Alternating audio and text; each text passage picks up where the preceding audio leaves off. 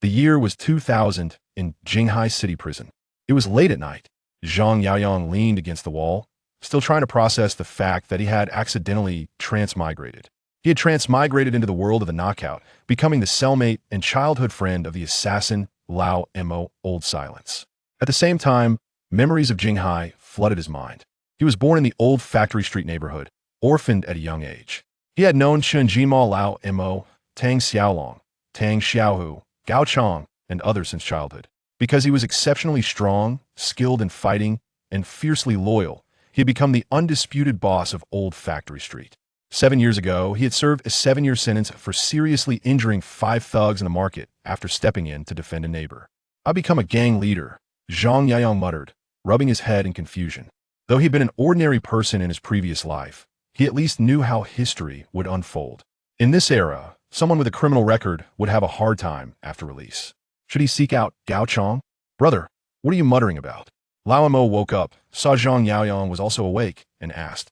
From the memories, Zhang Yaoyang and Lao Mo had a good relationship. Although Lao Mo's appearance gave an impression of gloom and ruthlessness, in reality, he was a man of loyalty and principle. Zhang Yaoyang shook his head. "Then get some sleep early," Lao Mo said, not pressing further. After using the toilet, he went back to bed. Everyone carries their own burdens. Asking too much only adds to the pain. Lao Mo quickly fell asleep again. Ding! At that moment, an electronic chime sounded in Zhang Yaoyang's mind. System activated. Congratulations, host, on obtaining the supreme Godfather system. Host, Zhang Yaoyang Ordinary. Strength, 7. Agility, 7. Constitution, 7. Note, base attributes for an ordinary person are all 5. Staring at the sudden blue screen floating before him, Zhang Yaoyang froze for a moment, then quickly broke into a smile. With the system's help, he had nothing to fear. Open beginner's gift package, the system prompted. Open, Zhang Yaoyang thought silently. Obtained, universal key. Universal keynote, can open any door lock. Looking at the floating brown key, Zhang Yaoyang felt ecstatic. Anything from a system must be top quality. Just imagine using it to sneak out and steal. Wait, no. That idea was too lowly. Zhang Yaoyang tucked away the universal key and turned his gaze to Chen Jinma. Chen Jinma. Above Chen Jinma's head, a blue box appeared. Chen Jinma, alias Lao Mo, lost both parents to illness at a young age. Robbed a taxi to marry his lover Huang Tsuitsui, was later arrested and imprisoned. Remaining sentence, 2 years, 3 months. He could see character information. What about the others? Zhang Yaoyang directed his gaze to the other inmates. Li Yurong, nicknamed Pork Butcher, born in Mang Village, only child. Simple and honest nature. Imprisoned for severely injuring the man who slept with his wife. Remaining sentence, 4 years, 9 months. Zhang Hao, nicknamed Flying Mantis, from Hunan Province, youngest in the family, abandoned by parents as a child. Imprisoned for theft that resulted in injury. Remaining sentence, 1 year, 6 months. Wang Yong, nicknamed Old Wolf, from the Southwest, second son. Arrested for robbing a bus. Remaining sentence, 5 years, 2 months. As the saying goes, when you're in a place, make the best of it. Especially now, with a system at his disposal. With system support, this life would be about being on top: wealth, power, women, ultimate satisfaction. A month later, shortly after the Spring Festival, Zhang Yaoyang adapted quickly. Within a few days, he had fully adjusted to prison life. Aside from chatting briefly with Lao Mo, Zhang Yaoyang mostly kept quiet. Using the system, he continuously observed, collected information, and secretly noted down the names of several talented individuals. Undeniably, talent was everywhere in prison. Alongside criminals imprisoned for robbery, murder, theft, assault, and rape, there were also inmates convicted of smuggling, fraud, tax evasion, and other economic crimes. Zhang Yaoyang wasn't particularly interested in those inmates covered in dragon and tiger tattoos. Most of them were desperate men, skilled at bullying the weak and robbing homes. But they weren't good at making money. Take Chen Jinma, for example. A ruthless man, yet sentenced to many years for stealing less than 300 yuan. Compare that to the economic criminals cases involving millions to start, some fraudsters even ruining families and lives. Yet their sentences were only a few years. As long as these economic criminals behaved well in prison and were willing to pay bribes, they were almost certain to get sentence reductions and be released early. Clang! The prison guard opened the iron door, and Lao Mo returned to the cell. An Xin and Li Xiang had just met with Lao Mo in the interrogation room, trying to extract clues about Huang Cuizue. Lao Mo now looked utterly dejected, because he had just learned that Huang Cuizue was dead. Although he claimed he would seek revenge after release, Zhang Yaoyang knew that Huang Cuizue was Lao Mo's last hope. Now that she was gone, even that last hope was extinguished. Zhang Yaoyang approached Lao Mo and asked with concern, "Lao Mo, did the cops want something?" The other inmates in the cell also perked up their ears. They were sensitive to police matters, especially when the police spoke with a cellmate. They worried the cellmate might snitch on them. But they also feared Lao Mo, because Lao Mo was a ruthless orphan, known for beating fellow inmates and cursing guards. Lao Mo kept his head down and answered, "Don't worry. I won't betray my friends." This statement was meant not just for Zhang Yaoyang, but for everyone in the cell. Zhang Yaoyang patted Lao Mo's shoulder. "If anything's bothering you, tell me. If I can help, I will." Lao Mo looked up at Zhang Yaoyang, forcing a faint smile onto his gloomy face. He knew Zhang Yaoyang was exceptionally loyal, but in Lao Mo's heart, some things were beyond anyone's help. A few days later, an Xin worked efficiently. During their last meeting, he had collected Lao Mo's hair samples. Although Lao Mo's head was shaved, leaving no hair to collect, there were plenty of other hairy areas on his body. After DNA testing, it was confirmed that Lao Mo and Huang Yao were indeed father and daughter. Overcome with emotion, Lao Mo was also grateful for an Xion's help. As a result, he revealed the connection between Maisie and Feng Lzi, providing an Xion with a crucial clue for the case. When Lao Mo returned to the cell, Zhang Yaoyang noticed a new light in his eyes. Zhang Yaoyang knew Lao Mo had learned he had a daughter. "Lao Mo, good news?" Zhang Yaoyang asked, pretending ignorance. Lao Mo lowered his voice, excitedly telling Zhang Yaoyang, "Brother, my kid is alive. It's a girl." Zhang Yaoyang smiled. "Then I'm going to be an uncle." Lao Mo said seriously, "Brother, I have a favor to ask." Zhang Yaoyang pretended to be offended. "Why so formal with me?" Lao Mo grunted, "You're getting out next week. After you're released, please check on my daughter. If she or the old folks have any trouble, help them out." Ding! Quest triggered. Lao Mo's request. Quest description: help Lao Mo look after his daughter. Reward: bronze treasure chest. Chapter 2. The Godfather Experience card. Zhang Yaoyang shook his head, expressing his discomfort with matters concerning children. Lao Mo, misconstruing this as a lack of willingness to assist, felt a twinge of disappointment. However, Zhang Yaoyang swiftly altered his tone. "But what?"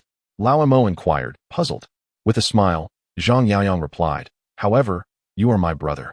Even if it is not my forte, I shall undertake it."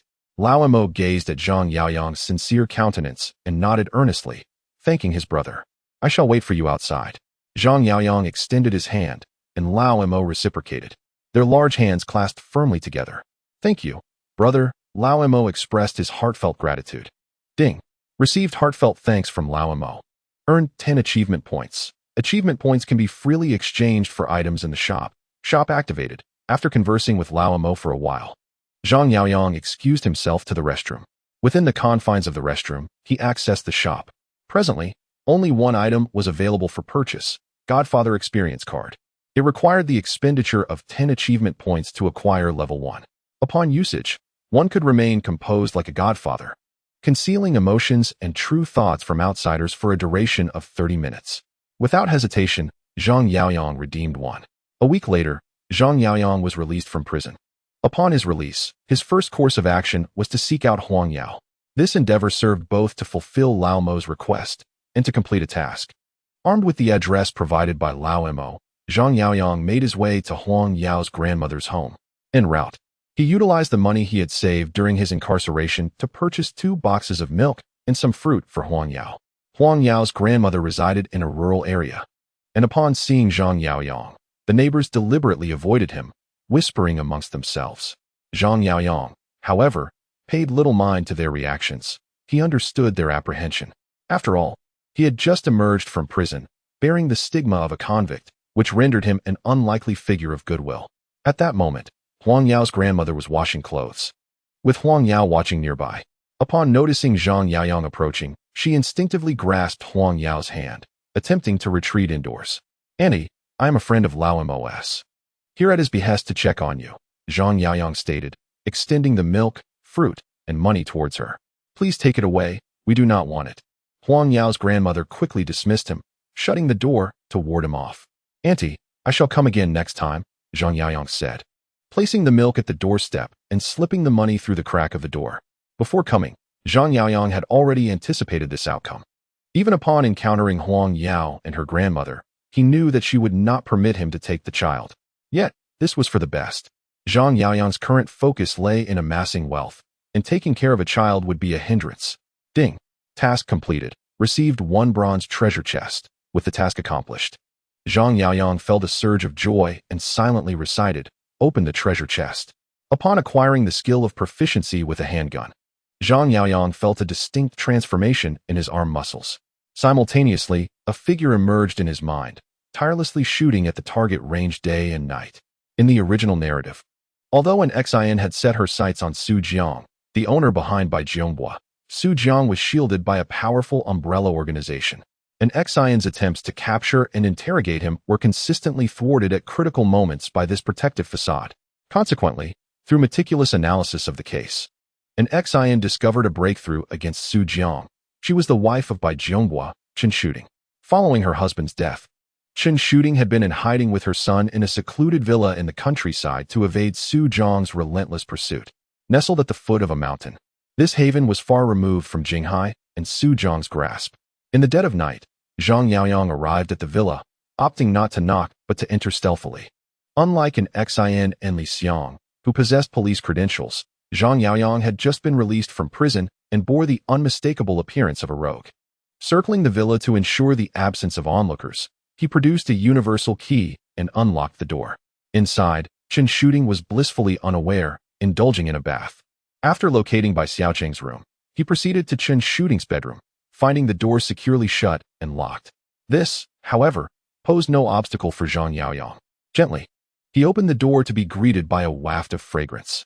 The scent, reminiscent of a perfume he had encountered on the company's financial director, was characteristic of a sophisticated woman in the workplace.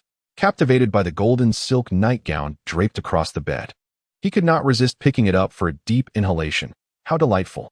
After approximately 5 minutes, the bathroom door creaked open. Wrapped in a towel, Chen Shooting emerged gracefully. Her long, fair legs accentuated by the mingling scents of body wash and shampoo. Zhang Yaoyang admired her alluring figure from behind. Chen Shooting, an orphan raised by Uncle Tai after being adopted from an orphanage, grew up as his goddaughter, the wife of the casino owner Bai Zhongbua and mother to their child. Following her husband's demise, she fled Jinghai with her son. Ding. Side quest activated. Persuade Chen Shooting. Upon noticing the system's task notification, Zhang Yaoyang, to ensure a higher probability of success, employed a Godfather experience card. Just as Chen Shooting was preparing to blow-dry her hair at the vanity, a distinct sound resonated behind her, the click of a lighter's lid. Startled like a cat with its tail stepped on, Chen Shooting immediately rose, her body tense. Glancing nervously at the man reclining on her bed, as the wife of Bai Zhongbua and the goddaughter of Uncle Tai, she had encountered the complexities of both the legitimate and illicit worlds of Jinghai. Thus, after a brief moment of panic, she quickly regained her composure. Realizing the importance of maintaining her calm, because she still needed to protect her son, Chen Shooting looked at Zhang Yaoyang, forcing herself to remain composed, and inquired, "Who are you?" At that moment, Zhang Yaoyang exuded an aura reminiscent of a godfather, instilling fear in Chen Shooting, more intimidating than Uncle Tai. "I am Zhang Yaoyang," he replied, puffing on a cigarette and exhaling smoke rings. "I am the one who saved your life. Please leave, or I will call the police." Chen Shooting warned coldly. "Go ahead and call them," Zhang Yaoyang said leisurely. "If the police investigate you, both you and your son will be in grave danger." Chen Shooting was taken aback. Could it be that the power behind Xu Jiang had grown so formidable as to overshadow everything? Zhang Yaoyang flicked the ash from his cigarette. "Let us make a deal." Chen Shooting, puzzled, asked, "What kind of deal?" Zhang Yaoyang picked up a photo frame from the bedside table, gazing at the picture of Chen Shooting and Bai Xiaocheng. His expression tranquil. "You become my woman, and I will ensure the safety of you and your son. Why should I trust you?" Chen Shooting scrutinized Zhang Yaoyang. Although she was astonished at how he had found her, she was not foolish enough to entrust her and her son's safety to a stranger, despite his imposing presence. Zhang Yaoyang shrugged and jested. "You may not believe me, but who else do you expect to help you? The police? Or Uncle Tai?" At his words, Chen Shooting fell silent. Despite having grown up under Uncle Tai's wing and being his goddaughter, The truth was, if Uncle Tai truly cared for her, he would have avenged by Jiang's death. However, Uncle Tai had merely offered a little assistance, and his help in locating by Jiang's driver was simply a means to eliminate Xu Jiang through the police. If the police failed to take down Xu Jiang, Uncle Tai would undoubtedly distance himself from the matter, leaving Chen Shooting and her son to fend for themselves. You are a clever person. You wouldn't want to see yourself and your son perish, would you? Zhang Yaoyang said slowly. After a moment, Chen Shooting took a deep breath and replied, I can agree to your terms, but… Ding. Task completed. Bronze treasure chest acquired. Zhang Yaoyang felt a surge of joy. He had succeeded and obtained another treasure chest. Thus, he asked, but what? Chen Shooting stated, it must be after you eliminate Xu Jiang. Since the police were incapable of dealing with Xu Jiang, they would have to resolve it through more direct means. If Zhang Yaoyang had the ability to take down Xu Jiang, then she and her son would naturally be safe. Conversely, if he lacked that capability, she would not surrender herself to him. This deal posed no loss or significant risk for her. Zhang Yaoyang readily agreed. No problem. Chen Shooting pointed towards the door and said, since we have made an agreement, please leave my room. Zhang Yaoyang shook his head. No, this is not merely an agreement. It is a transaction. Chen Shooting furrowed her brows and inquired, what do you mean? Zhang Yaoyang smiled and fixed his gaze on Chen Shooting. Since it is a transaction, you must first give me a taste of what is to come. Consider it a deposit. Chen Shooting felt a sense of humiliation. Surely, he could not be implying that. Zhang Yaoyang said to Chen Shooting, first, give me 200,000. I have my reasons. Chen Shooting momentarily froze. Is there a problem? Zhang Yaoyang inquired. Is it only about the money? Chen Shooting asked awkwardly, her mind in a bit of a muddle, as she had anticipated Zhang Yaoyang would make additional demands. Do you wish for me to ask for something more? Zhang Yaoyang teased, his gaze unabashed. Chen Shooting, feeling a mix of embarrassment and anger, replied, I will give you the money, but please leave now. Zhang Yaoyang smiled slightly. He found Chen Shooting's anger rather endearing. All right, he responded as he walked out of the room. As Zhang Yaoyang exited, Chen Shooting placed a hand over her heart, exhaling in relief. Meanwhile, Zhang Yaoyang found a guest room. After closing and locking the door, he eagerly opened the bronze treasure chest. Item acquired. Temptation perfume. Note, upon use, it can enhance a woman's affection level. This is promising. I shall try it on Chen Shooting tomorrow, Zhang Yaoyang thought with a subtle smile. The next morning, Zhang Yaoyang took out the temptation perfume and sprayed some on himself. The fragrance was akin to an ordinary cologne. He inhaled deeply but detected nothing particularly remarkable. At that moment, Chen Shooting was in the kitchen, struggling with her cooking. As Zhang Yaoyang approached, the burnt smell wafted through the air, causing him to frown. Allow me, he offered, as he had his own understanding of culinary skills. Standing beside Chen Shooting, she caught a whiff of his perfume. How delightful, she exclaimed, unable to resist taking a deep breath of the scent. At that moment, a blush crept onto Chen Shooting's cheeks, and her heart began to race. Watching Zhang Yaoyang cook, she found him incredibly handsome and exuding masculinity, as if seen through a flattering filter. Chen Shooting felt captivated, her heart fluttering in a whirlwind of emotions. Where's the salt? Zhang Yaoyang asked. Chen Shooting snapped back to reality and hurried to fetch the salt for him. Seeing her flustered demeanor, Zhang Yaoyang realized the temptation perfume was taking effect. After their meal, Chen Shooting sent by Xiaoqing upstairs to do his homework. Once he was gone, she turned to Zhang Yaoyang and said, I will give you the money. What will you do after you receive it? You need not concern yourself with that, Zhang Yaoyang replied. Without further comment, Chen Shooting ascended the stairs to retrieve the money. The safe was cleverly concealed behind the bookshelf in her study on the second floor. She extracted 200,000 in cash, placed it in a bag, and descended to present it to Zhang Yaoyang. Zhang Yaoyang opened the bag, briefly checked the money, and then said to Chen Shooting, in a few days, police from the municipal bureau will come looking for you. How do you know that? Chen Shooting instinctively asked, but immediately felt foolish for her question. Zhang Yaoyang was undoubtedly not an ordinary person. He must have his own channels of information. However, to be aware of the municipal bureau's movements indicated that Zhang Yaoyang had considerable influence behind him. Thus, Chen Shooting asked, what should I do? Zhang Yaoyang replied, the two officers who have come this time are named in Xian and Li Xiang. You should heed in Xian's arrangements and accompany them back to Jinghai. Chen Shooting furrowed her brow and inquired, can they be trusted? They are good officers. Zhang Yaoyang paused intentionally, a smile gracing his lips. However, they cannot resolve the issue of Su Jiang, can they? Chen Shooting remarked. You are quite astute. From Chen Shooting's demeanor, it was evident that Zhang Yaoyang was inclined to win her over, envisioning her as both a confidant and a source of warmth. Thus, he replied with a smile, indeed. They cannot eliminate Su Jiang. However, they can provoke him, as well as those behind him. Chen Shooting exclaimed in surprise. You intend to utilize the police? Zhang Yaoyang replied. These are merely steps in the process. You need only concern yourself with the outcome.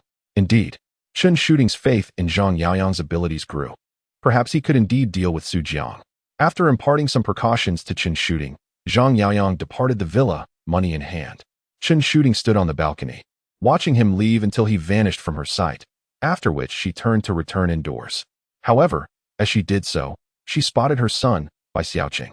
Mom, is that uncle sent by Dad? Bai Xiaoqing asked. For several nights, he had dreamt of his father, waking each time with tears in his eyes, haunted by the memory of Bai Jianghua's last phone call. Yes. Chen Shooting approached Bai Xiaoqing, gently nodding and patting his head.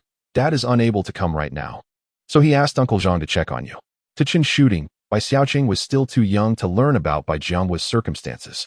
In the old factory street market, Tang Xiaohu, as usual, surveyed his domain. In front of the roast meat stall, he casually picked up a pig's trotter and began eating it in front of the stall owner. The owner, though taken aback, did not dare to express anger, instead retrieving a box to pack the cured meats and pig's trotter for him. These were Tang Xiaohu's favorites. As he walked and ate, he had just exited the market when suddenly, a van approached him from behind.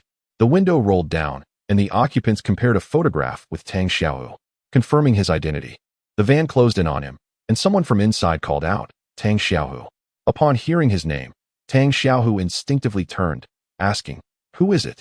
However, at that moment, the van door swung open, and the occupants, wielding a sack, swiftly covered Tang Xiaohu's head. Before he could react, he was yanked into the vehicle. The van sped away, leaving behind the half-eaten pig's trotter on the ground. Meanwhile, Zhang Yaoyang emerged from a distance, watching the van disappear, a faint smile playing on his lips. He was meticulous in his actions, cautious of the butterfly effect that could alter the trajectory of events.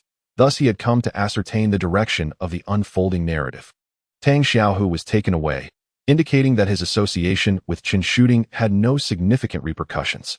Consequently, Zhang Yaoyang seized absolute control. The Qiangxing Xilingtong specialty store thrived during this period, with Gao Qiqiang and Gao Qiqiang busily engaged in their endeavors. Fortunately, they had recruited numerous sales staff. Otherwise, they would scarcely have found time to dine. As Zhang Yaoyang approached the entrance, a chime resonated, signaling the activation of a task. Invest in Qiangxing Xilingtong. He furrowed his brow slightly before entering the store and directly approaching Gao Qiqiang. Ah Chang, it has been quite a while, Zhang Yaoyang greeted him. You are Brother Yang. Gao Qiqiang exclaimed, his surprise and excitement evident. You've been released?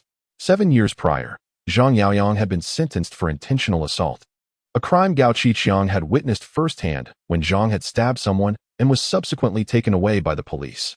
Yes, I just got out. Zhang Yaoyang replied with a smile. I heard your brother opened a store. Business seems to be flourishing.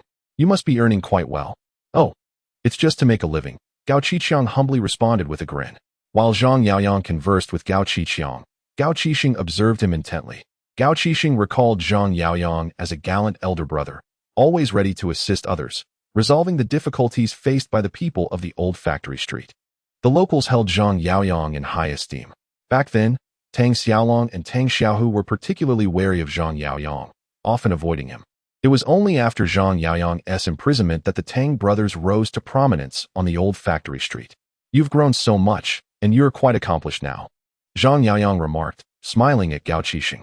Gao Qiqiang returned a slight smile. Now more self-assured, he appreciated Zhang Yaoyang's words. Brother Yang, have you eaten yet? Gao Qiqiang inquired. Not yet, Zhang Yaoyang replied. We haven't eaten either. Shall we share a meal? Gao Qiqiang suggested. Sure, Zhang Yaoyang readily agreed. Xiao Lu, you'll be in charge here, Gao Qiqiang instructed a young salesperson around 20. All right, Brother Chong, Xiao Lu replied with a bright smile. The trio, Gao Qiqiang, Gao Qixing, and Zhang Yaoyang, left the specialty store and made their way to a nearby restaurant. Gao Qiqiang ordered over a dozen dishes along with a case of liquor. Brother Yang, though it's simple, Congratulations on your release, Gao Qiqiang said as he poured a glass for Zhang Yaoyang. Thank you, Zhang Yaoyang responded, lifting the glass and downing its contents in one go. The restaurant staff began to serve the dishes one by one. Gao Qiqiang eagerly served Zhang Yaoyang food and poured him soup, displaying great warmth. To an outsider, it might seem as though their relationship was exceedingly close. In truth, their connection was limited to Zhang Yaoyang having once looked out for Gao Qiqiang. However, since the New Year's Eve and following Xu Lei's incident, Gao Qiqiang had come to understand the significance of connections and influence. To achieve success and lead a prosperous life, one required the backing of both the underworld and the legitimate realm. Thus, Gao Qiqiang sought to cultivate a rapport with Zhang Yaoyang. Zhang Yaoyang is a formidable individual. Should he choose to intervene on one's behalf, it would undoubtedly spare them considerable trouble. Gao Qiqiang inquired, Brother Yang, do you have any plans following your release? If Zhang Yaoyang had no intentions, Gao Qiqiang contemplated transferring the fish stall to him. Zhang Yaoyang leisurely savored a morsel of food before responding. I observe that your business is flourishing. I would like to invest. Investment? Gao Qiqiang furrowed his brow, and Gao Qiqing's countenance lost its cheer. How could Zhang Yaoyang, freshly released from prison, possess funds for investment? Did he intend to engage in a venture without any capital? Although Zhang Yaoyang is fundamentally a good person, Gao Qiqiang was reluctant to part with any profits. It is worth noting that the monthly gross profit from the pager business is a staggering 100,000. As the business continues to expand, the profits will only increase. Observing the reactions of Gao Qiqiang and Gao Qiqiang, Zhang Yaoyang chuckled and asked, Are you unwilling?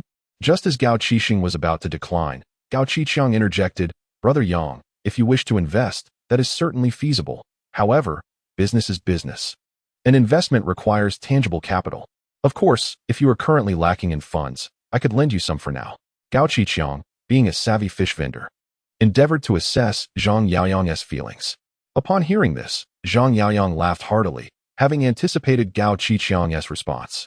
He then retrieved his bag, producing 100,000, and said, This is 100,000. How much equity can you offer me? Gao Qiqiang and Gao Qiqiang were rendered speechless, astonished that Zhang Yaoyang truly possessed wealth. This posed a significant dilemma. I do not wish for much, Zhang Yaoyang addressed them. Just 30 equity will suffice. Gao Qiqiang was taken aback. He immediately glanced at Gao Qiqiang. Both brothers were reluctant to relinquish any of their share. With an awkward chuckle, Gao Qiqiang replied, Brother Yang, may we have a few days to consider this matter? Zhang Yaoyang recognized this as a classic stalling tactic from the art of war. Nevertheless, if they were unwilling to grant him 30 now, they would soon find themselves begging for his favor. Zhang Yaoyang smiled and remarked, No worries. If business does not materialize, we can still remain friends, unless you wish to sever all ties. How could that be, Brother Yang? We would never dare. Gao Qiqiang laughed nervously. Despite his reluctance to partner with Zhang Yaoyang, he recognized the gravity of dealing with someone so formidable, recently released from incarceration. After their meal, Zhang Yaoyang parted ways with the Gao brothers, first purchasing a mobile phone. Although the cost of a two-way phone significantly exceeds that of a pager, its signal strength is far superior. Zhang Yaoyang's arrival did not disrupt the operations of Changxing pagers. Gao Qiqiang and Gao Qiqiang remained as busy as ever. Meanwhile, 3 days after Tang Xiaohu's arrest, Tang Xiaolong reached out to Gao Qiqiang. Hello, Xiaolong, Gao Qiqiang greeted while attending to a customer. On the other end of the line, Tang Xiaolong's anxious voice inquired, Brother Chang, is this a convenient time for you to talk? It is, Gao Qiqiang replied.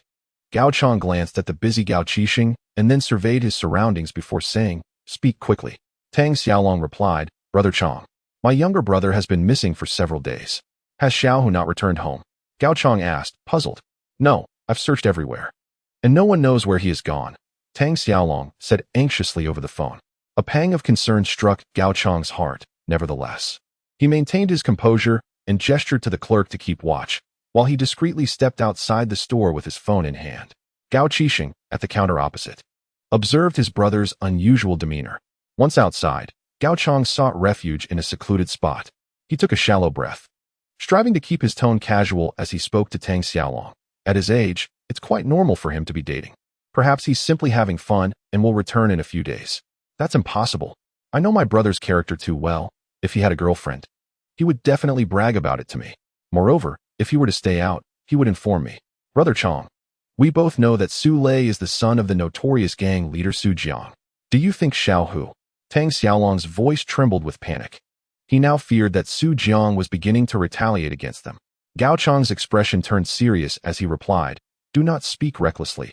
Xu Lei's death was an accident." "But Brother Chong, only you know about Xu Lei's death," Tang Xiaolong insisted urgently. "What do you mean by that?" Gao Chang's tone turned icy. Detecting the shift in Gao Chang's demeanor, Tang Xiaolong struggled to suppress his fear as he said, "Brother Chong, I trust you, but will the police? Will Xu Jiang? The boss who hired us to deal with Xu Lei has already gone missing. No one knows what happened to him. Brother Chong, I am afraid." Although Gao Chang could not see Tang Xiaolong's face, he could discern the anxiety and terror in his voice. He realized he must calm Tang Xiaolong, or he would inevitably become a vulnerable link for Xu Jiang or the police. Thus, Gao Chang quickly interjected, "Enough, do not frighten yourself. I will find a way. First, we must locate Xiaohu." With that, Gao Chang hastily ended the call. As he hung up the phone and turned to return to the store, he found Gao Qiqiang standing behind him. "Brother, what happened?" Gao Qiqiang inquired. Gao Chang waved his hand dismissively. "It's nothing. What could possibly be the matter? Hurry back to the store and keep an eye on things." "And you?" Gao Qiqiang pressed. "I need to go help Xiaolong. There has been an incident at the market. But I'll be back shortly," Gao Chang said, quickening his pace as he walked away. Gao Qiqiang watched his brother's retreating figure, sensing that he could see through everything. Gao Chang took a taxi to the city police station, contemplating his next move. He decided to seek assistance from an XIN. As he made his way to find an XIN, Zhang Yaoyang emerged from the street and entered the Qiangxing small phone specialty store. "Brother Yang, what brings you here?" Gao Qiqiang greeted him eagerly. Zhang Yaoyang produced a cigarette and offered one to Gao Qiqiang. "No, thank you," Gao Qiqiang declined, as he still abstained from tobacco and alcohol. Zhang Yaoyang lit a cigarette and, exhaling a plume of smoke, remarked, "I have matters to discuss with you." "Brother Yang, my brother is not here," Gao Qiqiang replied. Although Gao Qiqiang had his own ideas about business, he felt inadequate when confronted by someone like Zhang Yaoyang. He still harbored a sense of trepidation. "It's nothing serious. I merely wish to speak with you." Zhang Yaoyang observed the expression on Gao Qiqiang's face, recognizing his inner resistance, and added, "Your brothers are in a precarious situation." Upon hearing these words, Gao Qiqiang's pupils dilated in alarm. "Let us move to a more secluded spot." Zhang Yaoyang gestured toward an unoccupied area nearby. Nodding, Gao Qiqiang followed him. Zhang Yaoyang sat on a step and, while smoking, inquired, "Do you know the origins of the funds for this establishment?" Sitting beside him, Gao Qiqiang shook his head. Zhang Yaoyang continued, "Recently, a casino owner named by Jiang hired someone to deal with a young man named Xu Lei, and your brother happened to be in need of money at that time." Gao Qiqiang, a university-educated individual, grasped the implication immediately. "It was my brother," he murmured. "Your brother took on this task, but amidst it all, things went awry, and Xu Lei ended up dead," Zhang Yaoyang stated calmly. Gao Qiqiang was taken aback by this revelation. Zhang Yaoyang patted him on the shoulder and added, "Xu Lei is the son of Xu Jiang, the leader of the underworld in Jinghai. Furthermore, Bai Jianghua has gone missing, and Tang Xiaohu, who was involved in this affair, has also vanished." "Brother Yang, are you suggesting?" Gao Qiqiang's expression grew grave. "Could Bai Jianghua and Tang Xiaohu have been killed by Xu Jiang?" Zhang Yaoyang seized the moment to instill fear in Gao Qiqiang. "You should deduce that Xu Jiang is seeking vengeance. Anyone connected to Xu Lei's death is unlikely to survive. Do not delude yourself into thinking you can confront Xu Jiang. Do you have any notion of how many men he commands? How many firearms at his disposal? Who his protectors are? Even if by some stroke of luck you were to kill Xu Jiang, what would become of your brother, yourself, and your sister?" Gao Qiqiang, shaken by this admonition, though possessing a sharp acumen for business, lacked the steadiness of Gao Qiqiang.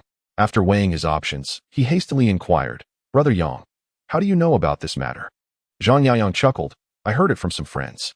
Gao Qiqiang nodded, realizing the truth in his words. Zhang Yaoyang had been hustling on Old Factory Street 7 years prior, and had he not been incarcerated, he might very well have become a powerful figure in Jinghai's underworld, even freshly released. Zhang Yaoyang's connections and influence far surpassed those of the brothers. "Brother Yang, your visit must mean you have a plan to assist us," Gao Qiqiang stated earnestly. Zhang Yaoyang jested, "Haven tea, I already helped you?" "Brother Yang." Gao Qiqiang rose and approached Zhang Yaoyang, then knelt before him, saying, "I recognize that my brother and I were foolish a few days ago. If you are willing to assist us, we are prepared to cede half of our shares to you." The two brothers knelt with resolute determination. At that moment, Zhang Yaoyang stood up. "Brother, 70%? No, Brother Yang. I will give you the entire shop. Is that acceptable?" Gao Qiqiang implored, bowing his head to the ground. Although he was reluctant to part with his money, he understood that only Zhang Yaoyang could save their lives.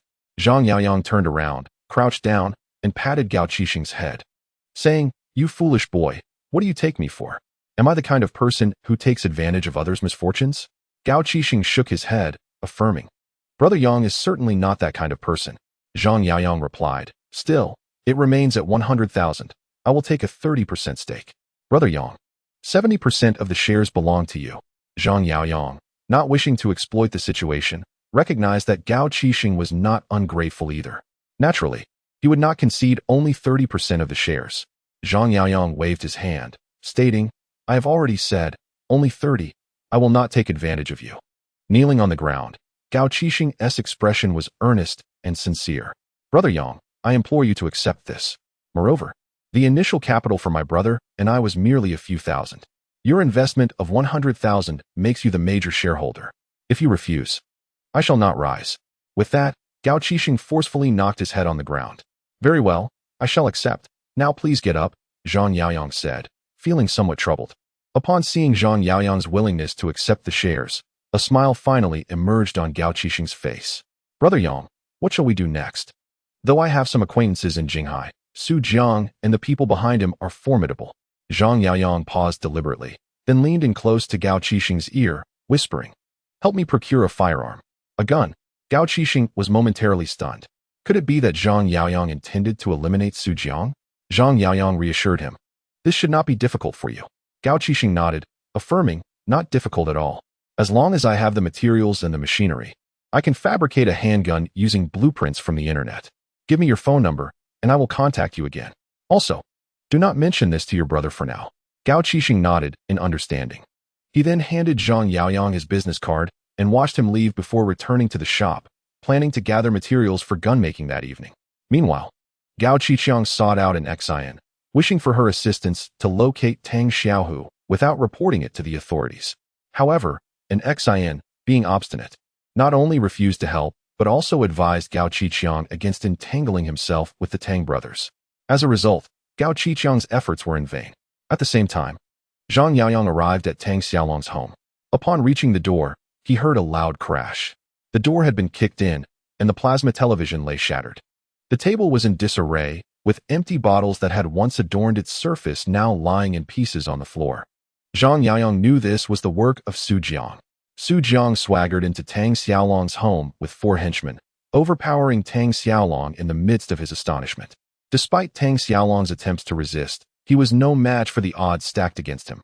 Ultimately, under the coercion of Jiang, Tang Xiaolong revealed the name of Gao Qiqiang. Zhang Yaoyang, with a cigarette in hand, observed the bewildered Tang Xiaolong seated upon the sofa. "Do you still remember me?" he inquired. Tang Xiaolong, momentarily stunned upon recognizing Zhang Yaoyang, took a while to respond. "You are Zhang Yaoyang?" Though 7 years had passed since their last encounter, Tang Xiaolong still recalled the man who once dominated the streets of the old factory district. "Who did it?" Zhang Yaoyang asked. Jiang, the owner of Jinghai." Tang Xiaolong recounted briefly the incident of Jiang's assault. Zhang Yaoyang nodded thoughtfully, murmuring, "It seems my information was indeed accurate." "What information?" Tang Xiaolong inquired, his sensitivity piqued. Zhang Yaoyang inhaled deeply, then exhaled slowly. "The word on the street has spread far and wide, yet you still choose to feign ignorance before me? As a mere thug from the market." Tang Xiaolong was not accustomed to the ways of society and instinctively assumed it was about Xu Lei's situation. Jiang wants me to use Gao Qiqiang as a bargaining chip." Zhang Yaoyang pressed, "Who killed Xu Lei?"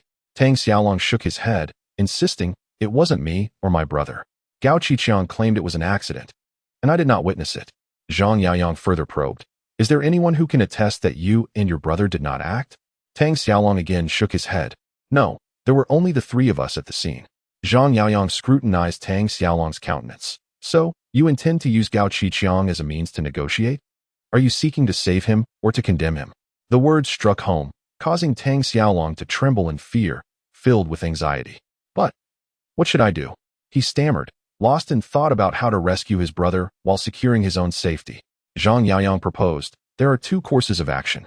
The first is to report to the police, allowing them to rescue your brother, though once you do so, your brother's fate is sealed. Tang Xiaolong nodded, aware of the truth in Zhang Yaoyang's words, and urgently asked, what is the second option? Zhang Yaoyang replied, eliminate Su Jiang and save your brother. How could I possibly take down Su Jiang? Tang Xiaolong shook his head, fully aware of his own limitations. Su Jiang could easily crush him with a mere finger. Suddenly, Tang Xiaolong paused, gazing at Zhang Yaoyang with newfound hope. Brother Yang, you have a plan. You must have a plan. Since Zhang Yaoyang had sought him out, it was evident he had more than mere news to convey. Xiaolong, Zhang Yaoyang said, lifting his hand to pat Tang Xiaolong's shoulder, I certainly have a plan, but... He deliberately paused. But what? Tang Xiaolong asked anxiously. Zhang Yaoyang replied solemnly, but you must adhere to my instructions. If anything goes awry, your brother may never return. Brother Yang, rest assured, I will follow your lead. Whatever you ask of me, I shall do, Tang Xiaolong vowed earnestly. Very well, Zhang Yaoyang nodded, stating, is Su Jiang expecting you to bring Gao Qiqiang to him? Yes, Tang Xiaolong confirmed. Then seek out Gao Qiqiang and bring him to me, Zhang Yaoyang instructed. Understood. Tang Xiaolong reached for his phone to contact Gao Qiqiang. Brother Yang, where should I find you? He queried. Provide me with your phone number, and I will reach out to you, Zhang Yaoyang instructed, saving Tang Xiaolong's number before departing from his home. After Zhang Yaoyang departed, Tang Xiaolong promptly reached out to Gao Qiqiang. The call was swiftly connected. Brother Chong, he began, has Xiaohu returned? Brother Chong, it is certain that Su Jiang has taken Xiaohu. He believes we are responsible for Xu Lei's demise. There was a moment of silence from Gao Qiqiang on the other end before his voice emerged once more. How did you come to know this? Tang Xiaolong replied. Su Jiang contacted me, insisting that I bring you to him, or else he would dismember Xiaohu. A shiver of dread coursed through Gao Qiqiang's heart. Yet he feigned composure. What do you intend to do? Tang Xiaolong offered a rueful smile. Brother Chong, to be candid, I initially planned to deceive you into meeting Su Jiang, but Zhang Yaoyang found me first. Zhang Yaoyang, he sought you out as well? Gao Qiqiang inquired, puzzled. Indeed. Tang Xiaolong confirmed. He warned me that even if I were to trade you for Xiaohu, neither of us would survive. I trust his words. Gao Qiqiang's voice turned solemn. What else did he say? Tang Xiaolong explained. He urged us to meet him. He has a solution for our predicament. Very well. I shall come to you first, Gao Qiqiang responded. Upon arriving at Tang Xiaolong's residence, Gao Qiqiang's heart raced as he surveyed the situation. If Su Jiang could apprehend Tang Xiaolong's brother and threaten his home, he could just as easily target Gao Qiqiang and Gao Qilan, or even destroy his own abode. Brother Chong, Tang Xiaolong offered him a glass of water. Gao Qiqiang accepted it, striving to maintain his composure, yet his hand trembled slightly around the cup. Where is Zhang Yaoyang? He asked. Tang Xiaolong, oblivious to Gao Qiqiang's unease, responded, I do not know. He mentioned he would contact us. Gao Qiqiang nodded, resigned to await Zhang Yaoyang's arrival. As time passed, 2 hours later, Tang Xiaolong's phone rang with an unfamiliar number. He answered. Xiaolong, it's me. Zhang Yaoyang's voice resonated through the line. Tang Xiaolong queried, Brother Yang, Brother Chong is here with me. Where are you? Come to the rooftop, Zhang Yaoyang instructed. Understood. Tang Xiaolong turned to Gao Qiqiang, who nodded in agreement. They ascended together to the balcony. Atop the rooftop, only Zhang Yaoyang stood, smoking and gazing into the distance. Brother Yang, both Tang Xiaolong and Gao Qiqiang called out, acknowledging him. Zhang Yaoyang turned to face them. From this moment forth, you will do as I say. This is the only way to ensure your safety and that of your families. Both Gao Qiqiang and Tang Xiaolong nodded, recognizing the gravity of their situation and the necessity of following Zhang Yaoyang's lead. Zhang Yaoyang raised a finger. First and foremost, remember this, Su Jiang seeks your lives. No matter your actions, he will never forgive you. This is a crucial point you must not forget.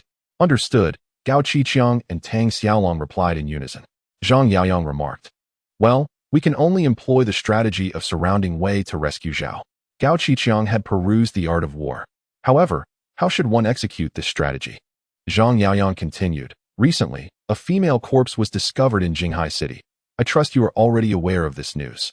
Huing Ciu, who worked with Bai Jin, the police even inquired about me, Gao Qiqiang replied. Indeed, Zhang Yaoyang affirmed. Before her demise, Huing Cu left behind a voice recorder, and its contents pose a threat to Su Jiang. Gao Qiqiang quickly grasped the implication, exclaiming, "Brother Yang, you intend for us to use the voice recorder to intimidate Su Jiang, preventing him from rash actions." "Precisely," Zhang Yaoyang nodded. "Brother Yang, does this mean my brother can return?" Tang Xiaolong asked excitedly. Zhang Yaoyang shook his head, dousing Tang Xiaolong's hopes. "This will only temporarily secure your lives. It cannot bring back Tang Xiaoyu." "Why is that?" Tang Xiaolong inquired, somewhat disheartened. "Xiaolong, trust Brother Yang. He is resourceful and will surely devise a solution, right, Brother Yang?" Gao Qiqiang, displaying his persuasive skills, encouraged. Zhang Yaoyang replied earnestly, "I do indeed have a plan. You need only follow my instructions." "Yes, Brother Yang. We place our faith in you," Tang Xiaolong affirmed with a nod.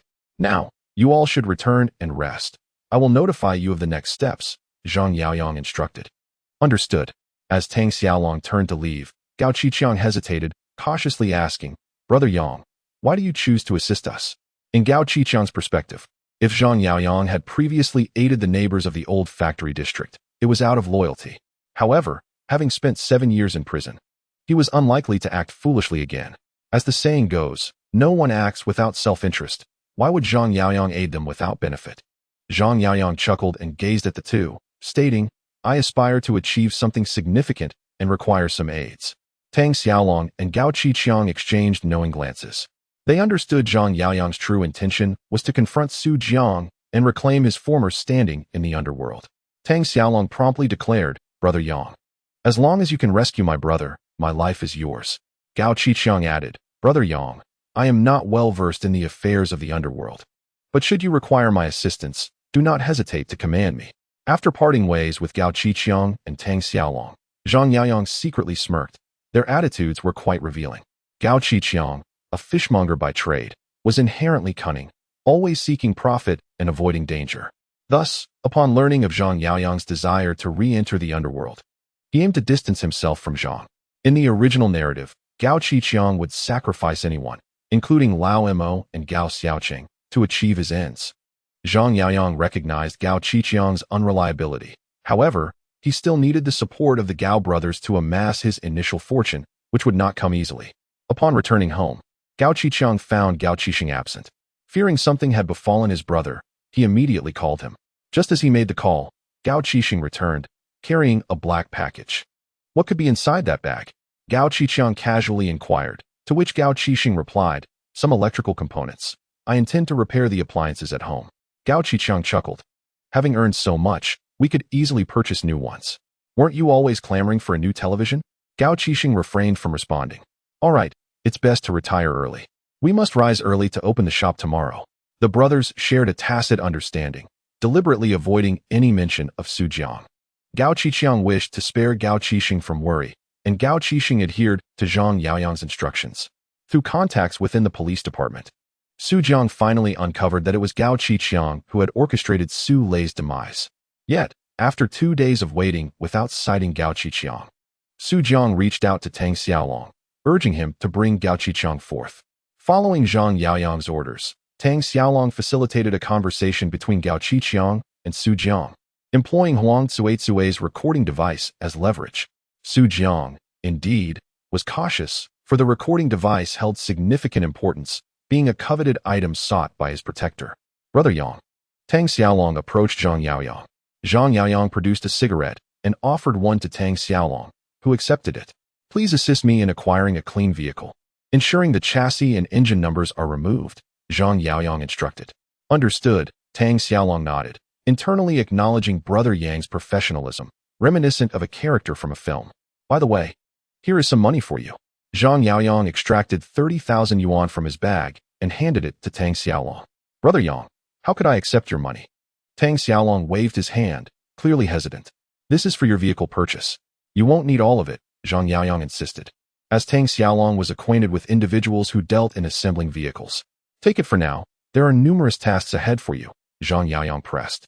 After some hesitation, Tang Xiaolong accepted the money, fully aware that this acceptance marked his allegiance to Zhang Yaoyang, obliging him to undertake further responsibilities. Ding.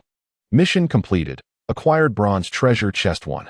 The next morning, adhering to Zhang Yaoyang's directives, Tang Xiaolong ventured to a junkyard on the outskirts of the city to procure a vehicle. The junkyard was replete with discarded automobiles.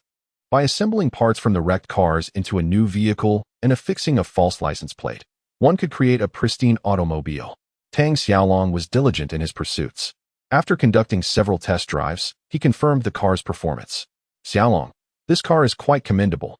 I had initially intended to keep it for personal use," remarked Wu En, the owner of the junkyard and a former classmate of Tang Xiaolong. "Indeed, it is excellent," Tang Xiaolong replied, taking out his phone. "Allow me to make a call." "Go ahead," Wu En responded. Tang Xiaolong dialed Zhang Yaoyang's number. At that moment, Zhang Yaoyang was near Meng Yu's residence, preparing to track her and initiate contact. Just then, his phone rang. He retrieved it and answered. "Brother Yang, the car has been selected. It's a white Jinghai. I've tested it, and it's absolutely flawless." Tang Xiaolong's voice resonated through the line. Zhang Yaoyang nodded thoughtfully as he observed Meng Yu exiting the door, and he followed suit, remarking as he walked, "Acquire a few more sets of license plates." "Certainly," Tang Xiaolong replied, ending the call. "Xiaolong, who are you currently associating with?" Wu En, who was nearby, inquired curiously, having overheard Tang Xiaolong's conversation. "That's none of your concern," Tang Xiaolong retorted, patting the car. "Give me a discount. We are old classmates. Surely you can offer me a favorable price." Wu En chuckled heartily, clapping Tang Xiaolong on the shoulder before heading into the factory to enjoy some tea. Draped in a white dress, Meng Yu entered the department store, drawing the attention of passers-by. Meng Yu was an elegant beauty, a focal point wherever she went. Today, she was on a quest to purchase clothing as she had just graduated from her postgraduate studies and was soon to embark on an internship in the capital. The capital differed significantly from Jinghai, particularly due to its arid climate, prompting her to seek out skincare products. Zhang Yaoyang approached Meng Yu and initiated a greeting. "Are you Miss Meng Yu? And you are?" Meng Yu turned to Zhang Yaoyang, unfamiliar with him and lacking any impression of his identity. However, she couldn't help but find him quite handsome. Despite Zhang Yaoyang's broad nose, full lips, and large eyes, which contrasted with the refined features of male celebrities, his rugged yet striking visage exuded a distinctive charm. Particularly notable were his broad shoulders and narrow waist, complemented by long, straight legs and a robust chest, attributes that, when combined, could only be described as alluring in the eyes of women. Noticing Meng Yu's gaze upon him, Zhang Yaoyang smiled and said, "Hello, my name is Zhang Yaoyang. I wish to discuss a matter with you that needs to be conveyed to your father, Director Meng." "Oh, are you here to report something? I can connect you with someone who will surely assist you," Meng Yu replied, instinctively reaching for her phone to contact an Xian. An Xian and Meng Yu had been childhood friends, often thinking of one another in times of need. Zhang Yaoyang shook his head, clarifying, "I require a meeting with your father. This matter can only be resolved at his level." Just as Meng Yu was about to dial the number, she paused upon hearing Zhang Yaoyang's words and set her phone down, asking, "May I inquire about the nature of the case?" Zhang Yaoyang glanced around, ensuring they were not being observed, before responding, "We need to find a more private location to discuss this." Meng Yu nodded. "There is a park nearby. We can converse there." With Zhang Yaoyang's agreement, Meng Yu led him to the adjacent park. By the artificial lake, Meng Yu selected a bench. As it was a weekday, the park was sparsely populated. She inquired, "Could you share the details of the case with me?" Zhang Yaoyang first scanned the surroundings, as if confirming they were unaccompanied, and then began, "Have you heard of the trafficking of human organs?" "Trafficking of human organs." Meng Yu's eyes widened in astonishment. As a journalism student aspiring to be an exceptional reporter, the gravity of this issue captivated her. "Is it illegal?" she blurted out, immediately regretting her question, recognizing the absurdity of asking whether human organs could be legally traded. Zhang Yaoyang affirmed, "Indeed, it is illegal, and most of the providers of these organs are not doing so voluntarily." It was not voluntary.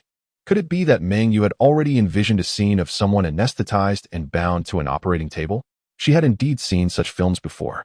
Zhang Yaoyang remarked, "They are treated like livestock, having their corneas, internal organs, and even blood extracted." Meng Yu inhaled deeply, unable to fathom the existence of such a malevolent and terrifying criminal organization in Jinghai. "What prevents you from reporting this directly?" she inquired. Zhang Yaoyang replied, "This involves many individuals, including prominent officials. Anyone who dares to report goes missing. However, I have heard that Director Meng is a person of integrity.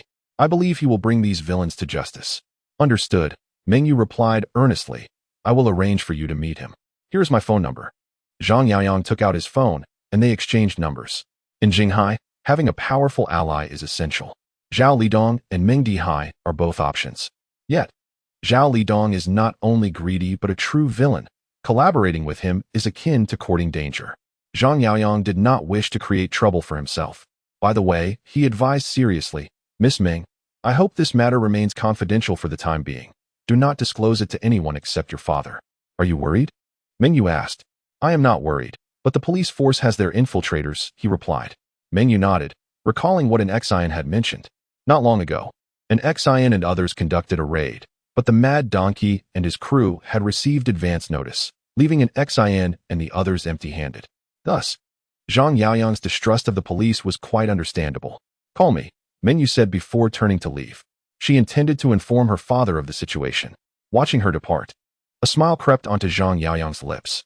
Having obtained Mengyu's phone number, he had established initial contact. Although an Xian and Mengyu were childhood friends. As the saying goes, with a well-wielded hoe, no wall is insurmountable. If he could become Meng Dihai's son-in-law, his development in Jinghai would be even smoother. Just then, Mengyu suddenly returned. Miss Meng, is there something else? Zhang Yaoyang inquired. Mengyu smiled and sheepishly scratched her head. I apologize. But I do not yet know your name. I am Zhang Yaoyang, he answered. After noting his name, Mengyu waved goodbye. After installing a fake license plate on the car, Tang Xiaolong drove to meet Zhang Yaoyang. Brother Yang, give it a try, Tang Xiaolong said, handing over the car keys. Zhang Yaoyang got into the vehicle and started the engine. Having 10 years of driving experience prior to his travels, he considered himself quite adept. After driving for a while and confirming the car was in good condition, he took Tang Xiaolong home. Tang Xiaolong exited the car by the roadside, while Zhang Yaoyang drove away from Old Factory Street, intending to procure some counterfeit identification. Just then, his phone rang. He glanced at the caller ID. It was Mengyu. Mr. Zhang, it's me. The sweet and melodious voice of Mengyu resonated through the phone. Miss Meng, Zhang Yaoyang said sincerely. I did not expect you to contact me so soon. I wish to contribute my efforts in the fight against evil. Mengyu smiled and replied, by the way, I have arranged a mountain hike for tomorrow morning. Please wait for us at the pavilion halfway up Fengxiao Mountain. Zhang Yaoyang expressed his gratitude, saying, all right, thank you. Miss Meng, well then, see you tomorrow. After Mengyu finished speaking, she hung up the call. The following morning, at Fengxiao Mountain, Mengyu and Meng Dihai arrived at the pavilion halfway up the mountain. Inside the pavilion, only Zhang Yaoyang was present. He sat there, awaiting the arrival of Meng Dihai and Mengyu. Meng Dihai observed Zhang Yaoyang's silhouette and sensed a hint of danger. Having spent many years in the police force, he had encountered countless individuals, including many perilous criminals. Thus his instincts were finely tuned. Mr. Zhang, Mengyu greeted him proactively. Zhang Yaoyang immediately stood up and turned to face Mengyu and Meng Dihai. Who is this? Meng Dihai inquired with a puzzled expression directed at Mengyu. She promptly took Meng Dihai's arm and explained, the situation is this. Mr. Zhang contacted me yesterday, in front of Zhang Yaoyang.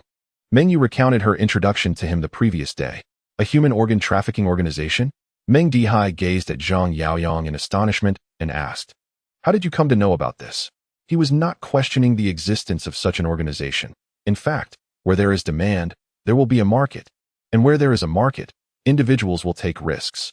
Such high-profit, high-reward organizations have always been targets for the police. However, they are exceedingly clandestine, making it difficult for ordinary people to encounter them. Furthermore, these organizations operate on a need-to-know basis, with lower-level operatives completely unaware of their superiors' identities. Each time the police apprehend a suspect, it signifies a break in the lead, preventing them from tracing higher echelons. Zhang Yaoyang looked directly at Meng Dihai, his gaze unwavering. To be honest, I had heard of such organizations while I was in prison, and a dear friend of mine is highly likely to have been killed by this organization. Although this statement was fabricated, Zhang Yaoyang had rehearsed it countless times, ensuring he would not falter. He served time? Mengyu was taken aback. She had merely perceived Zhang Yaoyang's aura as distinct and had never imagined he had a criminal past. Meng Dihai furrowed his brow. It was no wonder he perceived Zhang Yaoyang as a dangerous individual. Indeed, he had served time. However, since he had been released, there could be no discrimination against him, at least not overtly. Meng Dihai inquired, when did this incident occur? What is your friend's name? Zhang Yaoyang responded, my friend's name is Deng Hu. He is an orphan without a registered identity, and his body has yet to be found. Even if reported, it would merely be a civil case. Meng Dihai pressed. How can you be certain he was murdered? Zhang Yaoyang replied. Homeless individuals near the train station reported seeing him being taken away. Meng Dihai took a deep breath. Can the witnesses be located? Zhang Yaoyang shook his head. The witnesses have also disappeared. Meng Dihai retrieved a cigarette from his pocket and, while smoking, asked, Are there any other leads? Zhang Yaoyang nodded and said, Yes, his name is Liu Bo, nicknamed Crow. Meng Dihai's eyes brightened as he inquired, Is he a member of the organization? Zhang Yaoyang affirmed. Indeed, during his time in prison, he often boasted about his ability to procure hearts, livers, and corneas. Meng Dihai, taking a drag from his cigarette, expressed his disappointment. Are you certain his words hold any truth? Some inmates tend to exaggerate, and I cannot rely on this as a lead in the investigation. Although Meng Dihai had come to trust that Zhang Yaoyang was not lying, a case required concrete evidence. Zhang Yaoyang continued. I approached him. He wanted to recruit me for a deal, asking for a fee of 5,000. This was indeed a valuable lead. Meng Dihai nodded, categorizing Liu Bo as a low-level member of the organ trafficking organization. Meng Yu eagerly asked, Does this mean we can initiate a case? Meng Dihai shook his head, stating, Currently, the evidence is insufficient, and the facts remain unclear. We cannot proceed with the case just yet. Meng Yu felt a pang of disappointment. Zhang Yaoyang, looking intently at Meng Dihai, asked earnestly, Director Meng, if I can find evidence, will you bring them to justice? Meng Dihai replied solemnly, Absolutely. Our police force will never let a villain escape. Zhang Yaoyang pressed on, no matter how high their rank or how powerful they are. Will you pursue the case to the end? Meng Dihai inquired gravely, Do you already possess other evidence? Zhang Yaoyang did not respond, but held Meng Dihai's gaze, insisting, Director Meng, please answer me. Meng Yu observed the exchange between Meng Dihai and Zhang Yaoyang. When their eyes met, Zhang Yaoyang did not flinch. His resolve was steadfast. It is worth noting that Meng Dihai, having served long in the police force, often instilled fear in those who dared to meet his gaze. Suddenly, Meng Dihai smiled and nodded. No matter how high their rank or how powerful they may be, I will pursue the matter to the end. That is my promise to you. Very well, I shall deliver the evidence to you as soon as possible, Zhang Yaoyang replied earnestly, turning to Meng Yu. Miss Meng, I appreciate your assistance, and I shall repay you. Meng Yu waved her hand dismissively. Mr. Zhang, you are too kind, as a family member of the police force. This is my duty. Director Meng, Miss Meng, I must take my leave. If you do not hear from me again, it means I have met my demise. Zhang Yaoyang stated before turning to depart. Meng Dihai and Meng Yu stood in stunned silence, particularly Meng Yu, who was profoundly moved by Zhang Yaoyang's words. Though faced with millions, I shall forge ahead. How tragically heroic. Meng Yu was captivated by Zhang Yaoyang's charm and sincerely admired his heroic spirit. Ding. Earned Meng Yu's admiration. Gained 10 achievement points. A smile crept across Zhang Yaoyang's lips. It seemed everything was proceeding smoothly. He had successfully contacted Meng Dihai and earned Meng Yu's admiration. If all went according to plan, he would undoubtedly win Meng Yu's favor. Once Zhang Yaoyang had distanced himself, Meng Yu turned to Meng Dihai, asking, Is there truly no way to make an exception and initiate an investigation? Zhang Yaoyang shook his head. A case must be substantiated with evidence, even as the director. I cannot bypass that. Meng Yu pouted and muttered softly, Then I shall find my own way to assist him. In the 10th chapter, the first encounter with an Xin. Upon returning to the car, Zhang Yaoyang exchanged for a Godfather experience card and subsequently opened 2 bronze treasure chests. The results were as follows. Acquired Attribute Card 1. Note, grants 1 attribute point upon use, and gained 50 achievement points. It became evident that not every treasure chest yielded skills. Zhang Yaoyang mentally recited, Use Attribute Card. He then received an additional attribute point, which he randomly allocated to strength. In that instant, he felt his muscles swell, akin to the sensation one experiences after lifting heavy weights, with his entire body pulsing with vitality. The exhilaration was truly delightful. With his strength now elevated to 8 points, he surpassed the capabilities of an ordinary individual. It is worth noting that, in his recollections, 7 years prior, Zhang Yaoyang was capable of single-handedly confronting multiple thugs, effortlessly lifting and tossing aside individuals weighing around 150 to 160 pounds. While Zhang Yaoyang reveled in the euphoria of his newfound strength, his phone rang. Glancing at the caller ID, he saw it was Tang Xiaolong. He promptly answered the call. Tang Xiaolong's voice trembled as he spoke. Brother Yang, the police just came by, and I managed to fend them off for the moment. Recognizing his friend's anxiety, Zhang Yaoyang inquired, what did you tell them? Tang Xiaolong replied candidly. They questioned me about why Xiao Hu was missing and why I hadn't reported it. I told them he had gone out for fun. They then asked me to call Xiao Hu's phone, which I did in front of them. But his phone was turned off. Zhang Yaoyang pressed on. What else did they ask? Tang Xiaolong continued. They also inquired if I knew Xu Jiang and what my relationship with him was. I told them I didn't know Xu Jiang. They couldn't extract any further information and left. Zhang Yaoyang nodded. As long as you remain uninformed, the officers have no evidence against you. Okay. I'll follow your lead, Brother Yang, Tang Xiaolong responded. After ending the call, Zhang Yaoyang murmured to himself, it seems Tang Xiaolong trusts me more now. In the original narrative, Feng Dazhuang had instructed Mozi to keep an eye on Tang Xiaohu. During this time, Mozi, seizing an opportunity while Feng Dazhuang was distracted, discreetly messaged an Xin to provide a warning, only to be caught red-handed by Feng Dazhuang.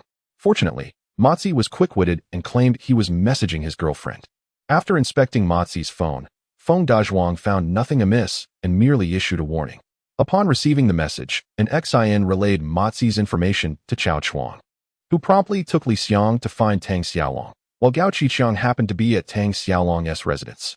Now, due to Zhang Yaoyang's presence, neither Tang Xiaolong nor Gao Qiqiang found themselves cornered, and both believed they had a solid backing, leading to a less intimate relationship.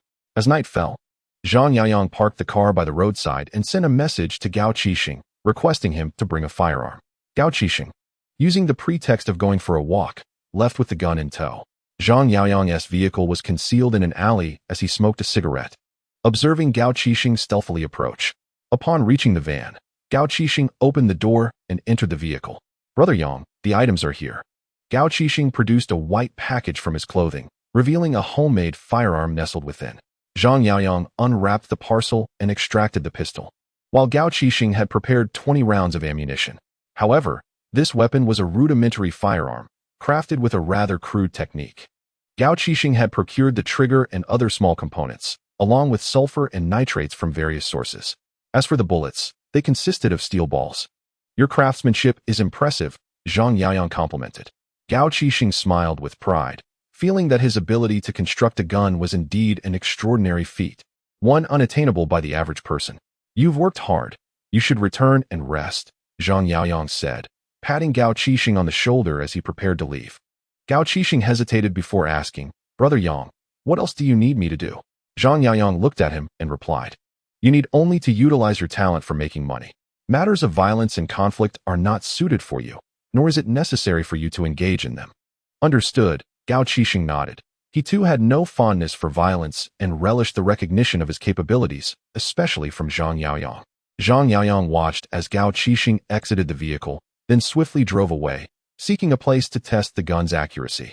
He ventured into the outskirts, illuminated by the headlights of his car, and found a tree to serve as a target. Fashioning a makeshift bullseye upon the trunk, he positioned himself 10 meters away to load the ammunition and aimed for the center. With unwavering hands, he steadied the gun, embodying the demeanor of a seasoned marksman. He understood that his proficiency with the pistol was at play. As he squeezed the trigger, a resounding bang echoed, and the bullet struck true at the target's heart. Next, he retreated to 20 meters, loaded the weapon once more, and pulled the trigger. Bang! The bullet again found its mark. At 30 meters, however, the bullet veered off course. The homemade pistol's accuracy was still lacking, as the bore lacked rifling and the quality of the gunpowder was subpar. Nevertheless, achieving accuracy within 20 meters was commendable, and Zhang Yaoyang felt quite satisfied. At that moment, his phone rang. He glanced at the caller ID. It was Mengyu. Miss Meng, what can I do for you? He inquired upon answering. Mengyu responded, I would like you to meet someone tomorrow.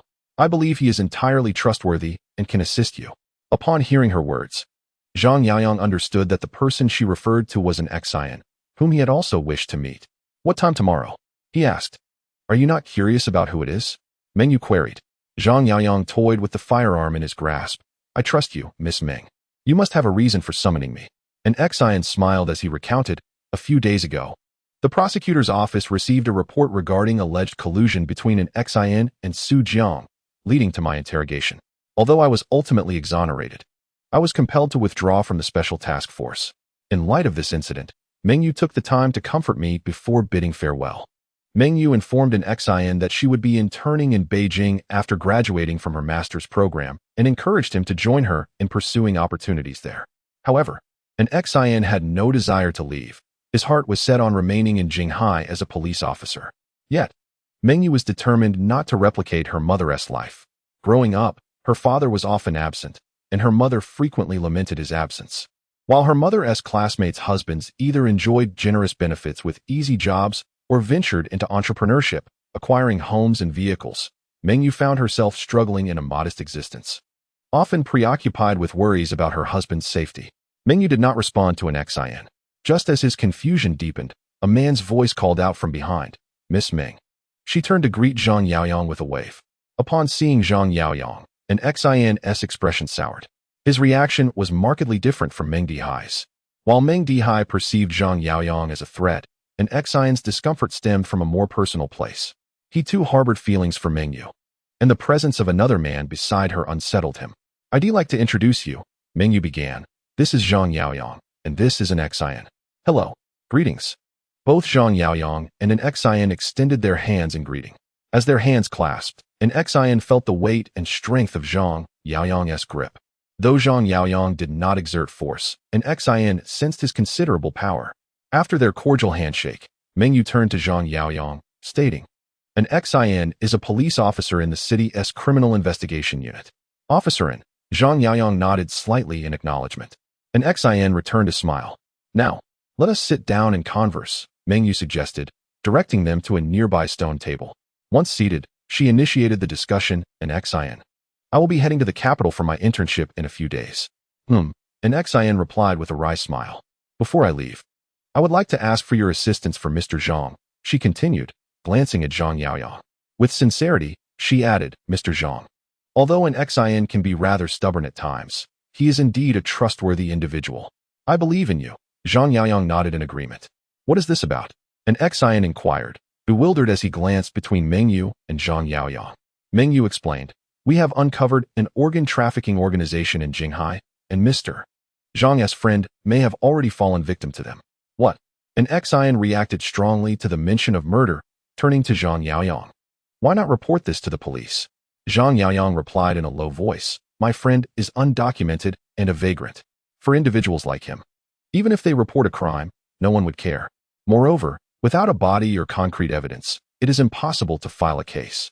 Upon hearing this, an Xin momentarily forgot about Mengyu's impending move to Beijing, his attention fully focused on Zhang Yaoyang. "Can you elaborate?" he urged. "Certainly." Zhang Yaoyang nodded and proceeded to recount the details about his friend. After listening intently, an Xin inquired with a serious tone, "Are you planning to approach Lu Bo for information?" Zhang Yaoyang responded, "Indeed. I must engage with the upper echelons of this organization to procure sufficient evidence to eradicate them entirely." An Xin shook her head and replied, "I do not endorse your plan. It is far too perilous." Zhang Yaoyang calmly inquired, "Is there a more prudent approach besides this one?" An Xin fell silent. "Very well. You must exercise caution and contact me if you find yourself in danger," she said, producing her phone to share her number with Zhang Yaoyang. They exchanged contact details. A few days later, in the morning, Gao Qiqiang covertly contacted Zhang Yaoyang from the restroom, holding a small communicator. "Brother Yang, Su Jiang has arrived at the shop," he reported. Zhang Yaoyang asked, "What is the situation?" Gao Qiqiang, somewhat flustered, responded, "He has brought 4 men. My brother is dealing with him up front." Zhang Yaoyang reassured him, "Do not panic. It is broad daylight. He would not dare to cause a scene." At that moment, Su Jiang faced off against Gao Qiqiang. He had come to confront him. However, Gao Qiqiang endeavored to maintain his composure, unwilling to let Su Jiang perceive his fear. Su Jiang demanded, "What will it take for you to hand over the voice recorder?" Gao Qiqiang replied, "That is not your concern." Su Jiang leaned closer, taunting, "Do not presume that possessing the recorder grants you protection. If I wished to eliminate you, it would be easier than crushing an ant." Gao Qiqiang responded with poise, "Then feel free to try." Su Jiang raised his hand, pointing a finger at Gao Qiqiang. "Very well, let us see how this unfolds." Su Jiang had already investigated Gao Qiqiang's background. Gao Qiqiang was without parents but had a younger brother and sister. His sister was attending university in another city, while his brother worked alongside him in the shop. These individuals represented Gao Qiqiang's vulnerabilities. Just as Xu Jiang contemplated leaving with his men, an Xian and Li Xiang appeared, blocking his path. "What are you doing?" Xu Jiang asked, hands in pockets, his demeanor arrogant. An Xian addressed him. "We suspect your involvement in the demise of Huang Cuizue. You will accompany us for questioning." Upon seeing an Xian, Xu Jiang smirked and mocked. "Officer, it seems you are under investigation by the prosecutor's office yourself." An Xian smiled calmly. "I am aware that you authored the complaint. Take him away," Li Xiang commanded. The officers behind Li Xiang and an Xian swiftly apprehended Xu Jiang and his associates, escorting them out of the small communicator shop. Before departing, an Xian cast a glance at Gao Qiqiang, who responded with a smile. An Xian turned to leave, knowing that Gao Qiqiang was deceiving him. Within the city police department, an Xian and Li Xiang promptly interrogated Xu Jiang. An Xian enumerated Xu Jiang's numerous offenses, yet Xu Jiang remained as slippery as oil, feigning ignorance and refusing to confess. Time ticked by slowly. Suddenly, a knock echoed at the interrogation room door. Upon opening it, an Xian was met by personnel from the prosecutor's office. "Officer, they announced. Someone has reported that you accepted bribes from Bai Jianghua to suppress Xu Jiang." Accepting bribes to suppress Xu Jiang? An Xian was at a loss for words. Infuriated to the point of laughter, and turned to Li Xiang, then glanced at the prosecutor's representatives, finally settling his gaze on Xu Jiang. "This was your doing, wasn't he it?" Xu Jiang grinned triumphantly. "Please do not interfere with our investigation." At that moment, Chao Chuang approached, intending to dismiss the personnel from the prosecutor's office. However, they paid him no heed and addressed Officer N, saying, "Officer N, please accompany us." "Very well, I shall go with you. It is not my first time." Officer N responded with compliance. Meanwhile, within the Gao household, Gao Qiqiang was busily preparing a meal. In the living room, Zhang Yaoyang and Tang Xiaolong were seated on the sofa, while Gao Qiqiang poured tea for them. "Brother Yang, I heard that Xu Jiang has been arrested?" Tang Xiaolong, upon hearing this news, became anxious. He feared that Xu Jiang might misconstrue the situation, believing they had reported him to the authorities. Should Xu Jiang, in a fit of rage, harm Tang Xiaohu, it would be a grave injustice. Fortunately, Zhang Yaoyang's presence offered reassurance to Tang Xiaolong. Although Gao Qiqiang was engrossed in cooking, he was also eavesdropping, as he had his own plans. Should he find himself unable to contend with Xu Jiang, he resolved to pass on his assets to Gao Qiqiang for him to flee, while he would turn himself in. Zhang Yaoyang remarked, "Xu Jiang will be fine. There is no need for you to worry. For the time being, it will not come to a deadly confrontation between us." "Oh," Tang Xiaolong sighed in temporary relief. If Xu Jiang were to go mad, their lives would be in jeopardy. Zhang Yaoyang continued, "However, Xu Jiang will soon take action." "What kind of action?" Tang Xiaolong instinctively inquired. Just then, Gao Qiqiang's phone rang. It was a call from Xu Jiang. Chapter 12. Xu Jiang's conditions. Gao Qiqiang glanced at Zhang Yaoyang, hesitating to answer the call. Instead, he said to Zhang Yaoyang, "Brother Yang, it's Xu Jiang calling." "You take it," Zhang Yaoyang replied. Gao Qiqiang nodded and pressed the answer button. "Hello? Speak." As he spoke, he paced back and forth. Zhang Yaoyang, noticing this, recalled a past anecdote, standing in the rain with a walkie-talkie, switching hands, yet still unable to connect. Finally, Xu Jiang's voice came through. "What a terrible signal. Let us meet tomorrow at 3 in the afternoon. You choose the location, somewhere you deem safe." Gao Qiqiang looked at Zhang Yaoyang, who nodded in affirmation. Gao Qiqiang responded calmly, "Then let us meet in the most crowded place." "No problem," Xu Jiang replied. "However, I am being closely monitored by the police. So you must help me shake them off." Gao Qiqiang was taken aback. What capacity did he have for such a task? In that moment of hesitation, Xu Jiang added, "I want to see just how capable you are. Otherwise, I will bring the police along to our meeting." With that, Xu Jiang hung up. Gao Qiqiang turned to Zhang Yaoyang, thinking, Zhang Yaoyang is truly remarkable. How did he know Xu Jiang would act? Despite his astonishment, Gao Qiqiang cautiously inquired, "Brother Yang, how should we arrange things for tomorrow?" Zhang Yaoyang, casually smoking, replied, "Just follow my lead." Understood, Gao Qiqiang nodded, his curiosity piqued regarding Zhang Yaoyang's methods. The next day, a white BMW pulled out from Xu Jiang's villa, closely followed by a team of investigative police. Seated in the passenger seat, The police officer diligently recorded the time and license plate number while instructing, "Stay close to him." Xu Jiang glanced back at the black Santana trailing behind. At that moment, his phone rang. The caller ID revealed it was Gao Qiqiang. Xu Jiang pressed the answer button. Gao Qiqiang inquired, "Are the police still following you?" Xu Jiang turned his head again to observe, like dogs chasing after meat. "Arrive at Old Factory Street by 2:30 and be punctual," Gao Qiqiang instructed before hanging up.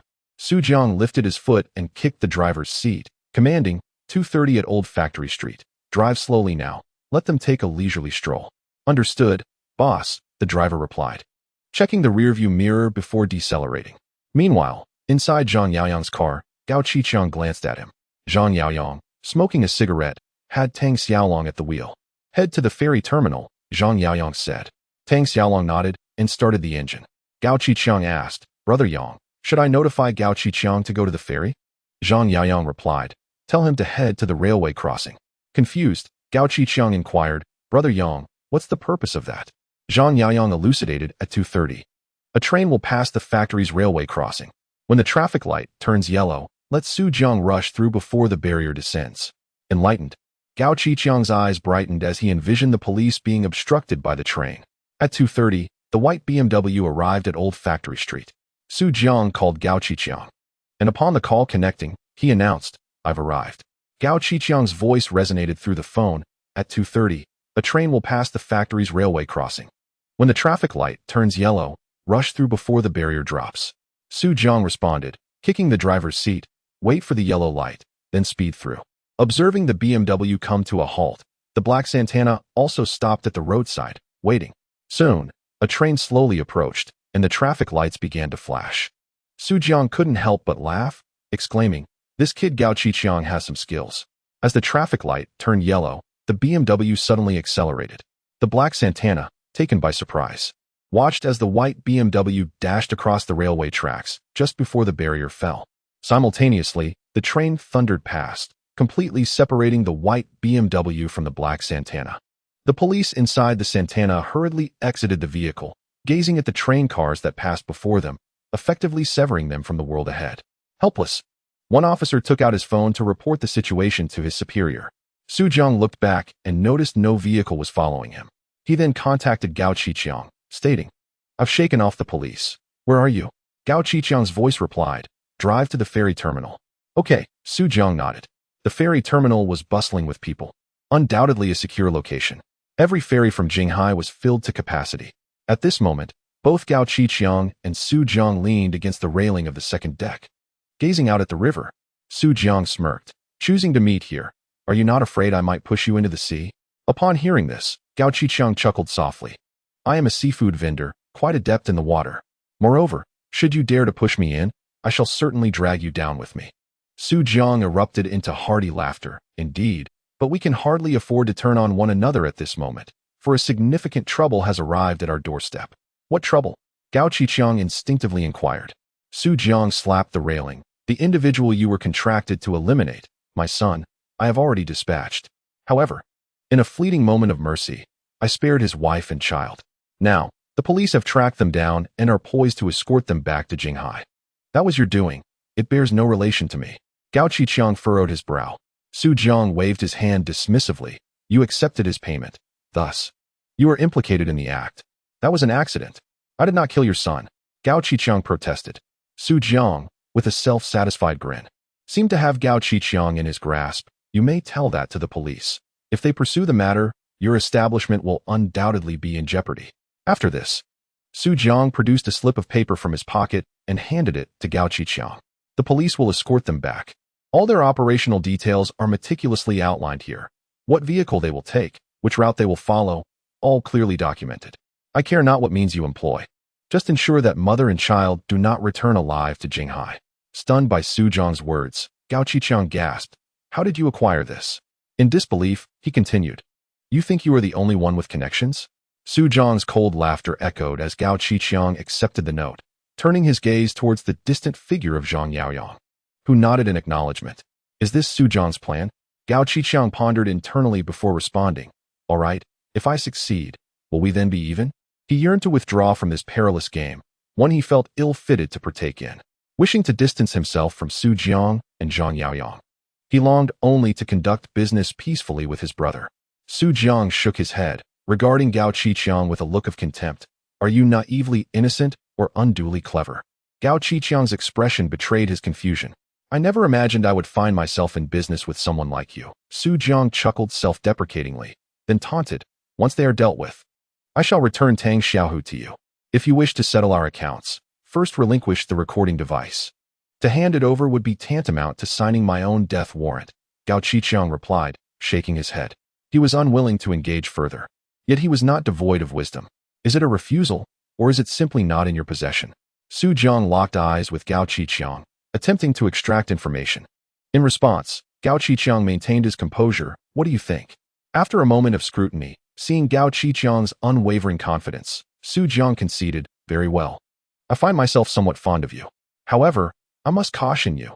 Desiring to preserve your life is wise, but do not overestimate your cleverness by making copies of the recording. For every duplicate you create, another soul may be lost.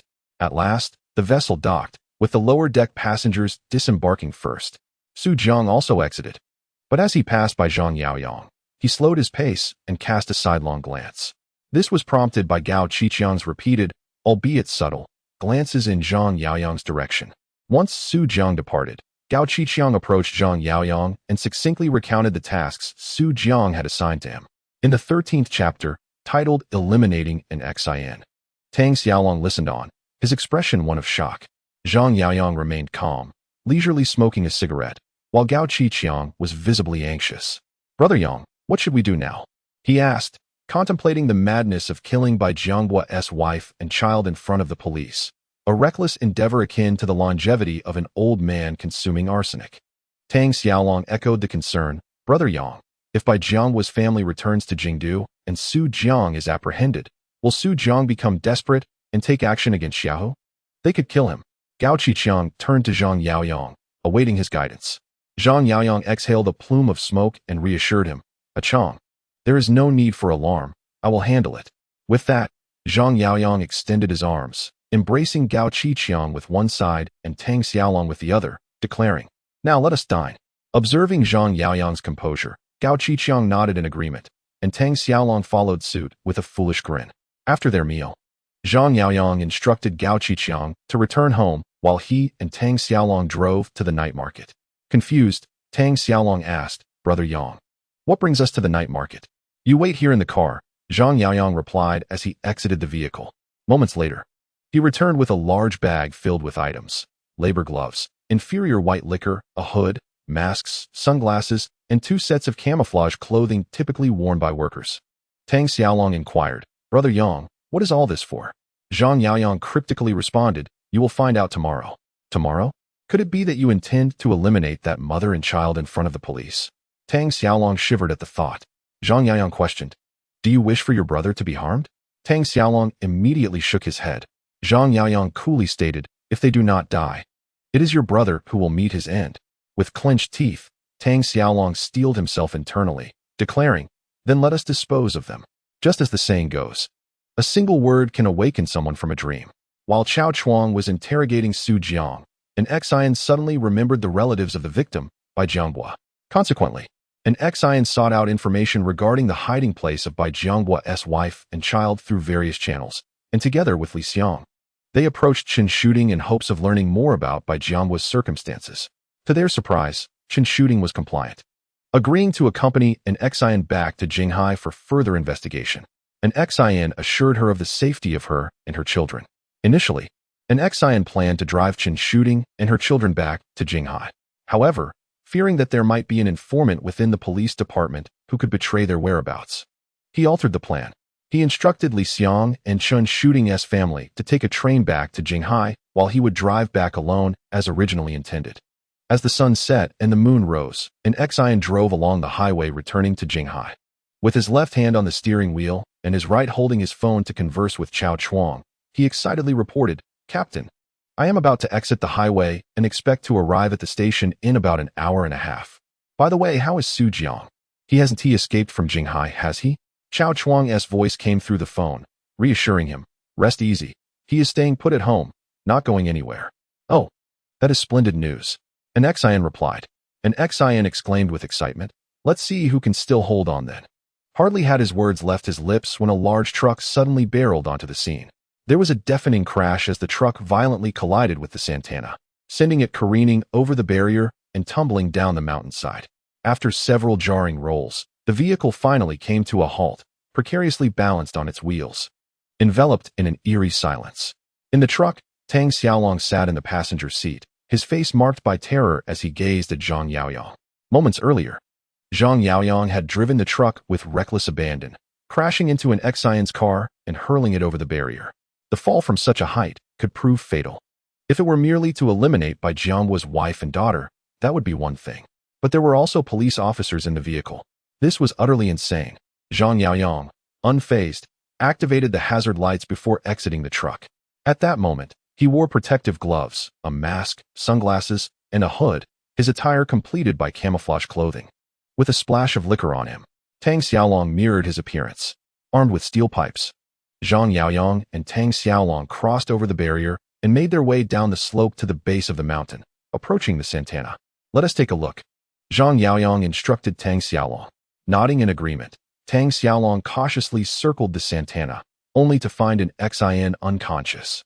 He turned to Zhang Yaoyang and reported, "There's only one. I didn't see them." Having been thrown from the vehicle, an Xian lay disoriented from the rolling descent. Upon hearing sounds, he opened his eyes, unfastened his seatbelt, drew his gun, and struggled to crawl out. It was an assassin dispatched by Su Jiang. An Xian reached his conclusion. "Don't move." As he emerged, he pointed his gun first at Tang Xiaolong and then at Zhang Yaoyang. Tang Xiaolong trembled with fear, instinctively raising the steel pipe in his hands. He could not be captured. Being apprehended would mean certain death for his brother, Xiaohu, and a lengthy prison sentence for him.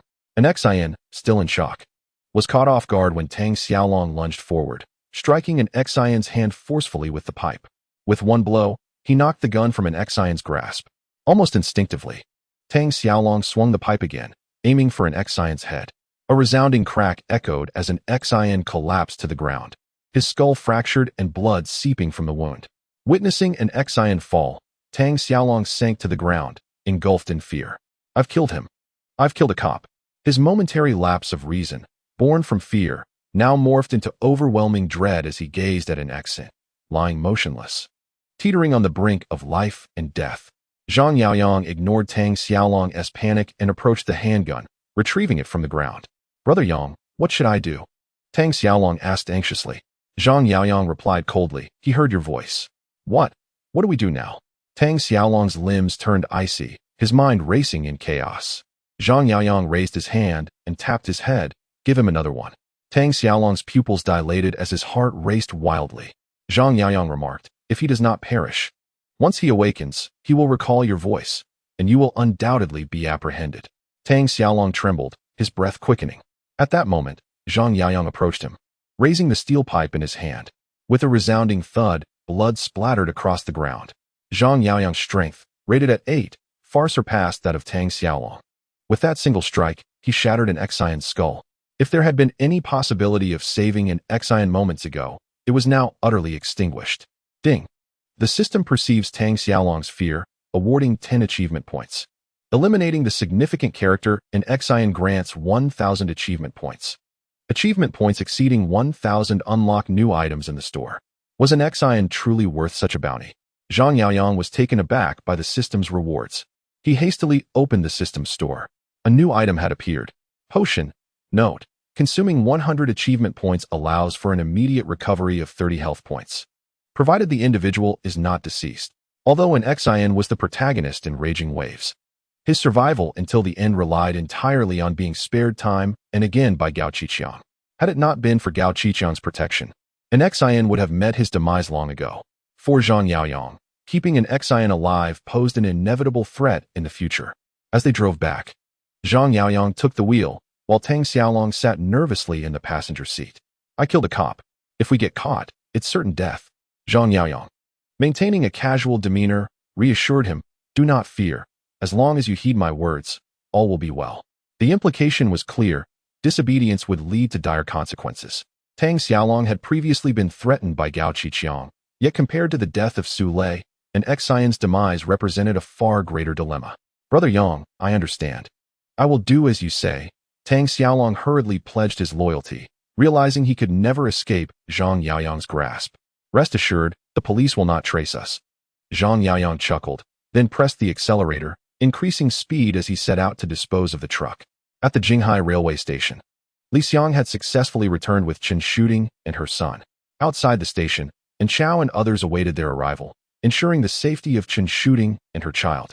The moment they met, Chao Chuang briefly expressed his gratitude to Li Xiang for his efforts before turning to Chen Shooting, Madam Chen. We need you to accompany us back to discuss by Jiang was situation. Chen Shooting shook her head, insisting, I only trust Officer in Xian. I will speak once he arrives. Seeing her steadfastness, Chao Chuang refrained from pressing further and pulled out his phone to contact an Xian. However, the call went unanswered. Li Xiang and the others exchanged puzzled glances at Chao Chuang. You should escort Madam Chen home, Chao Chuang instructed Li Xiang. Understood, Li Xiang nodded, leading several colleagues to safely escort Chen Shooting home. Half an hour later, Chen Shooting and Bai Xiaoqing arrived back at their residence. Due to an extended period of disuse and neglect, the room was cloaked in a layer of dust upon the tables and floors. Chen Shooting first contacted the housekeeper, requesting her presence the following day to attend to the cleaning. Meanwhile, Li Xiang and others remained outside, safeguarding the well-being of Chen Shooting and her child. After a long day of travel by train, Bai Xiaoqing was utterly exhausted.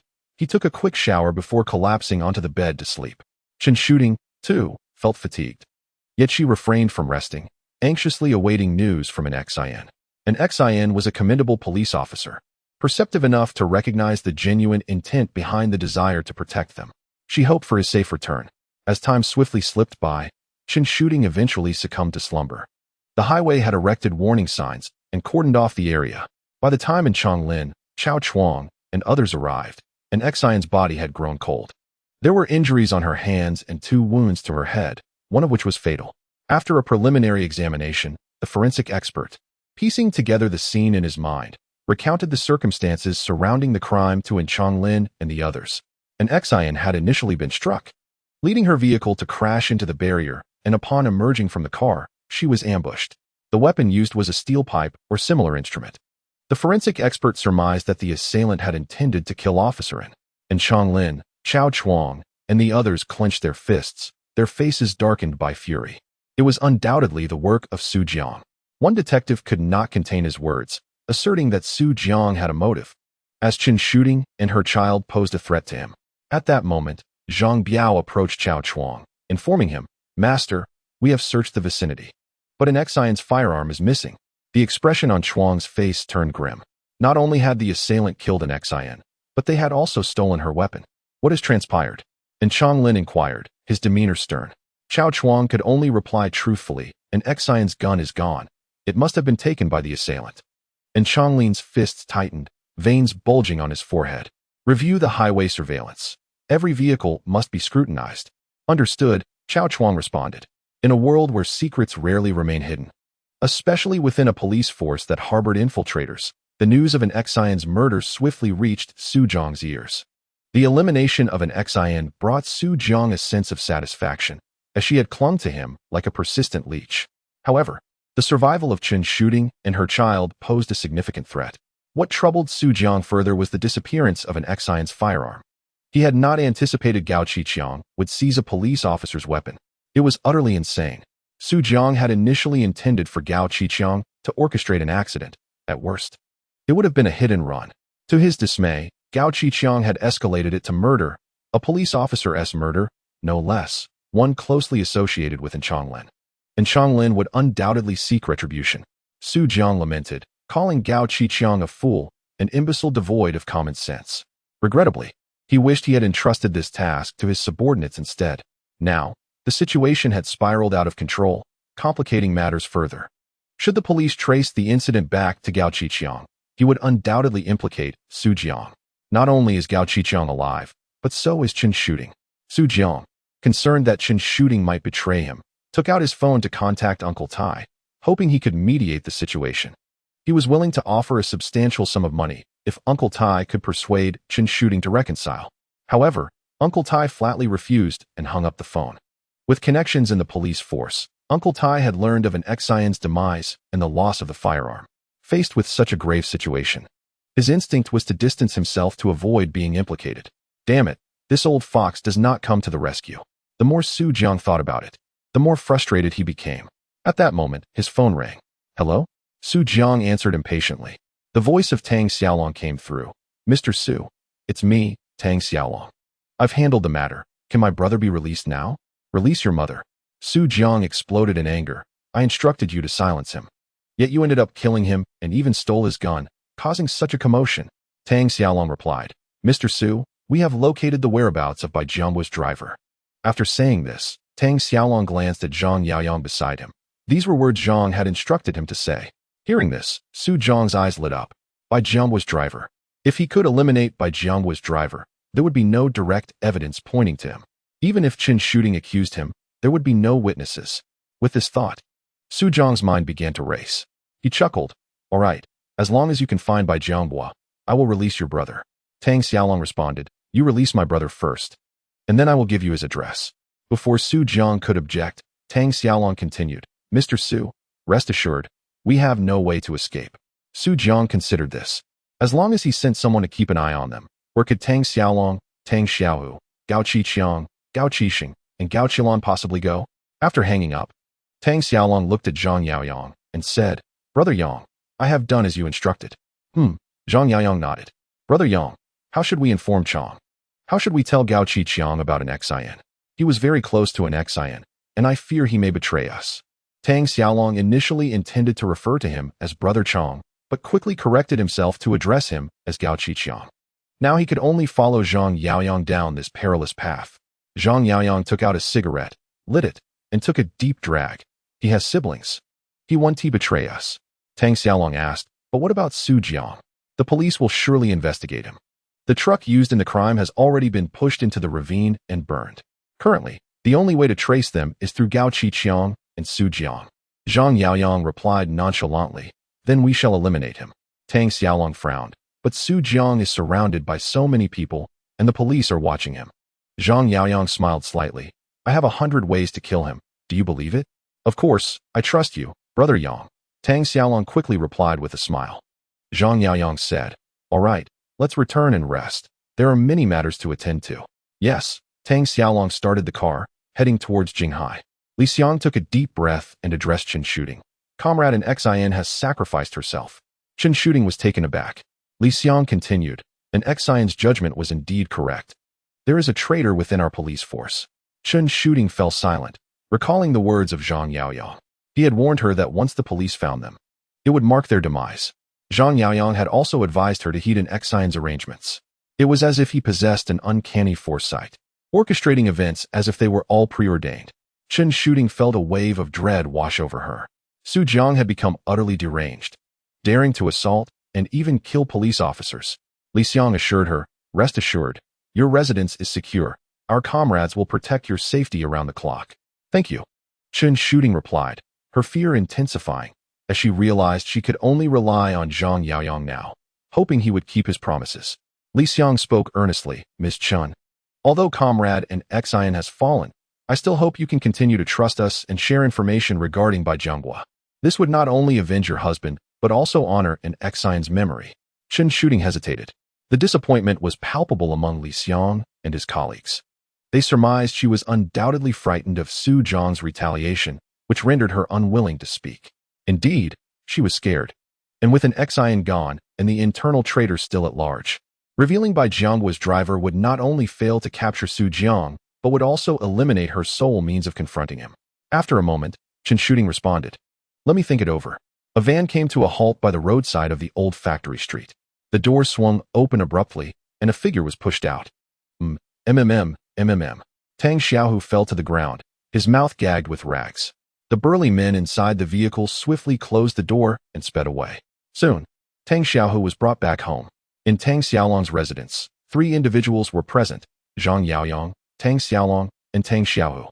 Upon seeing Zhang Yaoyang, Tang Xiaohu wore a perplexed expression. However, noticing his brother's respectful demeanor towards Zhang Yaoyang, he wisely refrained from asking further questions. Tang Xiaohu had sustained serious injuries, and Tang Xiaolong felt both pained and relieved that his brother had returned alive. Zhang Yaoyang remarked, "Well, here you are back." "Yes, thank you, Brother Yang," Tang Xiaolong replied. Turning to his brother, Xiaohu, "Your survival this time is all thanks to Brother Yang." "Thank you, Brother Yang." Tang Xiaohu attempted to rise to express his gratitude. Ding. The system acknowledges Tang Xiaolong's gratitude towards you, earning 10 achievement points. The system acknowledges Tang Xiaohu's gratitude towards you, earning 10 achievement points. Zhang Yaoyang replied, "We are all brothers here. Let us dispense with the pleasantries." At that moment, Tang Xiaolong's phone rang. It was Su Jiang. "Brother Yang, it's Su Jiang on the line." He informed Zhang Yaoyang. Zhang Yaoyang nodded. "Answer it. Follow my instructions." "All right," Tang Xiaolong replied, connecting the call. As soon as the line was established, Su Jiang's cold voice echoed. "The person has been returned to you. Can we speak now?" Tang Xiaolong responded, "I will provide the address. Please take note." Su Jiang promptly instructed someone to fetch paper and pen. Meanwhile, at a public telephone booth on the outskirts of Jinghai City, Gao Qiqiang picked up the phone, dialing an XINS number as directed by Zhang Yaoyang. The call connected, and Li Xiang's voice resonated through the receiver. "Who are you?" Gao Qiqiang replied. "I have vital intelligence to report." Li Xiang's expression shifted, and he spoke in a grave tone. "Go ahead. I have an address for you to note down." Gao Qiqiang then relayed the address of Bai Jianghua's driver to Li Xiang. After recording it, Li Xiang listened as Gao Qiqiang added, "Bai Jianghua's driver, Guozhen, witnessed Su Jiang committing murder, and Su Jiang is now seeking him out." With that, Gao Qiqiang ended the call. "Hello? Hello?" Li Xiang was taken aback. However, he understood the urgency of the situation. This was an opportunity for revenge for an XIN. If Su Jiang reached Guozhen first, the latter would undoubtedly meet his demise. Li Xiang immediately approached Chao Chuang, saying, "Master, I need to report something urgent." "What is it?" Chao Chuang looked at Li Xiang with confusion. Due to the pressing nature of the matter, Li Xiang succinctly outlined the situation regarding Bai Jianghua's driver and the recent anonymous phone call. Who provided this information? What could their motive be? Chao Chuang inquired, his brow furrowed. "Master, there is no time for contemplation. If we do not arrive before Bai Jianghua, we will fail to capture him," Li Xiang exclaimed, urgency lacing his words. Being overly anxious could lead one to become a pawn for others. Chao Chuang shook his head, visibly displeased. Li Xiang insisted, "Please allow me to go. Guozhen is the crucial breakthrough in the Su Jiang case. If he confesses, regardless of who is shielding Su Jiang, he will not escape justice. Missing this chance would mean losing the opportunity for an XIN's vengeance." Li Xiang's eyes burned with intensity. He had shared a close bond with an XIN who had often relinquished opportunities for him. Yet, an XIN's stubbornness often hindered flexibility. The news of an XIN's demise ignited a fierce anger within Li Xiang, for he recognized an XIN as a good person and an exemplary officer. Seeing Li Xiang so agitated, Chao Chuang sighed. "Very well, you may go. I will have Zhang Biao accompany you." "Thank you, master." Li Xiang felt a surge of determination. "Additionally, I will provide you with a letter of introduction. Seek local comrades for support." Although Chao Chuang had succumbed to moral decay in his pursuit of promotion, an XIN was still his apprentice, and her death had equally pierced his heart. Thus, he resolved to assist Li Xiang in the pursuit of Guozhen. Su Jiang dispatched the madman and the mute, urging them to hasten to Reshaping County tirelessly, day and night. Similarly, Li Xiang and Zhang Biao devoted their time to driving, only pausing for meals and restroom breaks. The tragedy that befell an XIN had made them acutely aware that Su Jiang might be aware of their movements. If they arrived too late, Guozhen would certainly be silenced by Su Jiang. At a service area, Tang Xiaolong rested his head upon the steering wheel, succumbing to sleep. In the passenger seat, Zhang Yaoyang was smoking, his gaze fixed on the entrance of the service area restaurant. He awaited the arrival of Mad Donkey and Motzi. Zhang Yaoyang was determined to ensure that Guozhen would be apprehended by the police. Only with Guozhen's arrest could Su Jiang escape. Once Su Jiang fled, the territory of Jinghai would become vacant. Zhang Yaoyang was poised to seize Su Jiang's domain. At that moment, a black Santana pulled into the service area. Shortly thereafter, a dusty SUV also entered, the two vehicles arriving in succession.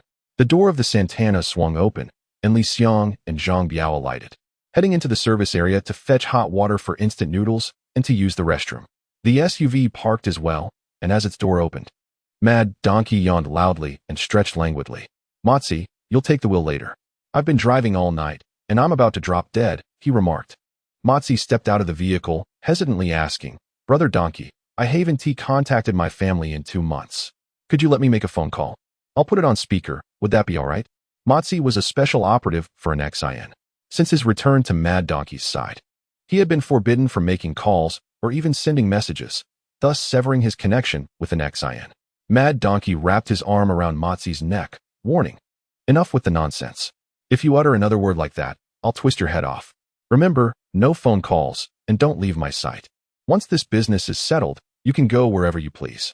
As he spoke, he strode towards the restaurant. At that moment, Li Xiang emerged with 2 bowls of instant noodles and caught sight of Mad Donkey and Matsi, quickly hiding from view. Fortunately, they did not notice him. What is going on? Zhang Biao approached Li Xiang, speaking in hushed tones. It's Mad Donkey and Matsi, Li Xiang replied. Are they here to silence us? Zhang Biao asked, furrowing his brow. Most likely, Li Xiang nodded. Be cautious, they may be armed. Understood, Zhang Biao responded, growing tense. An Xion's gun was missing, and it was highly probable that Mad Donkey had it. We should head to Reshaping County and seek support from the local comrades, Li Xiang suggested. Right, Zhang Biao agreed. They returned to their vehicle, neglecting their meals, and promptly set off for the Reshaping County Public Security Bureau. 10 minutes later, Mad Donkey and Matsi exited the service area. Mad Donkey, picking his teeth, settled into the passenger seat while Matsi took the driver's. As they watched the SUV depart, Zhang Yaoyang commanded, drive, directing Tang Xiaolong to follow suit. Inside the conference room of the Reshaping County Public Security Bureau, a map of Reshaping County was pinned to the whiteboard, marked with a red circle around the defy auto repair factory. Li Xiang and Zhang Biao had not paused during their journey, arriving ahead of schedule and already requesting assistance from the Reshaping County Public Security Bureau. The head of the criminal investigation team, Li Xiaoyang, surveyed the freshly printed photographs on the whiteboard. Li Xiang introduced the images, which depicted 3 individuals, Guozhen, Mad Donkey, and Matsi. Guozhen is our primary target this time, while Ma Zi serves as our special agent. It is possible that the Mad Donkey possesses weaponry. Li Xiang addressed Li Xiaoyang and the others, and upon hearing that the Mad Donkey might be armed, Li Xiaoyang and the others perked up. In the shortest span of time, Li Xiang, Zhang Biao, and their team summoned reinforcements and arrived at the defy auto repair shop. Concurrently, Tang Xiaolong and Zhang Yaoyang awaited outside the repair shop. Inside the auto repair shop, Guozhen leaned against the hood of a Jetta, his hands smeared with grease. He lifted his gaze to the car owner and stated, there is nothing major, merely a worn-out spark plug. The car owner, an undercover police officer, inquired, how long will it take to replace the spark plug? Guozhen contemplated momentarily before shaking his head. It appears we are out of stock. I will need to procure more. Perhaps you could leave the vehicle here and return tomorrow. The undercover officer hesitated. Outside, Li Xiang and Zhang Biao sat in a local vehicle. Upon noticing the approach of the Mad Donkey's SUV, Li Xiang swiftly seized the walkie-talkie. Attention, attention. The target has appeared. Team 2, prepare to enter. Team 2 acknowledged. Came the response from the walkie-talkie. As the SUV entered the repair shop, a Jeep followed closely behind, parking right next to it, effectively blocking the Mad Donkey's vehicle inside the premises. Within the workshop, once the undercover officer saw the Jeep arrive, he understood the situation and turned to Guozhen. Master, think of a way. I urgently need my car today. If you can repair it today, I will wait here. Guozhen, somewhat troubled, replied, I can fix it, but it may take some time. The undercover officer smiled. Time is not a concern. As long as it is repaired today. Very well, then, please take a seat in the adjacent lounge. I will call you once it's ready. Guozhen gestured toward a building beside the workshop. At that moment, the Mad Donkey disembarked from his vehicle and approached Guozhen, stating, Master, could you take a look at my car? What seems to be the problem? Guozhen inquired, puzzled. Come over and see for yourself. The Mad Donkey intended to lure Guozhen to his car and subsequently kidnap him to dispose of him in a remote area. Although the Mad Donkey was armed, he would not resort to murder in plain sight of so many witnesses. Guozhen, unsuspecting, was inclined to follow the Mad Donkey. Hey, the undercover officer intervened. There is a proper order. Could you assist me with my requisition first? The Mad Donkey, hearing this, sneered. It will only take a moment to take a glance. That is unacceptable. At this juncture, 2 officers from the Jeep approached, deliberately provoking. Master, let us have a look first. The Mad Donkey glared at them. and seeing their imposing stature, he could only suppress his anger. Fine, fine, fine. You go ahead and make your call. Guozhan exhaled in relief and moved toward the building, picking up the phone. Warehouse, please procure a spark plug for a 1998 Jetta, 1.6 liters. The cashier at the repair shop, observing the crowd within the workshop, casually remarked, "It is exceedingly busy today. Usually, there aren't this many customers at this hour." No sooner had she spoken than the atmosphere shifted dramatically. The phrase struck like a thunderclap, rousing Guozhan from his reverie. Peering through the window, he observed the throngs outside. Regardless of whether they were owners of Jetta, SUV, or Jeep vehicles, their gazes intermittently drifted toward him. Anxiety gripped Guozhan's heart. Yet he endeavored to maintain an outward facade of composure. Ever since he had betrayed by Jiang and witnessed the latter's demise, he had anticipated this day would arrive. Meanwhile, within the precincts of the Reshaping County Public Security Bureau, Captain Li was intercepted by the political commissar. The commissar inquired, "Old Li, I've heard that you're set to collaborate with personnel from the Jinghai Municipal Bureau. Have you coordinated this with their chief?" Li Xiaoyang replied, "No, but I have been in contact with Captain Chow from their team." The commissar furrowed his brow, expressing clear concern. Such a significant operation. And armed too. Aren't you going to give their bureau chief a call? Li Xiaoyang, although feeling that it was an unnecessary formality, acquiesced to the commissar's insistence, reasoning that they had an introduction letter, a cooperation letter, and confirmation from their captain. Surely that sufficed. The commissar's countenance remained grave. What good is a captain's assurance? If something goes awry, will he bear the responsibility? Make that call immediately and ensure their chief gives his approval. As Li Xiaoyang verified the details, within the confines of the auto repair shop, both Crazy Donkey and Motzi grew increasingly impatient. Crazy Donkey entered the room only to discover Guozhan had vanished. Quick to react, he queried the cashier, "Is there a restroom here?" "Yes, it's at the back," the cashier responded, pointing towards the rear. "Let's go relieve ourselves." Crazy Donkey winked at Motzi, who followed him out through the back door. Target is in motion. Team 1 requests action. Team 2 requests action. The plainclothes officers within the workshop sensed something amiss and had already applied for action. Li Xiang and Zhang Biao felt a surge of tension mixed with excitement. "Commence the operation," Li Xiaoyang's voice crackled through the radio. Moments ago, he had successfully reached Mengdihai. Out of a sense of guilt towards an ex-Xian, Chao Chuang reported the operation to Mengdihai. An experienced veteran, Chao Chuang understood the necessity of adhering to protocols. "Let us go." Li Xiang and Zhang Biao drew their weapons and exited the vehicle. Outside the auto repair shop, officers emerged, firearms in hand. Zhang Yaoyang observed this scene. Finally exhaling in relief, it seemed Guozhan would not escape. Bang! Bang! Shortly thereafter, gunfire erupted from the derelict building behind the repair shop, followed by a harrowing scream. It was uncertain who among the unfortunate had been struck, but that was of little consequence now. Zhang Yaoyang watched as Guozhan was escorted into a police vehicle, alongside Crazy Donkey and Motzi. "Let us head back," Zhang Yaoyang instructed Tang Xiaolong. "Understood," Tang Xiaolong replied, starting the car and departing from Reshaping County. Within the Reshaping County Public Security Bureau, Li Xiang and Zhang Biao began the interrogation of Guozhan. He readily divulged information, confessing not only to having accepted money from Su Jiang and betraying by Jianghua, but also to witnessing Su Jiang commit murder and the location of the buried body. Only the mad donkey remained silent. He believed that as long as he did not betray Su Jiang and the protective umbrella behind him, there would be a way to save himself. The results of Guozhan's interrogation swiftly reached Jinghai.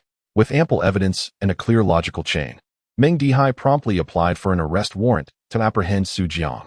Police vehicles roared as they blocked all exits of the neighborhood.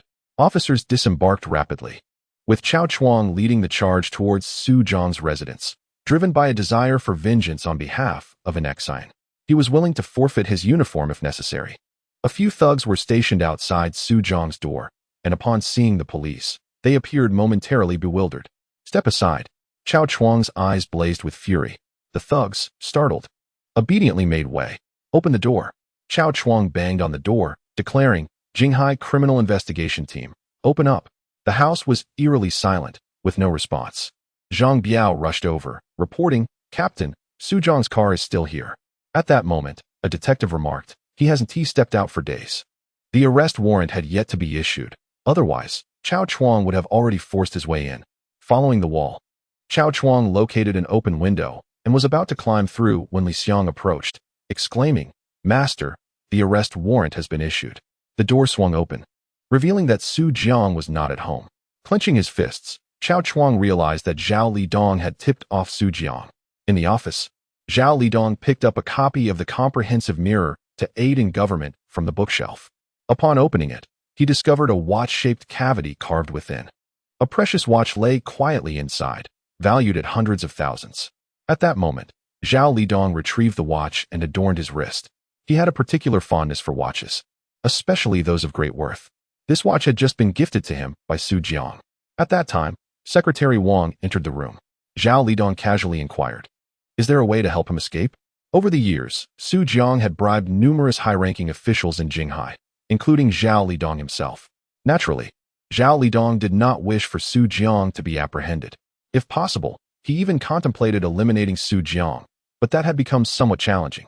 Furrowing his brow, Secretary Wang replied, "Xiao Chuang has become disobedient. Without our own people in the Public Security Bureau, matters become troublesome." Zhao Lidong shook his head, glancing at the watch while pondering how to discreetly facilitate Su Jiang's departure. In pursuit of Su Jiang, the police of Jinghai mobilized en masse, establishing checkpoints along all routes leading out of the city. The authorities were serious about their commitment to eradicate organized crime. However, for Gao Qiqiang, Tang Xiaolong, and Tang Xiaohu, these days were excruciating. The moment Su Jiang was arrested, they too would find themselves in the clutches of law enforcement. Gao Qiqiang and Tang Xiaohu were implicated in the Xu Lei case, while Tang Xiaolong was entangled in the murder case of an ex-Xian. Only Zhang Yaoyang remained remarkably composed. He understood that the police would not be able to capture Su Jiang. After all, Su Jiang had spent years in Jinghai, investing vast sums of money to secure a network of loyal supporters, all in preparation for this moment. Furthermore, this presented an exceptional opportunity for Zhang Yaoyang to ascend in power. Following an ex-Xian's funeral, Zhang Yaoyang reached out to Uncle Tai, having obtained the number from Qin Shooting. The call was quickly connected. "Uncle Tai, my name is Zhang Yaoyang." The voice of Uncle Tai came through the phone. "I have heard Ting Ting mention you." Zhang Yaoyang continued, "Uncle Tai, I wish to meet with you." Uncle Tai chuckled. "This must be related to Su Jiang." Zhang Yaoyang replied, "You would not want to see him again, would you?" Uncle Tai said, "Matters concerning the youth are not of my concern. However, if you are free tomorrow, you may join me for fishing at Taishu Villa. Until tomorrow then." Zhang Yaoyang hung up the phone. Ding. Task triggered. Gain Uncle Tai's trust. Reward: silver treasure chest. Gaining Uncle Tai's trust? This is no simple task. Gao Qiqiang, even in kneeling before Uncle Tai and acknowledging him as a godfather, has never truly earned his trust. However, Zhang Yaoyang is not Gao Qiqiang. Firstly, he would never stoop to such a level. Secondly, he possesses a system that equips him with greater capability than Gao Qiqiang. To earn Uncle Tai's trust, he must demonstrate his competence. With newfound direction, Zhang Yaoyang exchanged for a Godfather experience card and potions from the system store. Taishu Villa, a private club owned by Uncle Tai, is situated at the foot of a mountain in the suburbs of Jinghai City. Unlike Platinum Han, this place is not open to the public. Uncle Tai invites important friends to enjoy leisure here and occasionally stays for several days. Upon arriving at Taishu Villa, Zhang Yaoyang found the gates firmly locked. At that moment, one of the 4 security guards approached and knocked on the car window. Zhang Yaoyang rolled down the window. Seeing Zhang Yaoyang's van, the guard dismissed him. "This is a private estate. Please leave immediately." Zhang Yaoyang replied, "Please inform Uncle Tai that Zhang Yaoyang has come to accompany him for fishing." The guard shook his head, mocking, "What a different era we live in. Even the most insignificant individuals dare to meet Uncle Tai now. Let me make a call." As the saying goes, a dog's eyes cannot see beyond its own nose. Zhang Yaoyang chose not to engage in further banter with the guard. Instead, he took out his phone and dialed Uncle Tai's number. At that moment, Uncle Tai was enjoying tea in the tea room. The phone on the table rang. The secretary glanced at the ringing phone, intending to alert Uncle Tai. But Uncle Tai picked it up and glanced at the screen, chuckling. He really did come. However, Uncle Tai did not answer the call. The call remained unanswered for a while. Zhang Yaoyang understood that Uncle Tai was deliberately ignoring him. "What is going on?" Another guard inquired. The first guard replied, "He claims to be Zhang Yaoyang, here to see Uncle Tai, and is currently on the phone." The guard then turned to Zhang Yaoyang. "Did you get through?" Zhang Yaoyang lowered his phone, activated the Godfather experience card, turned off the engine, and exited the vehicle. What are you planning to do? The guard looked at Zhang Yaoyang with confusion. Suddenly, Zhang Yaoyang raised his foot and kicked the guard down. Another guard, realizing the situation, prepared to strike Zhang Yaoyang. However, Zhang Yaoyang was quicker. With a swift left punch, he struck the second guard squarely on the nose, breaking it and causing warm blood to spurt forth. As two guards witnessed their companion being assaulted, they swiftly drew their batons from their waists and charged towards Zhang Yaoyang. However, as they approached, Zhang Yaoyang unexpectedly brandished his handgun, aiming it at one of them before swiftly redirecting it to the other. His gaze was devoid of emotion, cold and indifferent, instilling fear in the guards. The system registered Lu Dong's fear of the host, earning 10 achievement points.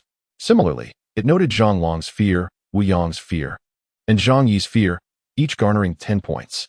Zhang Yaoyang advanced, delivering a forceful kick to one guard, sending him sprawling to the ground, followed by a brutal strike to his ribs. The tip of his shoe collided with the ribcage, nearly fracturing it. The other guard widened his eyes in terror and fell to his knees. Zhang Yaoyang aimed his gun at him, coldly commanding him to kneel. The guard complied, overwhelmed by the menacing aura emanating from Zhang Yaoyang, an aura more terrifying than that of Uncle Tai. Zhang Yaoyang approached and delivered a kick to the kneeling guard's face, knocking out a tooth. All four guards found themselves in disarray, yet under the threat of the gun, they managed to retrieve their walkie-talkies to contact their captain. The captain, while summoning reinforcements to the entrance, also reached out to Uncle Tai. Uncle Tai, sipping tea and listening to his secretary's report, wore an increasingly amused expression. He set down his teacup and smiled, saying, "Bring him to me." A gentle breeze wafted through, causing the artificial lake's surface to ripple, while bamboo rafts floated lazily and the stone pavilions on the shore swayed in the wind, surrounded by clusters of willows. With mountains, water, and scenic beauty, the ambience was delightfully serene, a stark contrast to the cacophony of the city. Zhang Yaoyang followed the secretary to meet Uncle Tai. "Young men like you, brimming with vigor, are a rare sight these days," Uncle Tai remarked with a smile, not mentioning the incident at the entrance. Zhang Yaoyang understood that Uncle Tai was alluding to the nationwide crackdown 2 years prior. "I was still incarcerated then, unaware of the events transpiring outside. Please, take a seat," Uncle Tai casually invited, pouring a cup of tea for Zhang Yaoyang. As Zhang sat down, he lightly tapped the table twice. Uncle Tai, smoking a cigarette, scrutinized Zhang Yaoyang. "You've served time, yet it seems you Haven tea dulled your edges." Zhang Yaoyang lifted his teacup, gently dispersing the steam before taking a sip. "At your age, perhaps one considers such matters." "Ah, youth is indeed a blessing," Uncle Tai replied without offense. In his eyes, Zhang Yaoyang was merely a spirited youth, bold and unyielding. Yet Zhang Yaoyang had the audacity to match. "Let us discuss business," he stated. "Uncle Tai, I seek your assistance." Uncle Tai inquired, "Are you asking me to help you find Su Jiang?" Zhang Yaoyang shook his head. "I wish for you to arrange a meeting with Zhao Lidong." Uncle Tai regarded Zhang Yaoyang with surprise. Indeed, Zhang Yaoyang was no ordinary individual. If his request had merely been to locate Su Jiang, Uncle Tai would not have viewed him with such intrigue. In the eyes of Uncle Tai, Zhang Yaoyang intended to eliminate Su Jiang to gain the support of Chen Shooting, subsequently leveraging her network to carve out a name for himself in Jinghai. However, Zhang Yaoyang surprisingly sought a meeting with Deputy Mayor Zhao Lidong. While others may have been oblivious, Uncle Tai was acutely aware that Zhao Lidong was the protector behind Su Jiang. Did Zhang Yaoyang possess the audacity to persuade Zhao Lidong to abandon Su Jiang? Over the years, Su Jiang had aided Zhao Lidong in numerous endeavors and had bestowed upon him substantial bribes, leaving Zhao Lidong with considerable leverage over Su Jiang. Despite his perplexity, Uncle Tai concealed his emotions and calmly inquired, "Why should I assist you?" Zhang Yaoyang replied earnestly, "Firstly, to eliminate Su Jiang. Secondly, to demonstrate my capabilities, proving myself worthy of your investment and trust." Amused, Uncle Tai laughed heartily, gazing at Zhang Yaoyang. Their eyes met, and after a moment, he averted his gaze, reflecting, "Tingting's judgment this time surpasses her last. Very well, I shall assist you this once." "Thank you, Uncle Tai," Zhang Yaoyang expressed gratefully. After his departure, the secretary approached Uncle Tai, her brow furrowed with curiosity. "Uncle Tai, does this young man intend to usurp Su Jiang and cling to Zhao Lidong?" "I cannot say," Uncle Tai replied, shaking his head, unable to fathom Zhang Yaoyang's true intentions. He remained impassive, for in Uncle Tai's perspective, individuals like Zhang Yaoyang were formidable. It was preferable to have them as allies rather than adversaries. Thus, Uncle Tai instructed, arrange a meeting with Secretary Wang, and inform him that I wish to invite the leaders for fish tomorrow evening. In the Jinghai municipal government, within the deputy mayor's office, Zhao Lidong was perusing documents dispatched from higher authorities when Secretary Wang approached him. Leader, Chen Tai has invited you to dine on fish at Taishu Mountain Villa tomorrow evening. Chen Tai? What has prompted this sudden invitation? Zhao Lidong's brow furrowed as he began to speculate on Chen Tai's motives. To Zhao Lidong, Chen Tai was akin to a cunning old fox, an individual beyond his control. Furthermore, Chen Tai had an extensive network of friendships, not only among officials in Jinghai, but also within Linjiang province. Consequently, Zhao Lidong felt compelled to accept the invitation. After a moment of contemplation, Secretary Wang ventured. Could it be that he aims to consume Su Jiang's enterprises? Not likely, Zhao Lidong chuckled. If Chen Tai truly wished to dismantle Su Jiang, he would have acted long ago. Those embroiled in the situation often lack clarity, while outsiders maintain perspective. Although Su Jiang is the kingpin of Jinghai's underworld, Zhao Lidong was acutely aware of Chen Tai's capabilities. If Chen Tai wished to eliminate Su Jiang, it would be a trivial matter. Secretary Wang pondered this and fell silent. After all, it is not a banquet of treachery. Zhao Lidong squinted, toying with his pen. The following morning, at Jinghai City Prison, a guard reminded Lao Mo, make sure to conduct yourself well upon your release. Lao Mo nodded, grinning as he exited the prison. Outside, a white van awaited, driven by Tang Xiaolong, with Tang Xiaohu in the passenger seat. The moment Zhang Yaoyang laid eyes on Lao Mo, a notification chimed from the system. Zhang Yaoyang alighted from the vehicle and called out to Lao Mo. Upon seeing Zhang, Lao Mo was momentarily taken aback, but soon a smile illuminated his face. Zhang approached and embraced Lao Mo tightly. Brother, congratulations on regaining your freedom. Lao Mo reciprocated the embrace with equal fervor. At that moment, Tang Xiaolong chimed in with a grin. Mo Gu, do you remember me? I am Xiaolong, and this is my brother, Xiaohu. Mo Gu, I am Xiaohu. When we were children playing in the streets, you once playfully kicked me. Tang Xiaohu introduced himself as well. Lao Mo's demeanor towards Tang Xiaolong and Tang Xiaohu was somewhat reserved. Let us go for a meal first, and then I will take you for a bath to relax thoroughly, Zhang Yaoyang proposed, picking up Lao Mo's bag as he gestured for him to follow into the vehicle. Upon returning to the old factory street, Zhang Yaoyang and his companions chose a Sichuan restaurant. As soon as they placed their orders, Lao Mo inquired of Zhang, how is my daughter? Both Tang Xiaolong and Tang Xiaohu were taken aback. They had no idea Lao Mo had a daughter, as they were all from Old Factory Street and unaware of his marriage. At that moment, the waiter brought out appetizers and tea. As Zhang munched on peanuts, he replied, she is currently with her grandmother. I visited her last time and bought her some things, leaving a bit of money. Thank you. I will repay you later. Lao Mo responded. Zhang shook his head. We are brothers. There is no need for formality. Indeed, Mo Gu, your matters are our matters, Tang Xiaolong echoed. Yes, nodded Tang Xiaohu. Lao Mo was not one to be overly sentimental, especially since the one assisting him was Zhang Yaoyang, his good brother. As the waiter began to serve the dishes, boxes of beer were also brought in. Zhang Yaoyang, Lao Mo, Tang Xiaolong, and Tang Xiaohu each raised a bottle in celebration. The table was laden with delectable dishes, spicy chicken, pickled fish, dompa pork, cold pot fish, braised ribs, and more, perfect accompaniments for their drinks. Just as the four were reveling in their feast, Zhang Yaoyang's phone rang, displaying Uncle Tai's number. Tang Xiaolong and Tang Xiaohu simultaneously set down their chopsticks and glasses. Falling silent, Lao Mo noticed that the two brothers were now affiliated with Zhang Yaoyang, and he too quietly placed his glass down. The room fell into immediate silence. Without hesitation, Zhang Yaoyang answered the call before Lao Mo and the others. Uncle Tai, is there something you need? He initiated. The voice of Uncle Tai resonated through the line. Tonight at 6 o'clock at Taishu Mountain Villa, I will treat you all to fish. All right. I will be there on time, Zhang Yaoyang replied before ending the call. Come, let us continue eating and drinking, he urged, raising his glass once more. After their meal, Zhang Yaoyang accompanied Lao Mo to a bathhouse, washing away the remnants of misfortune. Subsequently, he led Lao Mo to Old Factory Street, where he rented a modest apartment for him near the vegetable market.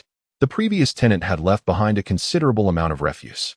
Just as Lao Mo was about to tidy up, Tang Xiaolong interjected. Emo Go, please take a proper rest. Allow me to handle these matters. Tang Xiaohu nodded vigorously in agreement. Let them take care of it. Zhang Yaoyang reassured Lao Mo. Lao Mo nodded in acknowledgement. At that moment, Zhang Yaoyang stepped onto the balcony. Followed closely by Old Mo. Zhang retrieved a pack of cigarettes from his pocket and shared them with Old Mo, who accepted the offering. After taking a deep drag from his cigarette, Zhang leaned against the railing and declared, I have discovered who harmed Huang Zizai. Upon hearing her name, Old Mo's body stiffened as if jolted by an electric shock. He remained silent, yet the veins on his forehead betrayed his simmering anger. Zhang continued, the culprit is named Su Jiang. Huang Zizai once worked at his establishment. Old Mo responded in a low tone. Zhang assured him, I will take care of him for you. However, Old Mo shook his head resolutely. Zhang regarded him intently as Old Mo inhaled deeply from his cigarette, stating, I will handle this myself. At that moment, Zhang produced a stack of money from his clothing, exactly 10,000 yuan.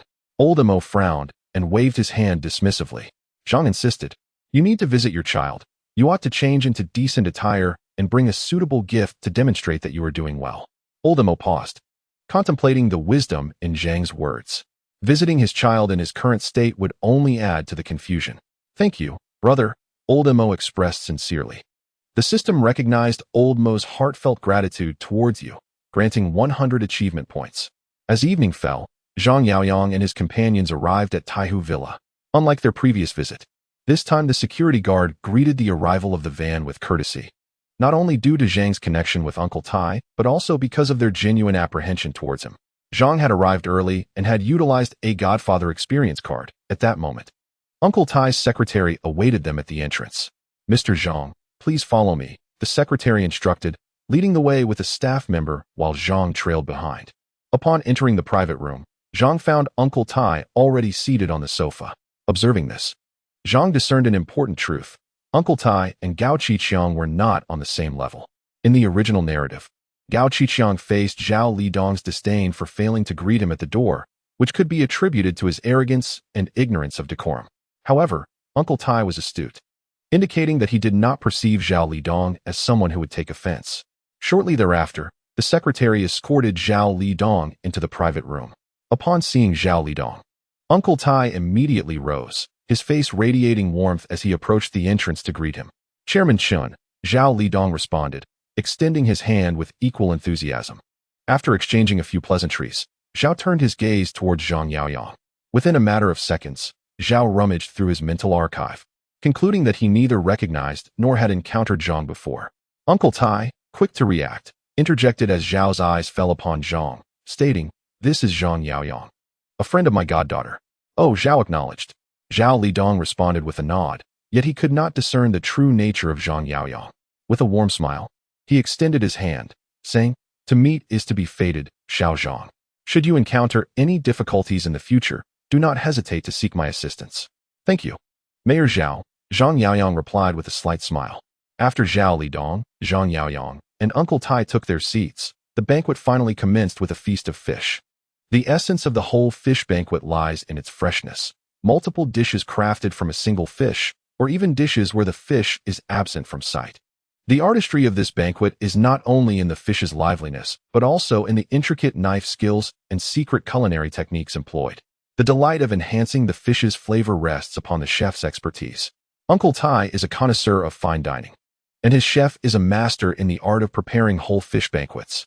Under the chef's skilled hands, live fish are deftly filleted, with portions transformed into fish meatballs and dumplings for soup. The remaining fish parts are then crafted into various exquisite dishes, such as qianlong fish head, spicy fish strips, dry pot fish tails, sweet and sour fish fillets, crispy fish scales, and braised fish miscellany. These dishes are a culmination of decades of culinary mastery, showcasing a harmony of colors, aromas, and flavors, with rich, delectable broths. After several rounds of drinks and a variety of dishes, Uncle Tai's phone suddenly rang. He glanced at it, then apologetically turned to Zhao Lidong, saying, Mayor Zhao, I must step out to take this call. Please, make yourself comfortable. With a light chuckle, Zhao Lidong gestured for him to proceed, and Uncle Tai left the private room. The atmosphere shifted to silence, leaving Zhao Lidong and Zhang Yaoyang alone.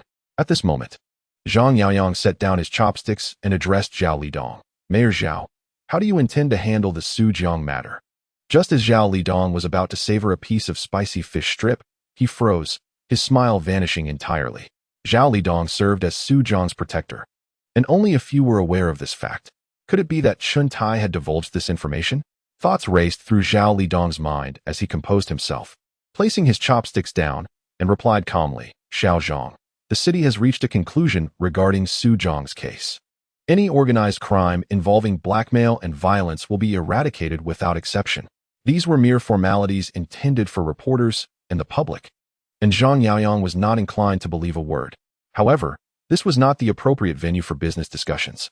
Mayor Zhao, if it is convenient, perhaps we can arrange to meet privately next time. I have more pressing matters I wish to discuss with you. What do you think? Zhao Lidong regarded Zhang Yaoyang thoughtfully before nodding in agreement. After the meal, Uncle Tai and Zhang Yaoyang escorted Zhao Lidong to the entrance. Zhao Lidong appeared somewhat inebriated, and with the assistance of Secretary Wang, he entered the car first. Moments later, Secretary Wang exited the vehicle and approached Zhang Yaoyang, handing him a business card. Subsequently, the car departed from Taishu Mountain Villa. Uncle Tai observed all of this without uttering a single word. Such was his way of navigating the world. As the saying goes, the friendship of a gentleman is as gentle as water. He cultivates friendships in the same manner. Uncle Tai's friends are akin to him, possessing the wisdom to safeguard themselves, allowing them to endure the tempests of life. Uncle Tai, thank you for your assistance, Zhang Yaoyang expressed gratefully.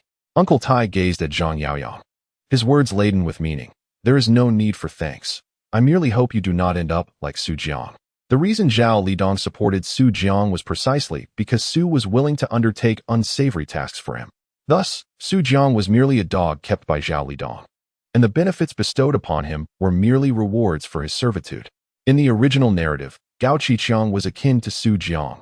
However, upon realizing the truth, Gao Qiqiang sought to break free from Zhao Lidong's control, aspiring to enhance his own power and status through a political career to rival Zhao Lidong. I enjoy keeping dogs, but I do not wish to be one, Zhang Yaoyang replied.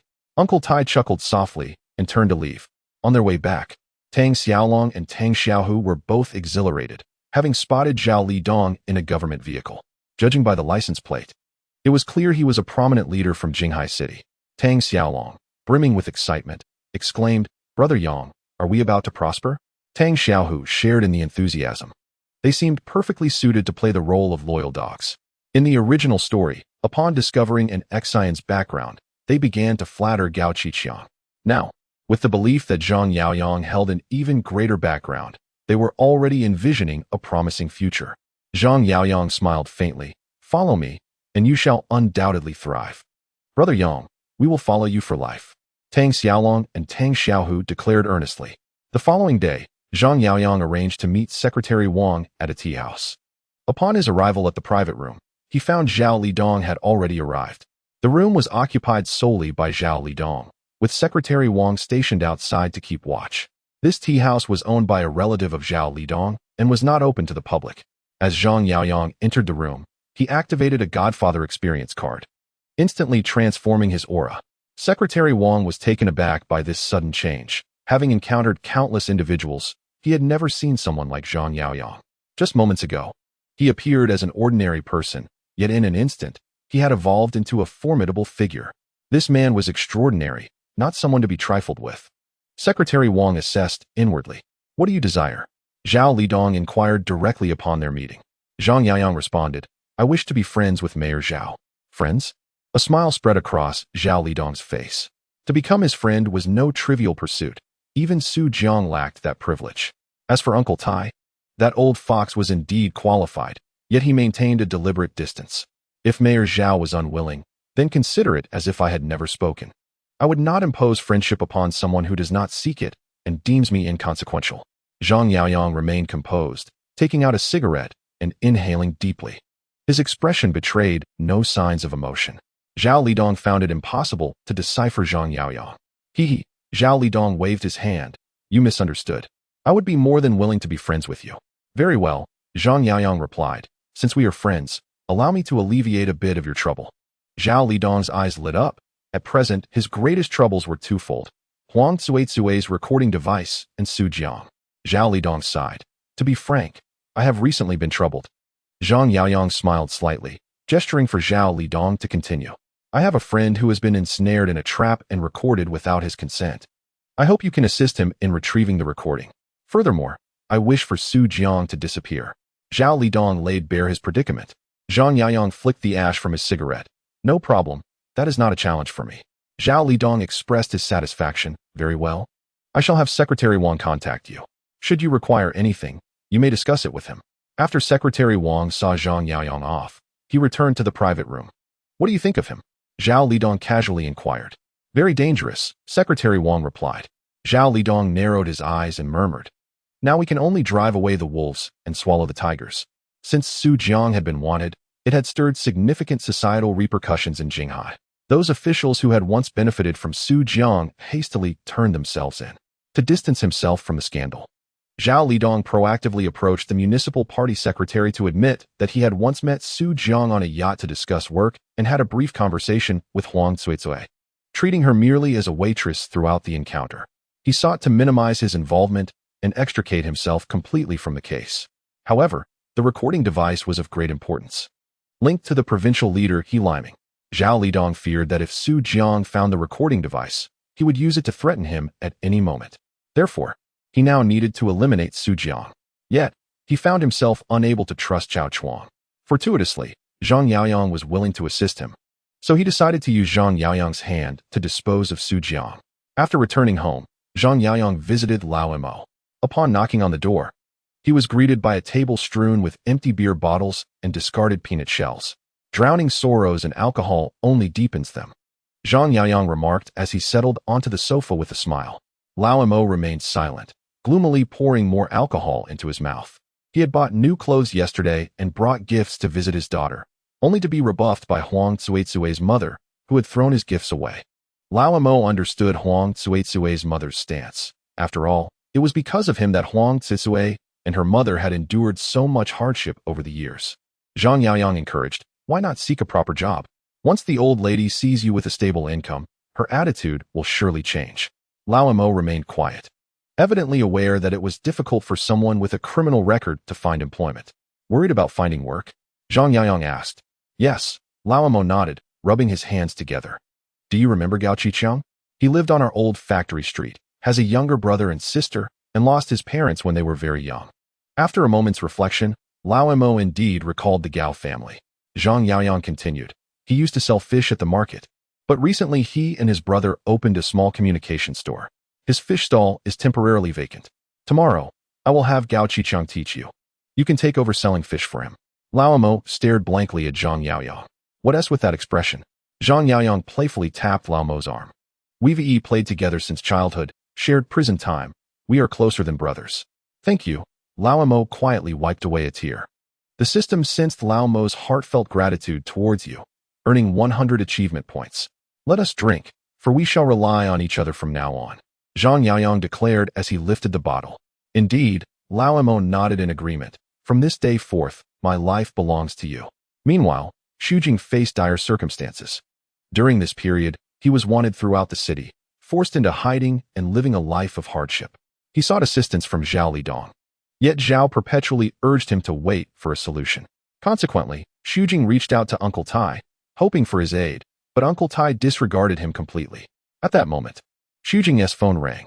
Glancing at the caller ID, he saw it was Secretary Wang. He answered the call. As soon as the connection was made, Secretary Wang's voice came through. Mr. Su, in 3 days, the leadership will hold a commendation ceremony for the Jinghai City Criminal Police Team, and on that day, arrangements will be made for your departure from Jinghai. Thank you, esteemed leader, and thank you, Secretary Wang.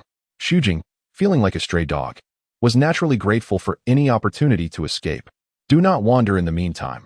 Await my notification, Secretary Wang said with a cold smirk before hanging up. Gritting his teeth, Xu Jing quickly dialed Gao Qiqiang's number. After a brief wait, Gao Qiqiang's voice finally came through. Mr. Su, is there something you need? Gao Qiqiang remained cautious, aware of Xu Jing's wanted status and fearful of his unpredictable behavior. Xu Jing replied coolly, Gao Qiqiang, in 3 days, bring a firearm to the abandoned steel mill. If you dare not come, Your sister will meet a grim fate. Gao Qiqiang was taken aback by the threat. And do not think of hiding her or alerting the authorities. My men are watching her, Xu Jing concluded before ending the call. He was confident that Gao Qiqiang would comply, as he still held leverage over him concerning Tang Xiaolong's murder of an ex-scion. Gao Qiqiang broke into a cold sweat. Brother? Who was on the line? Gao Qiqiang approached, inquiring.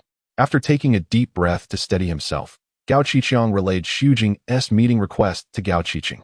I'm going to find Yang Gu, Gao Qiqiang responded immediately, his instinct leading him to Zhang Yaoyang. Gao Qiqiang did not dissuade him. He too believed that only Zhang Yaoyang could provide the necessary assistance. Gao Qiqiang and Gao Qiqiang closed the shop and contacted Zhang Yaoyang.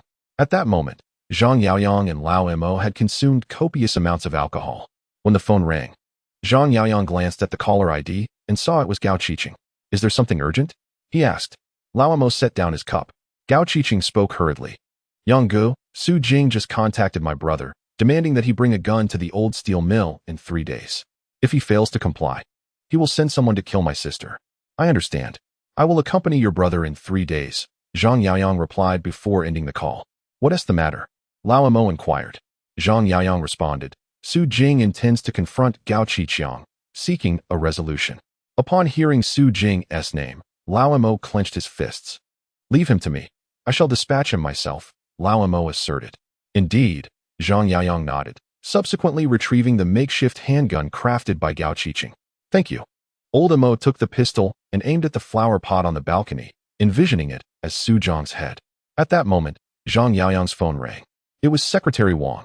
Zhang Yaoyang pressed the call button, and Secretary Wang's voice resonated through the line. Mr. Jiang, the leadership will hold a commendation conference in 3 days, at which most of the police from Jinghai will be present. I will arrange for Su Jiang to leave Jinghai, and the rest is up to you. Zhang Yaoyang ended the call. Although an ex-scion had died, Zhao Lidong intended to eliminate Su Jiang under the guise of the commendation conference. Zhang Yaoyang turned to Old Mo and said, let's go practice with the gun tomorrow. Ding.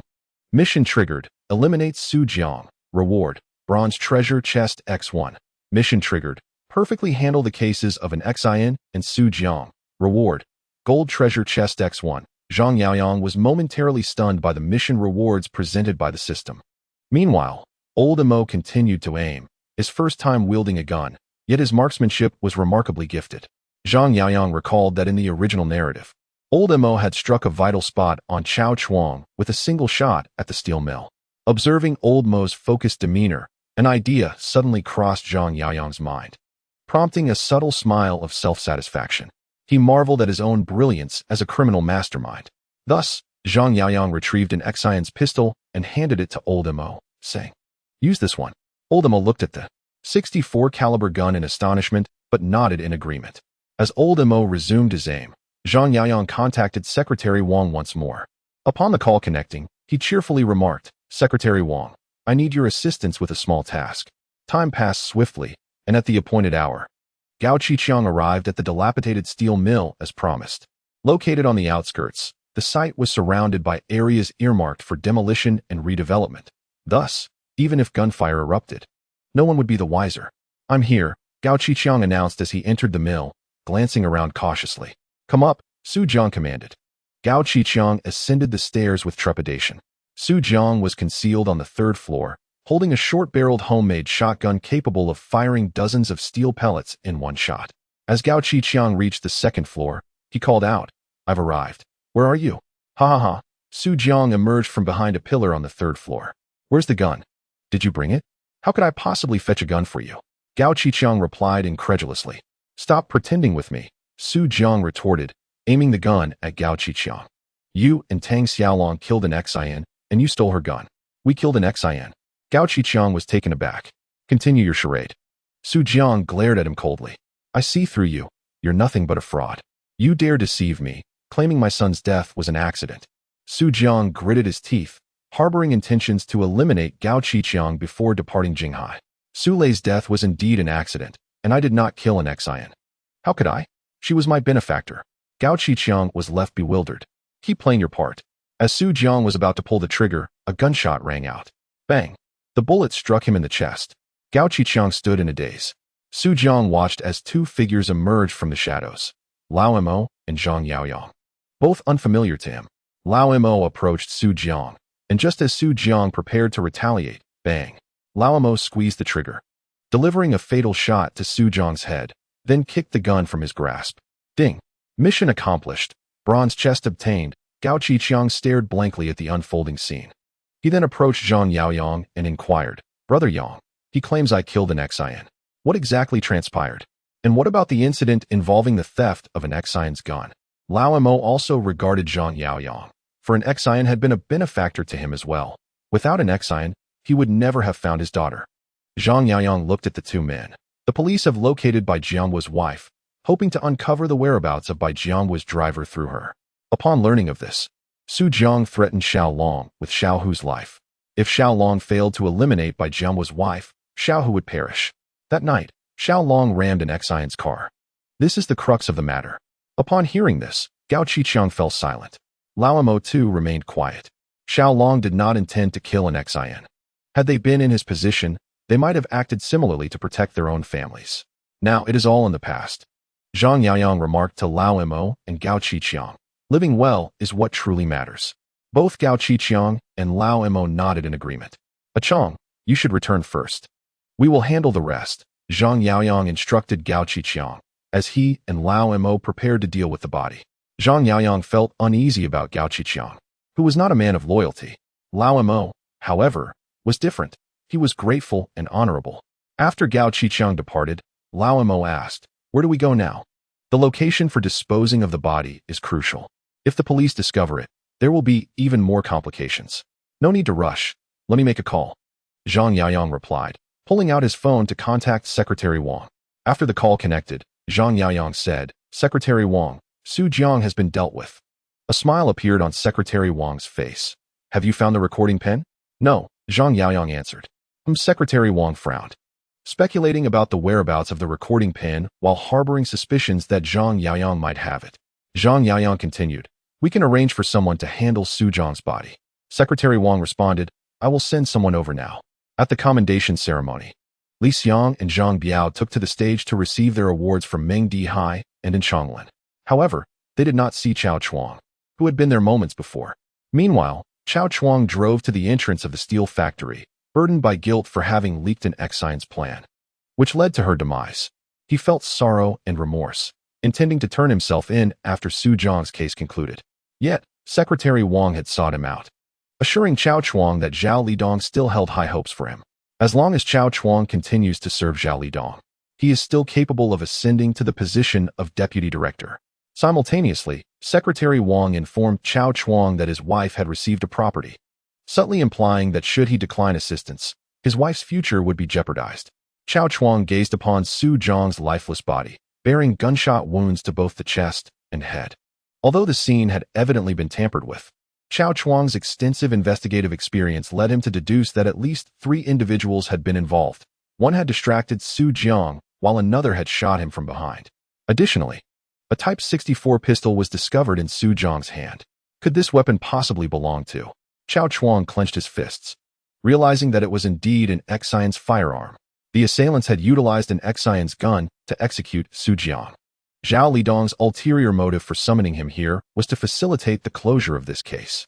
Both Su Jiang's and an Xian's cases were to conclude on this very day. A perfect resolution for 2 cases in one fell swoop. Zhao Lidong was truly calculating. Just then, Chao Chuang's phone rang. It was Secretary Wang. Upon answering, Wang's voice resonated through the line. Captain Chao. No, Deputy Director Chao. When will corrupt officials confess or express remorse? Typically, it occurs when one finds themselves cornered or ensnared in an interrogation chair. Chao Chuang was neither in a dire predicament nor under investigation. Faced with the prospect of becoming deputy director, he ultimately chose to succumb to corruption. Let this case conclude here. After all, the mastermind behind the plot to eliminate an Xian was Su Jiang, who was now deceased. After a moment of contemplation, Chao Chuang replied, Thank you, leader. I am grateful for your recognition. Indeed, having our own people within the police force facilitates our endeavors, Wang's secretary proclaimed with satisfaction. As Chao Chuang reached his decision, Zhang Yaoyang received a system prompt echoing in his mind. Ding. Task completed. Received bronze chest X1. Task completed. Received gold chest X1. Zhang Yaoyang gazed at the golden chest, suppressing his excitement. He had not opened a bronze chest recently, intending to save tin before doing so. However, he was eager to open the gold chest first, as the probability of acquiring exceptional skills or items was higher with the initial opening. Open the gold chest, Zhang Yaoyang silently urged himself. Acquired 8 Extremes Fist Master. Instantly, a phrase echoed in his mind. With literature, Tai Chi brings peace to the world. With martial arts, 8 Extremes establishes order. Subsequently, an image of a shadowy martial artist repetitively practicing 8 Extremes Fist filled his thoughts, showcasing the techniques of striking, assisting, squeezing, leaning, breaking, and shaking to perfection. Zhang Yaoyang felt a powerful energy emanating from his heels, coursing through his waist and fingertips, as he moved with a force akin to shaking the heavens and stomping the earth. With Su Jiang's demise, the case was finally resolved. For the police, both the Huang Tsuetsue case and the Xian case had reached their conclusion. Moreover, the political sphere of Jinghai City breathed a sigh of relief with Su Jiang's death. Their troubles would not surface for the time being. The show must go on. The revelry and indulgence would continue unabated.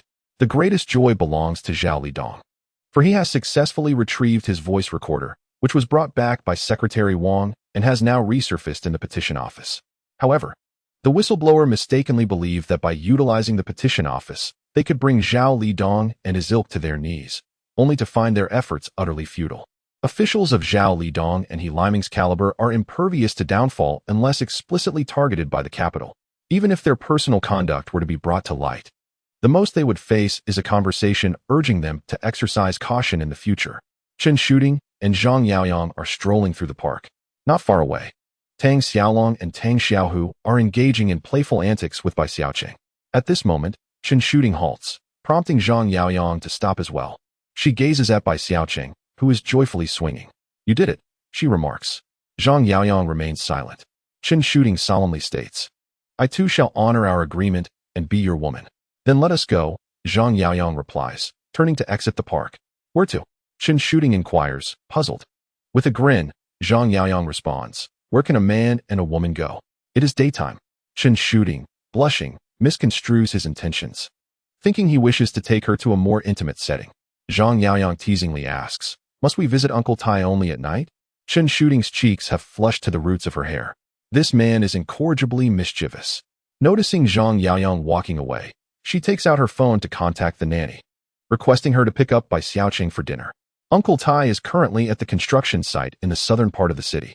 Chen Shooting drives Zhang Yaoyang there. At this moment, Uncle Tai is inspecting the progress of the site, flanked by a throng of individuals, including executives from the construction group and project personnel. In this era of rapid urbanization, the quicker the project progresses, the swifter the expansion. Uncle Tai is unlike Su Jiang. While Su Jiang is still mired in the old ways of violence and rivalry, Uncle Tai has already grasped the pulse of the times. It must be said that Uncle Tai possesses remarkable foresight. This era enjoys the support of national policies, riding the wave of opportunity. Nowadays, real estate companies are emerging rapidly, competing on development speed and land reserves. The more land one accumulates, the more financing developers can secure from banks to further their ventures. Consequently, achieving billions, trillions, or even tens of trillions is no longer a dream. As for Su Jiang, he remains entangled in vice. Such pettiness is laughable. "Dad!" Chen Shooting exclaims as she spots Uncle Tai from a distance, rushing towards him with a beaming smile, akin to a daughter returning to her familial home. "Oh, it's Tingting." Uncle Tai joyfully embraces Chen Shooting, embodying the warmth of a loving father. At this moment, Zhang Yaoyang approaches as well. Uncle Tai turns his attention to Zhang Yaoyang, who, upon exiting the vehicle, has already activated the Godfather experience card. In Chen Shooting's eyes, Zhang Yaoyang has once again transitioned between personas.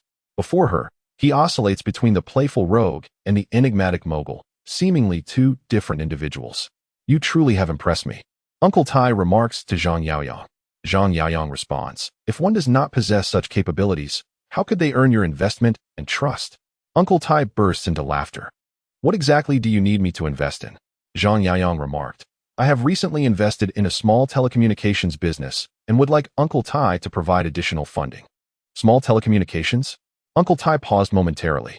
At that moment, Uncle Tai's secretary leaned in and explained, It is a type of phone akin to a mobile device, albeit with inferior signal quality.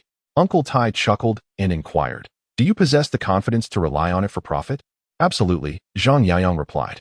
"As long as the third-generation technology has not emerged, the small telecommunications device will be revered like a deity." It is essential to remember that in the year 2000, mobile phones were not only expensive but also required a substantial fee to connect.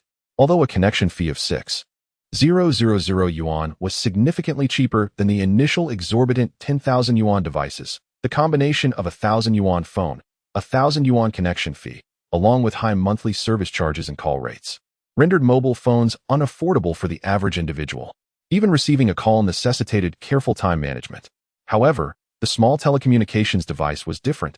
Its cost was under 1,000 yuan, with the first 3 minutes costing only 20 cents, and receiving calls was free, making it accessible even for those in modest employment. Observing Zhang Yaoyang's unwavering confidence, Uncle Tai inquired, "How much are you seeking for investment?" "The more, the better," Zhang Yaoyang responded. Uncle Tai laughed heartily, nodded, and instructed his secretary, "Transfer him 5 million. "Understood," the secretary acknowledged. "Will you still have confidence in repaying 6 million in a month?" Uncle Tai asked Zhang Yaoyang. "Of course," Zhang Yaoyang assured, brimming with confidence, aware that this was Uncle Tai's test of his resolve. "If you need money, you can come to me." On their way back, Chen Shooting asked with a puzzled expression, 5 million is not a trivial sum. If it fails, how will Zhang Yaoyang repay it? After all, in this era, property in Beijing and Shanghai is only 3,000 yuan per square meter. Zhang Yaoyang replied, "You could also lend me 5 million. Chen Shooting was left speechless. "I hope your small telecommunications venture brings you prosperity." Zhang Yaoyang confidently declared, "Trust me, I will double this amount. Moreover, I will earn Uncle Tai's trust." Chen Shooting asked, "All right, where are we going now?" Zhang Yaoyang responded, "To a hotel." Upon hearing the destination, Chen Shooting's cheeks flushed. She reduced her speed. "It's an inevitable affair, why be shy?" Zhang Yaoyang remarked. "Who is shy?" Chen Shooting retorted, casting a glare at him. "I was merely pondering which hotel to choose." "You can pull over and think it through," Zhang Yaoyang suggested, admiring her demeanor, which made Chen Shooting feel both bashful and irritated, displaying a side of herself she had never shown before. "No need. There's a hotel ahead. And the owner is a good friend of mine." As she spoke, Chen Shooting pressed the accelerator, and the BMW sped toward the hotel. "I'll head to the restroom first. You go check in and let me know the room number," she instructed before hastily making her way to the ground floor restroom. Still shy, Zhang Yaoyang smiled faintly, then proceeded to register with his identification. Once he had secured the room, he sent a text message to Chen Shooting containing the room number. Upon receiving the message in the restroom, Chen Shooting promptly ascended the stairs. Fortunately, no acquaintances were encountered in the elevator. As Chen Shooting entered the room, Zhang Yaoyang removed his shirt and asked, "Shall I go first, or will you? Or shall we go together?" Chen Shooting paused briefly, replying, "Then I'll wash up first." Zhang Yaoyang walked past her, and she seated herself, retrieving a cigarette. Perhaps the lighter was faulty. After several attempts, it failed to ignite. Suddenly, a crisp sound of the lighter echoed, and a silver lighter appeared before her, illuminating her cigarette. It was lit, yet in the next moment, the distinct aroma of Marlboro enveloped her lips. The ensuing sounds became a blur to Chen Shooting, her mind rendered blank. Over an hour later, Zhang Yaoyang held Chen Shooting in his embrace, as she lay quietly within his arms. "Do you genuinely believe that Shaoling Tong can be profitable?" Chen Shooting's cheeks flushed, her hair slightly damp. "Of course," Zhang Yaoyang replied with a smile. "Have you conducted any market research?" she inquired earnestly. Now that she had become Zhang Yaoyang's woman, it was only natural for her to assist her partner by overseeing his business affairs, a duty she felt compelled to fulfill. Zhang Yaoyang gently caressed her hair, assuring her, "Rest assured, there will be no issues." "One must never be blindly overconfident in business," Chen Shooting cautioned. "Fear not. I know precisely when to halt," Zhang Yaoyang responded, well aware of the evolving times in Huaxia. Unlike Gao Qiqiang, who hoarded a substantial stock in 2006, he was prudent. "Allow me to help you find a storefront and warehouse," Chen Shooting proposed. "I am more familiar with this aspect than you." Zhang Yaoyang acquiesced. "Very well. I entrust this to you." In the old factory district, Zhang Yaoyang summoned brothers Gao Qiqiang and Gao Qiqiang. He offered a cigarette to Gao Qiqiang, who gratefully replied, "Thank you, Brother Yang. From tomorrow onward, Qiangxing Shaoling Tong will temporarily close its doors, Zhang Yaoyang stated while smoking. Why? Gao Qiqiang queried, perplexed. He had assumed that with Su Zhang's demise, good fortune would follow. Gao Qiqiang harbored no grand ambitions. He merely wished to safeguard his business. Especially since Shaoling Tong was quite lucrative, capable of generating in mere months what an ordinary person could not earn in a lifetime. Gao Qiqiang had yet to inform Gao Qiqiang about the transfer of shares. Chang, I haven't disclosed everything to you yet, Zhang Yaoyang remarked, glancing at Gao Qiqiang. Brother, I have already transferred 70 of the shares to Brother Yang, Gao Qiqiang disclosed. What? Gao Qiqiang's voice suddenly escalated. Chang, do not be too agitated, trust me. By sticking with me, you will fare better, Zhang Yaoyang soothed, taking a sip from the teapot and pouring water into cups. Observe this cup, he directed. As Gao Qiqiang and Gao Qiqiang watched intently, the cups soon overflowed with tea. A single cup can only hold so much water. Therefore, we need multiple cups. Zhang Yaoyang continued, pouring water into other cups. The business in Jinghai cannot be sustained by just one store, do you understand? Gao Qiqiang nodded, comprehending the rationale behind his words. Zhang Yaoyang declared, I intend to simultaneously open 10 stores, significantly expanding our little Lingtong business. Gao Qiqiang and Gao Qiqiang were taken aback by this proclamation. Was it not too extravagant to launch 10 stores at once? This was merely the beginning. And you shall be the management, while your staff will also partake in the administration. As long as you work diligently, I shall grant you a 5% profit share from each store. The more stores we open and the more merchandise we sell, the greater your earnings will be. Zhang Yaoyang began to paint a picture of prospects for Gao Qiqiang and Gao Qiqiang. Gao Qiqiang mentally calculated, brother, following Changgu will surely lead to greater wealth. Gao Qiqiang echoed this sentiment. Zhang Yaoyang continued, of course, if you are unwilling, you may sell me your shares in the stores and then reopen them. However, at that point, we cannot remain friends. Without friendship, we become adversaries. Gao Qiqiang, not one to be easily fooled, quickly smiled and said, Brother Yang, please do not jest. We would never engage in such folly. Let us earn money together. Upon concluding his remarks, Zhang Yaoyang began to order dishes. With Chen Shooting's assistance, he initiated a replication model. He intended to use Changsheng Little Ling Tong as a template and was preparing to launch 10 exclusive Little Ling Tong stores simultaneously on the same day. Thanks to Zhao Lidong's support, regulatory bodies concerning sanitation, fire safety, streets, and taxes posed no obstacles. Concurrently, Zhang Yaoyang instructed Gao Qiqiang, Gao Qiqiang, and the employees of Changsheng Little Ling Tong to commence training for the sales personnel. He informed them that from this day forth, there would be no more Changsheng Little Ling Tong. They would all be part of the management of Yaoyang Communications. In the first 3 days leading up to the opening, Zhang Yaoyang said to Chen Shooting, please contact the printing house to produce flyers. Curiously, Chen Shooting asked, are the flyers promoting Little Ling Tong? Zhang Yaoyang replied, the flyers will not only highlight the functions and features of Little Ling Tong, but will also include 2 lines of text. What text? One line will state that on opening day, customers presenting the flyer can claim a bag of 5 kilograms of rice, while supplies last. The second line will assert that the rights to interpret this promotion are reserved by Yaoyang Communications. Upon hearing this, Chen Shooting's eyes lit up. You are truly a genius, she exclaimed. Ordinary people would likely discard the flyer, but with the promise of 5 kilograms of rice printed on it, the flyer becomes valuable. I believe everyone who receives it will treasure it, eagerly awaiting the opening day for their redemption. People are naturally drawn to gatherings. Even those without a flyer will flock to busy locations. As long as we can attract a crowd, we need not worry about foot traffic. With foot traffic, any business will thrive. Go ahead and arrange it, Zhang Yaoyang instructed Chen Shooting. Nodding, she promptly contacted the printing house.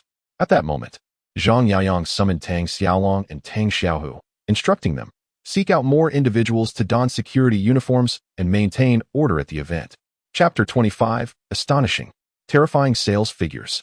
Since Su Zhang's demise, Bai Jinhan had been sealed by the court, awaiting auction for its release.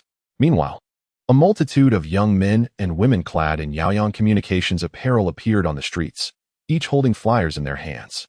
Zhang Yaoyang did not elaborate on the matter of the rice distribution. These details were supplemented by Chen Shooting. Rice was being distributed. Rice was being distributed. The young men and women, armed with flyers printed overnight, shouted on the streets. Passers-by paused in curiosity, particularly the elderly, who were the first to gather. Is rice really being given away? Count me in.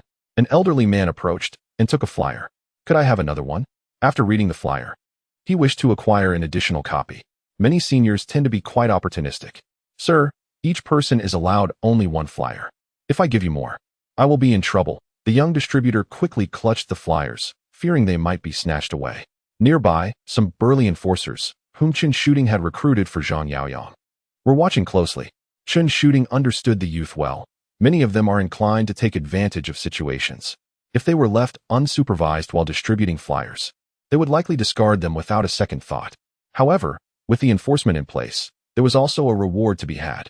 If they distributed the flyers as required, their wages for the day would be doubled.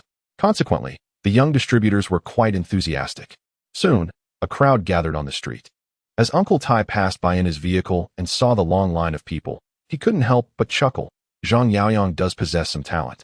On the opening day, Tang Xiaolong and Tang Xiaohu had brought many individuals, all of whom were local toughs. They wore matching security uniforms and stood at the entrance of the store. Though the doors had yet to open, the area was already filled with people. Zhang Yaoyang and Chen Shooting had no intention of entering the store, instead observing from a distance. Gao Qiqiang and Gao Qiqiang were preparing for the grand opening. Bags of rice were being unloaded, along with bottles of oil. This was a suggestion from Chen Shooting. After all, people are drawn to bargains. On the first day of business, not only could one obtain rice with a flyer, but purchasing a device also entitled them to a bottle of cooking oil. At that moment, the rice was piled high like a mountain, and the oil formed a pyramid shape. Purchasing a small communication device also came with a bottle of oil, a significant value indeed. The enticing gifts stirred excitement among the crowd. The grand opening of Yaoyang Communications was marked by the unveiling of the sign by Gao Qiqiang, accompanied by the sounds of firecrackers and celebratory cannonades. Form an orderly queue to receive your items. Under the watchful eyes of formidable security personnel at the entrance, people lined up without chaos.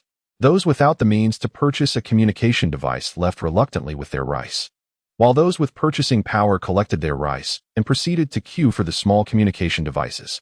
Observing the bustling scene within the store, Zhang Yaoyang smiled and asked Chen Shooting, "How many do you think we can sell in a few days? Selling 1,000 today should pose no issue." Chen Shooting replied after reviewing the ledgers from Qiangxin Communications, which had sold 215 devices on its opening day. Given the promotional efforts of Yaoyang Communications and the current foot traffic, a conservative estimate would be around 1,000. "I believe we will exceed 3,000, Zhang Yaoyang asserted. 3,000? In a bustling metropolis, there may still be hope, but Chen Shooting remains skeptical. Although Jinghai City boasts a considerable population, it pales in comparison to provincial capitals. Just wait and see. Zhang Yaoyang picked up his phone and dialed Gao Qiqiang. At that moment, Gao Qiqiang was overwhelmed, with a throng of customers crowding the counter. Fortunately, security was on hand to maintain order, otherwise, chaos would have ensued. Hearing his phone vibrate, Gao Qiqiang retrieved it. "Brother Yang, what can I do for you?" he inquired. Zhang Yaoyang replied, "Inform the team that today, customers purchasing devices can recommend new clients using their purchase invoices to receive a cash reward of 50 yuan. If they refer 3 new clients, they will earn 200 yuan. Chen Shooting was taken aback, witnessing such a novel approach to business for the first time. Zhang Yaoyang employed an internet-based method for acquiring new users, commonly referred to as the money sprinkling model. Although the profit margins for the PHS devices were slim, the strategy of low prices for high volume promised substantial cash flow in the short term. Additionally, a single device's network fee could yield a profit of 120 yuan. The business opened at 9 in the morning and continued until 11:30 at night. The sales figures from 10 stores were compiled. Despite some areas experiencing low foot traffic, the 10 locations collectively sold 25,412 units, a truly astonishing figure. The profit margin for each PHS device was 150 yuan, with the network fee at 120 yuan, leading to a profit of 270 yuan per unit sold. After accounting for the costs of rice and oil, rice at 0.8 yuan per jean and oil at 40 yuan per barrel, Gao Qiqiang diligently calculated today's profits on his computer. Zhang Yaoyang smoked a cigarette, while Gao Qiqiang, Tang Xiaolong, and Tang Xiaohu eagerly awaited the results, their excitement palpable. Standing beside Zhang Yaoyang, Chen Shooting was equally astonished. The day's sales were indeed staggering. Though the final profit had yet to be calculated, The profit per PHS device was 270 yuan, and with 25 for 112 units sold. The total profit for the day reached an astounding 86 million yuan. Even after settling with Uncle Tai, it would still suffice. At that moment, Zhang Yaoyang's phone rang. He glanced at the screen. It was Uncle Tai. Chen Shooting nodded gently. He recognizes your success. With a smile, Zhang Yaoyang answered the call. Congratulations on your new store opening. Uncle Tai said with warmth. Zhang Yaoyang responded, I owe it all to your support, Uncle Tai. Uncle Tai continued, come see me tomorrow. I have matters to discuss with you. Understood, Zhang Yaoyang replied, hanging up. What did he say? Chen Shooting inquired. Uncle Tai wants to meet with me tomorrow, Zhang Yaoyang informed her. A radiant smile blossomed on Chen Shooting's face as she embraced Zhang Yaoyang, whispering in his ear, you will surely astonish him. This is just the beginning, Zhang Yaoyang replied, holding her close. I want you to know just how remarkable I truly am. Chen Shooting softly acknowledged, I know. You are already impressive. Gao Qiqiang, Gao Qiqiang, and the others looked on at Zhang Yaoyang and Chen Shooting, their faces adorned with smiles. Brothers and sisters, tonight I shall treat you all to a feast, Zhang Yaoyang declared to Gao Qiqiang and the others. Thank you, Brother Yang. Thank you, Brother Yang. Tang Xiaolong, Gao Qiqiang. And the sales staff in the store, along with the security personnel outside, wore expressions of heightened delight. Furthermore, each person was to receive a red envelope containing 500 yuan tonight. After Zhang Yaoyang made the announcement, cheers erupted. Wow. Oh wow. Long live Brother Yang. Long live Brother Yang. By 11:30, the streets surrounding Yaoyang Communications buzzed with excitement. The following day, Chen Shooting, linking arms with Zhang Yaoyang, accompanied him to Taishu Villa. At that moment, Uncle Tai was fishing by the lakeside. Godfather, Uncle Tai, Chen Shooting, and Zhang Yaoyang greeted him in turn. Please, have a seat. Uncle Tai gestured towards a nearby chair. Zhang Yaoyang and Chen Shooting each took a seat, and the secretary brought forth 2 fishing rods. They each took one and joined Uncle Tai in his fishing endeavor. With a smile, Uncle Tai remarked, your performance yesterday was indeed surprising.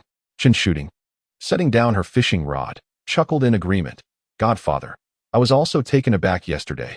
Customers surged into the store like waves from morning till night, clamoring to purchase phones, which even caused traffic congestion.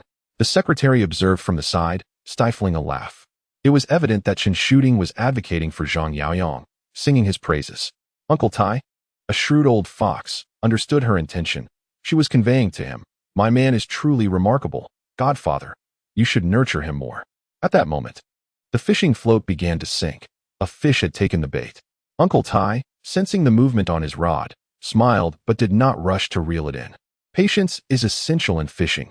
As the saying goes, a long line catches a big fish. This was his philosophy for survival. What a sizable fish. Godfather, you are impressive. Chen Shooting complimented.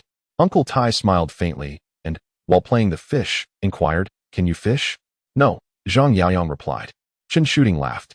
Then you must come often to learn from Godfather. Uncle Tai continued with a smile. What do you think is the most important aspect of fishing? After a moment of contemplation, recalling advice from online fishing enthusiasts, Zhang Yaoyang answered, it is about resources. Indeed, Uncle Tai responded. The first step in fishing is to have the right mindset. One must shed the notion that fishing is merely a matter of luck. Chen Shooting listened attentively. As did the secretary. I believe your ability to earn such substantial sums in a day is certainly not due to chance. Uncle Tai remarked as he handed the fishing rod to Zhang Yaoyang. Here, give it a try. They had now reached the stage of playing the fish. And soon it would be time to net it after exhausting its strength. However, many falter during this process. Zhang Yaoyang grasped the rod, recalling from the fishing videos that the primary goal of playing a fish is to tire it out rather than to haul it in immediately. He bent the rod into a bow shape, using its flexibility to control the fish's frantic movements. Observing Zhang Yaoyang's adept handling, Uncle Tai nodded in approval. After some time, when the fish began to show its belly, Zhang Yaoyang started to reel it in and netted it successfully. Well done. Your ability to learn is impressive, Uncle Tai praised. Zhang Yaoyang smiled modestly. At that moment, Uncle Tai inquired, what do you believe is the essence of real estate? Speed and land, Zhang Yaoyang replied. Uncle Tai then asked, what are your thoughts on the future development prospects of real estate?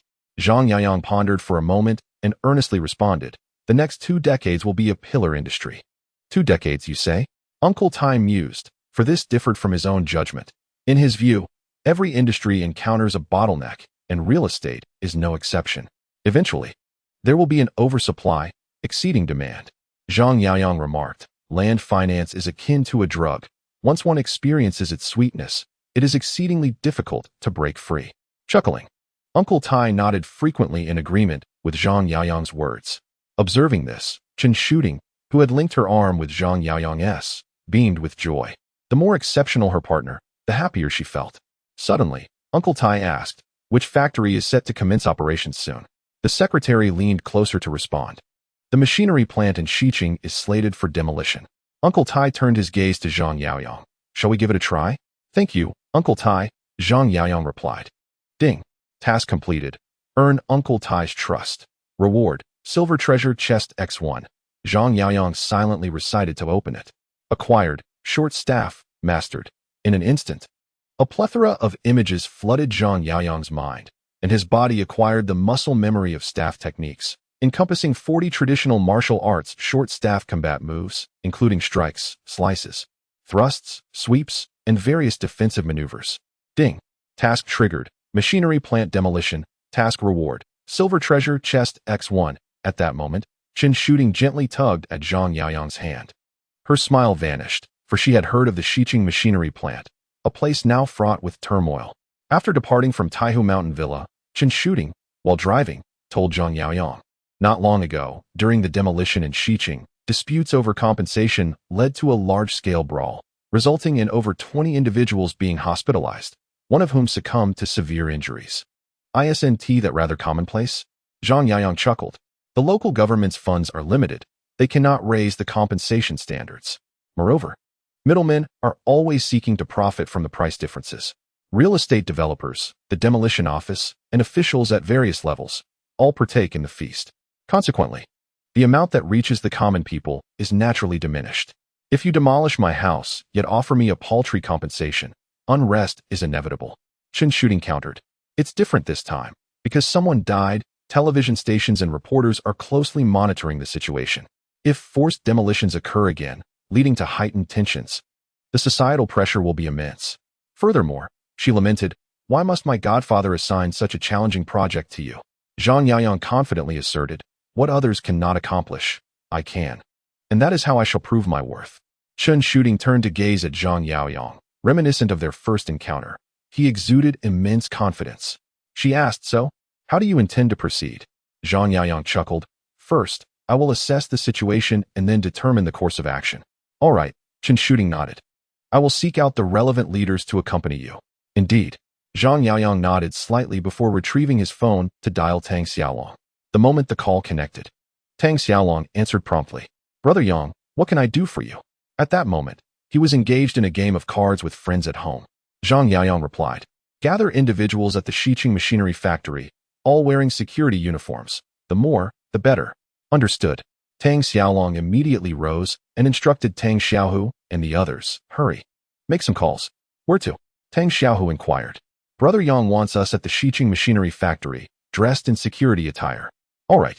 Without delay, Tang Xiaohu and the others took out their phones to make calls. Kaitu, head to the Qiqiang machinery factory and bring your friends. It's Brother Yang's task. Akai, go to the Qiqiang machinery factory. You and your classmates should come. It's Brother Yang's task. Awang, gather your cousins at the Qiqiang machinery factory. It's Brother Yang's task. In no time, Tang Xiaolong and his group had summoned over 100 individuals. These were all ruffians, belonging to the idle elements of society. As long as there was money involved, they were willing to do anything. Chapter 27. Confrontation Scene. Yaoyang, allow me to introduce you. This is District Chief Li from Haifeng District. This is Director Liu from the Urban Construction Bureau. And this is Director Ma from the Funing Street office. Chen Shooting introduced the leaders from Haifeng District one by one.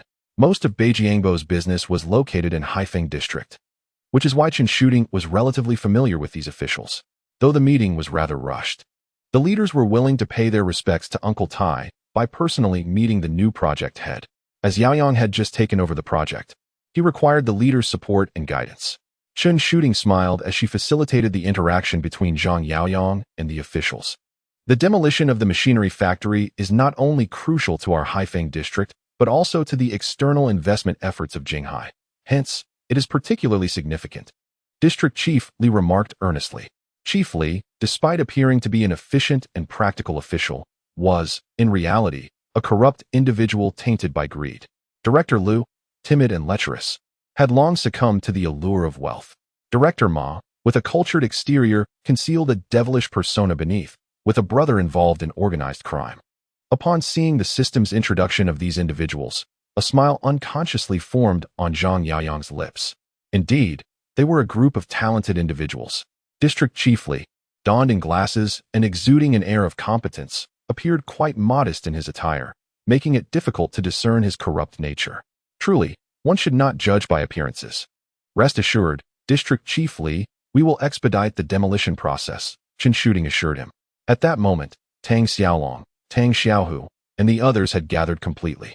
The individuals they summoned had all changed into security uniforms, each wielding a rubber baton. They stood in formation, akin to a military drill. Stand at attention, Tang Xiaolong commanded, surveying the crowd. Listen up, as long as Brother Yang is satisfied, everyone will earn money. Understood. The crowd responded in unison. The previous day marked the opening of Yaoyang Communications, offering each individual a daily wage of 200 yuan, along with a 500 yuan bonus. Today, we embark on our work with a remuneration of 200 yuan. It is noteworthy that in the year 2000, the per capita income in Jinghai City was merely 784 yuan. In just 2 days, one could earn what an average person would make in an entire month. As long as the payment is sufficient, they are willing to undertake any task. Upon seeing that the lineup was organized, Tang Xiaolong took out his phone to report to Zhang Yaoyang. Once the call connected, he said, "Brother, everyone is gathered. Please hold on while I make arrangements." "Understood," replied Zhang. With a smile, Tang Xiaolong ended the call and addressed the crowd. "Please wait a moment." Chen Shooting, linking arms with Zhang Yaoyang, followed Ma Guiqing into the premises of the Jinghai City Machinery Factory. This demolition covers a vast area, encompassing the factory grounds and its dormitories. The access roads to the factory were barricaded by workers using trucks, tables, chairs, and steel bars. Noticing Zhang Yaoyang and his group approaching, the elderly man at the guardhouse rang the bell at the entrance. Ding ding ding. As the sound echoed, a throng of individuals brandishing sticks charged forth, their numbers substantial, at least in the hundreds. These individuals were the factory workers, rendered jobless after the machinery plant's bankruptcy. Some had graying hair, and even the younger ones were aged over 40. The situation was tense, with the workers' emotions running high, rendering negotiation impossible. Ma Guiqing remarked to Zhang Yaoyang. The workers are in no mood to talk. Zhang Yaoyang surveyed the gathering of workers and dialed Tang Xiaolong's number, instructing, "Bring the people here." Understood. Following Zhang Yaoyang's command, Tang Xiaolong sprinted over with more than 100 individuals. Observing this youthful assembly, Li Changzhong, Ma Guiqing, and Lu Jianjun displayed faint smiles, perceiving that Zhang Yaoyang was preparing for confrontation. Previously, Uncle Tai's subordinates had clashed with the workers. Chen Shooting cautioned, "I see reporters." "I am aware," Zhang Yaoyang nodded. Then approached Tang Xiaolong and the others, stating, "Follow me." He then led his group directly towards the workers. At this moment, Zhang Yaoyang activated the Godfather experience card, and his presence dramatically transformed. As the workers noticed Zhang Yaoyang approaching with his entourage, they gripped their weapons tighter, readying themselves for conflict. "I am Zhang Yaoyang," he announced. "Who is your leader? Or who speaks on your behalf?" The workers turned their gazes toward a middle-aged man, who stood around 6 feet tall, only slightly shorter than Zhang Yaoyang. The man stepped forward, asking, "What do you wish to discuss?" This was Lin Guodong, a veteran known for his straightforwardness, unyielding to pressure, and a firm believer in justice. Zhang Yaoyang began, "The demolition is a government project, and regardless of resistance, the machinery factory will ultimately be dismantled. Therefore, you may articulate your demands, such as the compensation you seek." The workers exchanged glances, and Lin Guodong asserted, "First and foremost, we demand that the perpetrators be brought to justice. Let them pay with their lives. Blood debts must be repaid in blood." At that moment, the relatives of the deceased cried out loudly. "What else?" Zhang Yaoyang inquired. Injured, before Lin Guodong could finish speaking, Zhang Yaoyang interjected, inquiring about their medical and nutritional expenses. Lin Guodong nodded in affirmation. Zhang Yaoyang further asked if there were any additional demands. A woman, without waiting for Lin Guodong to respond, hastily stated the need for compensation and relocation concerning the demolition. Zhao Lan, Lin Guodong's wife, known for her assertive demeanor and penchant for exploiting small advantages, spoke up. Zhang Yaoyang continued, asking if there were any further concerns. Lin Guodong pointed towards Li Changzheng and others in the distance, retorting, "Can you represent them?" At that moment, journalists within the crowd had already taken out their recording devices, recognizing the significance of the unfolding events. Zhang Yaoyang introduced himself seriously, stating, "I am Zhang Yaoyang, and I have recently taken on the demolition project for the machinery factory. I can only represent myself and my company." His words seemed to hold little weight. "You should bring Director Li here," he added. Indeed, discussing this with him is utterly futile. Among the crowd, some workers began to stir discontent. Zhang Yaoyang fixed his gaze on those instigators, asserting, "If you believe it would be beneficial to speak with them, you may approach them directly. Just walk over there." The instigators appeared as though they were being scrutinized by a predator, retreating in fear. Zhang Yaoyang then turned back to Lin Guodong, expressing his desire for a negotiation to resolve the conflict, hoping to avoid any bloodshed. "If you share this sentiment, let us sit down and converse." Lin Guodong surveyed those around him, and the workers nodded in agreement, indicating they were willing to hear Zhang Yaoyang out. Zhao Lan whispered to Lin Guodong, "Let us see what he has to say." Lin Guodong consented. "Very well, I shall speak with you." Zhang Yaoyang proposed they discuss matters at a nearby Hunan restaurant.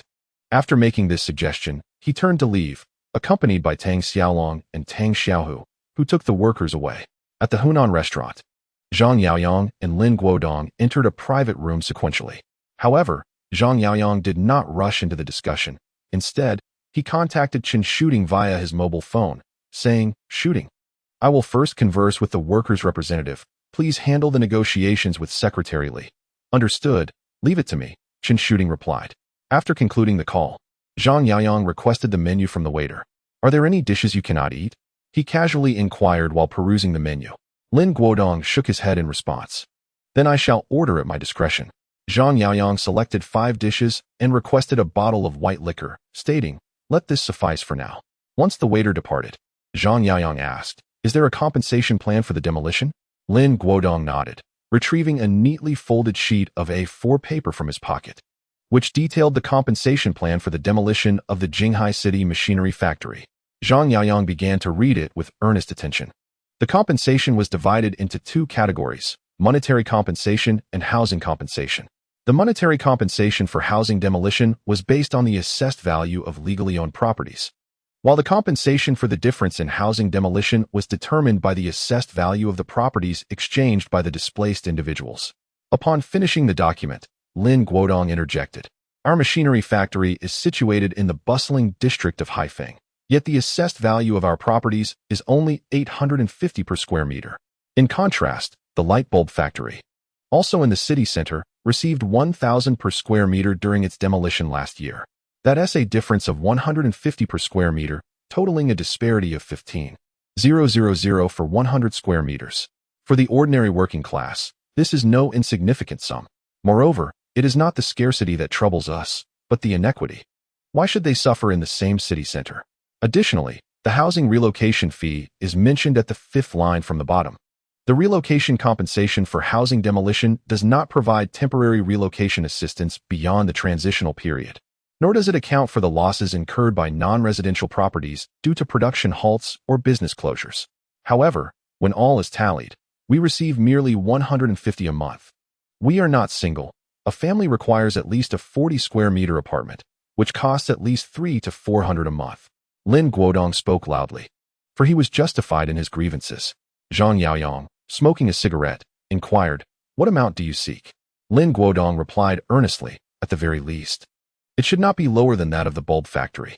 Zhang Yaoyang asked, "What was the response from the leaders?" Lin Guodong responded, "They said it was predetermined by the district and could not be altered, after which they sent you to enforce the demolition." As Zhang Yaoyang perused the compensation proposal, he acknowledged that the mechanical factory employees' compensation demands were not unreasonable. He extinguished his cigarette and said, "Here's the deal. Cooperate with the demolition, and I will find a way to negotiate the compensation." Lin Guodong shook his head, asserting, "Unless there is a leader's guarantee, complete with signature and seal, we will not consent to the demolition. I understand your concerns. However, remember my name. I am Zhang Yaoyang, and I stand by my word," Zhang Yaoyang declared, handing Lin Guodong his business card. Lin Guodong noticed the card bore the title of General Manager of Yaoyang Communications. Are you selling PHS devices? Lin Guodong recognized a nearby branch of Yaoyang Communications. I currently own 11 stores in Jinghai.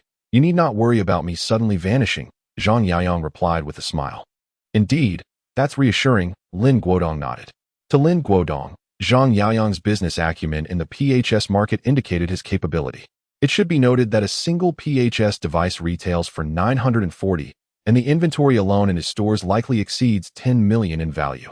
Thus, Lin Guodong felt a growing sense of trust towards Zhang Yaoyang. Ding. The system detects Lin Guodong's trust in you, earning 10 achievement points. I will discuss matters with the leaders. As for the deceased and injured, we will address each issue specifically. Does that sound agreeable? Zhang Yaoyang suggested to Lin Guodong. Yes, thank you. Lin Guodong expressed his gratitude. Ding. The system senses Lin Guodong's gratitude, earning 10 achievement points. After a brief toast, Zhang Yaoyang parted ways with Lin Guodong. Following their separation, Zhang Yaoyang sought out Chen Shooting and others. Chen Shooting was hosting Li Changzheng and others at a restaurant. How did it go? She inquired discreetly upon Zhang Yaoyang's return. Just minor issues. I have a grasp of it. Zhang Yaoyang smiled slightly. Feeling assured about the demolition plan based on the compensation proposal Lin Guodong provided. Surely, someone must have embezzled the demolition compensation funds, leading to inadequate compensation and the workers' violent resistance. Xiao Zhang, how did the negotiations fare? Secretary Li asked earnestly. Zhang Yaoyang responded, stating that they requested a compensation amount not lower than that of the bulb factory. Li Changzheng nodded in agreement, saying he understood. However, the district's finances were also strained.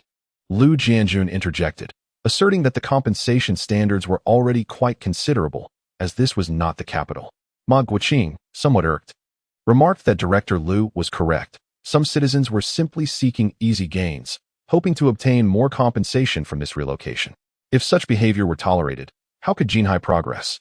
Observing the reactions of the three, Zhang Yaoyang concurred, affirming that the leaders were right. He too believed the relocation compensation was excessively high. Lu Jianjun and Ma Guoqing exchanged a glance, both satisfied, thinking Zhang Yaoyang was akin to the representative sent by Uncle Tai earlier. Shooting, please arrange for other activities. I will treat the leaders to a relaxing evening, Zhang Yaoyang instructed Chen Shooting. Nodding in acknowledgement, Chen Shooting rose to make the arrangements. By the time Zhang Yaoyang returned to Chen Shooting's home, it was already 2 a.m, and the scent of alcohol clung to him, clearly indicating he had indulged. Chen Shooting first helped Zhang Yaoyang remove his shoes and socks, then brought out a hangover remedy and prepared foot-soaking water. You must be exhausted. Dealing with them is no easy task, she said gently while washing his feet.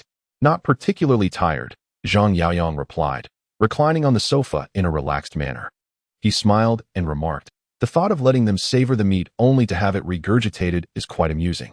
Regurgitated? Chen Shooting's face was filled with confusion. Zhang Yaoyang nodded, explaining, according to last year's compensation standards, the mechanical factory was at least 150 lower per square meter and with over 10,000 households. This compensation represents a substantial sum. If they do not relinquish it, then we will be forced into the role of villains. What have we become? A mere chamber pot? He scoffed. In truth, each year, relocation issues arise primarily due to one reason: the imbalance of interest distribution. The government seeks to minimize costs while maximizing the financial benefits from land. Additionally, some corrupt officials line their pockets in the process. Consequently, the funds available are already scant, and even less reaches the common people, which inevitably exacerbates tensions. Chen Shooting inquired, what do you intend to do? Zhang Yaoyang pinched her nose playfully, saying, you should not involve yourself in such matters. Understanding his meaning, Chen Shooting refrained from further questioning. When she went to dispose of the foot-soaking water, Zhang Yaoyang sent a text message to Lao Mo. Lao Mo, I am craving fish. In the old factory street market, ever since the demise of Su Jiang, Lao Mo had taken to residing in the market, where his daily routine consisted of procuring seafood and selling fish. He was taciturn and did not engage with the surrounding vendors. However, they dared not provoke him. For figures like Tang Xiaolong and Tang Xiaohu referred to him as Brother Mo. Lao Mo was acutely aware that both the respect he commanded and the life he led were entirely due to Zhang Yaoyang, who was not only his brother but also his benefactor. Yet today, Lao Mo was absent from the fish stall, with a younger brother of Tang Xiaolong assisting in sales. Ding dong, ding dong, ding dong. Lao Mo pressed the doorbell. After a while, the grand door swung open. Chen Shooting gazed at the elderly Mo, who raised the fish in his hand. Delivering fish to Yang, Mo replied. The familiarity with which he referred to Zhang Yaoyang as Yang indicated a friendship between them. Chen Shooting smiled. Thank you, please come in. Mo removed his shoes and stepped into the villa. Where's the kitchen? He inquired. This way. Chen Shooting guided him to the kitchen. Upon entering, Mo skillfully began to prepare the fish, while Chen Shooting poured tea for him. After serving the tea, she called upstairs. Yaoyang, your friend has arrived. Moments later, Zhang Yaoyang descended from the upper floor. Mo had texted Zhang Yaoyang upon his arrival. Zhang Yaoyang retrieved 20,000 yuan in cash from the safe and placed it in a bag. Seeing this, Chen Shooting assumed Mo was there to borrow money, which seemed reasonable. As the saying goes, when one ascends, the chickens and dogs rise too. Given that Mo was a friend of Zhang Yaoyang, assisting him was only fitting. Chen Shooting was not a petty woman. She would not quibble over a sum of 20,000 yuan. Mo, don't rush, Zhang Yaoyang called out to the kitchen. Almost done, Mo skillfully finished preparing the fish, placed it on a plate, and washed his hands before stepping out. Have the aunt prepare the fish in soy sauce. Zhang Yaoyang instructed Chen Shooting, then turned to Mo, saying, let us head out. All right, Mo nodded. Under Chen Shooting's watchful gaze, Zhang Yaoyang and Mo exited the villa. Driving Mo's refrigerated truck, they arrived at an abandoned factory. A black van was parked inside. Opening the van, Zhang Yaoyang retrieved a set of new license plates. These plates were counterfeit, designed for one-time use. First, let us procure some identification, Zhang Yaoyang instructed Mo, who nodded in agreement. They then drove to the entrance of the train station, where advertisements for document processing were plastered everywhere, and vendors occasionally approached, peddling ID cards. Seated in the car, Zhang Yaoyang lit a cigarette, observing as Mo sought out a purveyor of forged documents. Need some documents, Mo called out to the forger. The forger, upon seeing Mo's appearance, beckoned him to follow. Mo trailed the forger into a narrow alley. What documents do you require? The forger asked. Producing a board filled with prices for various items, identity cards, graduation certificates, military IDs, police badges, health certificates, and driver's licenses. Mo replied. I need everything except the graduation certificate. Sure, I'll give you a discount. The forger grinned, indifferent to Mo's intentions for the forged documents. I need 3 identity cards. Mo stated. No problem. The forger nodded, glancing around before adding, come back here tomorrow to collect your items. With that, the forger turned and vanished into the alley. Returning to the car, Mo accepted a cigarette offered by Zhang Yaoyang, lighting it and taking a deep drag. Zhang Yaoyang inquired, how is your daughter's situation? Old Mo expressed his disappointment, stating that he had gone yesterday, but was still unwilling to meet him. Zhang Yaoyang placed a comforting hand on Old Mo's shoulder, suggesting, I will ask Shooting to facilitate communication. Women tend to understand each other better. Old Mo nodded in agreement. After Zhang Yaoyang returned, Chen Shooting inquired, so he is Old Mo? Zhang Yaoyang had frequently mentioned Old Mo to Chen Shooting, including details about his daughter, intending to familiarize her with Old Mo's presence. Nodding, Zhang Yaoyang settled onto the sofa as Chen Shooting approached from behind to massage his shoulders. She then asked, how is his daughter doing? Still unwilling to let him see her, Zhang Yaoyang replied, rubbing his head. By the way, you should accompany me this afternoon to speak with the elderly lady on Old Mo's behalf. Women can often bond easily. Chen Shooting nodded but playfully inquired, what about my compensation for this effort? Zhang Yaoyang chuckled, I'll reward you tonight. So annoying, she retorted with a smile, casting him a playful glance. Chen Shooting arrived at Huang Tsuetsue's residence, where Huang Tsuetsue's mother was drying sweet potatoes in the yard. Auntie, Chen Shooting greeted warmly as she walked into the yard. Who are you? Huang Tsuetsue's mother asked, puzzled.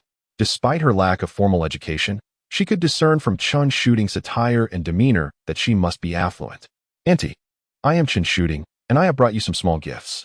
Chen Shooting presented an array of precious items, including bird's nest, shark fin, and sea cucumber. Huang Tsuetsue's mother had never encountered such opulence.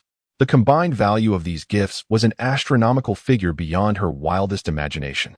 No, I cannot accept this. She hurriedly declined. Please, accept them.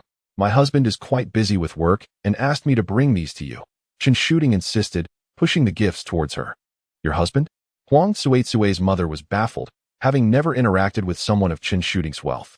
My husband is Zhang Yaoyang, a friend of old Mo, Chen Shooting explained, producing a business card. This is my husband's card. He has visited you before, do you remember? Him. Huang Tsue's mother recalled, remembering the time Zhang Yaoyang had just been released from prison. She had never anticipated that he would achieve such success so swiftly.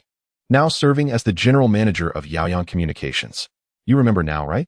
Chen Shooting smiled, adding, his company primarily sells mobile phones, and business has been exceptionally busy lately, which is why he couldn't come.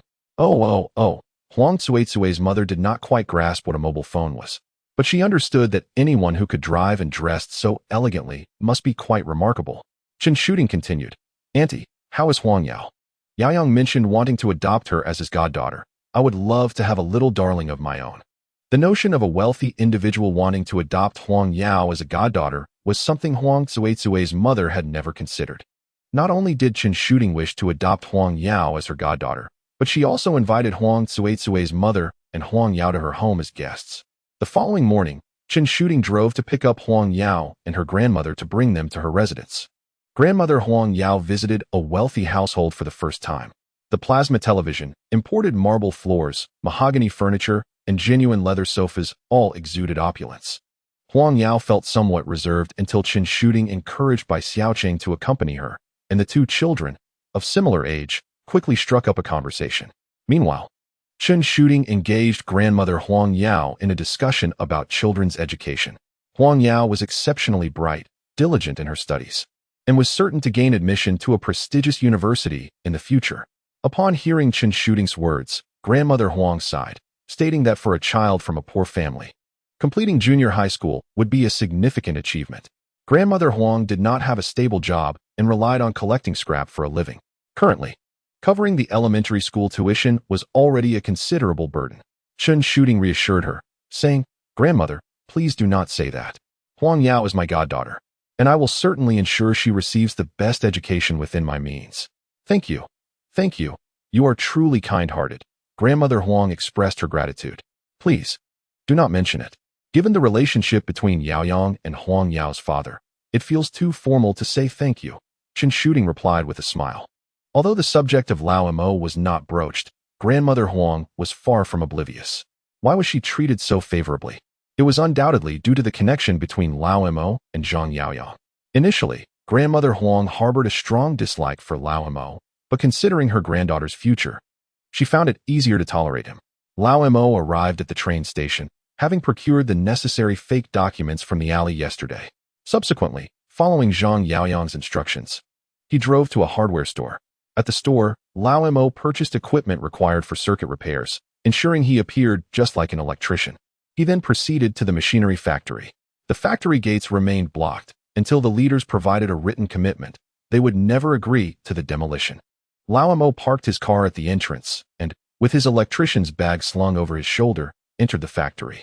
The workers inside, seeing him as an electrician, did not stop him. Despite the impending demolition, the electrical systems still required maintenance. Lao Mo opened the electrical box of a building, pretending to inspect it. Seizing the opportunity when no one was watching, he quickly reversed the connections of the neutral and live wires. In reality, swapping the connections of these two wires would not affect the operation of most appliances.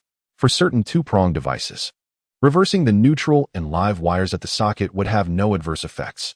Typically, two-prong devices are housed in plastic casing, and there is no need to differentiate between the live and neutral wires internally. However, triangular plugs differ significantly. Appliances with triangular plugs usually have metal casings. When employing these devices, the switch generally only controls the live wire. If the positions of the neutral and live wires are incorrect, it would be impossible to cut off the live wire. In such cases, even when the appliance is inactive, voltage remains present within the device. Furthermore, if a short circuit occurs, the metal casing may become damaged. One could even say that reversing the live and neutral wires may not reveal any immediate irregularities during initial use. However, it poses a significant risk of electric shock and may prevent certain appliances from functioning correctly. Within this hidden danger, should a spark arise, it could easily lead to a fire. If a fire were to erupt in the machinery factory, public opinion would surely be set ablaze. This is precisely Zhang Yaoyang's intention. as the leaders of Haifeng district lack the requisite experience in such matters. After completing his task with adeptness, Lao Mo departed. Yao Yao, what would you like to eat? A creamy ice cream cone, she replied. And you, Chin Chin? I desire chocolate ice cream. Chin Shooting accompanied Huang Yao and Bai Xiaoqing to the amusement park, with Huang Yao's grandmother following closely behind. Witnessing her granddaughter savoring the ice cream with an expression of pure bliss filled Huang Yao's grandmother with a sense of guilt. It was the first time her granddaughter had ever tasted ice cream and the first visit to an amusement park. At that moment, Lao Mo observed from a distance. Spotting him, Huang Yao's grandmother nodded in his direction. Go on, Zhang Yaoyang urged Lao Mo. All right. Lao Mo cautiously approached, with Zhang Yaoyang following suit. Let's ride the roller coaster, Zhang Yaoyang suggested to Bai Xiaoqing and Huang Yao. As Huang Yao noticed Lao Mo, she instinctively hid behind Chin Shooting. He is your father, Zhang Yaoyang said, playfully pinching Huang Yao's nose. Come, take his hand. Zhang Yaoyang linked Huang Yao's hand with Lao Mo's. Take the children to play, he instructed Lao Mo. Lao Mo gazed at Huang Yao, who timidly lowered her head. Though he was Huang Yao's biological father, he felt like a stranger to her. However, under the guidance of Zhang Yaoyang and Chin Shooting, the interaction between father and daughter gradually commenced. Just then, Zhang Yaoyang's phone rang with an unfamiliar number. He answered the call. Hello, President Zhang. This is Lin Guodong, came the voice on the other end. Ah, it's old Lin, Zhang Yaoyang replied with a smile. What can I do for you? I wanted to inquire about the matter we discussed last time. Since their previous conversation, Lin Guodong had been eager to learn about any developments. After waiting several days without a response from Zhang Yaoyang, he decided to reach out again, spurred by his colleague's insistence. I have informed the leaders about your situation, Zhang Yaoyang replied. They are still deliberating, so a definitive answer may take some time. How long might that be? Lin Guodong asked with furrowed brows. Just wait a bit longer. I will notify you as soon as there are updates, Zhang Yaoyang assured him. Very well, we shall wait. After their conversation, Lin Guodong hung up. Meanwhile, at Lin Guodong's home, Zhaolan looked at him anxiously and asked, What did Mr. Zhang say? Lin Guodong responded. He said the leaders are still in discussions, and there is no outcome as of yet. We need to wait a little longer. How much longer must we endure this? Zhaolan was growing impatient, yearning for a new home of her own rather than sharing a roof with her in-laws. How am I to know? Lin Guodong sighed. Equally frustrated. 2 nights later, a sudden fire broke out in a room within the 5th dormitory building of the machinery factory. The occupants were oblivious until the flames had already engulfed the space, leaving them no time to extinguish the blaze. The employees' dormitory at the machinery factory is constructed of brick and tile, and the aging electrical wires allowed the flames to spread rapidly. Upon receiving the alarm, the fire department hurried to the scene, extinguishing the fire while evacuating the crowd. Lin Guodong's residence was also engulfed in flames. As Lin Guodong and his wife fled down the stairs, their home was already consumed by fire. My house, Zhaolan sat on the ground, covering her face and weeping bitterly. Aside from retrieving their savings book and cash, they had brought nothing else. Why would it suddenly catch fire? One worker exclaimed. We have lived here for decades, and this is the first time we've encountered such an incident. Thankfully, no one was harmed. Do you think it could have been arson? Perhaps, another replied. Those gangsters are capable of anything. As the fire brigade worked diligently to combat the flames, the workers began speculating about the cause of the fire. Listening to their discussions, Lin Guodong recalled Zhang Yaoyang's evasive behavior. Without hesitation, he picked up his mobile phone and dialed Zhang Yaoyang's number. At that moment, Zhang Yaoyang was at home, asleep with Chin Shooting in his arms. The phone rang persistently, waking him from his slumber. He reached for the phone, rubbed his eyes, and Chin Shooting, awakening as well, turned on the light. It was Lin Guodong calling. Seeing the late-night call from Lin Guodong, Zhang Yaoyang immediately surmised the situation. He answered the call. Old Lin, what's the matter? From the other end, Lin Guodong's voice was filled with accusation. Zhang, did you send someone to set the fire? Set fire? What are you talking about? Zhang Yaoyang countered. If it wasn't you, then who could it be? Lin Guodong gritted his teeth and coldly analyzed. You deliberately withheld a response from us, and while we were distracted, you sneaked in to set fire, hoping to burn our house down to achieve your demolition goals. After a moment of silence, Zhang Yaoyang replied, I understand now. The machinery factory has been set ablaze? Yes, just moments ago, we nearly perished in the flames. Lin Guodong added. Well, Zhang Yaoyang said, first and foremost, I must inform you that I did not start the fire. The reasoning is quite simple. Would I be foolish enough to do such a thing? Your house burned down, and your immediate thought was of me, making me the prime suspect. Lin Guodong fell silent. Zhang Yaoyang was correct. Continuing, he stated, the cause of the fire requires investigation by professional law enforcement. I trust that the fire department and police will intervene, and we shall await their findings. Indeed, Lin Guodong nodded, recognizing the validity and logic in Zhang Yaoyang's words, leaving him with no grounds for rebuttal. Zhang Yaoyang added, your house has been destroyed, and even if the fire is extinguished, it remains uninhabitable. If I were to suggest that you leave, you would likely refuse. We will not leave, Lin Guodong asserted firmly. No, we will not abandon our home. We shall stand by our residence in its time of need. Without satisfactory compensation, we will not depart. At that moment, the surrounding workers began to voice their agreement. Zhang Yaoyang listened to the workers' responses, and he was not surprised.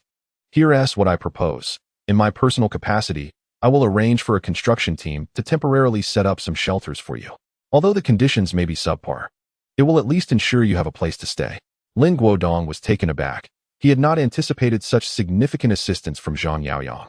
Thank you, Mr. Zhang, Lin Guodong expressed, feeling a profound sense of shame. At that moment, the system registered Lin Guodong's guilt and awarded him 10 achievement points. It similarly acknowledged the guilt of Xiao Yueming and Li Xine, granting each of them 10 points as well. The system then ceased to respond to prompts. Clearly, many of the workers, including Lin Guodong, did not perceive Zhang Yaoyang as the perpetrator. After hanging up, Zhang Yaoyang placed his phone back on the nightstand, prompting Chen Shooting to inquire, was there a fire at the machinery factory? Yes, Zhang Yaoyang nodded. Who could be responsible? Chen Shooting furrowed her brow and asked. Zhang Yaoyang replied, anyone with a vested interest in this demolition is a suspect. That makes sense, Chen Shooting acknowledged. In this demolition, the construction group stood to profit. Along with the district government, the housing authority, the demolition office, the street office, and factory leadership. However, as Zhang Yaoyang noted, it was improbable that he himself was the arsonist, considering he was the primary suspect in the fire.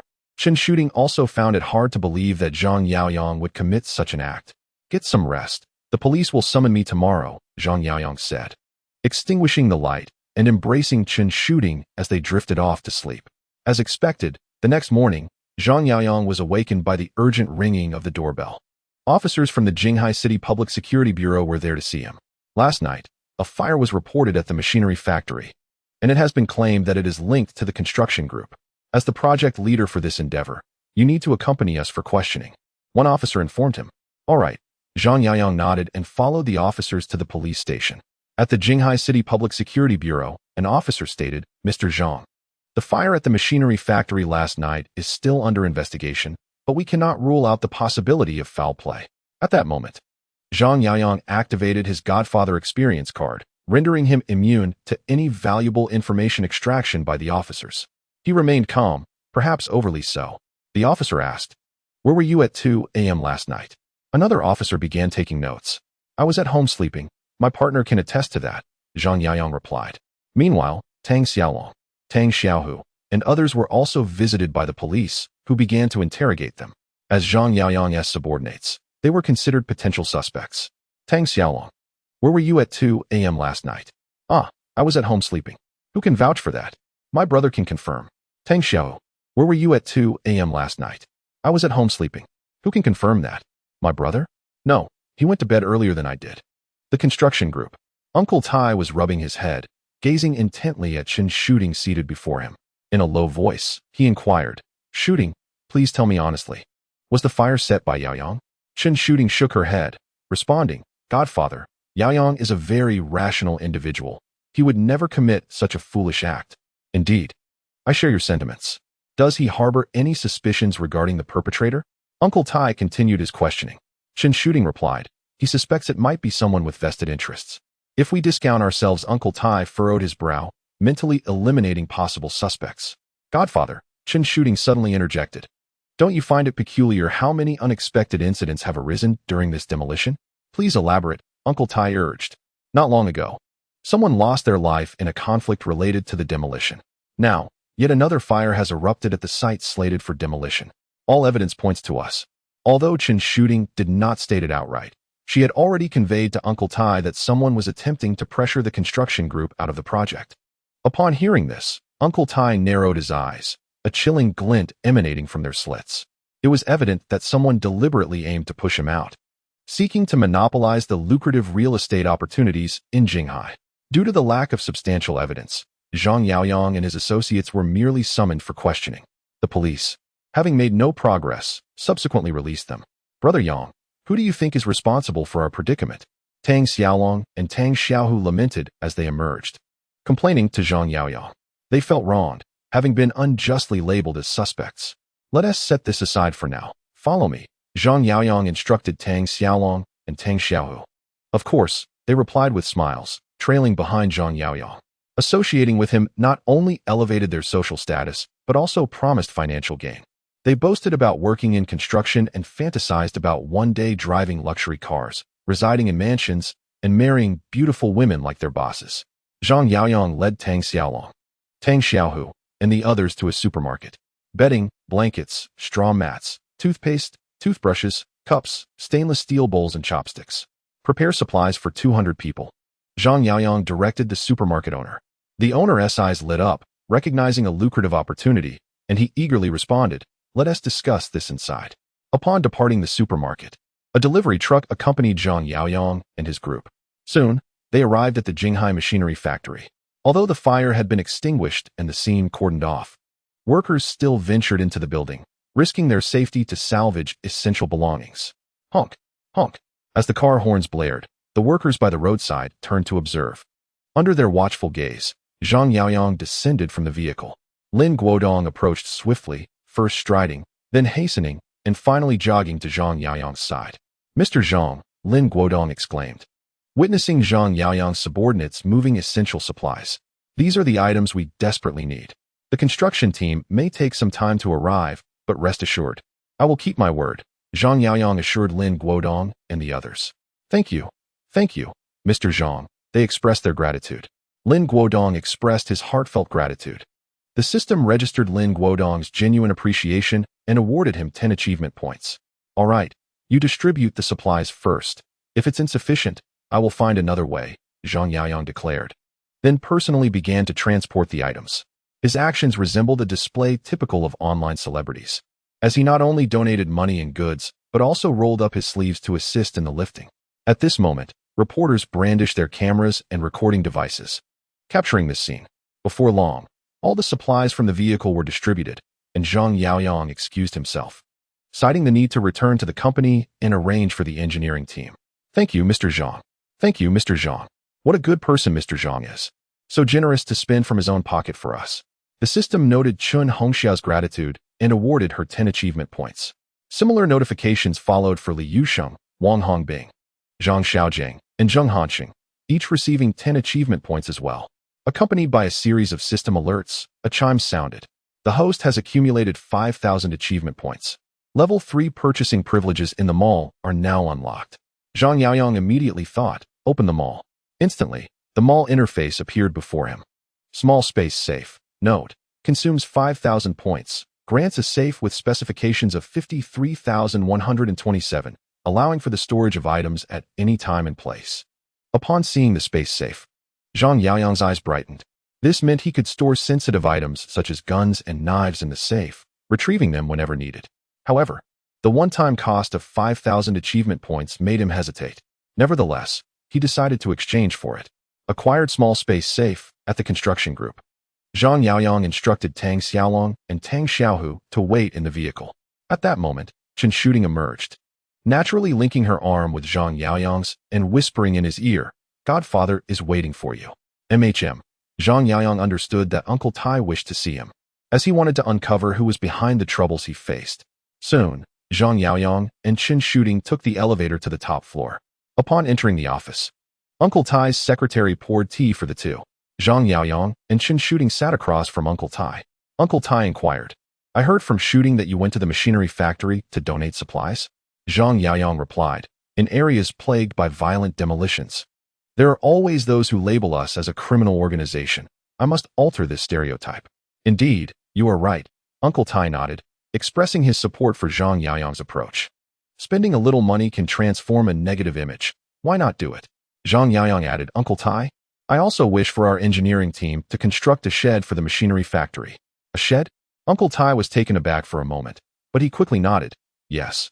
It must be built. Uncle Tai's eyes lit up, and he chuckled. They say we burned their houses down for demolition.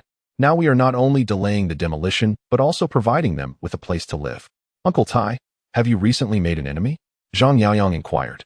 Leaning back in his executive chair, Uncle Tai replied, having spent so many years in Jinghai, claiming I have no adversaries would be a blatant lie. However, at this moment, I cannot pinpoint who may be targeting me. Zhang Yaoyang nodded thoughtfully, and after a brief silence, suggested, Uncle Tai, perhaps you could compile a list of potential suspects. What do you propose? Uncle Tai asked, intrigued. He recognized Zhang Yaoyang's capabilities and noted that he was not as reckless as Su Jiang. Zhang Yaoyang responded, we must make an example of them, instilling fear in our adversaries.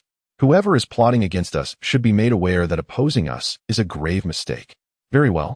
Uncle Tai nodded in agreement. I shall leave this matter in your capable hands. He had grown weary with age and preferred to avoid the limelight. Allowing the younger generation to tackle certain affairs was also a prudent strategy for self-preservation. Should complications arise, he could extricate himself from any fallout. Consequently, Uncle Tai began drafting the list in Zhang Yaoyang's presence. The names inscribed were all affiliated with real estate companies in Jinghai, some local, others from afar, including merchants from Hong Kong. Once he finished, Uncle Tai handed the list to Zhang Yaoyang, saying, if you require additional manpower, feel free to contact Manager Gao. Tingting has his number. Manager Gao, whose full name was Gao Yuan, served as the administrative manager of the construction group. The security division under his administration effectively functioned as the group's enforcers. After receiving the list, Zhang Yaoyang departed the office with Chen Shooting. As they stepped outside, Zhang Yaoyang requested Gao Yuan's contact information from Chen Shooting. Call him Yanggu, Chen Shooting instructed, gesturing to a tall man, approximately 185 meters, who was indeed Gao Yuan. Having been associated with Uncle Tai since he was 16, 2 decades had swiftly passed. Yanggu, Gao Yuan acknowledged Zhang Yaoyang. Zhang Yaoyang responded with a curt nod, inquiring, how many individuals can you summon? Gao Yuan replied, 120. Without hesitation, Zhang Yaoyang ordered, then, summon 120 individuals at once. Gao Yuan nodded and promptly retrieved his phone to contact the security division. Soon, a cadre of men clad in black suits congregated outside the construction group's office building. These individuals were the group's hired muscle, some of whom were entangled in legal troubles. Uncle Tai typically instructed them to remain in the dormitory unless called upon. Thus, they were always on standby. Get in the car, Zhang Yaoyang commanded coldly. Gao Yuan did not inquire about their destination and directed the men to enter the vehicles. The 120 men were divided among cars, vans, and large buses. How impressive, Tang Xiaolong remarked, somewhat astonished. Now this is what it means to be organized and disciplined. They live together and have dedicated transportation for outings. Tang Xiaohu chuckled, saying, brother, by sticking with Yanggu, we'll eventually be on par with Gao Yuan. Zhang Yaoyang smiled faintly and instructed Tang Xiaolong. Let us head to the Dihao Hotel. The proprietor of the Dihao Hotel is Su Maosen, a man of 50 years, who in his youth once vied with Chun Tai for the position of the top dog in Jinghai. However, as Chun Tai transitioned into legitimate business, Su Maosen too came to the realization that engaging in territorial disputes and extorting protection fees was rather juvenile. Thus, he embarked on a business venture, and like Chun Tai, he discovered the vast opportunities within the real estate market. Securing a project would yield access to loans, and with loans, one could perpetuate further projects. The cycle of money begetting money made profit exceedingly facile. Yet, due to the presence of competitors, Su Maosen's real estate endeavors faced significant obstacles in expansion. Among these competitors, Chun Tai stood as a formidable impediment, having repeatedly usurped Su Maosen's contracts, which fostered a deep-seated animosity within him. On this day, as on many others, Su Maosen luxuriated in his hotel suite, indulging in the full-body services of 2 newly employed technicians, fresh-faced girls from the mountains. At that moment, a BMW came to a halt outside the Dihao Hotel. Zhang Yaoyang lowered his window and retrieved his phone. Su Maosen is in room 808. Go fetch him, and, while you're at it, demolish his hotel.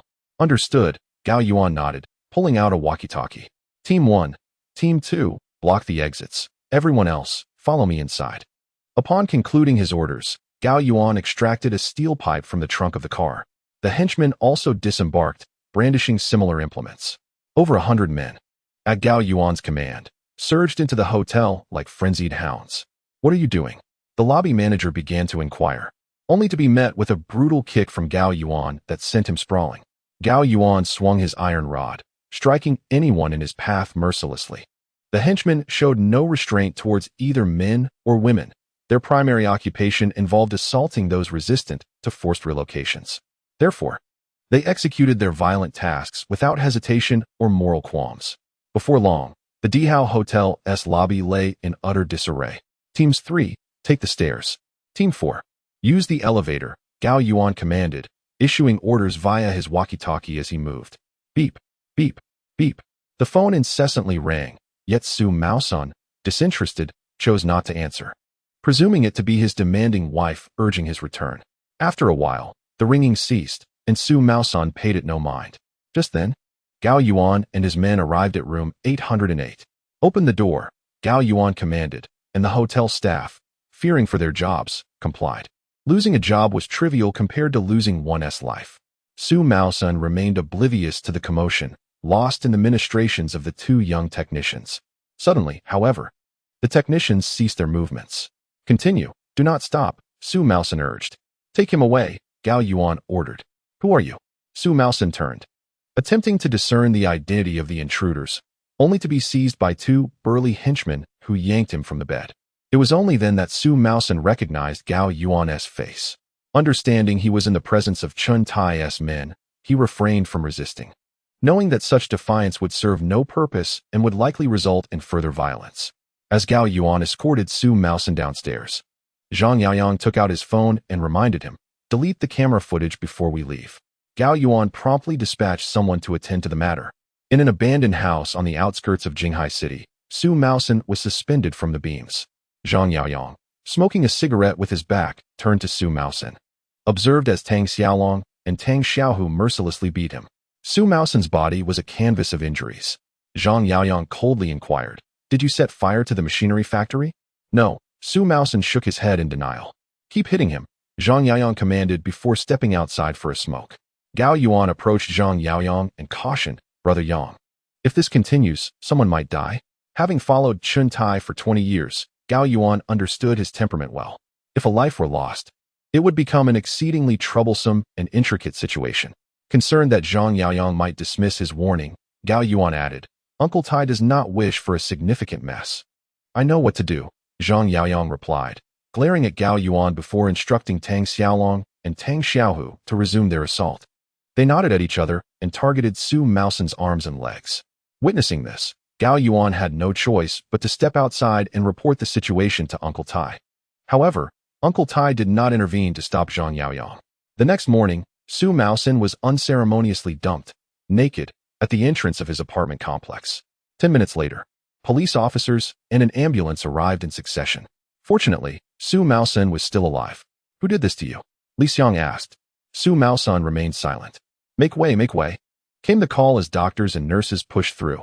Li Xiang had to pause his inquiries and assist the medical personnel in transporting Xu Maosun to the hospital.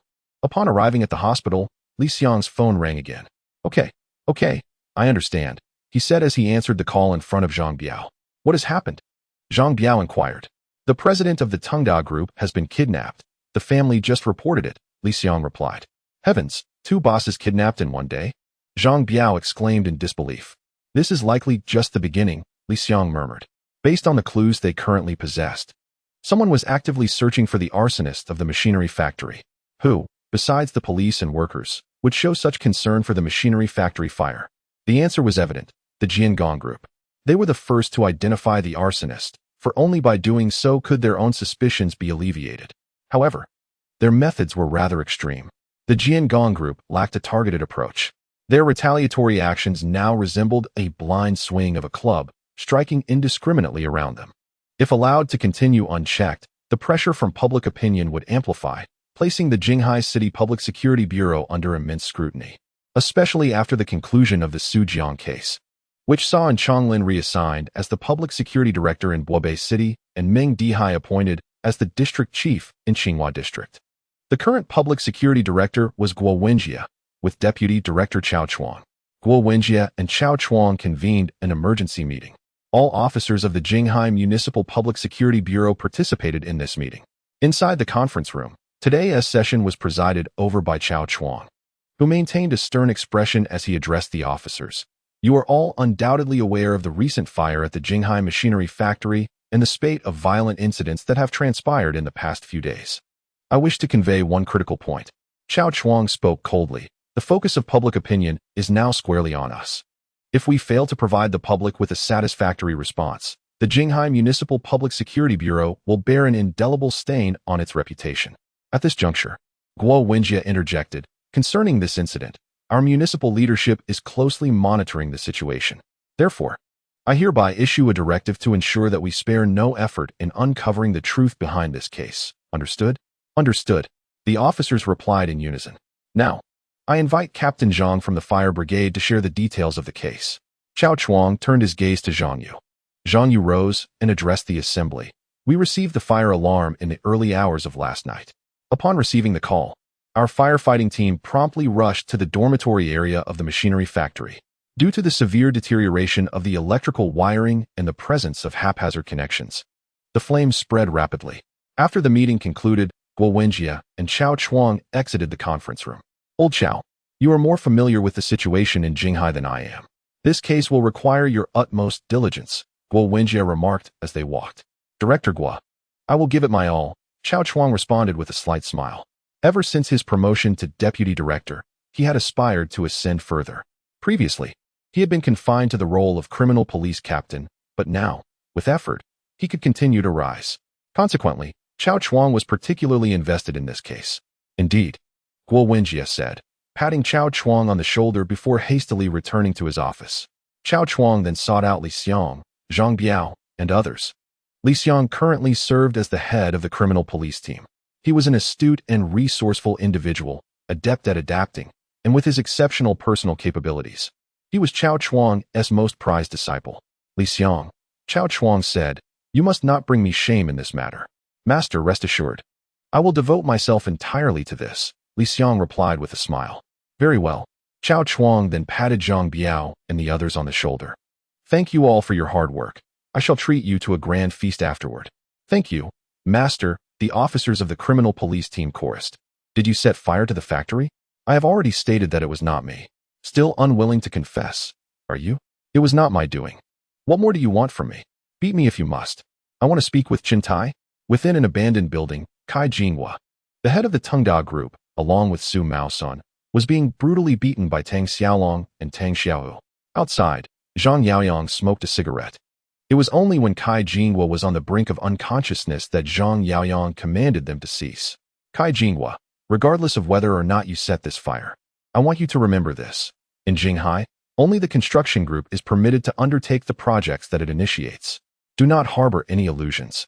Su Maosun has just been released and dares not report this to the authorities. If you so much as utter a word to the police, both you and your family will face dire consequences, Zhang Yaoyang coldly remarked. After speaking, he instructed Tang Xiaolong and Tang Xiaohu to dispose of the battered Kai Jingu at a location closer to the hospital, amidst the commotion. Understood, they nodded in agreement. Then together dragged the injured Kai Jin out. As he watched Tang Xiaolong and Tang Xiaohu depart, Zhang Yaoyang took out his phone to contact Secretary Wang. After a brief wait of about 10 seconds, the call connected. Since the incident involving Su Jiang, Zhang Yaoyang had not had any further interactions with Zhao Lidong. However, friendships often thrive on mutual troubles, and this time, Zhang Yaoyang seized the opportunity presented by the arson case at the machinery factory to rekindle his connection with Zhao Lidong. Despite his disdain for Zhao Lidong, he recognized the utility of leveraging Zhao's influence for his own benefit. Secretary Wang, it's me, Zhang Yaoyang. Do you still remember me? Zhang Yaoyang initiated the conversation. Of course, I remember. You have become quite the prominent figure lately, Secretary Wang responded with a smile.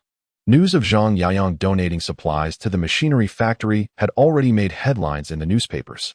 Intrigued by Zhang Yaoyang's recent endeavors, Secretary Wang had conducted some inquiries and discovered that Zhang had indeed become a remarkable talent, establishing Yaoyang Communications, which sold over 20,000 mobile phones daily. and had risen as a new elite within the construction group. It's merely small-scale endeavors, nothing to boast about, Zhang Yaoyang humbly replied. Mr. Zhang, if I am not mistaken, you are seeking my assistance regarding the arson case at the machinery factory, correct? Secretary Wang inquired. Zhang Yaoyang nodded in affirmation. Yes, I apologize for the trouble. Secretary Wang replied. Let me report this to the leadership and see how they will arrange it. In truth, Secretary Wang could have directly approached Cao Chuang, but he was acutely aware of the political nuances and understood the importance of not overstepping his bounds. After concluding the call, Secretary Wang conveyed Zhang Yaoyang's request to Zhao Lidong. Zhang Yaoyang, a recently released convict, has managed to thrive in such a short span of time. He is indeed a promising investment, Zhao Lidong remarked with a smile. Secretary Wang added, Sir, various development projects across Jinghai are commencing, and we require a capable individual. Zhao Lidong nodded, recognizing that the development in Jinghai was crucial for his own advancement. Moreover, the process was rife with opportunities for profit, and he certainly would not overlook such a lucrative prospect. I have investigated Zhang Yaoyang's background. Apart from Chen Tai, he has no other connections in Jinghai. What kind of connections could a convict with 7 years in prison have? Zhao Lidong chuckled. If he is willing to be compliant, I may assist him. I will act judiciously, Secretary Wang replied. Very well, Zhao Lidong nodded. After Secretary Wang exited the office, he reached the end of the corridor, took out his phone, and dialed Cao Chuang's number. The call was quickly answered. Director Cao, let's have lunch tomorrow. The leadership has arranged for you to meet a friend. The following noon, Zhang Yaoyang arrived at the restaurant as scheduled by Secretary Wang. After discussing with Secretary Wang, the lobby manager welcomed Zhang Yaoyang to the private room on the top floor. The room was empty, and Zhang Yaoyang was the first to arrive. He ordered the dishes and settled the bill. 10 minutes later, Cao Chuang also arrived. Having come early as well, though he hadn't anticipated that Zhang Yaoyang would arrive before him. It turned out to be him, Cao Chuang thought to himself. As Secretary Wang had mentioned, Zhang Yaoyang had recently gained considerable notoriety. Director Cao, Zhang Yaoyang greeted. Cao Chuang likely guessed the theme of today's meal and remarked. Although General Manager Jiang is a friend of Mayor Zhao, the police have only just begun their investigation and cannot yet confirm the identity of the arsonist. However, before Cao Chuang could continue, Secretary Wang's voice came from the entrance as he walked in. Zhang Yaoyang and Cao Chuang took their seats on either side of Secretary Wang. At Zhang Yaoyang's gesture, the waiter began serving the dishes. We are all friends here, so please do not be formal, Secretary Wang said, turning to Cao Chuang. Director Cao, General Manager Jiang is a very enthusiastic person with a strong sense of responsibility. The leadership hopes you can assist him further, as this would benefit the development and construction of Jinghai. I will do my utmost, Cao Chuang promptly assured. By the way, Secretary Wang said while sipping tea, have there been any developments in the investigation of the arson case at the machinery factory? Cao Chuang responded, based on our officers' inquiries. A staff member from the electrical bureau came to maintain and repair the circuit a few days before the fire. However, we questioned the electrical supervisor in that area, and they confirmed that no one was dispatched to the machinery factory dormitory that day. Secretary Wang nodded and then looked at Zhang Yaoyang. Zhang Yaoyang remarked, that basically confirms it was a deliberate act of arson. Indeed, Cao Chuang replied. Secretary Wang smiled and said, I'm not versed in investigations, but rest assured. General Manager Zhang, Captain Chao is our city's ace detective and will certainly apprehend the perpetrator. Zhang Yaoyang nodded, and Cao Chuang added, that is my job, but I hope the construction group can focus more on engineering matters. Though unspoken, Cao Chuang was subtly implying to Zhang Yaoyang, cease any further provocations. Zhang Yaoyang smiled slightly. I trust Director Chao's capabilities and am willing to give you face. The matter of arson will no longer involve the construction group. Very well, Cao Chuang nodded. With Zhang Yaoyang's cooperation, his work would be considerably easier, at least ensuring that the construction group's personnel would be quieter. At the construction group, Zhang Yaoyang arrived at Chen Tai's office. Upon seeing him, Chen Tai inquired, have you found any clues? Zhang Yaoyang replied, in the days leading up to the fire, someone impersonating an employee from the electrical bureau entered the machinery factory dormitory area to inspect the circuits. Chen Tai nodded. It was indeed someone causing trouble for him. Consequently, Chen Tai said to Zhang Yaoyang, a friend of mine advised me to refrain from causing disturbances. The police will conduct a thorough investigation. I understand your meaning. Zhang Yaoyang responded. Chen Tai cautioned, from now on, focus solely on the relocation matters. We cannot afford any delays in the project as progress. I will, Zhang Yaoyang nodded. After departing from the construction group, Zhang Yaoyang drove to the Jinghai machinery factory. Within the factory, makeshift shelters had been erected along the internal pathways. These shelters were rather rudimentary, with even the beds fashioned from wooden planks. Despite the modest conditions, they provided a refuge from the wind and rain. As Zhang Yaoyang approached the shelter, he was greeted by the cries of workers. Mr. Zhang is here. Mr. Zhang is here. Soon, workers and their families emerged from the shelter. Lin Guodong squeezed through the crowd and stood before Zhang Yaoyang. Has the housing issue been resolved? Zhang Yaoyang inquired of Lin Guodong. Lin Guodong replied, it is a bit cramped, but at least we have a place to stay. We are grateful for your assistance, Mr. Zhang. Without your help, we would be sleeping on the streets. Several workers echoed his sentiments. Zhang Yaoyang responded earnestly, rest assured. I will communicate with the leadership to expedite the demolition compensation, ensuring that everyone can move into new homes as soon as possible. Lin Guodong expressed his remorse, saying, I previously suspected you of arson, but I did not expect your magnanimity in not only addressing our housing issue, but also working diligently on our compensation. Old Lin, you speak too harshly. This is my duty, Zhang Yaoyang replied with a smile. I hope the demolition compensation can be settled promptly. You moving out will allow our construction team to commence the demolition. Every day the project is halted incurs additional losses. Indeed, we understand. Lin Guodong and others nodded in agreement. They recognized that with so many waiting for the project to commence, the daily expenses were considerable. If the project were to be delayed further, the greatest loss would be borne by the construction group. Understanding these stakes alleviated any remaining doubts Lin Guodong and his colleagues had about Zhang Yaoyang. Well, I shall go and speak with the leaders at the demolition office, Zhang Yaoyang stated before turning to leave. Take care, Mr. Zhang, they called out, waving him off. The demolition office was located adjacent to the street office. At that moment, the office was bustling with people. The Jinghai machinery factory employed thousands, and aside from those whose homes had been destroyed, the others were submitting materials and processing the necessary documents for demolition. Mr. Zhang. At that moment, Ma Guoqing called out to Zhang Yaoyang. Director Ma. Zhang Yaoyang replied as he approached him. Ma Guoqing asked, is there a particular matter you need to attend to today? Zhang Yaoyang responded, I would like to discuss the demolition compensation with Director Xiao of the demolition office. Oh, Ma Guoqing smiled. I will accompany you. Under Ma Guoqing's guidance, Zhang Yaoyang arrived at Director Xia Heping's office. At that time, Xia Heping was engaged in a game on his computer, and upon noticing Zhang Yaoyang and Ma Guoqing's arrival, he quickly turned off the screen. Director Xiao, Ma Guoqing introduced, this is Mr. Zhang Yaoyang. You may recall him from the past few days. Oh. Xia Heping feigned recognition, saying, Mr. Zhang, please have a seat. Zhang Yaoyang and Ma Guoqing took their seats, and Xia Heping poured them both a glass of water. Mr. Zhang, would you like to discuss the specifics of the matter? Xia Heping inquired. Zhang Yaoyang replied, regarding the standards for demolition compensation.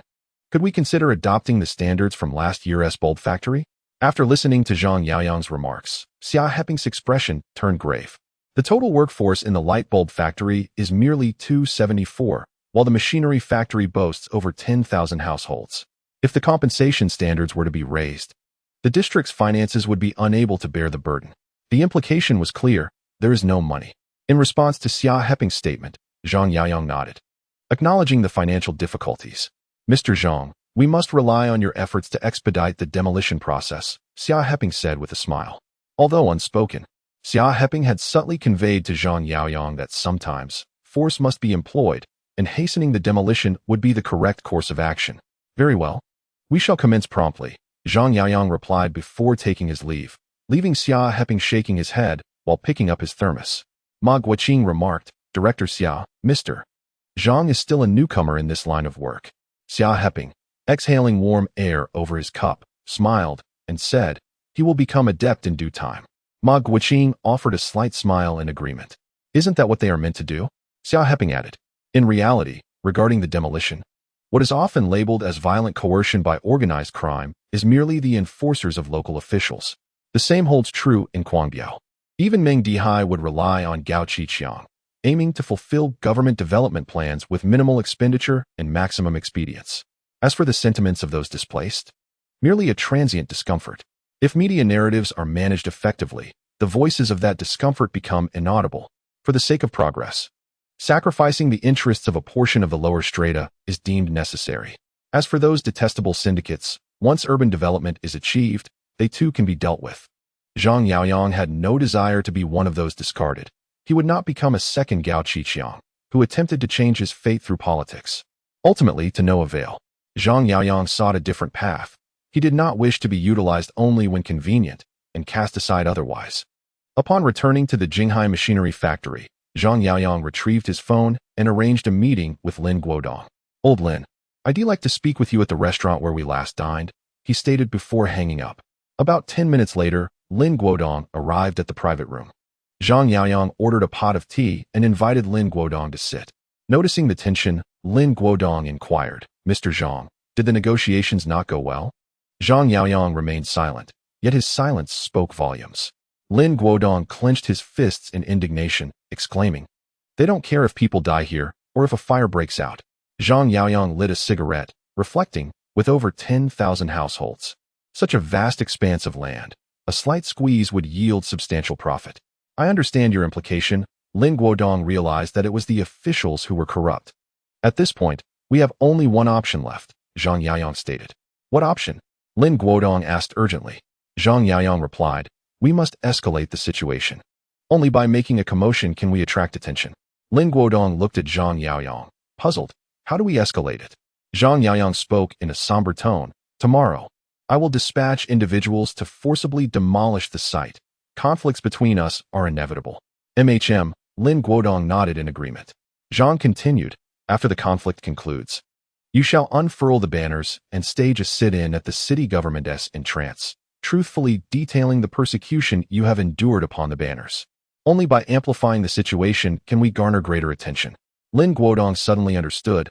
"I now know what must be done." The following morning, amidst the thunderous roar of excavators and other heavy machinery, the demolition team advanced towards the Jinghai machinery factory. It was evident that the forcible demolition was set to commence. Zhang Yaoyang took out his phone and contacted Chao Chuang, instructing him to prepare the police. "Today is a significant operation. Each person will receive 400. If executed well, Brother Yang will also offer bonuses." At that moment, brothers Tang Xiaolong and Tang Xiaohu were holding bags filled with cash, brandishing the money before the crowd. "Want some money?"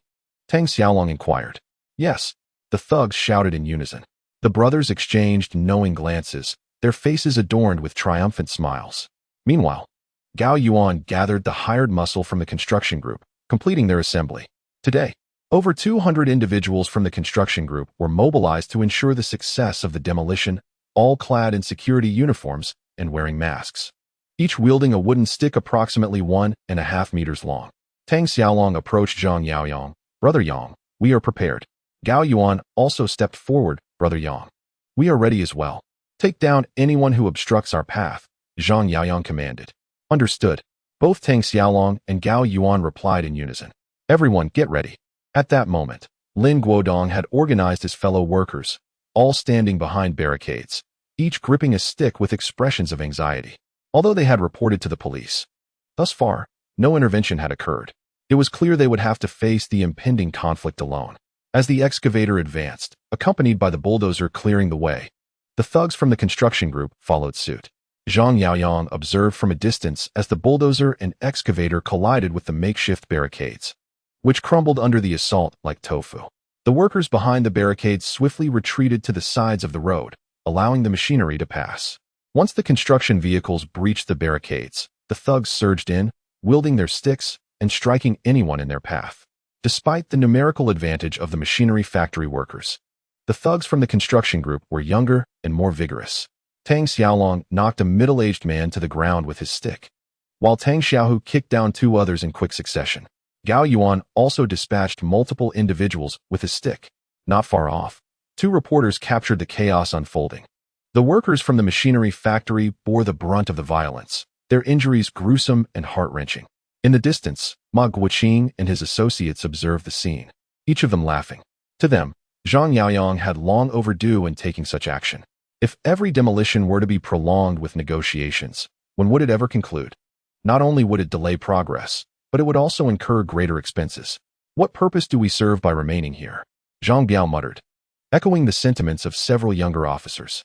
The higher-ups have instructed us to wait, so we shall wait. Unlike Li Xiang, who felt sympathy for the workers at the machinery factory, he understood that he could not defy orders from his superiors. When commanded to stand by, obedience was paramount. Just then, someone hurled a Molotov cocktail toward the bulldozer, swiftly followed by a cigarette butt. Flames erupted from the driver's cabin of the bulldozer. Witnessing this, Zhang Yaoyang immediately retrieved his phone and dialed Director Chao Chuang. The call was quickly connected.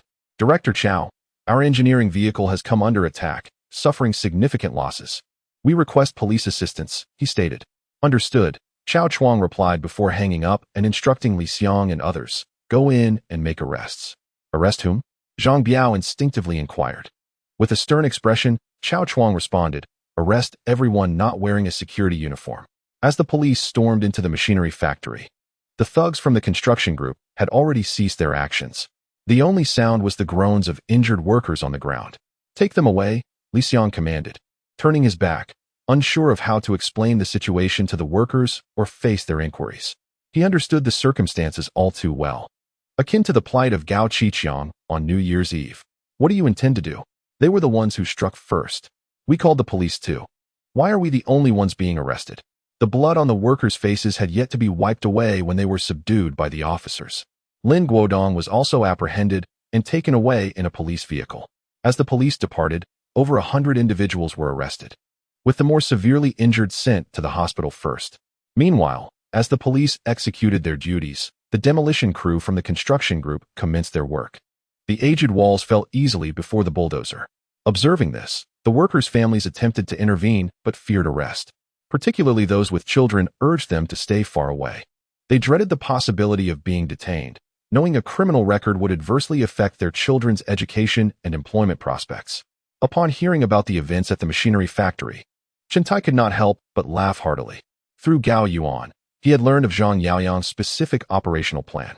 With merely a discreet application of gasoline, he had effortlessly manipulated the police into arresting the workers within the factory. Thus, not only was public opinion on his side, but even the law seemed to favor the construction group. At that moment, his secretary approached him, saying, she has come again. She referred to Cheng Cheng, who had once been Chen Tai's confidant, but had gone to prison to shield him from blame. However, after her release, Chen Tai's demeanor toward her had grown cold, and the promises he had made remained unfulfilled. Send her away. I do not wish to see her. Chen Tai waved his hand, exhibiting a hint of impatience. Understood, the secretary replied as she turned to leave. Meanwhile, Cheng Cheng sat on a sofa in the lobby, awaiting an audience with Uncle Tai. You should go back. Uncle Tai does not wish to see you, the secretary informed her. Please return and convey to Uncle Tai that I genuinely wish to meet him, Cheng Cheng implored. However, the secretary, devoid of compassion, remained unmoved by Cheng Cheng's pleas.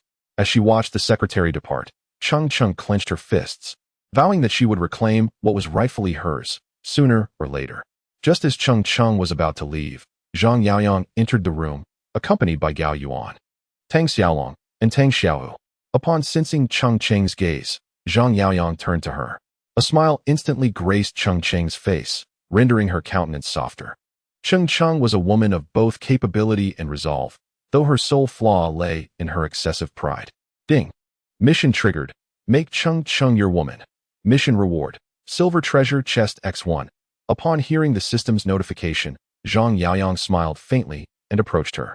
Cheng Cheng felt a surge of joy as he drew nearer. Although she perceived Zhang Yaoyang as the usurper of all she held dear, he was presently a favored individual in Uncle Tai's eyes, a potential means to return to her rightful place by his side. Hello, Zhang Yaoyang. Zhang Yaoyang fixed his gaze upon Cheng Cheng's face and extended his hand. Cheng Cheng reciprocated, greetings, I am Cheng Cheng. Feigning ignorance, Zhang Yaoyang inquired, what brings you here? Cheng Cheng, believing her beauty had captivated him, replied, I wish to discuss some matters with Uncle Tai, but he seems to be rather occupied at the moment. Oh, I happen to be heading up as well. Shall we exchange contact information? Once I finish my discussion with Uncle Tai, I will reach out to you, Zhang Yaoyang suggested. Such directness in asking for contact information? Men. Cheng Cheng scoffed inwardly at Zhang Yaoyang, but nonetheless exchanged her information with him. Afterward, they parted ways, and Zhang Yaoyang entered the elevator, with Gao Yuan observing from behind. Having been with Uncle Tai for an extended period, Gao Yuan was familiar with Cheng Cheng and had heard whispers regarding her imprisonment, though he chose not to disclose this to Zhang Yaoyang. Upon reaching Jinghai, Zhang Yaoyang was served tea. Jinghai smiled. "You have handled matters at the machinery factory quite well." Zhang Yaoyang responded with a slight smile. "This is merely the beginning. There are many challenges ahead. I am aware of your concerns." Jinghai chuckled. "Such is the nature of demolition. It is seldom a smooth process. If it were so effortless, what would we be needed for?" Zhang Yaoyang nodded in acknowledgement. Jinghai was clearly self-aware, understanding his role in the grand scheme. "My friends do not harbor any aversion to your methods," Jinghai continued. "From now on, I shall entrust you with large-scale projects." "Thank you, Uncle Tai." Zhang Yaoyang expressed his gratitude. Jinghai praised him. "Work diligently. You possess great potential, and your future is exceedingly bright." After exchanging pleasantries with Jinghai, Zhang Yaoyang casually mentioned Chengcheng, but upon sensing Jinghai's reluctance to discuss her, he wisely refrained from further comment. Meanwhile, Mengyu was engrossed in writing. After arriving in the capital, she found employment at a newspaper. For those migrating to the north, the pace of life and work in the capital was notably brisk, with every colleague striving diligently. As a newcomer, Mengyu's daily task involves meticulously organizing news materials and selecting articles with topical significance, such as those concerning forced evictions and urban management. These sensitive social issues garner substantial attention. Mengyu once authored a piece on forced demolition that earned the editor's praise and was subsequently published, striking a chord with current societal issues. The honor she received only intensified her sense of justice. She yearned to effect social change and aid marginalized communities. At that moment, her phone buzzed with a message from Zhang Yaoyang. Since an exian's passing, Mengyu's communication with Zhang had only increased. She often took the time to message him, concerned he might meet a fate similar to an exian's. Receiving a text from Jiang at least signified his continued existence. "I have a matter I wish to seek your assistance with. Are you available to take a call?" Jiang wrote. "Yes, please call," Mengyu replied. Soon after, Zhang Yaoyang called, and Mengyu accepted the call. "Time is of the essence. Let us be brief," Jiang stated. "Understood," Mengyu responded. "The Jinghai City Machinery Factory is facing forced demolition." Upon hearing the term forced demolition, Mengyu's interest peaked. She had a penchant for such material. The situation involved severe corruption, with even fatalities occurring amid the conflict. Zhang succinctly recounted the events at the factory, employing a subtle narrative style that bypassed his involvement with the construction group, directing blame instead towards the demolition office and officials in Haifeng district. Forced demolitions, corruption, bullying the weak, and exploiting the populace. From the material provided by Zhang Yaoyang, Mengyu highlighted several key terms. It was evident that she would be working late that night, striving to expedite her article. After informing Mengyu, Zhang began plotting his next steps. He aspired not to be like Gao Qiqiang from The Unyielding, but rather to embody Vito Corleone from The Godfather. He required allies. Yet he refused to be a mere pawn. Therefore, he needed to exhibit his prowess while uncovering the misdeeds of those in power. Only then could he avoid becoming a discarded piece. The demolition at the machinery factory commenced. Workers who had been detained were gradually released, including Lin Guodong. Upon witnessing the destruction of the factory, Lin Guodong and his colleagues felt a surge of anger. The cacophony of heavy machinery only fueled their indignation. Collusion between officials and businessmen. "These corrupt officials," exclaimed a colleague beside Lin Guodong. "It was clearly the construction group that initiated the violence, yet only we are arrested, while no one from the construction group faces consequences. What else could this be but collusion? What can we do?" "We cannot fight them," someone queried. Lin Guodong responded solemnly. "Let us stage a sit-in at the city government to demand accountability from the leaders." "Will that even be effective?" a worker skeptically questioned. "Regardless of the indifference shown by Jinghai, we shall proceed to the provincial capital. If the province disregards us, we will make our way to the capital," Lin Guodong declared resolutely. "Indeed, if the city fails to heed us, we shall go to the province. And if the province turns a blind eye, we will march to the capital." Upon hearing Lin Guodong's words, the crowd erupted with fervor, eager to seek justice and defend their interests. Among the throng, one individual furrowed his brow, Wang Xiaoyu, a classmate of Ma Guoqing's younger brother, Ma Guowei. Through Ma Guowei's connections, Wang Xiaoyu had acquired an additional 45-square-meter apartment amidst the ongoing demolition. Consequently, any actions taken by the workers would be known in advance to Ma Guoqing and his associates. After Lin Guodong concluded the meeting, everyone returned home to prepare posters, banners, and petitions. Wang Xiaoyu made his way to Ma Guowei's residence. Ma Guoqing, along with Ma Guowei's grandparents and parents, were all workers at the Jinghai machinery factory. However, due to Ma Guoqing's position as the neighborhood director, Ma Guowei had found success. Leveraging his brother's influence, Ma Guowei opened an arcade, reaping substantial profits from the slot machines daily. Subsequently, he gathered a group of cronies around the arcade and ventured into the underground gambling business. During this demolition, Ma Guoqing sought Ma Guowei's assistance, aiming to profit handsomely from the situation. Xiaoyu, just in time. Come join us for a drink. Ma Guowei greeted Wang Xiaoyu with a smile. At that moment, one of Ma Guowei's companions vacated a seat. After sitting down, Wang Xiaoyu leaned in closer to Ma Guowei. Lin Guodong and the others planned to petition the city government. If the city government ignores them, they will escalate to the province, and if that fails, they will go to the capital. Haha, Ma Guowei scoffed. Let them make a scene. Such occurrences are commonplace at the city government. How many petitioners ever achieve success? The ruffians at the table echoed his laughter. Wang Xiaoyu cautioned. It would be wise to keep an eye on this. What if something truly comes of it? He could lose the extra apartment he secured. Ma Guowei dismissed the concern. Patting Wang Xiaoyu's shoulder, don't frighten yourself. Nothing catastrophic will occur. Lin Guodong and his fellow workers divided into two groups. One faction continued to obstruct the demolition, while the other proceeded to the Jinghai city government. They unfurled banners and plastered the entrance with posters, denouncing the injustice of the demolition. For the guards at the city government, such occurrences were all too familiar. Move aside and make way. Don't block the entrance. One guard instructed Lin Guodong and his companions.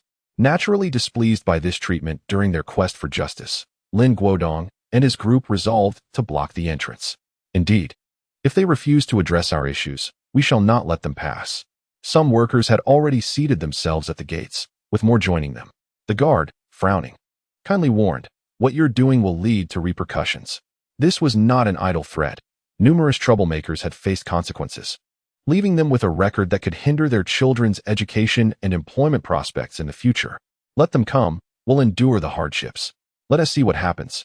Lin Guodong asserted with determination, refusing to believe that the law could be so easily subverted by corrupt officials.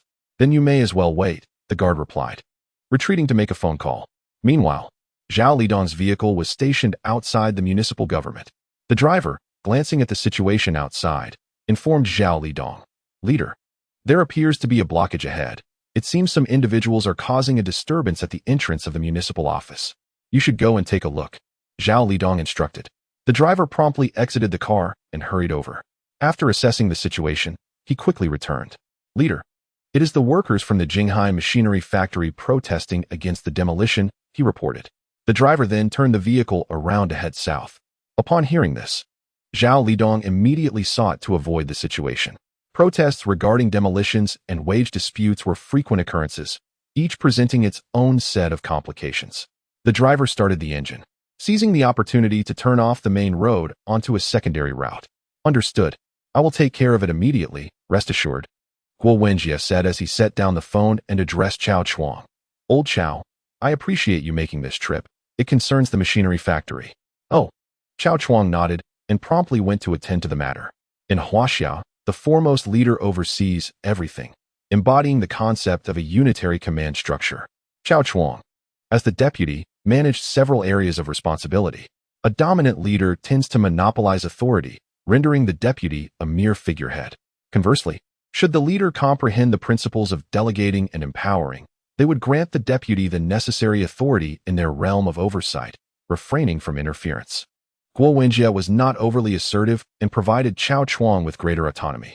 Nevertheless, Chao Chuang was aware that Guo Wenjie relied on his support, hence the delegation of significant responsibilities. Chao Chuang swiftly mobilized a substantial contingent of officers, dispatching them to the municipal government in the shortest time possible. At the entrance of the municipal office, he issued a stern command, take them all away. Yes, Li Xiang and others complied, advancing quickly to apprehend Lin Guodong and his associates. However, Lin Guodong and his group were well prepared. They linked arms, refusing to budge even as the officers attempted to pull them apart. Release. Let go.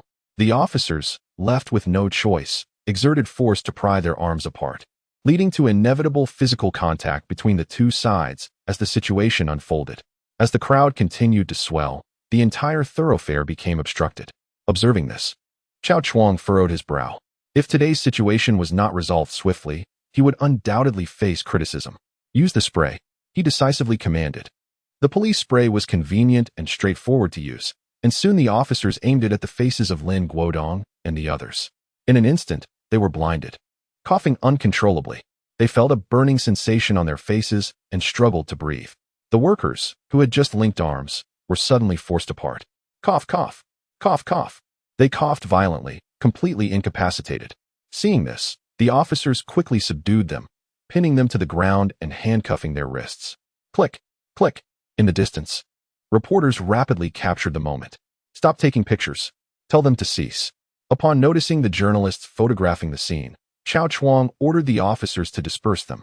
Such occurrences were inherently disgraceful, and if they made headlines, it would be even more humiliating.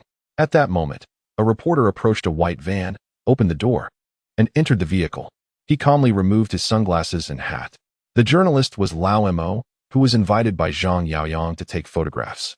Today, he captured many intriguing images, including a scene where police officers clashed with workers while using spray, and even moments of physical struggle. Zhang Yaoyang browsed through the photos. Expressing his satisfaction, Lao Mo, your photography skills could qualify you as a professional. Lao Mo smiled faintly. By the way, how are things going with Huang Yao? Zhang Yaoyang organized the photos, intending to send them to the capital for a lengthy series report by Meng Yu. Lao Mo took out a cigarette, inhaled deeply, and replied, "Still the same. She remains quite unfamiliar to me. Spend more time with her. A daughter is like a little princess who deserves to be cherished and pampered." Zhang Yaoyang advised.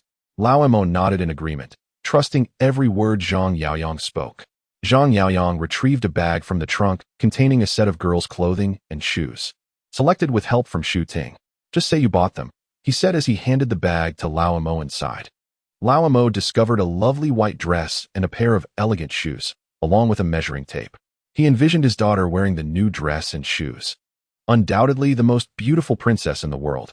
A smile spread across Lao Mo's face at this thought. Observing Lao Mo's reaction, Zhang Yaoyang patted him on the shoulder, saying, "If you ever struggle to buy clothes or shoes, just take the measurements, and I'll have Xu Ting assist you." Lao Mo carefully stored the dress and shoes. "All right, I'm heading back. Remember to bring Huang Yao over for dinner this weekend," Zhang Yaoyang said before driving off, while Lao Mo returned to his van, humming a tune as he went home. A few days later, Lin Guodong and others were released. Their demeanor was disheartened, resembling defeated roosters, each one dejected. "I told you it would be futile," remarked a worker. Though others remained silent, they tacitly agreed with this sentiment. Outside the city government, large posters were displayed.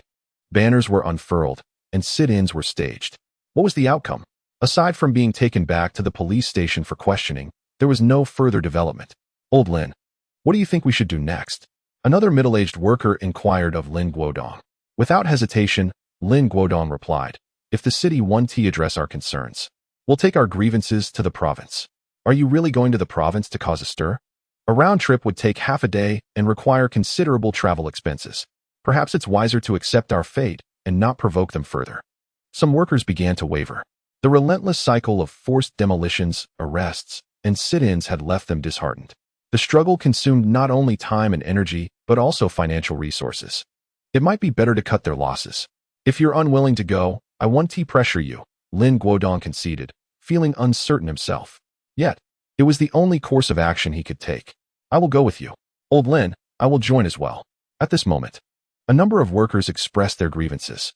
They belonged to the most unfortunate group, having their homes usurped, and their names were conspicuously absent from the compensation list. As such, they were willing to seek justice alongside Lin Guodong. "Very well, let us return home to pack our belongings. We shall head to the provincial capital tomorrow morning," Lin Guodong declared, and set off on foot with his fellow workers. They aimed to conserve every bit of money, even the fare for public transportation. Upon returning home, Lin Guodong requested Zhao Lan's assistance in packing while he stepped onto the balcony to make a phone call. He dialed Zhang Yaoyang's number, and after a few seconds, the call connected. "Mr. Zhang, I apologize for the intrusion," Lin Guodong began. Zhang Yaoyang's voice resonated through the receiver. "Old Lin, what can I do for you?" Lin Guodong replied candidly. "To be frank, I have just been released today, and am preparing to travel to the provincial city tomorrow morning. However, I harbor concerns similar to those I had regarding Jinghai. Zhang Yaoyang inquired. You wish to know how to attract attention, correct? Indeed, Lin Guodong affirmed. After a moment of silence, Zhang Yaoyang suggested, I have a recommendation for you to consider. You must create a significant commotion to draw societal attention. Thus, during your petition, you must make a substantial stir. A substantial stir? Lin Guodong murmured to himself. Yes, it is imperative to catch the attention of the decision-makers, Zhang Yaoyang emphasized. I understand. Lin Guodong concluded the call. The following day, Lin Guodong and his companions set out early for the provincial capital. Upon their arrival at the provincial government's entrance, they, as before, promptly posted large placards and unfurled banners. However, this time Lin Guodong had prepared something more. He retrieved a gasoline canister from his bag. Zhang Yaoyang had informed him that to create enough disturbance to attract the attention of the authorities, a drastic measure was necessary. After contemplating for a long while, Lin Guodong concluded that a self-immolation would be the most effective way to garner attention. If the provincial leaders remained indifferent to their plight, he would resort to more extreme measures to compel action. Hey, what are you doing? The security guard at the provincial government rushed forward to intervene. But his efforts were futile. Lin Guodong and his fellow workers doused themselves with gasoline. The acrid scent of gasoline deterred the guard from approaching. In a state of panic, he hurried to the security room to contact his superiors. Seizing the moment while the guard was absent, Lin Guodong and his companions sat cross-legged, with a lighter placed beside him. Should the police attempt to disperse them with spray, he would use the lighter to fend them off. The commotion at the provincial government's entrance quickly drew a large crowd of onlookers. The police station in the provincial capital swiftly mobilized. A swarm of reporters, akin to flies sensing blood, arrived on the scene in haste. Given that Lin Guodong and his companions were drenched in gasoline, the police hesitated to act. They could not afford to take risks. If the lighter were to ignite, the repercussions broadcasted across the internet would be dire. Chief, these individuals have come from Jinghai and wish to speak with a high-ranking official, reported Captain Xu of the police team to Deputy Chief Wang Yu. What are their demands? Wang Yu inquired, his brow furrowed in concern. Their home was forcibly demolished, yet the compensation offered was woefully inadequate, failing to meet even the minimal standards. And some individuals received nothing at all. Captain Xu submitted the petition to Wang Yu. After perusing its contents, Wang Yu furrowed his brow and remarked, the leadership is currently in a meeting. It would be ill-advised to disturb them at this juncture. Moreover, if we yield now, we shall be compelled to confront similar issues daily. Captain Xu fell into silence. Wang Yu continued, we must first stabilize their emotions and prevent them from taking any drastic measures. Captain Xu nodded in agreement and dispatched a female officer to negotiate. Women often possess a greater affinity and may be able to buy us some time. However, as the female officer approached, Lin Guodong and his companions grew increasingly agitated. Their fingers poised over lighters, ready to ignite at any moment. Let them be silenced forever. We shall not depart until our demands are met. Lin Guodong declared with fury, resolute in his determination to remain until their objectives were achieved. The officers, observing the escalating tension, hesitated to press further. Wang Yu's expression darkened. It appeared misfortune awaited him. Should he be reassigned, it would undoubtedly be due to today's events. Yet, he found himself ensnared in a precarious situation. Failing to acquiesce to Lin Guodong's demands would mean they would not leave. They could not afford to prolong this standoff. This was the city center, a bustling area, and the throng of onlookers would only swell, exacerbating the situation. As each second ticked by, the pressure mounted. Eventually, the truth could no longer be concealed. Wang Yu's phone rang. It was a call from the provincial leader of Linjiang. Upon recognizing the caller, a chill swept over Wang Yu. He took a deep breath, striving to maintain his composure. Secretary Wei, I have a matter of considerable importance to report, he began, succinctly outlining the issues and demands raised by Lin Guodong and his group. On the other end, Secretary Wei's voice resonated with urgency. Why was such a significant matter not reported sooner? The concerns of the populace are paramount. Wang Yu discerned the anger in Secretary Wei's tone. Whether it stemmed from the dire social ramifications or the delay in communication, he could not tell. Regardless, he braced himself mentally. It seemed unlikely that the position of director would be his to claim. He resolved to calm the workers' unrest and ensure their safety. I will be there shortly, Secretary Wei instructed before abruptly ending the call. Wang Yu, quick to react, grasped Secretary Wei's intent and promptly directed Captain Xu, "Please procure food and water." "Understood." Captain Xu acknowledged with a nod. Shortly thereafter, he returned from a nearby convenience store with biscuits, peanut milk, and other provisions, which he handed over to Lin Guodong and his associates, who looked on in disbelief. After a little over 10 minutes, a group of leaders emerged from the provincial government building, among them the plainly dressed Wei Hongbing, who hurriedly approached Lin Guodong and his companions. They immediately recognized him as the provincial head. Among the entourage trailing Wei Hongbing, Secretary Tian from Jinghai wore an expression of discontent. Wei, the secretary, strode confidently towards Lin Guodong and his companions. In the midst of their astonished gazes, he clasped Lin Guodong's hand, apologizing for his tardiness due to a meeting.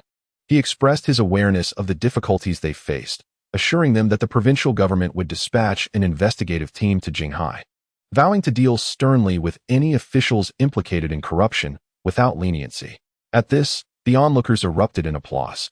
In the office of the vice mayor of Jinghai City, Zhao Lidong massaged his temples with essential oil, a newspaper lying before him. The paper, from the capital, reported on the demolition at the Jinghai machinery factory, accompanied by photographs of Lin Guodong and others in front of the Jinghai city government. Secretary Wang stood by, awaiting Zhao Lidong's directives. Setting down the oil, Zhao Lidong scoffed at the foolishness of those involved, noting their greed had led to a debacle. This year's compensation standards for demolitions were indeed higher than last year's. However, officials in Haifeng district, particularly at the grassroots level, were insatiably greedy, not only lowering compensation but also covertly seizing workers' properties, which compelled Lin Guodong and others to lodge complaints with the provincial authorities. Secretary Wang interjected, cautioning, "Leader, if some individuals start speaking indiscriminately." Zhao Lidong coldly replied, "Then we shall find someone to ensure they are silenced completely, so that others dare not speak out." It was well known that officials often shielded one another, and in Jinghai City, Zhao Lidong was not merely a shield for Su Jiang. Officials of all ranks in Haifeng district had bestowed gifts upon Zhao Lidong, especially during his father's 70th birthday, when numerous calligraphies, vases, and antiques were presented, not to mention the customary local delicacies. Thus, Zhao Lidong was keen to avoid entanglement in this affair. "Should we have Chao Chuang handle it?" Secretary Wang inquired. In the past, Wang had orchestrated traffic accidents to eliminate troublesome individuals for Zhao Lidong. But given the current tense atmosphere, Zhao Lidong shook his head, suggesting, "Let Zhang Yaoyang take care of it. After the task is accomplished, we shall assign him several projects." The carrot and stick approach was Zhao Lidong's favored method. "The leader is indeed wise," Wang praised, as a satisfied smile spread across Zhao Lidong's face. Though he remained unaware of the individual stirring up trouble, he considered it naive for anyone to attempt to disrupt the political landscape of Jinghai. The following day, Secretary Wang summoned Zhang Yaoyang to the seaside. After parking their vehicle, Wang addressed Zhang. "Have you been keeping up with the news lately?" Zhang nodded, acknowledging the turmoil surrounding the city government's affairs and their escalation to the provincial level, even making headlines in the capital's newspapers. Wang smirked. "Someone is certainly stirring the pot." Zhang Yaoyang retrieved a cigarette, lit it, and leaned against the railing, pondering. "What must I do?" "We need to ensure certain individuals are silenced," Wang replied. "Is there a list?" Zhang inquired. Wang produced a printed list, handing it to Zhang, which included names such as Lu Jianjun, Xia Heping, and Ma Guoqing. Gazing at the list, Zhang Yaoyang chuckled. "Once they are quieted, the rest will follow suit. The leader has great trust in you." Secretary Wang smiled and remarked, "In my eyes, you possess more potential than Su Jiang." Zhang Yaoyang responded, "I am grateful for your recognition, leader." After parting ways with Secretary Wang, Zhang Yaoyang made a brief visit to the construction group. "Uncle Tai," he greeted, holding the Jinghai Daily, the front page adorned with photos of Lin Guodong and others at the provincial government. "I was just about to look for you." Uncle Tai gestured for Zhang Yaoyang to take a seat. Zhang Yaoyang spoke earnestly. "Uncle Tai, please provide me with a list, and I will handle it for you." Chen Tai chuckled lightly. "Rest assured, there is no conflict of interest between us and Haifeng District.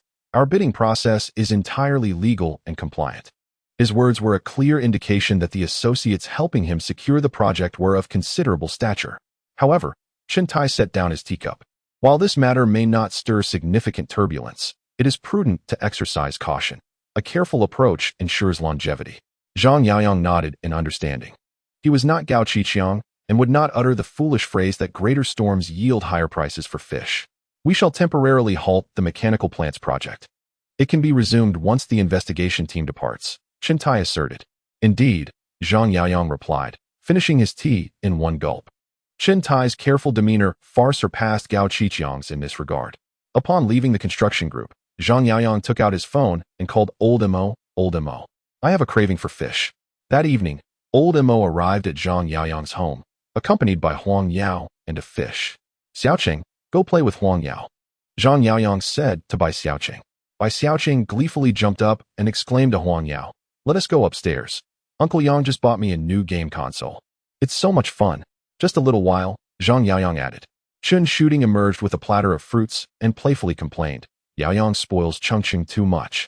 Always buying her game consoles as soon as new models are released. Old Mo chuckled but did not respond. Old Mo, please take these items back with you, Chun Shooting said, placing the fruits in front of him before retrieving 2 bags from the kitchen. One bag contains bird's nest, ginseng, deer antler, and other supplements. Please deliver this to Annie.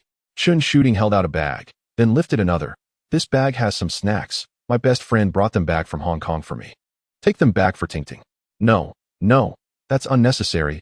Old Mo quickly waved his hand in refusal. Although Old Mo assisted Zhang Yaoyang with work, Zhang Yaoyang's family treated him exceedingly well. No need for such politeness. You are Yaoyang's brother, and this is not for you, but for the elders and children. Chun Shooting insisted, pushing the bag toward him. If you insist, I shall accept it. There is no need for formality with your sister-in-law. Zhang Yaoyang smiled, and then pulled Old Mo along. Come, let us cook together in the kitchen. All right, Old Mo nodded.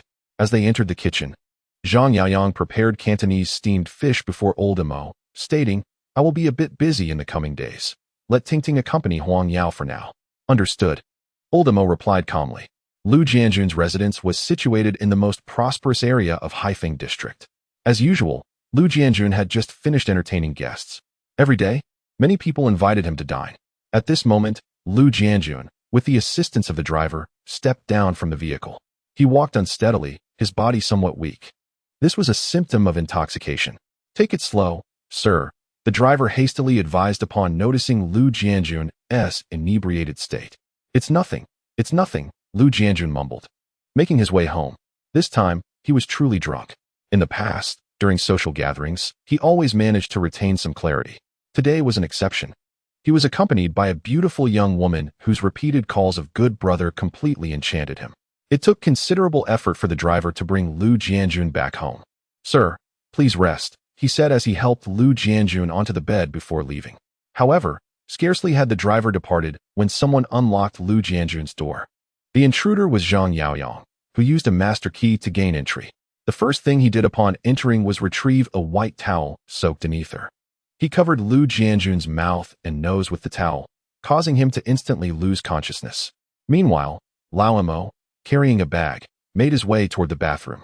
The bathtub's faucet was turned on, and he began to add ice cubes.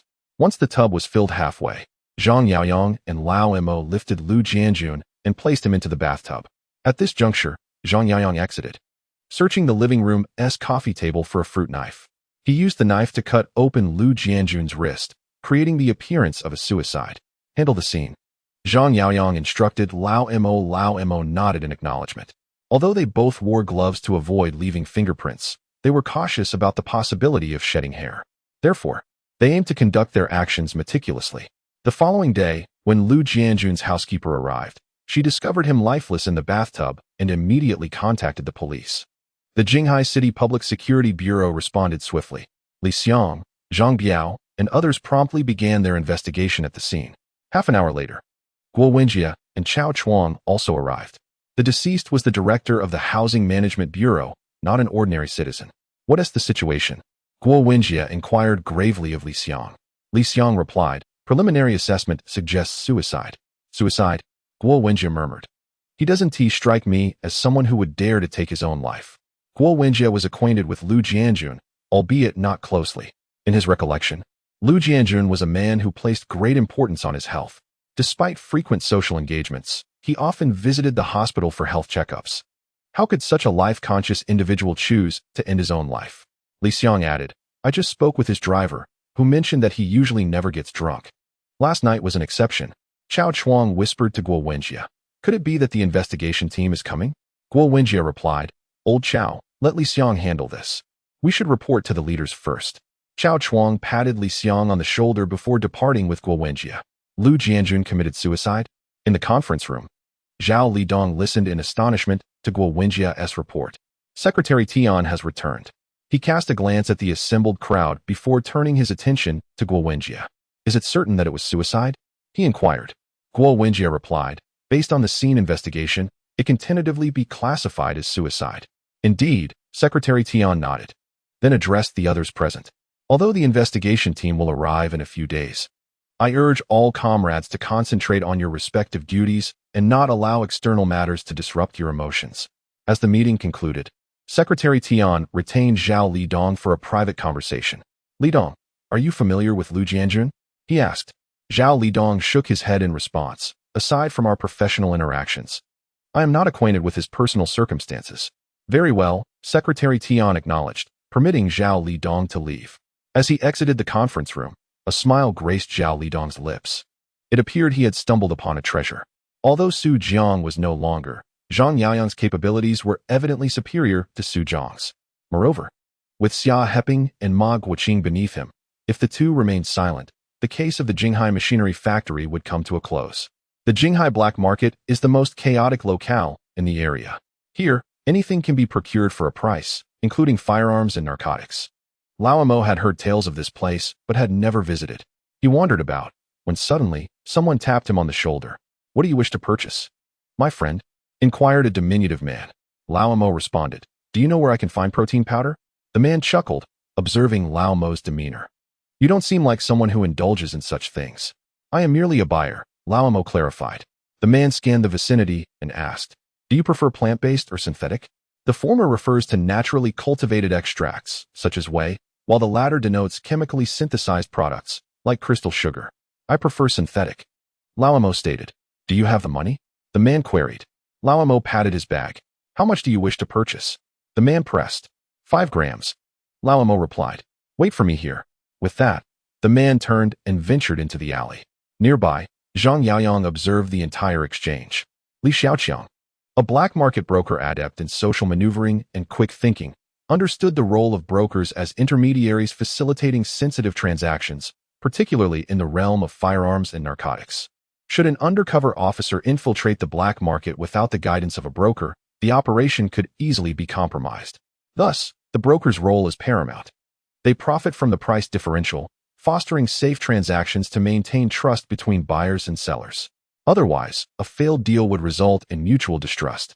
Li Xiaoqiang entered a narrow alley and swiftly dialed a number on his mobile phone. The call was answered promptly. Someone is looking to buy synthetic protein, he stated.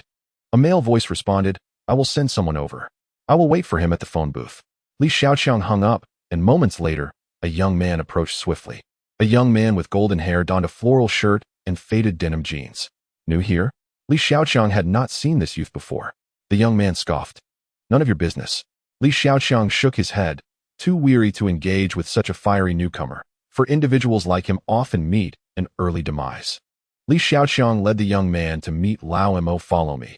He instructed Lao Mo. Zhang Yaoyang observed the youth, noting that Zhong AC had a volatile temperament, prone to anger and difficulties in forming relationships, often veering to extremes. At that moment, Li Xiaoqiang, alongside Lao Mo and Zhong AC, approached a building. Where's the merchandise? Where's the money? Zhong AC coldly inquired. Lao Mo opened his bag, revealing a full stack of cash. Zhong AC stated, 5 bills per gram. 25 for 5 grams, no bargaining. Lao Mo began to count, handing over 500 yuan to Li Xiaoqiang. Li Xiaoqiang watched as Zhong AC produced a bag of transparent crystals from his clothing. Li Xiaoqiang exchanged the money for the goods, completing the transaction. Zhong AC swiftly vanished into the night. Li Xiaoqiang passed the merchandise to Lao Mo, hesitating only to pull out a business card bearing only a number. For future orders, seek me out, he said before turning to leave. However, in that instant, he collided with Zhang Yaoyang. Zhang Yaoyang, robust in stature, caused Li Xiaoqiang to stumble backward, nearly falling to the ground. Just as Li Xiaoqiang was about to curse, Zhang Yaoyang unexpectedly tossed a stack of money at him. Get me 2 handguns, Either imitation type 54 or type 64 will do, he instructed. Though Li Xiaoqiang was momentarily bewildered, the sight of the money spurred him into action. Under Li Xiaoqiang's guidance, Zhang Yaoyang acquired 2 imitation type 54 handguns. Despite the many issues associated with the type 54, such as frequent jamming and lack of empty chamber indicators, its formidable power and simplistic design made it relatively easy to manufacture. Moreover, its considerable range and strength rendered it popular in the market.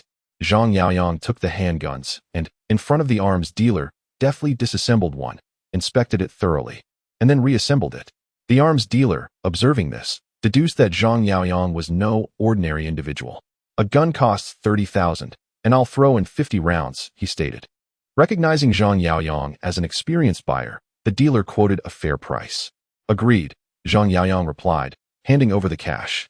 After the dealer counted the money and confirmed its accuracy, he left hastily. Gentlemen, do you require anything else?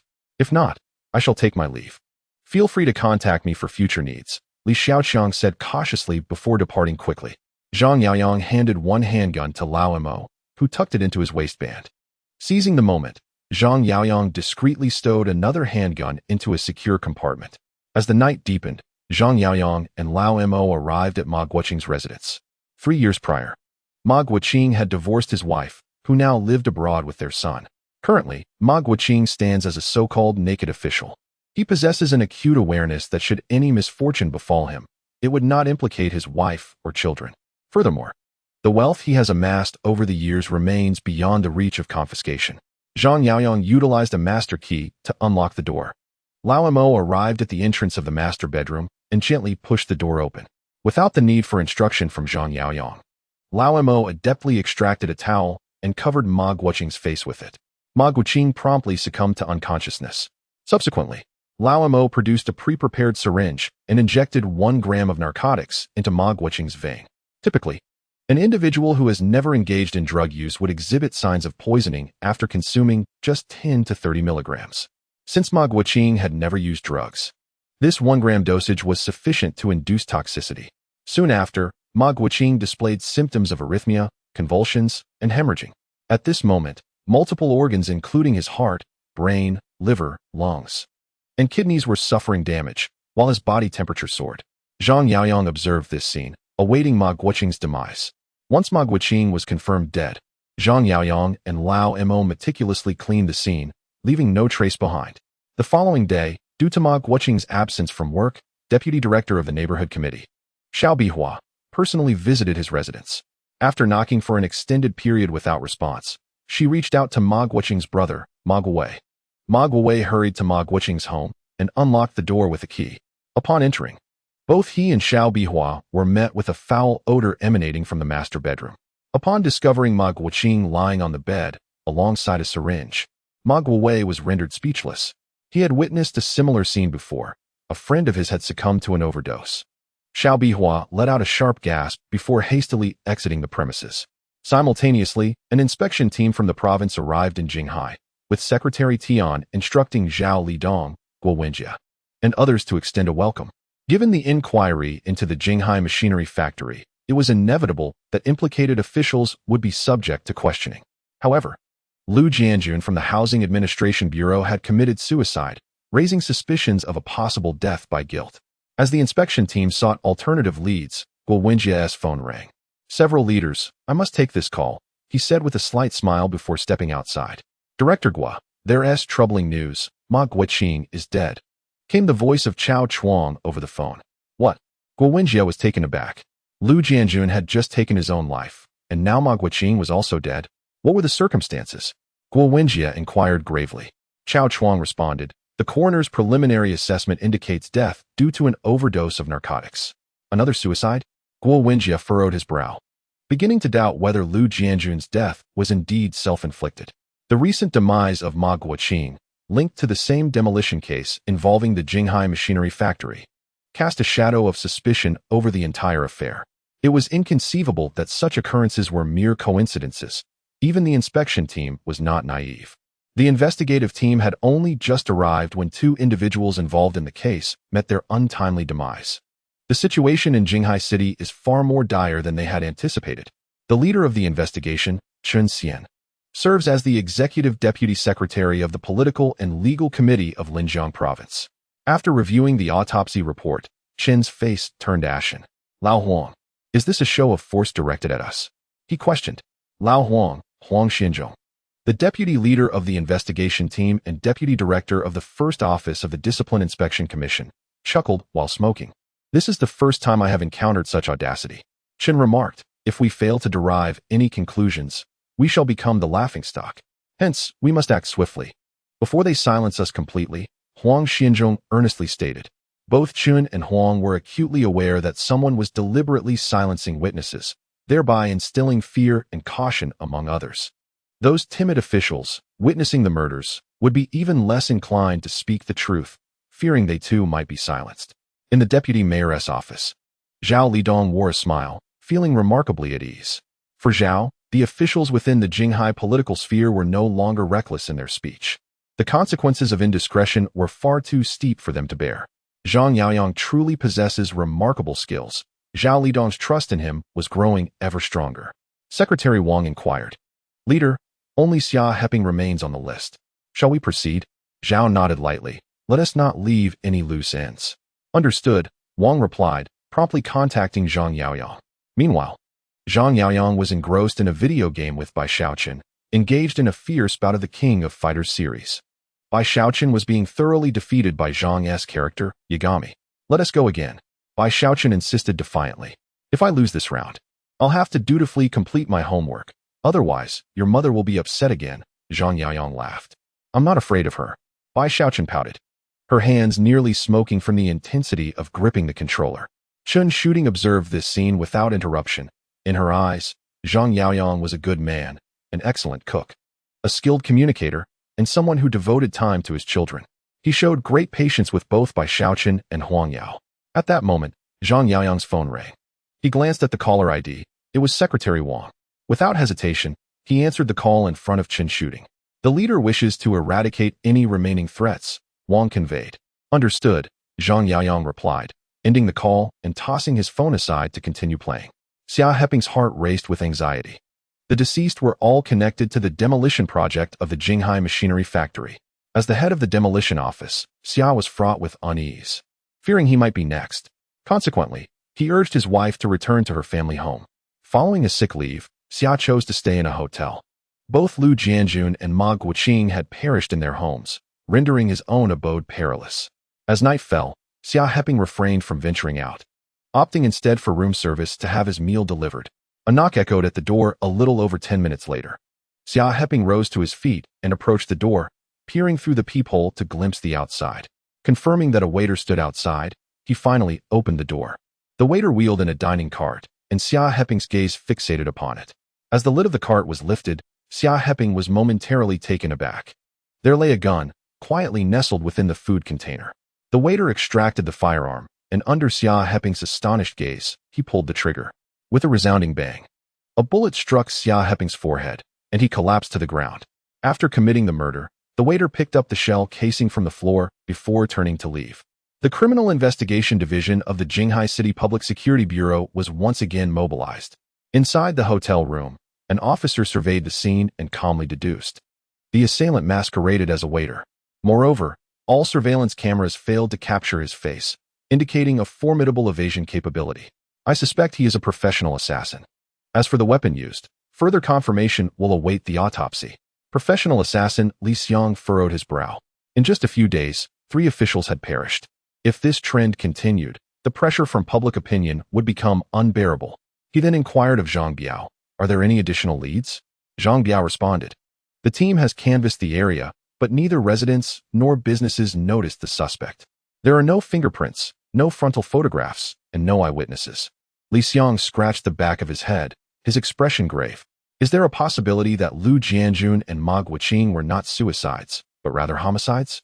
Zhang Biao murmured. That cannot be ruled out, Li Xiang replied.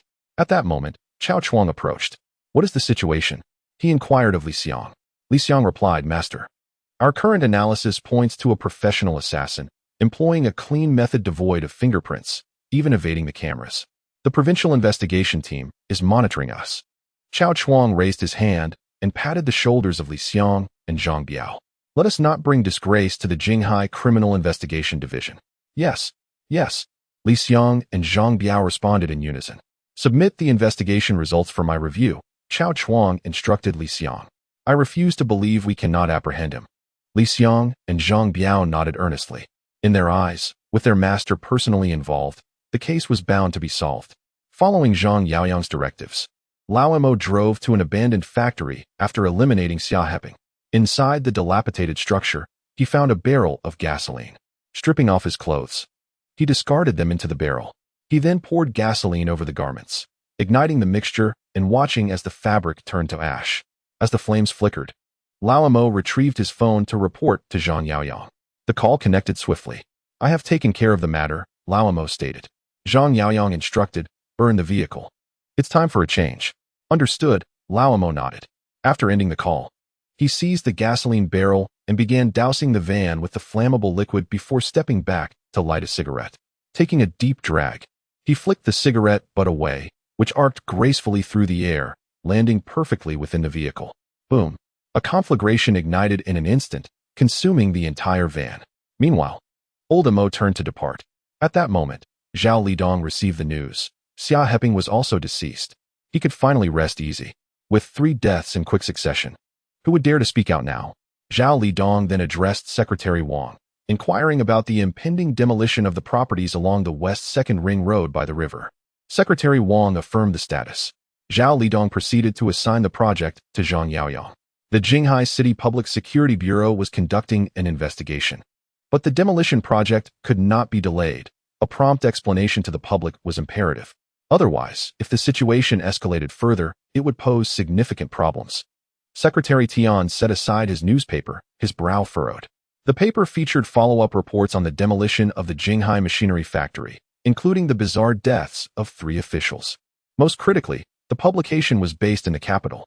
If it were a local media outlet from Jinghai or Linjiang province, Secretary Tian could silence them. However, the capital's media posed a formidable challenge, as he was uncertain of the forces at play behind the scenes. Secretary Tian even suspected that someone might be plotting against him. The realm of politics is fraught with shadows, necessitating perpetual caution. After some contemplation, Secretary Tian resolved to first reassure the workers of the Jinghai machinery factory. As for the funds, the embezzled money was unlikely to be recovered anytime soon. Secretary Tian intended to extract a portion of funds from various departments as stability maintenance expenses. Should that prove insufficient, he would advance a portion from the next year's budget. Consequently, Secretary Tian contacted Zhao Lidong and others, requesting their company to visit the injured workers in the hospital. Naturally, the media followed him to the hospital. The welfare of the populace always takes precedence. The injured individuals from the demolition incident must be cared for appropriately. As he walked, Secretary Tian communicated directives to several leaders, ensuring that all medical and nutritional expenses would be borne by the government. Thank you, Secretary Tian. Thank you, Secretary Tian. The workers and their families expressed their gratitude profusely. Click, click, click. Cameras clicked incessantly. After overseeing the arrangements, Secretary Tian and Zhao Lidong hurriedly proceeded to the machinery factory. At that juncture, the factory lay in disarray, and Lin Guodong and others, having returned from the province, set up tents along the road. If construction vehicles attempted to enter, they threatened to set them ablaze with gasoline. Let them arrest us. They were unafraid of escalating the situation. After all they had endured, Lin Guodong and his compatriots grasped a vital truth. Only through outcry could they garner the attention of leadership. Conversely, if they remained compliant, they would be overlooked and bullied. Grab your tools, Lin Guodong exclaimed upon spotting the journalists. Instantly, the workers seized rods and steel bars, some even brandishing gasoline canisters, embodying a resolve to confront their fate. This spectacle caused Secretary Tian to furrow his brow in concern.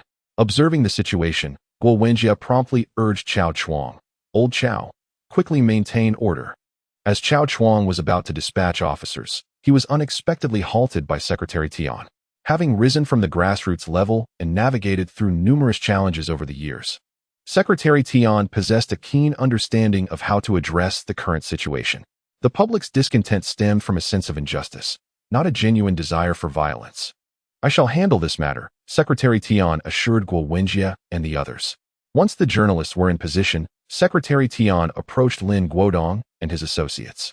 Upon seeing Secretary Tian advance while the officers remained back, the hostility of Lin Guodong and the others towards him softened somewhat.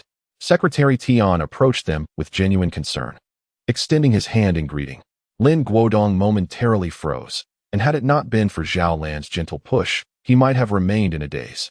Secretary Tian grasped Lin Guodong's hand firmly and addressed him, as well as the surrounding workers. The demolition of the Jinghai machinery factory has led to numerous issues, which I acknowledge as my oversight. However, rest assured, in the name of the Jinghai municipal government, I guarantee proper resettlement for all workers of the Jinghai machinery factory. While Lin Guodong expressed his gratitude with a nod, his thoughts wandered to Zhang Yaoyang. Without Zhang Yaoyang's guidance, how could they have secured any compensation? With the workers receiving their reparations, the matter of the Jinghai machinery factory's demolition seemed to reach a temporary conclusion. Meanwhile, the investigations into the suicides of Lu Jianjun and Ma Guoqing, as well as the shooting of Xia Heping, continued unabated by the Jinghai City Bureau. The investigative team remained on-site to pursue their inquiries. However, Zhang Yaoyang harbored no concerns, for he was confident in the cleanliness of his actions, dismissing any possibility of being apprehended. Secretary Wang met Zhang Yaoyang once more by the seaside. Their vehicles were parked along the shore.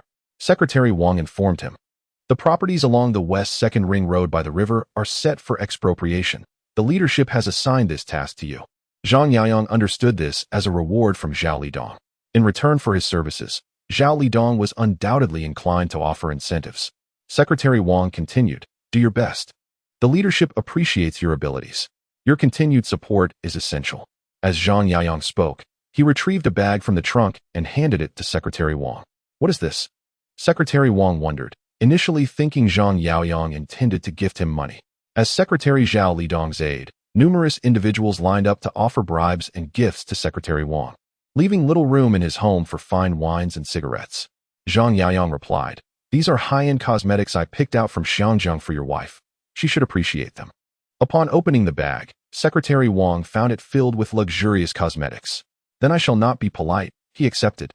Gift-giving is an art. For men, cosmetics are the ideal choice, as they are often passed on to women, ensuring their delight, and consequently, the giver's satisfaction. After Secretary Wang departed, Zhang Yaoyang took out his phone to contact Cheng Cheng. The call connected swiftly. "Do you remember me?" Zhang Yaoyang inquired with a smile. Cheng Cheng's sweet voice resonated through the line. "Of course, I remember. You are quite the favored one beside Uncle Tai." Zhang Yaoyang responded, "Are you free at 8 this evening? I have something to discuss." Cheng Cheng asked, "Where shall we meet?" Zhang Yaoyang remarked, "At the fragrant pavilion beside Century Department Store." Cheng Cheng responded, "All right, see you tonight." After hanging up the phone, Zhang Yaoyang put away his mobile device and gazed out at the sea. He was about to embark on a journey into real estate. At 8 o'clock in the evening, the fragrant pavilion, a tea house, was bustling with patrons. Every night, the private rooms were filled to capacity, particularly after 10. The clientele could be divided into two groups, those conducting business and those indulging in gambling. Cheng Cheng, maintaining her signature style, wore a white blouse paired with a knee-length gray skirt and nude stockings, presenting an image of simplicity and competence. At that moment, the manager inquired, "Do you have a reservation?"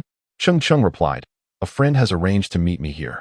The manager asked, "May I have your friend's surname?" Cheng Cheng responded, "Jiang." Realizing she was a friend of Brother Yang, the manager promptly led her to the private room.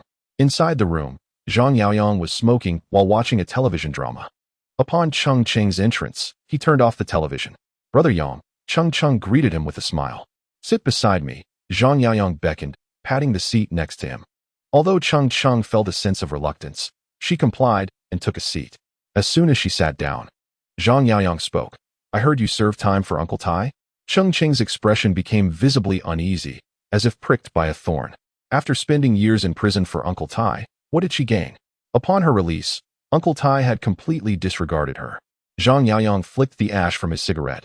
"However, Uncle Tai does owe you a debt. You sacrificed so much for the company. Had it not been for your taking the blame, it might have been Uncle Tai behind bars." Though his words bore a hint of insincerity, they resonated with Cheng Cheng. Taking a deep breath, she lifted her teacup and smiled gently. "Brother Yang, did you summon me to voice your grievances on my behalf?" Cheng Cheng perceived that Zhang Yaoyang's words were merely an attempt to win her favor. Zhang Yaoyang continued to smoke, saying, I plan to undertake a project soon and currently lack a team. Cheng Cheng assumed he was seeking to recruit her, which was reasonable given the competitive factions within the construction group. Everyone sought to expand their influence. As for why he sought her out, it was likely an opportunity for him to exploit her. After her prison experience and being coldly treated by Uncle Tai, Cheng Cheng had seen through it all. Thus, she smiled and replied, Are you looking to bring me on board? You are quite perceptive. Zhang Yaoyang nodded. I indeed require experienced individuals to assist me. Cheng Cheng queried. Isn't sister shooting more suitable than I? Zhang Yaoyang responded. To be honest, in terms of talent, you are both equally matched. And she is indeed more trustworthy. Then why approach me? Cheng Cheng asked. Zhang Yaoyang shifted his demeanor, using his authoritative presence, calmly stating, Because you possess greater ambition, and I can harness that ambition. Cheng Cheng was taken aback. You must understand that relying solely on your current resources will not suffice to attain your desires. This is why you harbor jealousy towards me and resentment towards Uncle Tai. I do not require you to deny it. Zhang Yaoyang casually patted Cheng Cheng's leg, signaling her to be quiet, and then continued, You know the truth within yourself. I am indifferent to your jealousy, and Uncle Tai will not concern himself with your resentment. What I truly need is someone trustworthy and capable to assist me in leading the team. So will you join me? Gazing into Zhang Yaoyang's eyes and feeling the commanding presence he exuded, Cheng Cheng nodded gently. He emanated a formidable aura even more powerful than Uncle Tai's.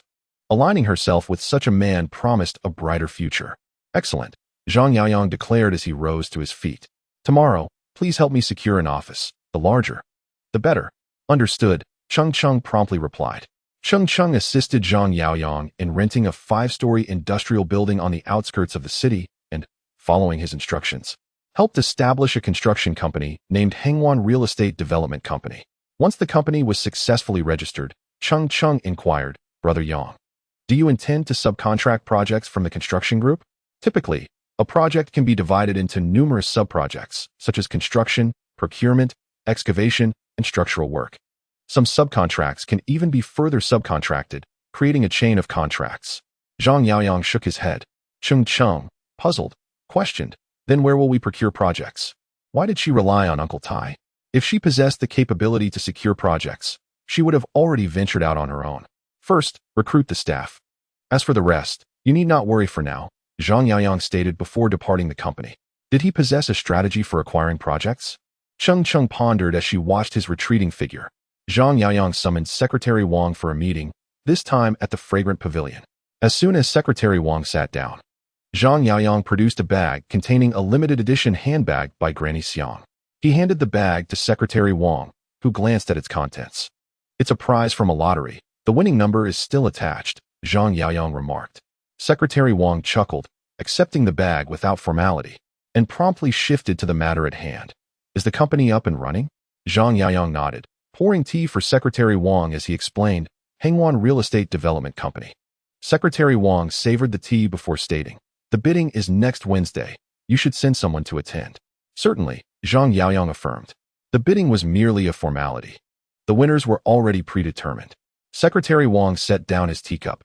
First, secure 3 million as a brokerage fee.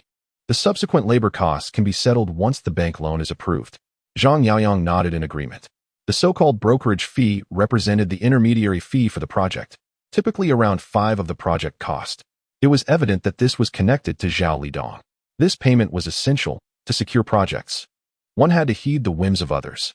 Do not harbor resentment. If one is unwilling, there are plenty eager to take the opportunity. After Secretary Wang departed, Zhang Yaoyang proceeded to the flagship store of Yaoyang Specialty. Although referred to as the flagship store, it was essentially the old shop located on Old Factory Street. The decision to establish the flagship store here not only fosters a sense of belonging, but also integrates the after-sales service of the small communication devices, subsequently enhancing foot traffic in the Old Factory Street. This initiative could stimulate the surrounding commerce, thereby augmenting residents' employment opportunities and income, which in turn contributes positively to Old Factory Street. As Zhang Yaoyang stepped into the store, he noticed that the number of customers was not as abundant as he had anticipated. At that moment, Gao Qiqiang was attending to clients while Gao Qiqiang was busy with the accounts. What was amiss? Why had business diminished so significantly? Zhang Yaoyang inquired with a furrowed brow. Typically, this time of day would see the counters bustling with patrons. Currently, during the peak period for small communication devices, trade should be thriving. Brother Yang, the situation is such that recently, many new small communication stores have opened in Jinghai, Gao Qiqiang lamented, appearing as though he were a wronged child. According to him, a new competitor, Longting Communications, had emerged, also selling small communication devices and engaging in a price war.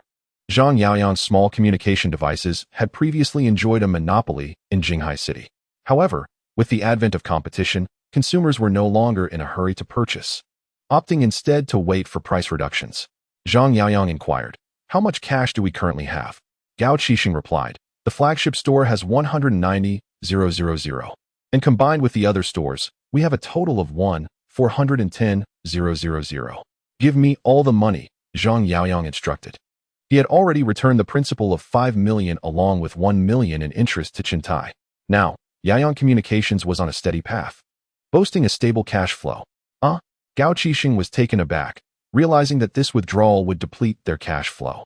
"But Brother Yang, we still have a batch of payments due to the manufacturer, and we need to settle them by tomorrow."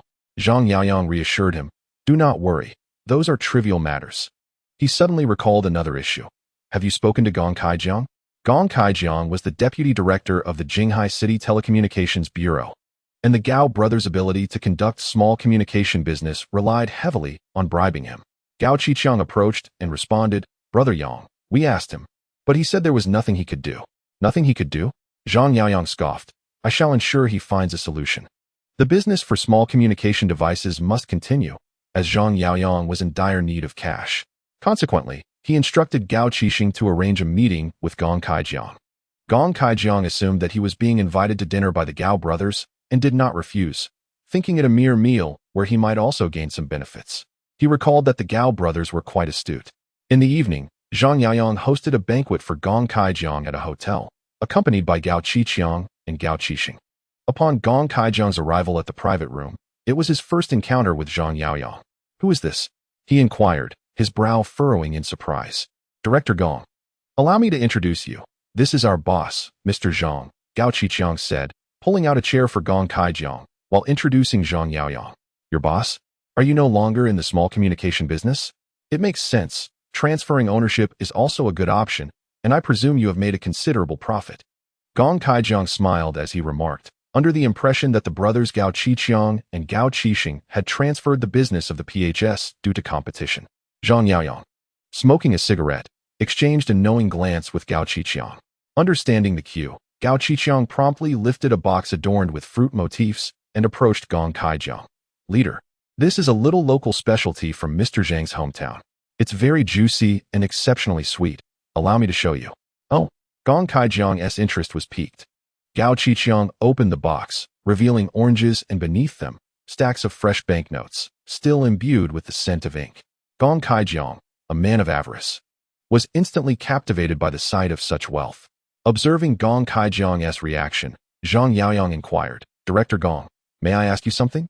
"Please, go ahead." Gao Qiqiang replied with a smile. Zhang Yaoyang continued, "Are you well acquainted with the owner of Longting Communications?" Gao Qiqiang closed the box. Aware that Zhang Yaoyang aimed to monopolize the PHS business, wishing to keep Longting Communications at bay. "To be honest, the owner of Longting Communications has connections," Gao Qiqiang said, gesturing towards the ceiling, then sighed. "In truth, I would like to assist you, but I am unable to." Zhang Yaoyang pressed, "Could you divulge his background?" Sensing Zhang Yaoyang's apprehension, Gao Qiqiang decided to reveal the truth to dissuade him. "He is a relative of District Chief Li Changzheng, the District Chief of Haifeng?" Zhang Yaoyang asked. "Do you know Mr. Li?" Gao Qiqiang inquired, surprised. Zhang Yaoyang chuckled softly. "I've met him a few times." Li Changzheng was not someone Gao Qiqiang could afford to offend, hence he dared not provoke the owner of Longting Communications. However, given Zhang Yaoyang's reaction, did he have a close relationship with Li Changzheng? If they were indeed friends, conflicts would be unlikely. After their meal, Zhang Yaoyang instructed Gao Qiqiang and Gao Qiqiang to escort Gao Qiqiang back, while he made a phone call to Laomo. The call was swiftly connected. "Laomo, capture the owner of Longting Communications," Zhang Yaoyang commanded. The owner, Liao Chao, was a cousin of Li Changzheng. Recently, upon hearing of the PHS's booming sales through the news, Liao Chao sought to claim his share. Consequently, leveraging his connection with Li Changzheng, he obtained a telecommunications license. Armed with this license, Liao Chao borrowed money from several friends, amassing 5 million to open his store. Upon opening, Liao Chao launched a barrage of promotional activities and aggressive pricing strategies against Yaoyang Communications. His singular aim was to employ malicious competition to drive Yaoyang Communications to closure. Should a price war fail to incapacitate Yaoyang Communications, Liao Chao would resort to other means, utilizing his connections to force them out of business. In the realm of commerce, it is indeed a battlefield where the weak are devoured by the strong. At noon, Liao Chao greeted his staff. "You all manage the store. I'm off to lunch." The employees exchanged glances, considering him a miserly boss. They had heard that employees at Yaoyang Communications enjoyed lavish meals of poultry and fish, while they themselves were not even provided lunch. Moreover, their break time was quite limited. Liao Chao hummed a tune as he strolled into a narrow alley. At the end of the alley stood a massage parlor, owned by a beautiful woman who was also an excellent cook. For the past few days, Liao Chao had been enjoying his midday meals there. Suddenly, a man wearing a baseball cap and a mask approached him. The man pulled out a white towel from his pocket and swiftly covered Liao Chao's mouth from behind. Liao Chao quickly succumbed to unconsciousness. The man supported Liao Chao and hurriedly returned to a gray van. When Liao Chao regained consciousness, he found himself in a pitch-black room. He was bound to a chair, unable to move his hands or feet. He attempted to struggle, but to no avail. Eventually, he resigned himself to his fate and shouted, "Hey, is anyone there? Can anyone hear me?" His cries echoed in vain, met with silence. Time passed agonizingly slowly. Bound as he was, Liao Chao found himself reduced to sitting to relieve himself. After what felt like an eternity, the door creaked open, and a beam of light pierced the darkness, illuminating Liao Chao's face. The harsh glare from a flashlight rendered him momentarily blind. Lao Mo entered, holding the flashlight, followed closely by Zhang Yaoyang. The room reeked of urine. "Turn it off," Zhang Yaoyang instructed, and Lao Mo nodded in compliance. As the flashlight was extinguished, darkness enveloped the room once more. However, Lao Mo soon lit a candle, and in its flickering light, Liao Chao regained his sight, revealing that he was in what appeared to be a temple.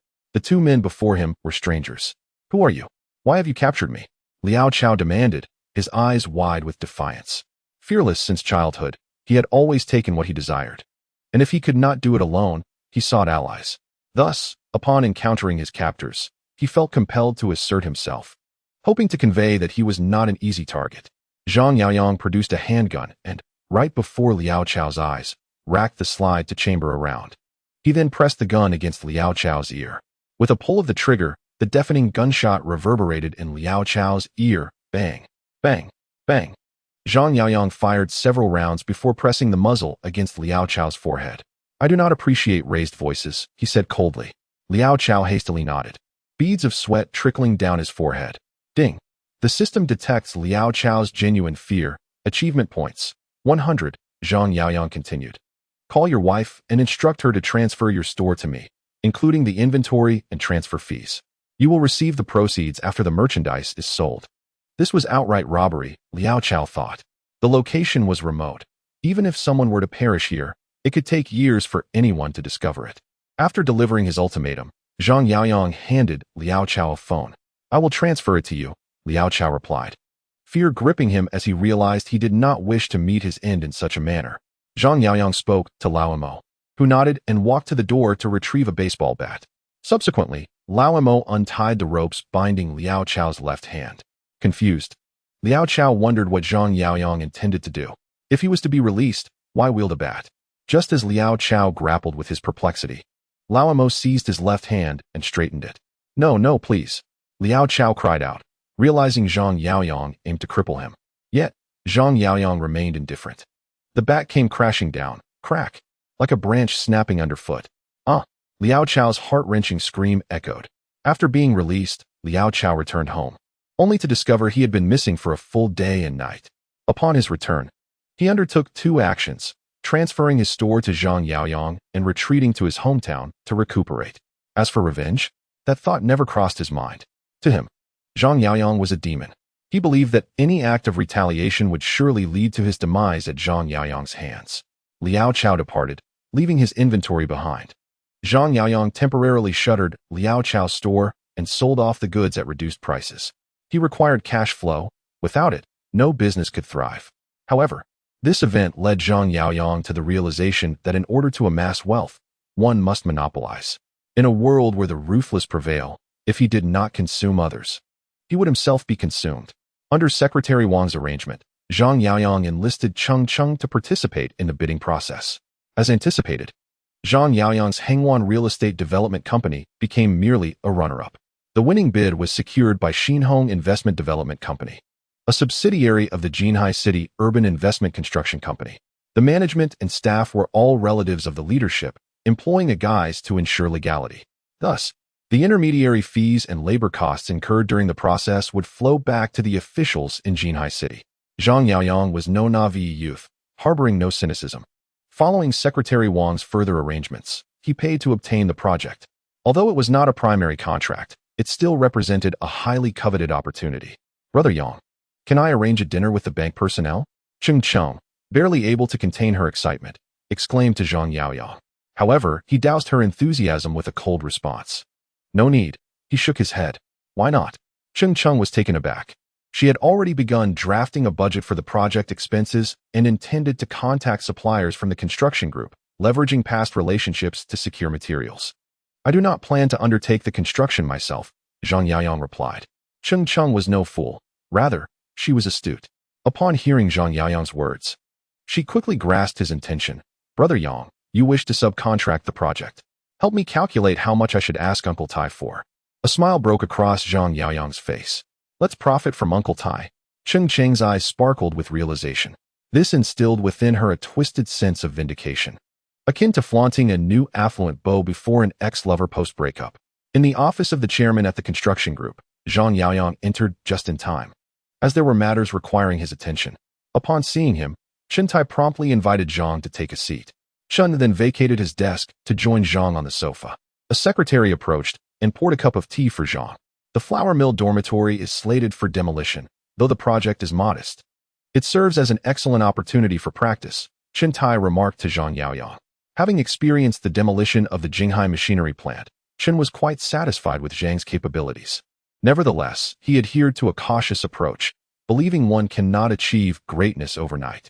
He intended to commence with smaller projects, gradually entrusting more responsibility to Zhang.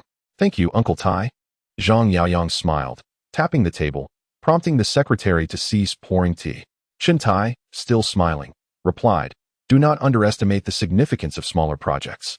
One cannot achieve substantial success without first comprehending the entire process. Zhang chuckled. Uncle Tai, how could I regard them as trivial? Your willingness to grant me this opportunity signifies your respect for me. Zhang recalled the flour mill, as Chen had mentioned.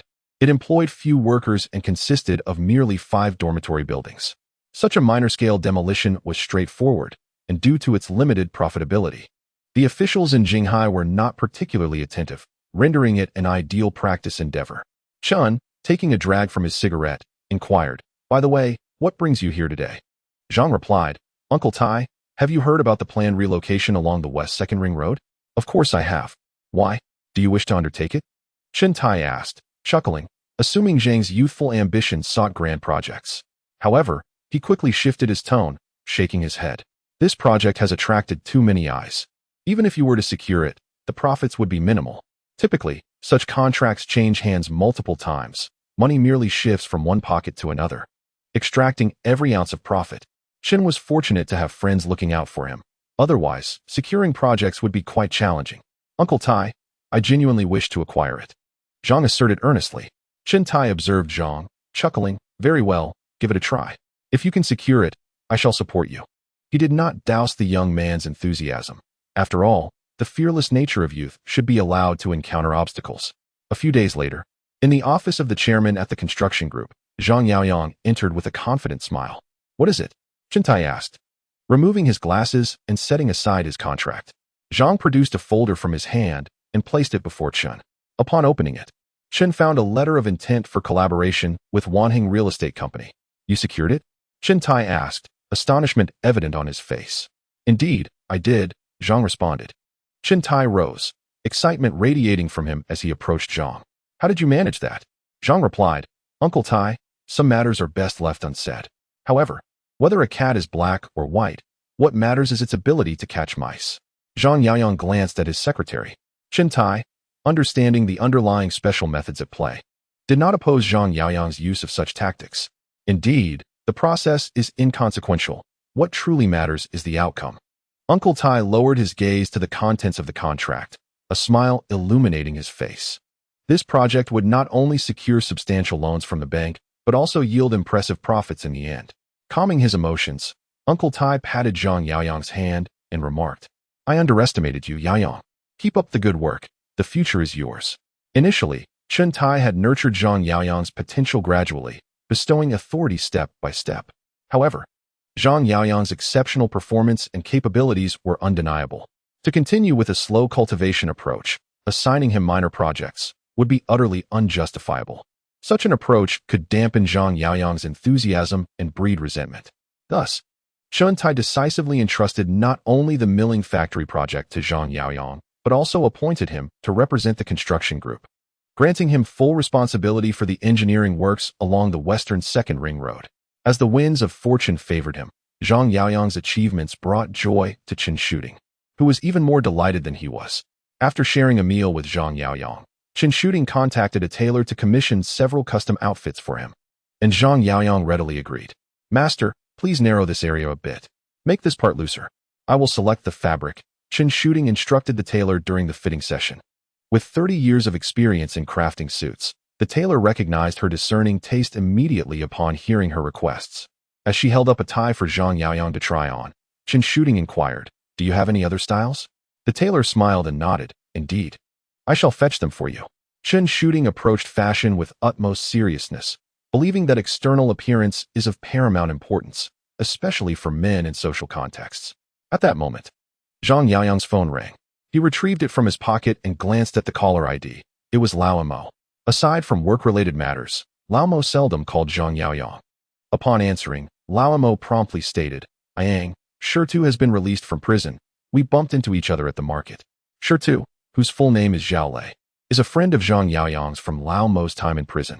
Although Xu Lei possesses only an elementary school education, he is remarkably filial and loyal, never betraying a friend. I will come to find you right away, Zhang Yaoyang replied before hanging up. Simultaneously, Lao Mo set down his phone and informed Xu Lei. Yang is on his way. Xu Lei nodded, speaking little. Compared to him, Lao Mo was quite the chatterbox. After approximately 20 minutes, Zhang Yaoyang arrived by car. Not alone but accompanied by Chen Shooting, along with Tang Xiaolong and Tang Xiaohu. Brother Yang, Brother Long, Brother Hu, the vendors at the market greeted them as they arrived. Zhang Yaoyang nodded in acknowledgement to them before striding directly towards Lao Mo and Xu Lei.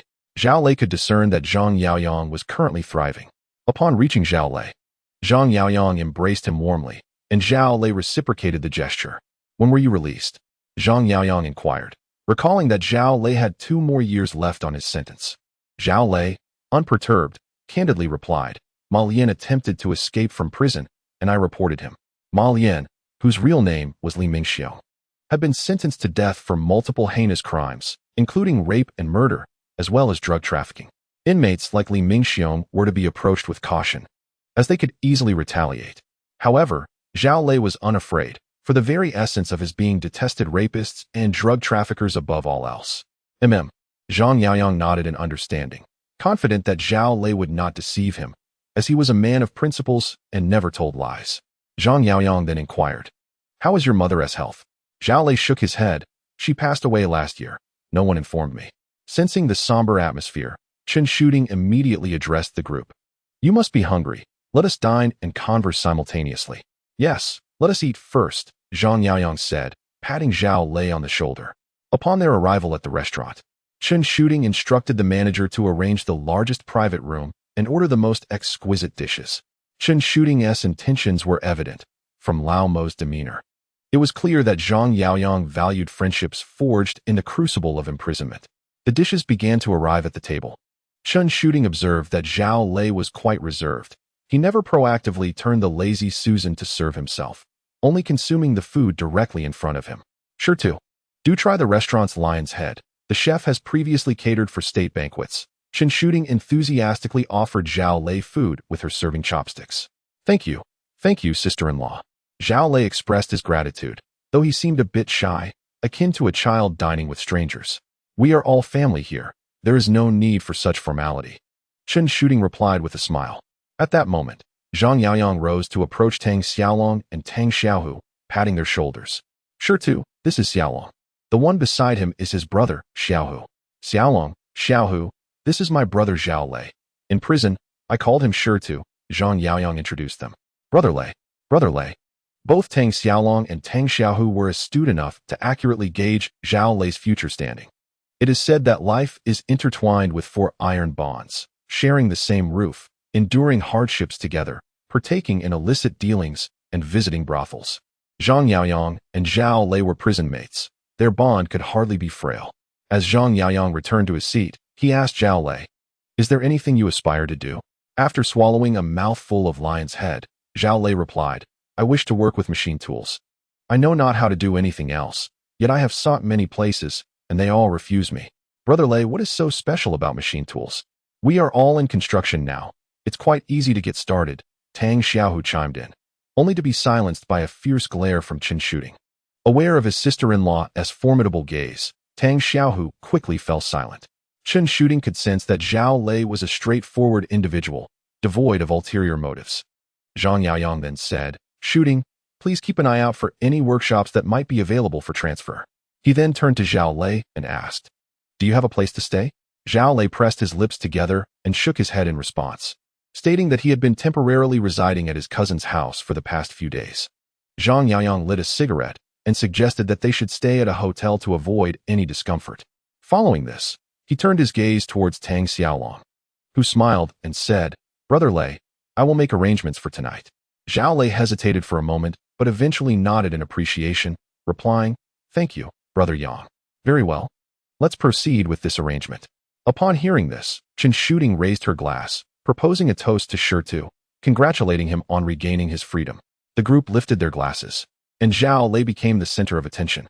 Under the gaze of the crowd, he stood up and expressed his heartfelt gratitude, saying, "Thank you, Brother Yang. Your kindness is something I will never forget in this lifetime." The system recognized Zhao Lei's sincere appreciation, awarding him 1,000 achievement points. A drop of kindness warrants a fountain of gratitude. Zhao Lei, akin to a dog that bites but does not bark, possessed a deep sense of gratitude. He would remember those who treated him well for a lifetime. Having been helped by his homeroom teacher during elementary school, when he witnessed the teacher's daughter being bullied by a group of ruffians, Zhao Lei could not remain silent. He went home, retrieved a kitchen knife, and intervened. As a result of inflicting serious injuries, he was sentenced to 12 years in prison. However, Zhao Lei never harbored regrets about his actions. Chapter 49. Meng Dihai's troubles. Chen Shooting was a considerate woman. She understood Zhang Yaoyang's desires and endeavored to fulfill them. The following day, she leveraged her connections to search for a suitable storefront. To her surprise, she quickly found a mechanical processing factory. The owner of this factory was burdened with substantial gambling debts and, due to poor management, was eager to sell. Chen Shooting enlisted the help of an expert to evaluate the factory. Despite the machinery being somewhat outdated, it remained functional, and all necessary tools were in place for seamless operations. After negotiating a price, Zhang Yaoyang brought Zhao Lei to inspect the factory. The facility was modest, covering approximately 220 square meters. Nevertheless, it was well equipped, and there was a seasoned craftsman on site. Chen Shooting smiled and said, "Sure too, tell me what you need. If it's manpower, I'll help you recruit. If it's machinery, I'll find a solution." At that moment, Zhao Lei stood in awe of the mechanical workshop. His father had been a milling machine operator, a highly skilled one, and Zhao Lei himself possessed a natural aptitude for machinery. Observing Zhao Lei in silence, akin to a parent cherishing their child, he gently caressed the various machines. Chen Shooting approached Zhang Yaoyang and whispered, "How did I perform?" Zhang Yaoyang replied, "I would give you a score of 99. Chen Shooting feigned disappointment, saying, "Why only 99? I thought I deserved a perfect score." Zhang Yaoyang chuckled. "The 1-point deduction is to prevent you from becoming complacent." With a slight smile, Chen Shooting wrapped her arm around Zhang Yaoyang's, asking, "What will you reward me with?" "We'll discuss it at home," Zhang Yaoyang replied, playfully pinching her nose. He then called out to Zhao Lei, "Sure too." Zhao Lei, snapping back to reality, felt a bit embarrassed and scratched his head. "Come over," Zhang Yaoyang beckoned. Xu Lei approached him. Zhang Yaoyang remarked, "I am aware that you are not adept at business. Therefore, initially, I will assist you in securing orders, while you will solely be responsible for production." Xu Lei nodded, acknowledging his lack of proficiency in such matters. Zhang continued, "As for the revenue, we shall adopt a 70-30 split, where you will retain 70%. The wages for the master craftsman will be deducted from your share. Is that acceptable?" "Absolutely," Xu Lei responded promptly. "Very well. For business matters, your sister-in-law will communicate with you, while for personal matters, you may contact me directly." Zhang Yaoyang patted Xu Lei on the shoulder and, before departing, earnestly cautioned him, "Do not act impulsively again. Refrain from returning to incarceration." Observing Zhang Yaoyang and Chen Shooting's departure, the master craftsman expressed, "To have friends like that is indeed a stroke of good fortune." Xu Lei remained silent. As he was not one for eloquence, his expressions of gratitude were limited to simple acknowledgments. He preferred to speak less and act more. Given the opportunity, he would repay Zhang Yaoyang and Chen Shooting through tangible deeds. Chen Shooting, with her extensive connections, swiftly procured orders for Xu Lei. However, these orders were akin to morsels extracted from another's mouth, yielding only a modest income of over 100,000 a year. It is essential to recognize that the mechanical processing industry is arduous, characterized by blood, sweat, and tears. The first factor to consider is the skill of the technicians. Those with superior skills naturally command higher prices, although this is not an absolute rule. Due to fierce competition within the industry, even less complex components can be produced by others, albeit at significantly lower prices. Should one refrain from participation, they risk losing orders. Furthermore, the quality of equipment plays a crucial role. Specialized machinery for high-precision components faces fewer competitors and offers greater returns, yet demands substantial initial investment and entails considerable risk when competing against established firms. Despite the modest earnings, Xu Lei felt a profound sense of contentment. In contrast, Zhang Yaoyang was characterized by insatiability. Although he had secured 2 projects, he yearned for more, having tasted success. The project along the Second Ring Road, upon subcontracting, yielded a profit of 30 million, and after deducting 3 million in intermediary fees and subsequent labor costs, the net profit exceeded 20 million. It is worth noting that, under normal circumstances, the net profit margin in the construction industry hovers around 10%. For a 100 million project, the net profit would typically be 10 million, superficially. This appears lucrative, but the reality is more complex. Projects often require capital infusion, with a 100 million endeavor typically necessitating a 30 million investment.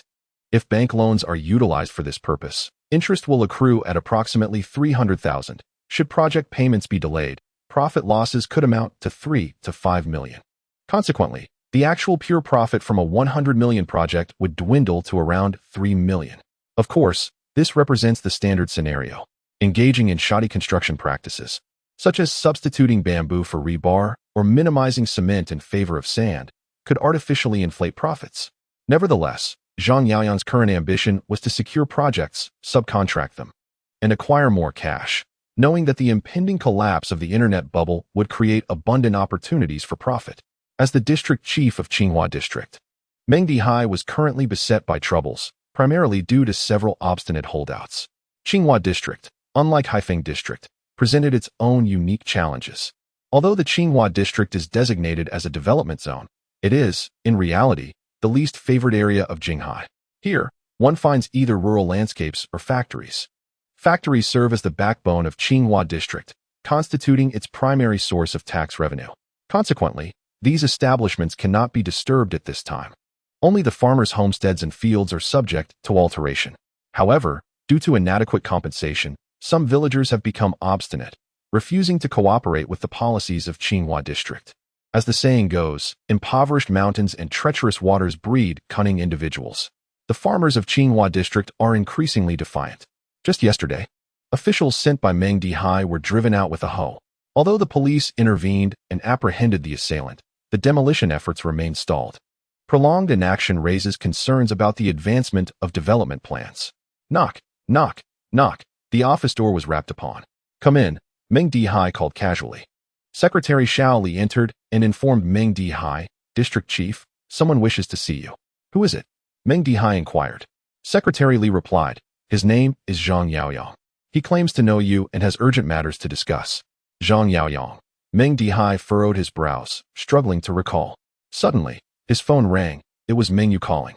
Upon answering, Meng Dihai remarked, "The sun must have risen in the west for you to suddenly think of calling me."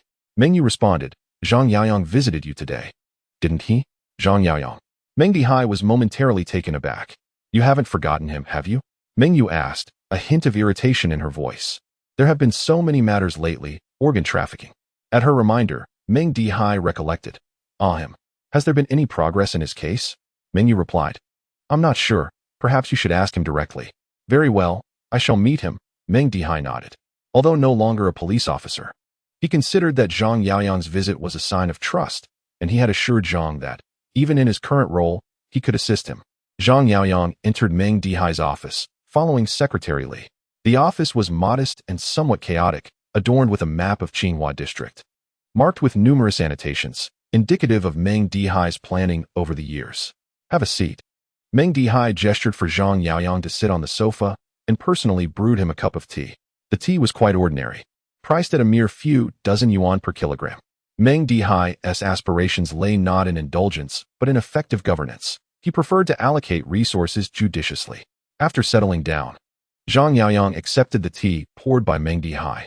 "What is the status of the organ trafficking case you mentioned last time?"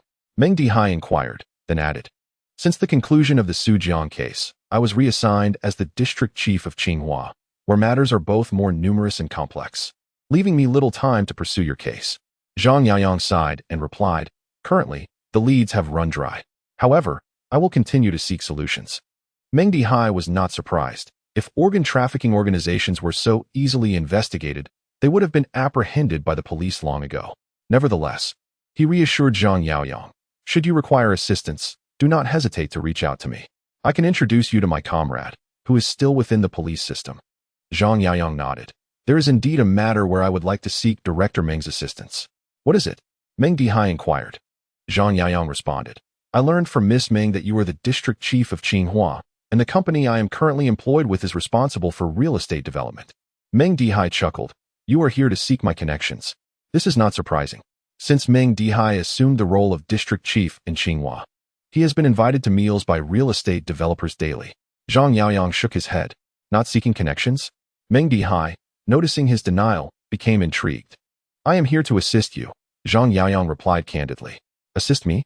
Meng Dihai's interest deepened. He lit a cigarette and smiled, saying, "Pray tell, how do you plan to assist me?" Zhang Yaoyang did not beat around the bush and stated directly, "I have heard that you have encountered resistance regarding the demolition in Hashan village." Meng Dihai nodded. "Not concealing the truth, your information is quite astute. I read it in the newspaper," Zhang Yaoyang responded. Meng Dihai sighed and smiled wryly. "It is indeed the case. Some villagers are reluctant to relocate." Zhang Yaoyang earnestly remarked, "Director Meng, such situations are numerous and will only increase in the future. However, I am confident I can help you resolve this." Director Meng was curious. "You can help me resolve this?" "Yes, I can assist you. That is the very purpose of my visit, provided you grant me the opportunity to try." Zhang Yaoyang's response prompted Meng Dihai to scrutinize him. Zhang Yaoyang exuded confidence. Not appearing to jest, Meng Dihai pondered for a moment. "All right, if you can truly resolve this, the Hashan village project will be entrusted to your company." The transition from police chief to district chief marked the most significant change for Meng Dihai in terms of public safety and governance. While managing public safety, Meng Dihai was upright and principled, with a clear distinction between right and wrong. However, in overseeing Jinghai district, Meng Dihai transformed. He began to embrace the philosophy that whether a cat is black or white, as long as it catches mice, it is a good cat. Accomplishing tasks with minimal cost became paramount. Therefore, Meng Dihai was willing to grant Zhang Yaoyang an opportunity to prove himself. Opposite Hashan village lay the industrial zone, which was originally slated for demolition to construct a housing complex to accommodate some citizens in Haifeng district wishing to upgrade to larger homes, but lacking the financial means. However, after numerous negotiations, some villagers still refused to vacate.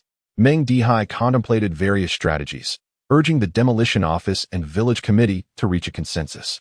Yet, these villagers differed from the workers at Jinghai Machinery Factory. They merely aimed to raise their stakes, delaying the process in pursuit of greater compensation. If adequate compensation was not provided, they would refuse to move. Even if it meant cutting off water and electricity, they would remain steadfast in their resistance. Zhang Yaoyang, accompanied by Tang Xiaolong and Tang Xiaohu, arrived outside Hashan village. Brother Yang, perhaps we should call more comrades. Tang Xiaolong gazed anxiously at the villagers patrolling outside Hashan village, wielding their machetes. He whispered a caution to his companion. Tang Xiaohu, equally apprehensive, questioned, "What are they afraid of? Can they really harm us?" Zhang Yaoyang chuckled dismissively and instructed Tang Xiaohu to drive into the village. With a forced smile, Tang Xiaolong steeled himself and pressed on into the village. Upon reaching the entrance, their vehicle was abruptly halted by a group of villagers. "What do you want?" asked a bald man as he approached the car. Tapping on the window, Tang Xiaolong glanced at Zhang Yaoyang, who replied, "We are looking for someone." "Who are you looking for?" inquired the bald man again. Zhang Yaoyang rolled down the window, prompting the bald man to step back, realizing that Zhang Yaoyang was the leader. "I'm asking you, who are you looking for?" The bald man leaned against the car window, his attitude brazen. Suddenly, with lightning speed, Zhang Yaoyang seized the bald man's collar before he could react, yanking him halfway into the vehicle. The bald man, unfazed, scoffed, "Try it if you dare. There are reporters in the village. If you lay a hand on us, we will expose you." At that moment, a group of young men encircled them, brandishing clubs, ready to retaliate. "Return and inform Wu Jianhui that we will relocate tonight, or face the consequences," Zhang Yaoyang declared before pushing the bald man away. "Leave," he commanded, and Tang Xiaolong quickly reversed the car. The surrounding villagers immediately picked up stones and hurled them at the vehicle. A few pursued, throwing more stones until the car had driven far enough away, at which point they returned to the village. The bald man made his way back to the village, arriving at the ancestral hall, which had been repurposed into a command center. The leader, Wu Jianhui, resided within. Over the years, while working in the north, Wu Jianhui had encountered many who had become wealthy due to forced relocations. Thus, upon hearing of the impending demolition in the village, he returned immediately and gathered others to act as stubborn holdouts. He understood that the more the demolition progressed, the greater the compensation would be, as each additional day of delay would incur higher costs. The project leaders would inevitably be held accountable, compelling them to negotiate. The previous district head had attempted various methods to persuade Wu Jianhui and his compatriots to vacate, but to no avail. Wu Jianhui demanded 10 houses and 2 million yuan in cash per household, firmly stating that they would not leave otherwise. This was, of course, an exorbitant demand, far exceeding that of other villagers. However, having witnessed the world, Wu Jianhui knew how to be a tenacious holdout. Brother Hui, the bald man, entered the hall. "What happened outside?" Wu Jianhui, who had been drinking, inquired. The bald man responded, "Someone wanted to see you, but we sent them away." "See me? What did they say?" Wu Jianhui asked again. The bald man smirked, tauntingly replying, "They said we must leave tonight, or face the consequences." Upon hearing this, Wu Jianhui laughed, cursing lightly. "Who is this fool? I'll move to his grandmother's house." In Chapter 51, Night Raid on Hashan Village, Zhang Yaoyang is underestimated by Wu Jianhui and his companions. They perceive him as someone easily dismissed, merely a group of all talk and no action. Consequently, Wu Jianhui and his associates indulge in a feast of beer, peanuts, chicken feet, and pig's head meat, their conversations inevitably revolving around women. Meanwhile, Tang Xiaolong and Tang Xiaohu are busy making phone calls. "Wang, gather your crew. We meet tonight at Hashan Village. Xiao Chong, rally your brothers. The same goes for you." "Yes, we're going to have a fight tonight. Bring the steel pipes." "Indeed. We shall not let these little brats escape tonight." With each holding a phone, the brothers' voices rise in fervor, reminiscent of characters from Hong Kong gangster films. Zhang Yaoyang, perched on the hood of a car, lights a cigarette and takes a deep drag. Although he and Lao Mo could easily resolve the situation, he refrains from doing so and does not dissuade Tang Xiaolong and Tang Xiaohu's plans. The Dragon and Tiger brothers are now his subordinates, and he must allow them a sense of involvement, plunging them deeper into darkness with no turning back. In the original narrative, Gao Qiqiang indulges the brothers until their misdeeds become irredeemable, solidifying their loyalty to him. After a while, Tang Xiaolong approaches Zhang Yaoyang. "Brother Yang, everyone is gathered." Following suit, Tang Xiaohu nods in agreement. Zhang Yaoyang exhales a puff of smoke and states, "We must adhere to principles. If they haven't vacated by midnight, We shall assist them in their departure." Tang Xiaolong and Tang Xiaohu exchange knowing glances, stifling their laughter. A convoy of vans makes its way to a barren stretch 3 kilometers outside Heshan village, arriving en masse with more than 10 vehicles filled to the brim with people. As the vans halt, youths clad in black short-sleeved shirts and trousers disembark, retrieving black bags from the rear. Each bag contains steel pipes. "Stand in formation." Tang Xiaohu commands the youths, who swiftly comply, their footsteps rustling as they organize into ranks. Though somewhat disordered, they manage to align themselves. Tang Xiaolong approaches Zhang Yaoyang with pride. "Brother Yang, what do you think? Not bad, right? Uniform attire and weapons, they don't resemble a disorganized mob. Very well done." Zhang Yaoyang acknowledges, nodding at Tang Xiaolong. "You shall henceforth be my enforcers." Bolstered by this recognition, Tang Xiaolong's confidence swells. As time passes, the clock strikes midnight. Tang Xiaolong turns to Zhang Yaoyang. "Brother Yang, the time has come. Let us move. Brothers, follow me." Tang Xiaolong calls to his comrades.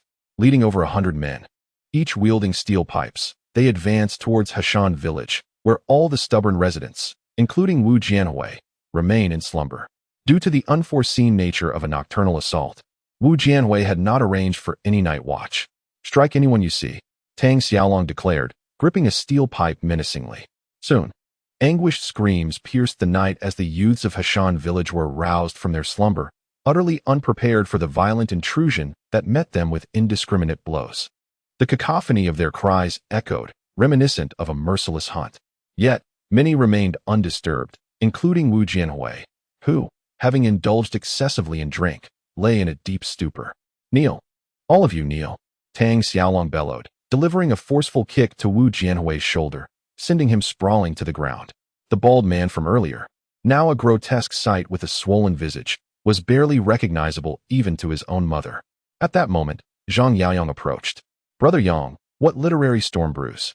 he inquired, producing a cigarette and taking a shallow drag before gesturing toward a bewildered youth. The young man, confused and unacquainted with Zhang Yaoyang, wondered why he was being singled out. "Break one of his legs," Zhang Yaoyang stated calmly, his words devoid of emotion, reverberating like thunder in the ears of those present. Wu Jianhui and his companions stood in stunned silence. Though Tang Xiaolong had engaged in violence before, he had never considered such a brutal act.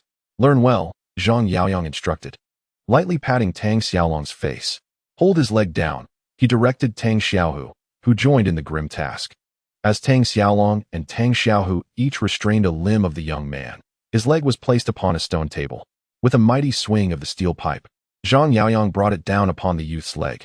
The sound of bones snapping echoed ominously, followed by the harrowing screams of the young man, sending chills down the spines of those who heard. The system detected Wu Jianhui's profound fear, granting the host 1,000 achievement points. The system detected Wu Jianyang's genuine fear, granting the host 100 points. The system detected Zhao Qingsong's authentic fear, granting the host 100 points.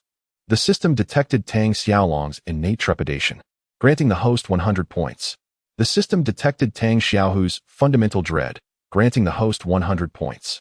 The notifications continued unrelentingly, as Zhang Yaoyang amassed a staggering total of 23,780 achievement points. Initially perceiving Wu Jianhui as a formidable leader, he was taken aback by his apparent cowardice. Though his expression remained impassive, Zhang Yaoyang inwardly scoffed, brandishing the pipe and casually pointing it at the kneeling youth. "Which one is Wu Jianhui?" Zhang Yaoyang suddenly inquired. Instantly, Tang Xiaolong and Tang Xiaohu turned their gazes toward Wu Jianhui, whose heart raced. "Drag him out," Zhang Yaoyang commanded coldly. Wu Jianhui was seized and pulled forth by several of his subordinates. At that moment, Zhang Yaoyang's attention shifted once more to the bald youth. The bald youth lowered his head, attempting to evade Zhang Yaoyang's gaze. "Drag him out." As Zhang Yaoyang pointed his stick at the bald youth, his subordinates swiftly approached, seizing the young man and pulling him forth. "Did I instruct you to inform him that he must vacate tonight?" Zhang Yaoyang inquired of the bald youth. The young man's legs trembled. Upon hearing Zhang Yaoyang's question, he nodded incessantly, akin to a chick pecking at grains. Zhang Yaoyang then turned to Wu Jianhui. "Did he convey this to you?" Wu Jianhui likewise nodded fervently. "You all heard that, right? I am a man of principle. I notify you to relocate, and if you comply within the designated time frame, I assure you, I will not trouble you." As he spoke, Zhang Yaoyang lightly tapped Wu Jianhui and the bald youth with the steel pipe. With each contact, they recoiled as if electrocuted, their inner dread magnifying with each moment. Conversely, should you disregard my commands, I am compelled to impose punishment. Remember, my name is Zhang Yaoyang, and you are to obey my orders. Zhang Yaoyang extended his hand, passing the steel pipe to Tang Xiaolong. Disable one arm and one leg of each of them. The swift relocation of Wu Jianhui and his associates facilitated the smooth demolition of Hashan village. Upon receiving this news, Meng Dihai summoned Zhang Yaoyang to his office. Pouring a cup of tea, Meng Dihai smiled and remarked, "You truly possess a talent for this." Zhang Yaoyang responded, "I hope to contribute even more to the development of Jinghai district." Meng Dihai nodded affirmatively, stating, "In the coming years, Jinghai city will enter a phase of rapid growth, and Jinghai district is in the planning stages. I am confident that with your abilities, you will achieve significant results." At that moment, Secretary Li entered and whispered a few words to Meng Dihai, who furrowed his brow. Zhang Yaoyang said, "Director Meng, please continue with your work. I shall take my leave." Meng Dihai nodded, escorting Zhang Yaoyang to the door. After Zhang Yaoyang departed, Secretary Li informed Meng Dihai, "Director, some individuals spotted Wu Jianhui and the others at the hospital. They have sustained severe injuries and may even face disabilities. Did they report this to the police?" Meng Dihai inquired. Secretary Li shook his head. "Then let this matter rest." Meng Dihai concluded. Secretary Li, understanding the cue, refrained from further discussion. Meng Dihai surmised that Zhang Yaoyang had resorted to violent means. However, he felt no aversion to it. As long as the development plan for Jinghai district proceeded smoothly, the details of the process could be overlooked. Collaborating with Meng Dihai was merely the first step. Zhang Yaoyang believed Meng Dihai would seek him out again. Currently, Meng Dihai appeared somewhat extreme, solely focused on advancing the economy of Jinghai district, which boded well for Zhang Yaoyang. The city's development is predicated on land finance. The faster the city develops, the quicker the demolition of houses occurs. If the rhythm can be mastered, Zhang Yaoyang is confident in generating substantial cash flow. Nevertheless, before that, he must ensure his name resonates deeply within the hearts of the people of Jinghai. Indeed, Zhang Yaoyang aspired for more. He not only sought to match Gao Qiqiang, but to surpass him. As night fell, in a bustling food stall on Old Factory Street, Lao Mo and Xu Lei ordered 4 dishes and a case of beer, engaging in lively conversation while sipping their drinks. It had been a month since Xu Lei's release from prison. With the assistance of Zhang Yaoyang, Xu Lei had successfully reintegrated into both work and life, and the machining factory was now bustling with daily orders. After taking a swig of cold beer, Xu Lei inquired, "What has Brother Yang been busy with lately? I assume it must be related to a project." "I'm not quite sure," Lao Mo replied. Xu Lei continued, "Yesterday, I passed by a massage parlor and witnessed someone collecting protection fees. The ringleader was Xiao Longham." Lao Mo nodded, unfazed by the revelation. Xu Lei took another drink and solemnly remarked, "I've heard that Brother Yang possesses remarkable influence in Jinghai. There is nothing he cannot accomplish." "Is Brother Yang the one referred to?" "Indeed," Lao Mo affirmed with another nod. Xu Lei offered, "Brother Mo, should you require assistance, do not hesitate to call upon me." Lao Mo chuckled and clinked his bottle against Xu Lei's, saying, "Let us drink to that." Without further ado, Xu Lei downed an entire bottle. At that moment, a portly middle-aged man entered the stall, adorned with a gold chain around his neck, a jade-studded ring on his finger, and a flashy gold watch, resembling a nouveau riche individual. "Landlord, what brings you here?" The female owner approached him cautiously. The man replied, "You need to clear out your inventory. Vacate the premises within 3 days." "But I just renewed the lease for 2 years at the beginning of the year." The female owner exclaimed in alarm. "Your rent will be refunded," the man declared, turning to leave. The female owner hurried after him, blocking his path. "If you intend to raise the rent, we can discuss it further, can't we?" she pleaded, hoping to negotiate a renewal. The foot traffic on Old Factory Street was substantial, making it a lucrative location for business. The man attempted to sidestep her, but she stepped in his way, refusing to let him pass. "Get out of my way," he retorted, impatiently shoving her aside. The female owner stumbled, and by the time she regained her footing, the man had already exited the shop. She had no choice but to pursue him. Xu Lei and Lao Mo, however, chose not to intervene, continuing to enjoy their drinks. A few minutes later, the female owner returned, dejected. Yujuan, the owner of the neighboring hardware store, approached, concerned for her friend. Are you all right? The female owner shook her head. The hardware store owner remarked, I heard it was the landlord's nephew who wants to take over your business since it's thriving. Sigh, the female owner lamented. I have 3 children still in school. If I can't continue this business, what will happen to them? The hardware store owner suggested, you should seek Brother Yang's help. He will surely assist you. At the mention of Brother Yang, Xu Lei's grip on his chopsticks faltered. Will he really help me? The female owner questioned hesitantly.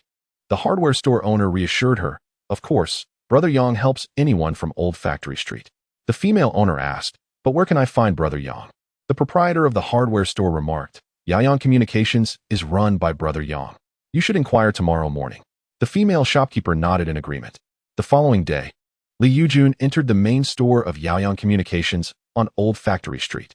Currently, only Gao Qiqiang was present in the shop, as Gao Qiqiang had gone to the branch. As part of the management team at Yaoyang Communications, the higher the sales, the greater the income for the two brothers. Hence, both Gao Qiqiang and Gao Qiqiang exhibited a commendable work ethic. Is Brother Yang available? Li Yujun approached Gao Qiqiang and inquired. Gao Qiqiang lifted his head and regarded Li Yujun, asking, what can I assist you with? I am the owner of Yujun de Peidang. My landlord has given me an ultimatum to vacate within 3 days. I do not wish to move, so I have come to seek Brother Yang's assistance. Li Yujun candidly conveyed her purpose. Gao Qiqiang nodded and began to take notes. Recently, Zhang Yaoyang had assigned Gao Qiqiang the responsibility of remaining in the store to assist neighbors in need. According to Zhang Yaoyang, having emerged from Old Factory Street himself, he felt compelled to aid its residents. Please leave your name and phone number with me, Gao Qiqiang instructed, pushing his notebook and pen towards her. Gesturing to the blank space, Li Yujun inscribed her name and number there. That will suffice. You may return home. I will report your situation to Brother Yang. Gao Qiqiang stated. Is that all? I am quite anxious, Li Yujun added. Manager Gao, I have 3 children who need to attend school. I truly cannot afford to lose this shop. Gao Qiqiang frowned slightly, pondering that she was not the only one facing hardship. There were many in the world who were suffering. Ever since Zhang Yaoyang had announced his initiative to assist the neighbors of Old Factory Street, a constant stream of individuals had come seeking help. Gao Qiqiang heard various tales of woe each day. Nevertheless, this was the task assigned to him by Zhang Yaoyang. Rest assured, I will certainly convey your difficulties, Gao Qiqiang patiently reassured her. Thank you very much. Li Yujun expressed her gratitude repeatedly before departing from the main store of Yaoyang Communications. Another one, Gao Qiqiang closed his notebook and pulled out a cigarette, lighting one for himself. At 10 o'clock in the morning, a girl came running towards him. She was tall and graceful, her sweet smile captivating the attention of passers-by. Upon hearing her voice, Gao Qiqiang instinctively looked up, his face lighting up with a smile. Xiaolan, why did you not inform me of your return? He hurried out of the shop, striding towards the girl. Gao Qilan handed her bag to Gao Qiqiang. A classmate is visiting Jinghai this weekend, and I thought I would hitch a ride. I also wanted to surprise you and brother. Then I shall contact brother to bring him back. He will surely be delighted to know you have returned, Gao Qiqiang said, reaching for his phone to call Gao Qiqiang. Gao Qilan glanced at the shop sign. Brother, why has our shop changed its name? That's a long story. However, you need not worry, he replied. Gao Qiqiang smiled faintly, saying, although the store is gone, our earnings have surpassed those of the past, and we still hold shares in this establishment. Gao Qilan nodded in agreement. Upon returning to the store, a staff member approached Gao Qiqiang, informing him that the warehouse shipment had arrived. All right, you may go ahead. I will join you shortly, he replied. Then turned to Gao Qilan, saying, Xiaolan, I need to check the warehouse for a moment. Please stay here. I may return a bit later. Understood, Gao Qilan replied. Watching him depart, both my elder brother and second brother are exceedingly busy. Approaching the counter, she noticed a notebook resting there. It bore the inscription, those who are righteous receive support, those who stray receive little. Out of curiosity, Gao Qilan opened the notebook, discovering a record of various pleas for assistance. There were requests for help with household registration, legal disputes, and wage collections.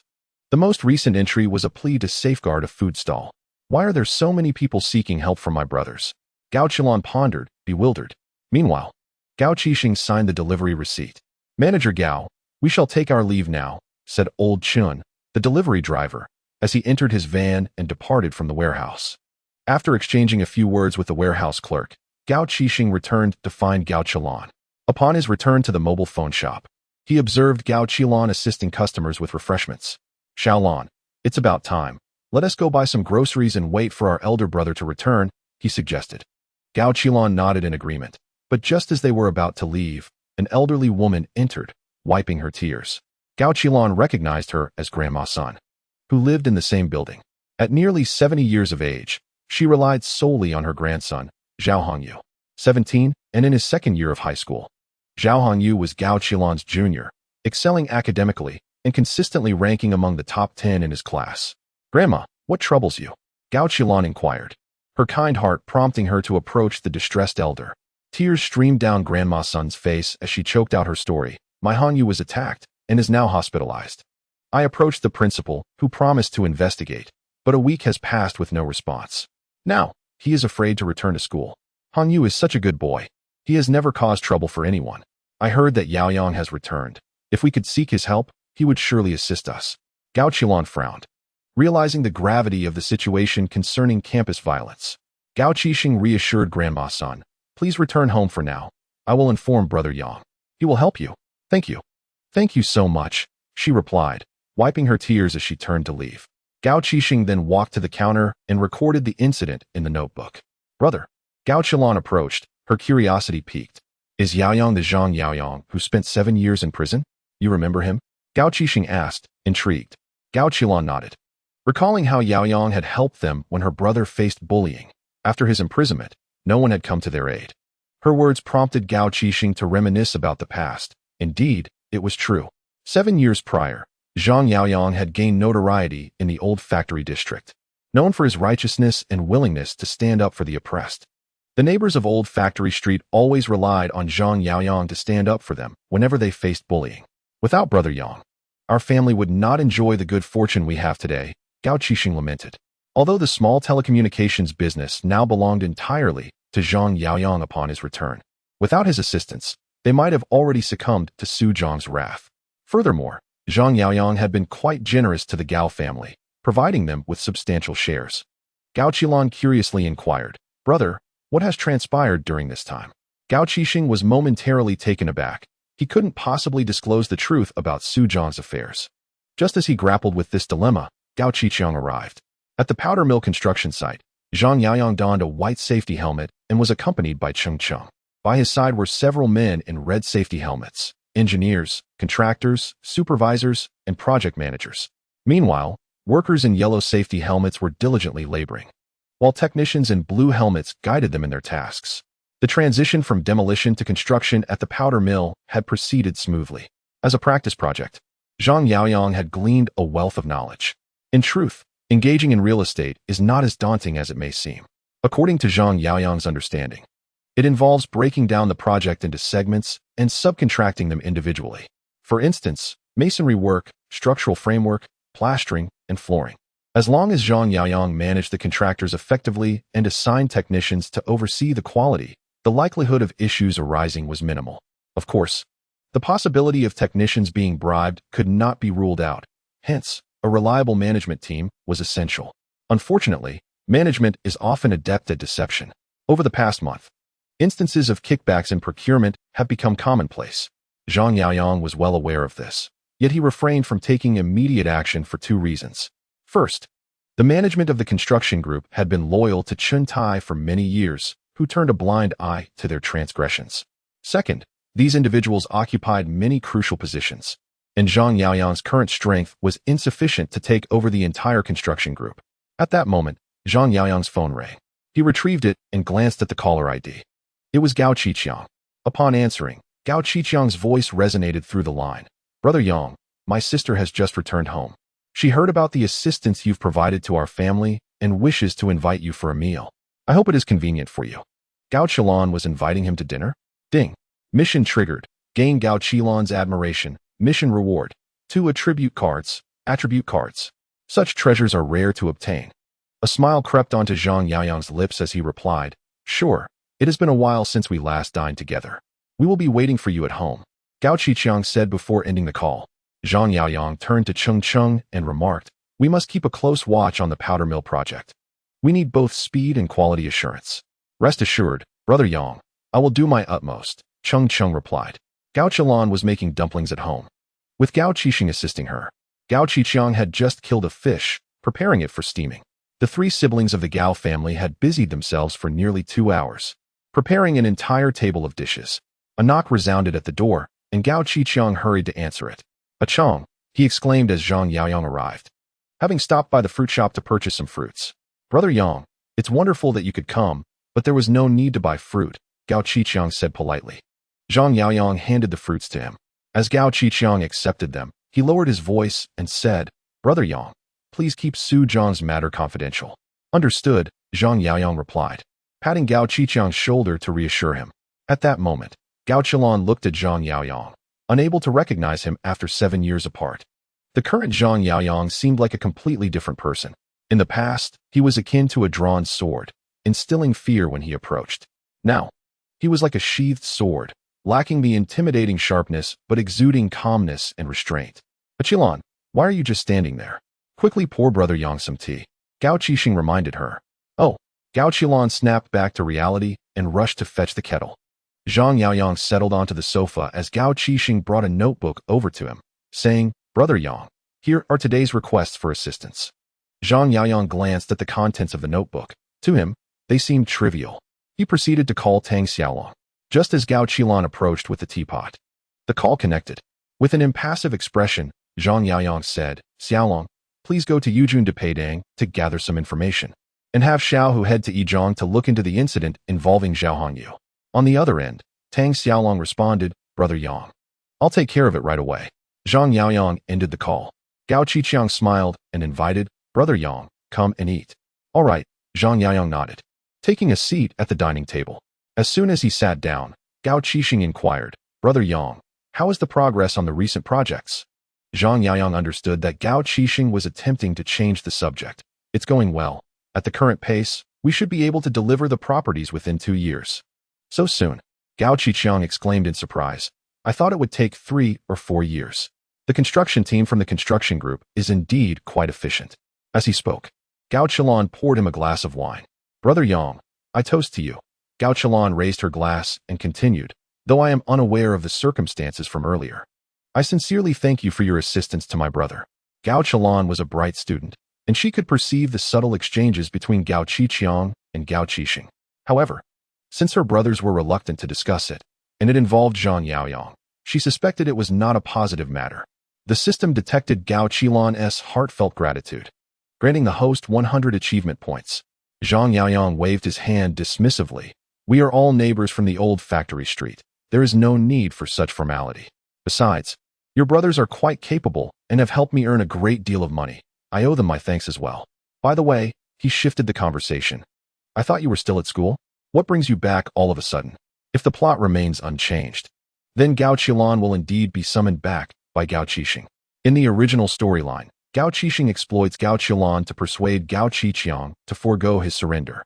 Gao Qiqiang responded, saying that her classmate wished to visit Jinghai, and since her family owned a car, she was invited along. Zhang Yaoyang nodded in acknowledgement and then engaged in casual conversation about university life. Gao Qiqiang and Gao Qiqiang breathed a sigh of relief. Meanwhile, Tang Xiaolong arrived at Yujun de Peidang with 2 underlings. Recently, Tang Xiaolong had been quite audacious, adorned with a gold necklace around his neck and holding a string of beads. Dressed in a sleek black suit, resembling a gang leader. "I am Tang Xiaolong, sent by Brother Yang," he announced as he entered the establishment. "Please, have a seat." "Brother Long," Li Yujun hastily replied. As Tang Xiaolong settled down, Li Yujun retrieved a pack of newly purchased Zhonghua cigarettes. Without hesitation, Tang Xiaolong opened the pack, lit one, and after savoring a satisfying puff, he inquired, "What seems to be the problem?" Li Yujun explained, "The matter is this. Last night, my landlord came to the shop." She recounted the events of the previous evening. After listening, Tang Xiaolong merely rubbed his nose and asked, "What outcome do you desire?" Li Yujun replied, "I wish to continue operating the shop, at least until the contract expires." Observing the customers who were avoiding him, Tang Xiaolong smiled and said, "Provide me with his number, and I shall have a word with him." Li Yujun returned to the counter, rifling through the drawer until she found the phone book and located her landlord's number. "Qiandong, 1301, Tang Xiaolong murmured as he swiftly dialed the number. After a moment, the call connected. A voice on the other end inquired, "Hello, Who is this? Are you Qiandong? Tang Xiaolong asked. Yes, that's me. Who are you, and what do you want? Qiandong responded. I am Tang Xiaolong, associated with Brother Yang, and I would like to discuss the matters concerning Yujun de Peidang. There is nothing to discuss. I will not rent it to her, Qiandong retorted before abruptly hanging up. Damn it, how dare you hang up on me? Tang Xiaolong felt his pride wounded. He promptly redialed. The call connected again. Damn, before he could extend a cordial greeting. The line was cut once more. How dare you hang up on me? Tang Xiaolong's eyes glinted with menace as he glared at Li Yujun, who looked visibly frightened. Do you know where he lives? He demanded.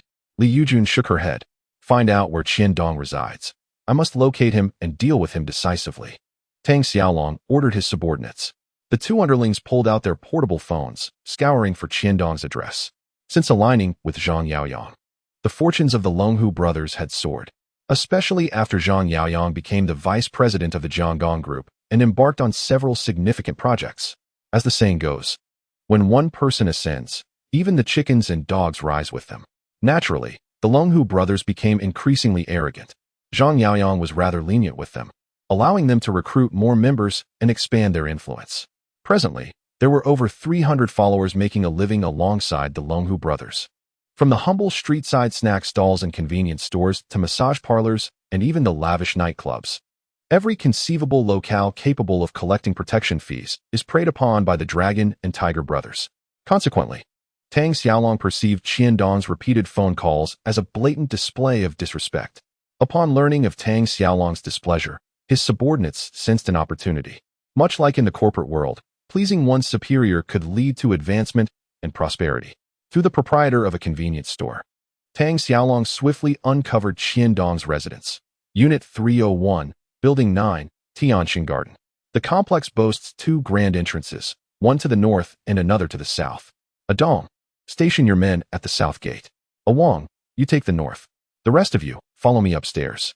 As darkness enveloped the evening, Tang Xiaolong and his entourage of over 20 henchmen, clad in black shirts, trousers, and shoes, brandishing steel pipes, ascended toward Tianxin Garden.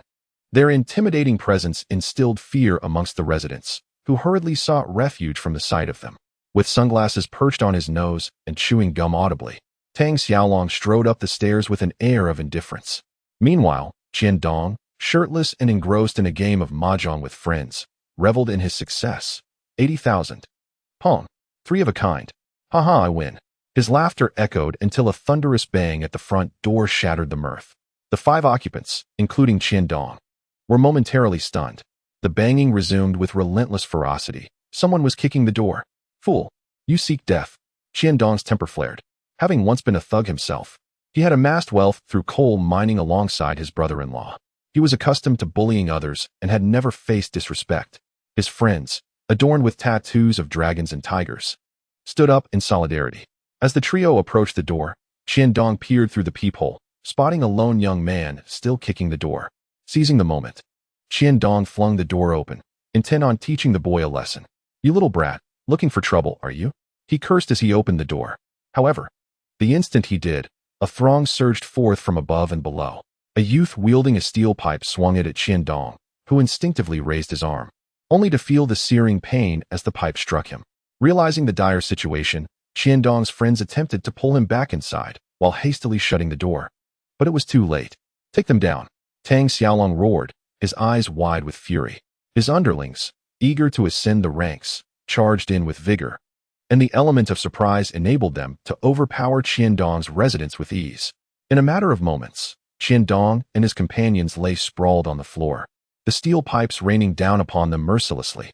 The 2 women present, witnessing the chaos, screamed in terror and retreated to the master bedroom, frantically locking the door and dialing for help. Hit them harder. Beat them to a pulp.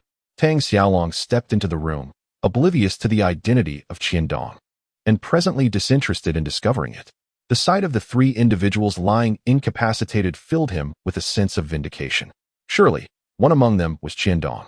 Brother Long, if you continue, you might just kill someone, a subordinate urgently cautioned beside him. Observing the bloodied state of Qiandong and his companions, with one already unconscious, a flicker of anxiety stirred within Tang Xiaolong. He too feared the possibility of a fatal outcome, and thus shouted, "Cease." At his command, The assailants halted their assault on Qiandong and his companions. "Let us go," Tang Xiaolong declared, swiftly turning to depart, followed closely by his subordinates. When the officers from the Jinghai City Police Department arrived, they were met with a scene of utter chaos within Qiandong's residence. Li Xiang surveyed the bloodied figure of Qiandong on the floor, his brow furrowing in concern. Zhang Biao approached the two women present, inquiring, "Were you the ones who called the police?" Both women nodded in affirmation. "What is your relationship with the injured?" He further probed. "Friends. We met while playing cards." They replied in succession. Zhang Biao continued his questioning. "Do you know the identities of the assailants?" Both women shook their heads, one of them recounting. "We were engaged in our game when we suddenly heard someone kicking the door. Lao Qian and the others went to investigate, and upon opening the door, a group of young men clad in black burst in, wielding clubs, and began to strike indiscriminately. Is the ambulance on its way?" Li Xiang inquired of a female colleague. "It's en route," she responded. Li Xiang gestured towards the two women, instructing, "Take them back for statements."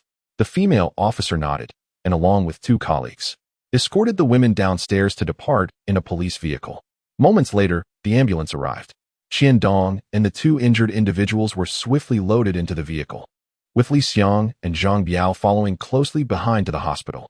After escaping from Qiandong's residence, Tang Xiaolong was enveloped by a sense of panic, his mind fixated on the gruesome scene he had left behind. Qiandong appeared to be gasping for breath, teetering on the brink of death. Could he truly have been beaten to death? Although Tang Xiaolong had previously committed murder alongside Zhang Yaoyang, the demise of Su Jiang had seemingly closed the case for an Xian. As long as neither Zhang Yaoyang nor Gao Qiqiang mentioned it, the matter would be forgotten. No one could testify against him, nor was there any evidence to implicate Tang Xiaolong in murder. Yet, the circumstances of that night were markedly different. The presence of numerous witnesses loomed large in his mind. Trembling, he retrieved his phone and dialed Zhang Yaoyang's number, feeling compelled to seek help from someone powerful. Something grave had transpired, and he instinctively sought assistance. Meanwhile, Zhang Yaoyang was in a tender moment with Chen Shooting in his room. Chen Shooting had recently purchased a new set of nightwear, showcasing her allure to the fullest. Just as Zhang Yaoyang was about to deepen their intimacy, his phone rang unexpectedly. Frowning, he glanced at the caller ID, noting it was Tang Xiaolong. Typically, Tang Xiaolong refrained from calling him at night. This could only mean trouble was brewing. Thus, Zhang Yaoyang pressed the call button, stepped out of the bedroom, and inquired, "Xiaolong, is there something amiss?" The phone emitted the panicked voice of Tang Xiaolong, "Brother Yang. It's terrible. I may have committed murder." "What transpired?" Zhang Yaoyang asked, furrowing his brow. "You instructed me this afternoon to visit the Yujun diner, and I complied. After ascertaining the situation, I called the landlord. I informed him that I was associated with you and requested a discussion. But he not only dismissed me, but also hung up. Consequently, I located his address and went to his home in the evening." Tang Xiaolong recounted the events. "I truly did not intend to kill him. I merely sought to teach him a lesson, but the young man did not temper his actions," Tang Xiaolong stated innocently. Zhang Yaoyang replied, "First, you should flee. If he is indeed deceased, I will handle the aftermath for you." Oh, Tang Xiaolong queried, "Where should I go?" Zhang Yaoyang responded, "Your sister-in-law has a house in the countryside. I will have Lao Mo take you there." After hanging up, Zhang Yaoyang called Lao Mo. At that moment, Lao Mo and Xiu Lei were at the Yujun diner enjoying drinks. From the conversation between Li Yujun and the owner of the neighboring hardware store, they learned that Tang Xiaolong had gone to confront Qiandong. If all went according to plan, Li Yujun's establishment would be safeguarded. Suddenly, a phone rang on the table. Lao Mo glanced at the screen, saw it was Zhang Yaoyang, and promptly answered. "Lao Mo, are there others with you?" Zhang Yaoyang's voice inquired. Lao Mo surveyed Xiu Lei across the table, Li Yujun bustling within the diner, and the patrons around them engaged in jovial conversation. "I am with Shirtu at the Yujun diner." Zhang Yaoyang continued. "Xiaolong may have killed someone and needs to hide for the time being. Come to my house to collect the keys and take him to the villa in the countryside." Lao Mo acknowledged with a sound and ended the call, then turned to Xiu Lei. "I have some matters to attend to at Brother Yang's. I'll accompany you." Xiu Lei offered, rising. "No need. I can manage alone," Lao Mo replied before hastily departing. After Qiandong and the others were transported to the hospital, they were promptly received by the waiting doctors and nurses. Under the watchful eyes of Li Xiang and others, Qiandong and his companions were ushered into the emergency room. A physician immediately began examining Qiandong. He measured his blood pressure, followed by assessing his pulse, respiration, temperature, and consciousness. Through an examination of the head, neck, heart, lungs, abdomen, back, spine, and limbs, he arrived at his assessment. Li Xiang anxiously inquired, "Doctor, what is the situation?" The doctor, with a grave expression, replied, "The condition is critical. Surgery is required." To the operating room, the doctor instructed, and together with the others, they transported Qian Dong to the surgical suite. As the lights of the operating room illuminated, Zhang Biao remarked to Li Xiang, "It seems we won't have any news for a while. Let us step outside for a smoke." Li Xiang nodded in agreement. Subsequently, Zhang Biao and Li Xiang exited the hospital, found a set of stairs, and squatted down to share a cigarette. 3 hours later, the doctor finally emerged from the operating room. Li Xiang rose to approach him. The doctor understood that Li Xiang was about to inquire. The patient was not yet out of danger and required further observation. Li Xiang asked, "How long until he is no longer in peril?" The doctor shook his head. "I cannot provide an answer to that question." Li Xiang exchanged glances with Zhang Biao. Zhang Biao said to Li Xiang, "You should return to rest. I will stay here." Li Xiang shook his head. "It is better to endure the night with company than alone." The following morning at 8 o'clock, Qiandong's fingers twitched, a moment that was fortuitously witnessed by a nurse. After observing for a while, the nurse noted signs of awakening in Qiandong. She promptly summoned the doctor. Upon entering, the doctor assessed Qiandong's condition and breathed a sigh of relief. He then approached Officer Li outside the ward, where Li Xiang and Zhang Biao were washing their faces repeatedly. Li Xiang and Zhang Biao rose to their feet. The doctor smiled and announced, "The patient has regained consciousness." Li Xiang hurriedly inquired, "When may I speak with him?" The doctor replied, "Once his condition stabilizes." Li Xiang nodded affirmatively. "Thank you, Dr. Chun, for your hard work." At 10 o'clock in the morning, Li Xiang entered the ward, gazing at Qiandong, who was now awake and observing him. Li Xiang queried, "Who was responsible for this?" After a moment's contemplation, Qiandong weakly responded, "It must have been Tang Xiaolong." Li Xiang was not unfamiliar with the name Tang Xiaolong. In recent times, Tang Xiaolong had been apprehended twice for brawling and causing disturbances. Consequently, Li Xiang exited the ward to report to Chao Chuang and requested the arrest of Tang Xiaolong. Meanwhile, Zhang Yaoyang was sipping tea with several contractors. These contractors had a long-standing relationship with the construction group, relying on it for their livelihood, thus treating Zhang Yaoyang with utmost respect. Zhang Yaoyang, in turn, sought to exert control over them. Just then, Zhang Yaoyang's phone rang. Upon checking the caller ID, he noted it was Chao Chuang. He turned to Cheng Cheng and said, "Cheng Cheng, please entertain the gentleman for a moment." Of course, Cheng Cheng nodded and proceeded to pour tea for the contractors. Zhang Yaoyang walked to his office, reaching the end of the corridor, and pressed the call button. With a smile, he asked, "Director Chao, what can I do for you?" The voice of Chao Chuang echoed through the phone. "One of your subordinates has seriously injured someone." "Who?" Zhang Yaoyang paused for a few seconds, perplexed. "Tang Xiaolong," Chao Chuang replied. Zhang Yaoyang inquired further, "Who did he assault?" Chao Chuang answered, "A man named Qiandong and 2 of his friends." Zhang Yaoyang furrowed his brow, recalling the events at the Yujun de Peidang from the previous day. "Is he still alive?" Chao Chuang responded. "He was taken to the hospital by ambulance yesterday and was in critical condition overnight. He has just regained consciousness."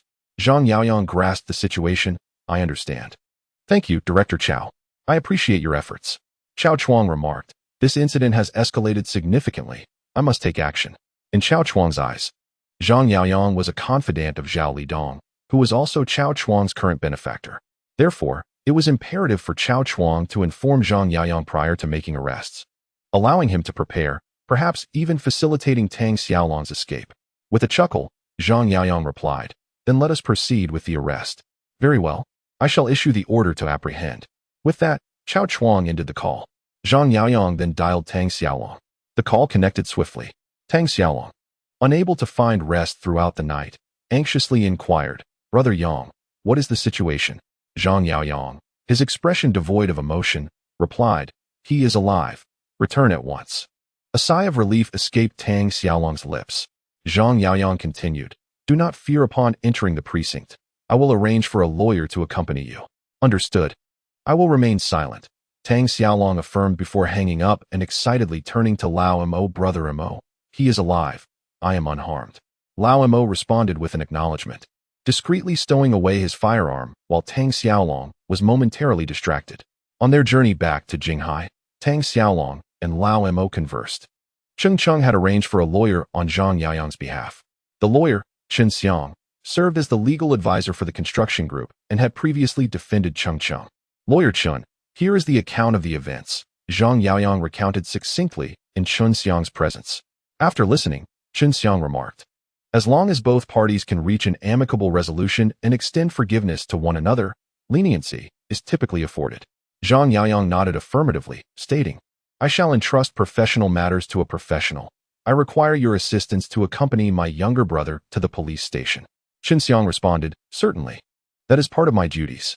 Thank you, Lawyer Chen, Zhang Yaoyang expressed, rising to instruct Cheng Cheng. Please see Lawyer Chen off. Cheng Cheng turned and departed with Chen Xiang. Once they had left, Zhang Yaoyang retrieved his phone and called Chao Chuan. The connection was established promptly. Zhang Yaoyang cheerfully said, Director Chao, it is I. I would like to request another favor. Chao Chuan inquired, what is it? Zhang Yaoyang explained, I wish to understand Qiandong's family circumstances. To be direct, I need to verify his household registration and ascertain his background. Chao Chuan replied, I will return your call shortly. An hour later, Chao Chuan called back and informed Zhang Yaoyang, Qiandong's parents have both passed away. His only direct relative is an elder sister, 3 years his senior, who married Zheng Xiumei 10 years ago but divorced 2 years prior. Chao Chuan had procured Qiandong's records from the household registration office. Zhang Yaoyang inquired, could you further investigate his sister's family relations? Chao Chuan furrowed his brow, pondering Zhang Yaoyang's intentions. Despite his reservations, he proceeded to examine the familial connections surrounding Qiandong's sister. Zhang Yaoyang arrived at Jinghai City People's Hospital, carrying a basket of fruit and flowers. He was there to visit Qiandong. At that moment, Li Xiang and the others had already departed. Zhang Yaoyang entered the hospital room and approached Qiandong's bedside. Mr. Qian, greetings, I am Zhang Yaoyang. As he spoke, he placed the flowers and fruit upon the table. Qiandong, gazing weakly at Zhang Yaoyang, replied, I do not know you. Zhang Yaoyang responded, I am here to convey an apology on behalf of Xiaolong. Upon hearing Xiaolong's name, Qiandong's pupils constricted. His fists clenched in silent fury, a surge of anger welling up within him. Xiaolong indeed acted impulsively, and I too believe his actions were misguided. Zhang Yaoyang seemed oblivious to Qiandong's anger as he continued speaking. However, he merely wished to assist me in resolving the matter, and I can comprehend his intentions. Upon hearing this, Qiandong was infuriated. Can one simply gloss over such a serious issue with impulsiveness? He must remember, he was nearly killed. What are you doing here? Qiandong said coldly. Zhang Yaoyang responded, I hope both parties can reach a reconciliation. I will cover your medical and nutritional expenses and consider you a friend. Qiandong glared at Zhang Yaoyang and replied icily, if you were in my position, would you be willing to reconcile? Zhang Yaoyang shook his head, I am not you. And you are not me. Qiandong declared, you may leave. I have no desire to be your friend, nor will I reconcile. Let Tang Xiaolong await his imprisonment. Zhang Yaoyang fell silent and turned to leave. After departing from the hospital, Zhang Yaoyang retrieved his phone and dialed Xiao Lei's number. Once the call connected, Zhang Yaoyang said, Sure to. I require your assistance with a matter. Xiao Lei's voice came through the line. Brother Yang, please instruct me. Zhang Yaoyang replied, Please wait a moment. I will come to fetch you. The Yinghua Bilingual International School in Haifeng District is renowned as a prestigious institution in Jinghai City. Students attending this school hail from affluent families. The annual tuition fee, amounting to a staggering 100,000, deters many from even considering enrollment. It is worth noting that in the year 2000, 100,000 was sufficient to purchase a modest apartment in the capital. As the school day concluded, the children flocked from the campus. Despite their privileged backgrounds, they too relished street food. The tantalizing aromas of fried skewers, barbecued delicacies, spicy hot pots, and Odin wafted through the air, beckoning them. Lu Qingfeng, as per his usual routine, found himself at the fried skewer stall, savoring grilled sausages. Although made from starch, these sausages surpassed even imported ham in taste. Despite his mother and teachers constantly admonishing him that such fare constituted junk food, deep-fried in questionable oil and potentially carcinogenic. It was simply too delectable. Moreover, if no one was watching, it was as though he hadn't eaten at all. Lu Qingfeng ambled homeward with grilled sausages, grilled gluten, roasted ginkgo, and bubble tea in hand. His residence lay a mere 500 meters from the school, in a safe and pleasant neighborhood. Just as he neared the entrance of his apartment complex, a van came to a halt. A man clad in a baseball cap, mask, safety gloves, and camouflage attire swiftly exited the vehicle. The man approached Lu Qingfeng from behind, producing a white towel from his pocket to cover his mouth and nose before hastily ushering him into the van. The vehicle then sped off, vanishing at the complex entrance. Due to the van obstructing the security guard's view, the guard remained unaware of the unfolding incident. At 7 o'clock in the evening, Lu Qingfeng had yet to return home. Naturally, his mother, Qianzhu, grew increasingly anxious. She promptly called Lu Qingfeng's homeroom teacher. "Teacher Wang, I am Lu Qingfeng's mother. Has Qingfeng returned home?" The homeroom teacher replied. "Hasn't Qingfeng returned yet?" Qianzhu responded. "No, he has not come home. He usually arrives before 6. The homeroom teacher remarked, "Lu's mother, please do not fret. I shall inquire with the other students." In the teacher's perspective, it was entirely commonplace for students to return home late, particularly junior high school students, who were likely to be at an arcade or an internet CAF. Nevertheless, as the homeroom teacher, it was her duty to ascertain the whereabouts of her students. Thus, she began to question each student in the class individually. However, all the students provided consistent responses, stating that Lu Qingfeng had chosen to return home directly after purchasing snacks. Consequently, the teacher promptly called back Lu's mother. The classmates all confirmed that Qingfeng has gone home. Is it possible he went to a relative's house? Upon hearing this, Qianzhu replied, "Thank you, teacher. I will check with his uncle." Qianzhu had only one son, while Qiandong had no children. Therefore, Qiandong had always treated his nephew as his own son. Qiandong's phone lay upon the cabinet, unreachable for him at that moment. As the nurse was changing his dressings, he turned to the nurse and said, "Miss Nurse, could you please answer that phone call for me?" The nurse obliged, retrieving the phone and pressing the call button. The call connected.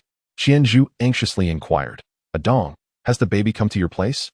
The nurse, holding the phone, looked at Qiandong and responded, "Hello, I am Mr. Qiandong's attending nurse. He is currently unable to take the call." "Nurse, what is wrong with Qiandong?" Qianzhu's heart tightened with worry, prompting her to ask urgently. The nurse, not rushing to respond, covered the mouthpiece as Qiandong gestured for her to bring the phone closer. Nodding, the nurse held the phone to Qiandong's ear. "Sis," Qiandong said weakly, "I have not been feeling well these past few days, so I came to the hospital for a checkup." "What's wrong? Is it serious? What did the doctor say? Which hospital are you in?" "I will come right over." Qianzhu bombarded him with questions. Having lost their parents early, Qianzhu, though only 3 years older than Qiandong, had devoted herself to raising her brother. In her life, 3 men held paramount importance: her son, her brother, and lastly, her husband. "It's just appendicitis. It's nothing serious." "Sis, you needn't come," Qiandong lied, not wishing to cause his sister distress. He feared that if Qianzhu learned he had been severely beaten, her worry would be overwhelming. "You scared me to death." Upon hearing it was only appendicitis, Qianzhu breathed a sigh of relief. "By the way, sis, is there something you needed to discuss with me?" Qiandong inquired. Qianzhu responded, "Qingfeng still hasn't returned home, and I wanted to ask if he came to your place." "Qingfeng hasn't returned home?" Qiandong frowned. Qianzhu elaborated. "I have spoken to the homeroom teacher. She inquired with the other students, and they all said Qingfeng went home." Qiandong furrowed his brow in concern. "Sis, don't panic. I will have a few friends help look for him." "All right, let them come directly to my house." After Qianzhu finished speaking, she hung up the phone. Qiandong let out a sigh of relief and turned to the nurse, saying, "Miss Nurse, could you assist me in making a few calls?" The nurse nodded in agreement. Qiandong continued, "Please contact Chun Hao, Jiang Long, and Su Peng." The nurse consulted the contact list and dialed Chun Hao's number first. The call connected. The nurse placed the phone by Qiandong's ear, and he instructed, "Haozi, please visit my sister. There is a situation at her home." The voice of Chun Hao resonated through the line. "Donggu, I will head over immediately." After ending the call, the nurse proceeded to dial Jiang Long and Su Peng one by one. Without any superfluous words, Qiandong directed them to go to Qianzhu's residence. Within half an hour, Chun Hao, Jiang Long, and Su Peng arrived at Qianzhu's home. "Sister, what has happened?" Chun Hao inquired as soon as they met. Having grown up alongside Qiandong, they shared a bond forged through years of camaraderie, often dining at Qiandong's home, where Qianzhu generously prepared meals for them. Later, when Qianzhu's husband achieved success, he also extended a helping hand to them, making them regard Qianzhu as akin to their own sister. Qianzhu explained, Qingfeng hasn't returned home yet. I would like your assistance in searching for him. Jiang Long, puffing on a cigarette, remarked, My son has a penchant for hanging out at internet cafes. I have caught him there several times. Qianzhu, however, could not make any assumptions. Could you please check the nearby internet cafes and gaming halls? Sister, please stay at home while we search. If Qingfeng returns, contact us. Su Peng assured before departing from Qianzhu's residence. Sister, do not worry. We will surely find him. Chun Hao comforted her before turning to leave. I will gather more people to assist in the search, Jiang Long declared, contacting several friends in front of Qianzhu. Though they were seasoned individuals from Jinghai, their deep connections allowed them to rally support with a mere phone call. Soon, they had enlisted dozens of individuals, scouring internet cafes, gaming halls, and even skating rinks in Haifeng district. However, despite their exhaustive search throughout the night, they found no trace of Qingfeng. That night, Qianzhu could not sleep, nor could Qiandong. Was it possible that Qingfeng had been abducted? Early the next morning, unable to remain still, Qianzhu, having contemplated various possibilities throughout the night, resolved to report the matter to the police. Sister, perhaps we should wait a little longer, Jiang Long suggested, furrowing his brow. How much longer should we wait? We've searched all night. Qianzhu could not bear to wait any longer. Sister, involving the police is futile in such matters, Su Peng said dismissively. Then who should we contact? Have you not searched all night as well? Qianzhu retorted with urgency. I will accompany you to the police station. Chun Hao offered hastily upon noticing Qianzhu's distress. Let us go now.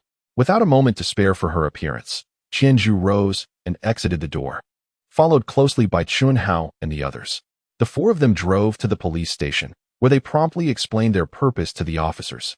Since Lu Qingfeng was a minor, they were permitted to report the case at any time. However, the officers seemed somewhat indifferent to such cases.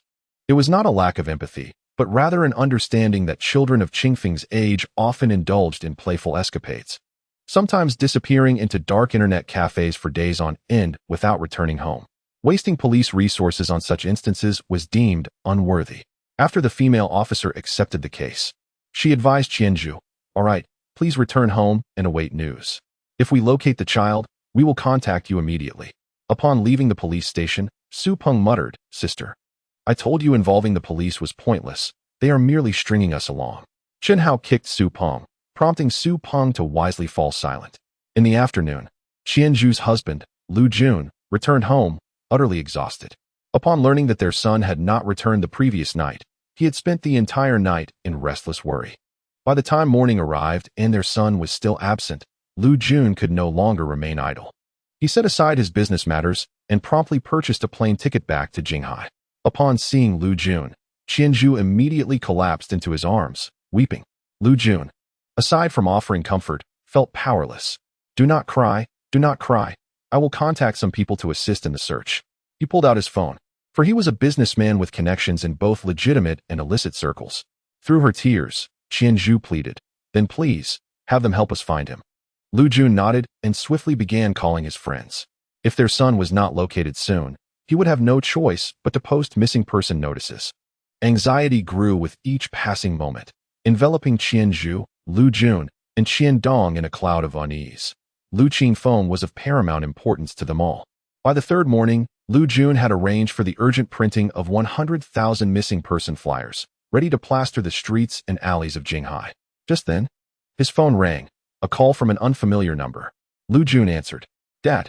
The voice of Lu Qingfeng sent waves of elation through Lu Jun. He quickly inquired, Where are you, my child? At that moment, a strange man's voice came through the phone. Tell Qiandong that the child will return home tonight. The news of their son's impending return filled Lu Jun with joy, yet he found himself puzzled by the mention of his brother-in-law. In his confusion, he called Qiandong. The call was answered promptly, with Qiandong asking, Brother-in-law, has the child returned? Lu Jun replied, Someone just called, asking me to tell you that the child will be back tonight. Before Qiandong could respond, Lu Jun added, Adong, have you offended someone? As a seasoned businessman, Lu Jun had encountered various threats and was well versed in the implications of such situations. After a brief silence, Qiandong finally spoke, Brother-in-law, I believe I know who it is. Lu Jun replied sternly, I have told you numerous times not to get involved in such matters. Why do you not heed my advice? Although they were not face to face, Qiandong could sense his brother-in-law's anger. Aware that the situation stemmed from his own actions, he refrained from defending himself, saying, "Brother-in-law, I will manage this. I assure you there will not be a next time." Lu Jun responded, "Fine. Handle your affairs as you see fit. I only wish for our family to live in peace and happiness." After ending the call, Qiandong used his phone to summon Chun Hao and others to the hospital. They arrived swiftly, and upon seeing Qiandong's condition, they were taken aback. They had learned from Qianzhu that Qiandong had undergone an appendectomy.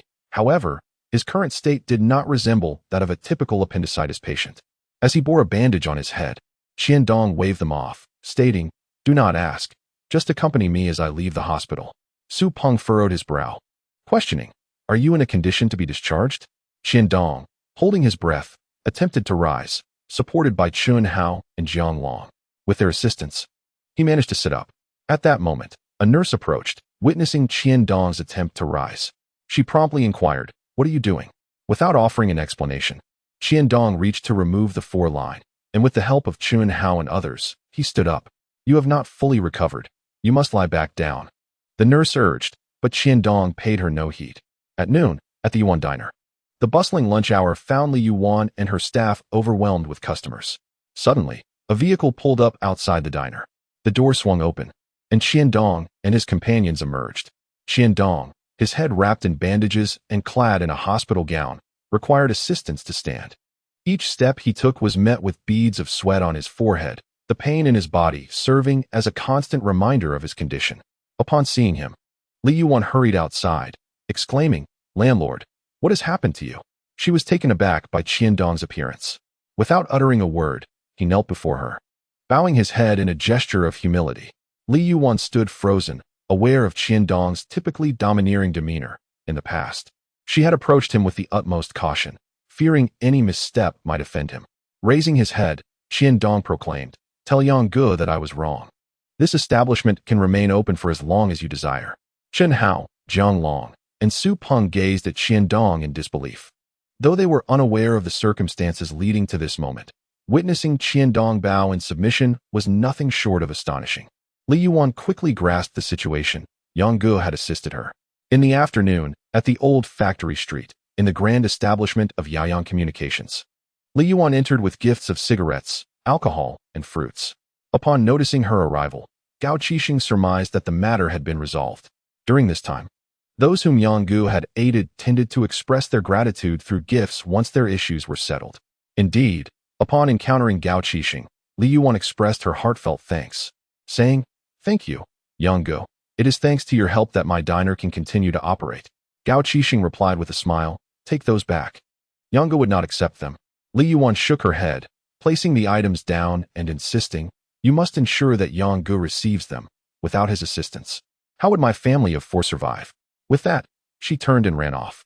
"Hey," Gao Qiqiang called after her, but she had already vanished into the distance. Concurrently, at the Jinghai City Police Station, Li Xiang was attending to Qiandong and his entourage. "You wish to withdraw the case?" Li Xiang inquired. Qiandong responded earnestly, "Yes. I wish to withdraw the case." "Are you certain?" Li Xiang pressed. "I am certain. I recognize my wrongdoing in this matter and accept my primary responsibility," Qiandong asserted. Li Xiang was taken aback. Typically, those who had been assaulted did not readily assume blame. Unless Qiandong had been threatened. Li Xiang stated seriously, "If you are being threatened, please inform us. We will assist you." No, I have not been threatened, officer. This was merely a mutual altercation," Qiandong insisted, growing increasingly anxious. "Very well." Li Xiang gazed at the battered Qiandong, shaking his head as he decided to withdraw the case. At the entrance of the Jinghai City Police Station, with Qiandong's case dismissed, Tang Xiaolong was naturally released. As Tang Xiaolong stepped out of the police station, he heard a familiar voice calling out to him, "Brother, I'm right here." It was Tang Xiaohu, who shouted enthusiastically. Tang Xiaolong turned in the direction of the voice and spotted a fiery red car followed by a sleek black vehicle. 6 individuals emerged from the cars. Not long ago, Tang Xiaohu had acquired a new vehicle, which he had modified to be particularly eye-catching, eager to flaunt his newfound wealth and influence. Tang Xiaolong jogged over, calling out, "Dragon Brother." The loyal followers of the Longhu brothers echoed his greeting. "Let us go meet Brother Yang." Tang Xiaolong understood that this time, It was Zhang Yaoyang who had intervened. Otherwise, he would certainly be facing imprisonment. In the vice president's office of the construction group, Tang Xiaolong and Tang Xiaohu entered Zhang Yaoyang's office. Zhang Yaoyang looked at them, rising to his feet and gesturing towards the sofa. Please, have a seat. The two brothers nodded in acknowledgement. This time, I won't punish you, Zhang Yaoyang said, puffing on a cigarette while regarding Tang Xiaolong. I hope you will take greater care in your actions in the future. Understood, Tang Xiaolong replied. Zhang Yaoyang continued, Xiaohu, have you once again hospitalized someone in the matter concerning Granny's son? Indeed, Tang Xiaohu responded nonchalantly. Brother Yang, that kid was too arrogant, asking if I knew who his father was. I didn't care who he was. I knocked him down right there. Zhang Yaoyang inquired. Do you know about the family background of the student you assaulted? Tang Xiaohu shook his head, bewildered. In the past, we've always dealt with such matters this way. And besides, you instructed me to handle Granny's son's situation. Helping a friend meant capturing the opponent and giving them a good beating. It's straightforward and effective. Zhang Yaoyang replied. He is a student from Jinghai No. 1 High School. His father is the director of the Finance Bureau, and his grandfather is the deputy director of the Transportation Bureau, who just retired last year. Tang Xiaohu was taken aback. Brother Yang, Xiaohu was just doing your bidding. He didn't know they were officials. Tang Xiaolong felt a wave of anxiety wash over him. They were most fearful of provoking the powerful. Zhang Yaoyang waved his hand dismissively. All right, I will take care of this for you. After sending Tang Xiaolong and Tang Xiaohu on their way, Zhang Yaoyang picked up his phone and called Chao Chuang. Once the call connected, Zhang Yaoyang spoke with a smile. Director Chao, let us meet at the Drunken Wind Pavilion tonight for a drink. I owe you my gratitude for this incident. Chao Chuang paused for a moment before replying. I have some matters to attend to tonight. It's not convenient. He was reluctant to get too close to Zhang Yaoyang, especially after one of Zhang's subordinates had just gotten into trouble. As the saying goes, a gentleman does not stand beneath a dangerous wall. Chao Chuang preferred to avoid entanglements with Zhang Yaoyang. With a chuckle, Zhang Yaoyang responded, if you're busy today, we can arrange another time. Yes, let us talk another day, Chao Chuang replied. After hanging up, Zhang Yaoyang reflected that, just as Zhao Lidong sought to cultivate relationships with Chao Chuang and Li Xiang, it was vital to have capable individuals within the police station to facilitate operations. Thus, Zhang Yaoyang recognized the necessity of securing Chao Chuang's alliance. Sisterly, have you had the chance to try the cream I recommended to you last time? It is quite effective. I hear it employs the latest biotechnological advancements to activate stem cells, thereby enhancing the internal protein production of the skin, improving its elastic structure, and promoting metabolic renewal for a youthful appearance. Indeed, technology has made remarkable strides.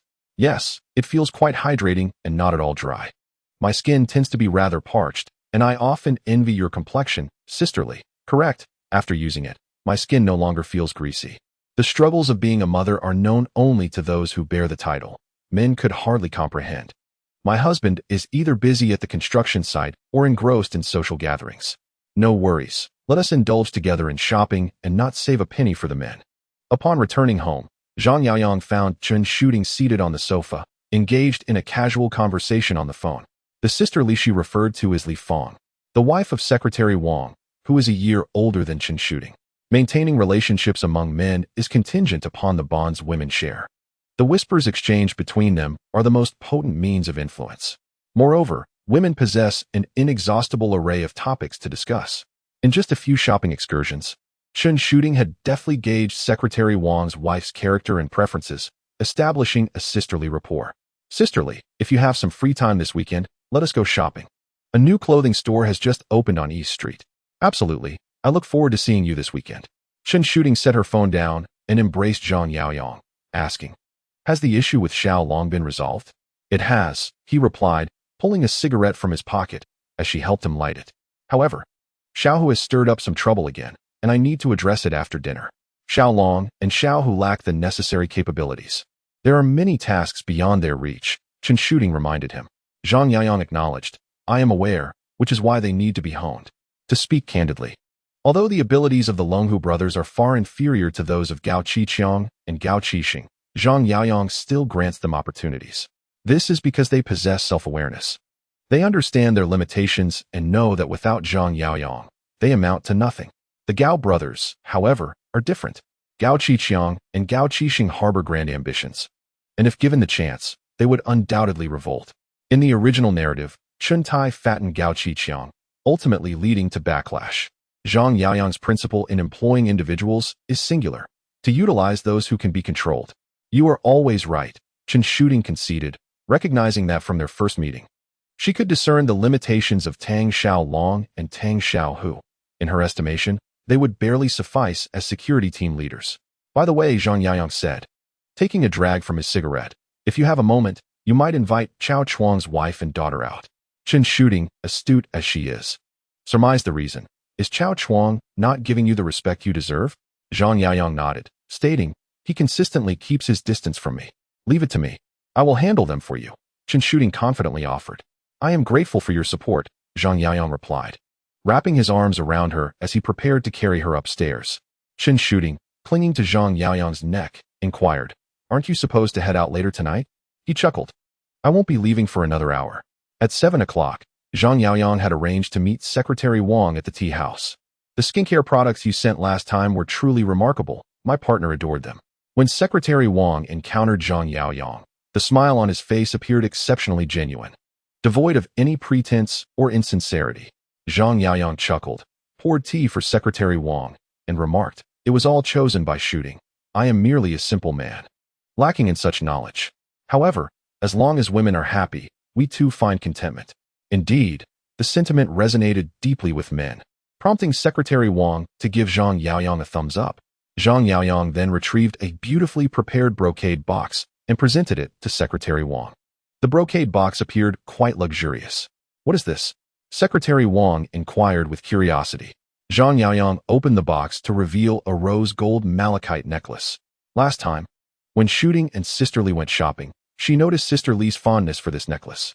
With your wedding anniversary approaching, Shooting, aware of your busy schedule, took the initiative to purchase it for you. Upon hearing this, Secretary Wang couldn't help but shake his head and sighed. I must admit, in recent years, while being close to the leadership, I have forgotten this significant date. Zhang Yaoyang replied, Sister Li understands the challenges you face. She has been silently supporting your work all along. Indeed, she has endured much over the years, Secretary Wang said, sipping his tea before turning to Zhang Yaoyang. Yaoyang, have you encountered any difficulties lately? Zhang Yaoyang responded, Secretary Wang, you misunderstand. I merely wish to make friends, with no ulterior motives. Secretary Wang shook his head. From now on, call me Brother Wang in private. After all, you refer to me as Sister Li in a more casual manner, don't you? All right, Brother Wang. Zhang Yaoyang agreed. Secretary Wang continued. Do share, have you faced any challenges? I would feel embarrassed to accept so many gifts from you without offering assistance. Zhang Yaoyang poured tea for Secretary Wang and stated, actually, there is a rather tricky matter. Secretary Wang lifted his teacup, urging, please, go on. Zhang Yaoyang sighed. A couple of days ago, one of my younger associates got into a scuffle with a student. That student's parent is the director of the Finance Bureau, and his grandfather is a retired deputy director of the Transportation Bureau. Secretary Wang, intrigued, asked, what was the reason for the altercation? Zhang Yaoyang explained. A neighbor from the old factory street sought my help, as her grandson was being bullied at school and was too frightened to attend. The student who led the bullying was the director's son. Secretary Wang frowned. Isn't this a case of school violence? Zhang Yaoyang replied, coincidentally, the Finance Bureau oversees the school's funding, allowing the director's child to act without fear of repercussions. Secretary Wang scoffed, such an abuse of authority. Leave this matter to me. I will assist you in resolving it. Zhang Yaoyang expressed, I apologize for causing you trouble, Brother Wang. The scene shifts to the principal, who was taken aback at the arrival of Secretary Wang. He was driven to the school by Zhao Lidong. Upon seeing the vice mayor's vehicle, the school's security promptly notified the principal. Principal Qin Haichuan, along with Vice Principal Zhou Jintao and others, hurried to greet them.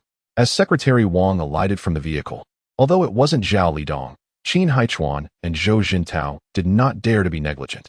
As the saying goes, in front of a prime minister, even a seventh-rank official must show respect. As Secretary Zhao Lidong's aide, Secretary Wang holds significant influence through his daily face-to-face interactions with him. Principal Qin, I apologize for the intrusion, he remarked upon exiting the vehicle before exchanging greetings with Qin Haichuan and Zhou Jintao. Jinghai No. 1 high school stands as the premier institution in Jinghai City, boasting an impressive college admission rate of 90, rendering it the preferred choice for the offspring of the elite. Secretary Wang has previously assisted his relatives in gaining admission to Jinghai No. 1 High School, which is how he is acquainted with Qin Haichuan and others. It is an honor for us at Jinghai No. 1 to have you here to guide our work, complimented Qin Haichuan, with Zhou Jintao and others echoing his sentiment. Barring any unforeseen circumstances, Zhao Lidong is poised to be promoted to executive deputy mayor, while Secretary Wang will ascend to the position of deputy director of the municipal government office, classified as a deputy division-level official. As Secretary Wang engaged in light-hearted conversation with Qin Haichuan and others, the mood shifted abruptly when he inquired, recently. It has come to the attention of the leadership that a bullying incident occurred at your school, which has adversely affected our community. Is there any truth to this? Qin Haichuan, Zhou Jintao, and the others were momentarily taken aback. How could Zhao Lidong be aware of this matter? Wait a moment. Zhao Hongyu shares the Zhao surname. Just like Zhao Lidong. Could they possibly be related? This thought sent a shiver down Qin Haichuan's spine. Secretary Wang continued. I have heard that you intend to expel the victimized student? Qin Haichuan quickly clarified, Secretary Wang. The situation is as follows. Student Zhao Hongyu sought the assistance of outside individuals to assault classmate Guo Xiaoqiao. However, before Qin Haichuan could finish, Secretary Wang interjected, Guo Xiaoqiao. Emboldened by his father Guoheng's position as a division director in the Education Bureau, has been causing chaos in the school. If this reaches the public, the repercussions could be profound. Qin Haichuan found himself at a loss for words, as did Zhou Jintao and the others. This matter must be addressed with utmost seriousness before further damage is done, Secretary Wang stated with gravity. Indeed, Qin Haichuan and the others quickly nodded in agreement. As the saying goes, a higher official can crush subordinates, though exceptions do exist. Take Secretary Wang, for instance, who holds a division-level rank. In terms of hierarchy, he certainly ranks below Guoheng, a division director. Yet, given Secretary Wang's close association with Zhao Lidong, he wields considerable influence and can easily intimidate Zhou Hong, let alone the school principal. Secretary Wang departed with satisfaction. After watching him leave, Qin Haichuan and the others resolved to impose internal disciplinary measures on Guo Xiaoqiao. Concurrently, Qin Haichuan personally reached out to Guoheng to explain the circumstances, expressing his own helplessness as the Education Bureau controls the school's funding. Zhao Lidong could leverage various excuses to dismiss school leaders to rural teaching positions. Before long, Labor Day arrived. Gao Qiqiang returned to Jinghai and voluntarily offered her assistance at the store. During the holidays, foot traffic increased, leading to a surge in sales of the ringtone. Gao Qiqiang stood at the entrance, wielding a megaphone, calling out to passers-by, don't miss out on the limited-time promotion for the new model Spartan ringtone. Originally priced at $14.99, now only $899. Purchase today and receive an additional 30 yuan in talk time. Compared to Gao Qiqiang, Gao Qiqiang and Gao Qiqiang appeared considerably more reserved. They are not capable of hosting nor managing promotional activities. Gao Qiqiang possesses a thick skin and a strong affability. Had it not been for his managerial role, he would undoubtedly be the top seller in the store. After a bustling morning, the midday break finally arrived, and the sales figures for the day were promising, with a total of 221 units of the little smartphone sold by the main store. Consequently, Gao Qiqiang generously decided to treat everyone to an upgraded lunch. To ensure the horse runs swiftly, one must provide it with ample fodder. From Zhang Yaoyang, Gao Qiqiang learned the virtue of generosity, realizing that one should not be miserly. At the counter of the main store, Gao Qiqiang spotted a familiar notebook. She casually flipped through its pages until she reached the entry for Yujun's diner and Granny's son, which bore the notation, resolved. The latest page documented the most recent requests for assistance. Just as Gao Qiqiang was about to tally the numbers, Gao Qiqiang interjected, no need to count. So far there are 59. Brother Yaoyang is truly remarkable, Gao Qiqiang expressed with admiration. Zhang Yaoyang had assisted 59 individuals, many of whom were from vulnerable groups, all without seeking any return. Manager, why don't you follow the boss into real estate? Inquired a new staff member named Ma Kun, who was also from Old Factory Street. Gao Qiqiang stirred his fried rice, glancing at Ma Kun with a smile. Brother Yang has entrusted me with managing 11 stores. I hardly have the energy for real estate. However, real estate is undoubtedly more lucrative and glamorous, Ma Kun retorted, shaking his head. If it were me, I would dive into real estate. Gao Qiqiang lightly tapped Ma Kun's head, admonishing, one must remain grounded. Do you think real estate is so easy? Ma Kun, unimpressed, countered. Tang Xiaolong and Tang Xiaohu managed to succeed. What is so difficult about it? Gao Qiqiang chuckled at this, saying, you only see the meat the thief consumes, not the blows he endures. You admire Xiaolong and Xiaohu's glory, yet you overlook their hardships. I don't see them suffering much. Every day, they drive around, entertaining girls. How impressive and dignified, Ma Kun expressed with a mix of envy and jealousy. Gao Qiqiang ceased to persuade Ma Kun. He had encountered many ambitious young people like him. In their hearts, there always exists a notion that they too could achieve success. Conversely, Gao Qiqiang did not envy them. He remained fully devoted to the little smartphone business. In the original narrative, although Gao Qiqiang became wealthy through real estate, Gao Qiqiang continued to focus his efforts on the little smartphone business, firmly believing that it would yield immeasurable wealth. At that moment, Gao Qilan's little smartphone rang. She glanced at the screen, noting that the caller was her class monitor, Su Qiaohui. Upon answering, she heard Su Qiaohui's voice. Xiaolon, are you in Jinghai? Gao Qilan nodded. Yes, I just returned today. Su Qiaohui responded with a smile. That's wonderful. Come to the class reunion tonight. Teacher Wu and Teacher Su will also be attending. Upon hearing that her high school homeroom teacher would be present, Gao Qilan recalled the teacher's support and inquired, where and at what time? Su Qiaohui replied, tonight at 6 at Yuehua Seafood Restaurant. Gao Qilan nodded, see you tonight. After hanging up, Gao Qiqiang smiled and asked, is there an event tonight? Gao Qilan nodded, there's a class reunion tonight. Gao Qiqiang remarked, come back early. If you can avoid drinking, do so. Call me if anything happens. I know. Gao Qilan replied with a smile. Brother, you're so naggy. I'm not a child anymore. The reunion was organized by Su Qiaohui and Zhang Jiqiang. Su Qiaohui served as the class monitor, while Zhang Jiqiang was the academic representative. Su was responsible for contacting the girls, and Zhang reached out to the boys. Although the gathering was arranged on short notice, nearly all classmates attended. Most of them had achieved admission to prestigious universities such as 211 and 985. Even those who were considered underperformers in the class had enrolled in top-tier institutions within Jiangling province. It could be said that this was an elite class, with each individual poised to become a pillar of society. Thus, maintaining social connections, especially among classmates, was essential, as these relationships would serve as lifelong bonds. Xiaolan, we're over here. A girl waved at Gao Qilan. Her name was Su Jiejia, Gao Qilan's deskmate, who was majoring in education.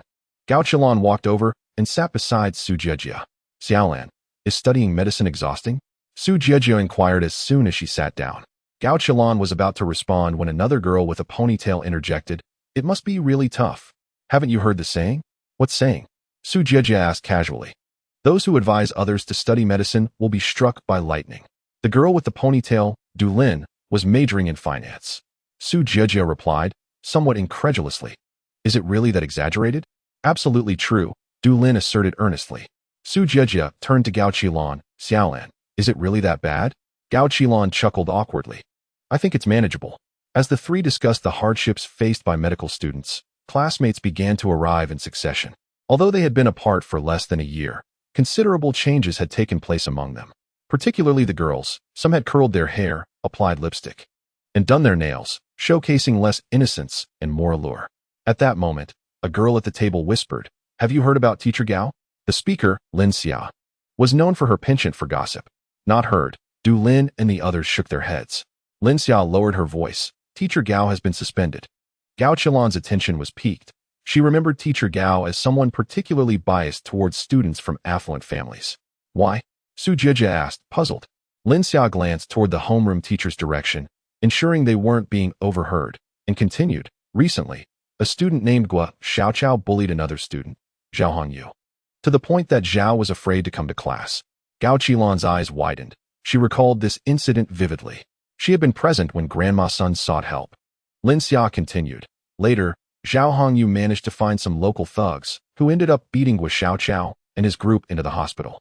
But what does this have to do with Teacher Gao? Du Lin asked, bewildered. Although incidents like those at Jinghai No. 1 High School are rare, they have occurred in other institutions. Lin Xia shook her head and sighed, recounting. After our graduation, Teacher Gao assumed the role of grade leader. Upon learning that Guo Xiaoqiao had been hospitalized due to an assault by thugs, he sought to expel Zhao Hanyu. Su Jijia, feeling indignant, questioned, why is only Zhao Hanyu being expelled? Should not Guo Xiaoqiang, who instigated the violence, face consequences as well? Lin Xiao explained. The reason lies in the fact that Guo Xiaoqiang's father is a director at the Finance Bureau, where all school funding must receive approval. This revelation was hardly surprising. It was clear that not only teacher Gao, but even the principal would likely show favoritism towards Guo Xiaoqiang. Du Lin's statement prompted nods of agreement from her classmates. Su Jijia inquired, what happened next? Why was teacher Gao penalized? Lin Xiao glanced towards the homeroom teacher's direction before responding. It was because the student's surname was Zhao. Surname Zhao? Su Jijia, Du Lin, Gao Qiqiang, and others were momentarily bewildered. Lin Xiao, with an air of mystery, remarked, one of our vice mayors in Jinghai also bears the surname Zhao. Du Lin leaned closer to Lin Xiao. Are they relatives? Lin Xiao asserted. Otherwise, why would I say so? I've heard that Mayor Zhao personally dispatched someone to address the matter, which left both the principal and vice principal thoroughly alarmed. They truly encountered formidable opposition. Indeed, how audacious to provoke a relative of the mayor. The students had already concluded that Zhao Hongyu was related to Zhao Lidong. Only Gao Qiqiang was aware that Zhao Hongyu bore no relation to Zhao Lidong. She understood that it was Zhang Yaoyang's influence at play. What surprised her was the mayor's direct involvement, leading Gao Qiqiang to develop admiration for Zhang Yaoyang. Brother Yaoyang is truly impressive. Gao Qiqiang was no fool.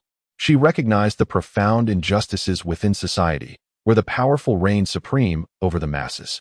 Securing assistance from those in power was an endeavor fraught with difficulty. Meanwhile, at Yuzhuan de Peidang, Zhang Yaoyang was enjoying drinks and light conversation with Lao Mo and Xu Lei when he suddenly heard the system notification chime. Ding! The system has detected Gao Qiqiang's admiration, earning 1,000 achievement points. Task completed. Received 2 attribute cards. The task was unexpectedly completed. A smile crept across Zhang Yaoyang's lips as he directed the system to allocate the points to his strength attribute. After augmenting his strength by 2 points, he felt his muscles swell, and with a clenched fist, he instinctively sensed an increase in power. The proprietress, Li Yuzhuan, approached with a plate of pickled vegetables and intestines before departing with a smile. Xu Lei, curious, asked, Brother Yaoyang, have you encountered something delightful? Zhang Yaoyang casually fabricated, I just conceived a new profitable direction. Oh, Brother Yaoyang's mind is indeed agile, Xu Lei sincerely remarked. Unlike me, my mind is merely ornamental. Zhang Yaoyang replied, do not belittle yourself. You all possess remarkable talents. Suddenly, Xu Lei recalled something. By the way, Brother Yaoyang, I forgot to mention something to you. What is it? Zhang Yaoyang inquired. Xu Lei asked, do you remember Four Eyes? Zhang Yaoyang chuckled. Of course, the one who was caught for pirating software. The prison is teeming with talent. This is no exaggeration, as many highly skilled individuals reside there. For instance, Yin managed to crack a particular antivirus software and subsequently sold it at an exceedingly low price. Ultimately, he was reported by his peers and sentenced to 3 years and 7 months in prison. Xu Lei remarked that Yin had developed an invention and even applied for a patent, leading to a reduction in his sentence. Zhang Yaoyang, intrigued, inquired how he knew this. It's written in the newspaper, Xu Lei replied, producing the newspaper and handing it to Zhang Yaoyang. He should be out in a few days. Zhang Yaoyang picked up the newspaper, which announced that Liang Hongtao had created an information management system for prisons, significantly enhancing the efficiency of operations, communication, and decision-making, while also saving on manpower, resources, and energy costs. Zhang Yaoyang had been paying attention to Yin while he was incarcerated, recognizing him as a valuable asset. He earnestly said to Xu Lei, sure too, I have a task for you. You can count on me, Brother Yang, Xu Lei replied confidently. Zhang Yaoyang continued, please make an effort to visit them in prison regularly. Anyone eligible for early release should be brought to meet me. In the original narrative, Gao Qiqiang relied solely on Lao Mo for everything, which proved to be a significant drawback. Thus, Zhang Yaoyang aimed to establish a reliable team.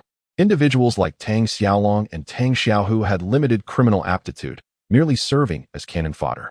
To accomplish significant undertakings, he needed those with prior incarceration experiences. Such individuals typically possessed a higher psychological resilience, and upon their release, they often struggled to make a living. Assisting them during this time would undoubtedly elicit gratitude. The following morning, Zhang Yaoyang arrived at the construction site of the powder mill. The construction had been ongoing for nearly 2 months, and Zhang Yaoyang visited the site about 10 days each month, spending the remainder of his time at a site along the second ring road. However, upon arriving, he noticed that work had come to a standstill. The workers were seated idle, and a middle-aged man was engaged in a heated argument with them.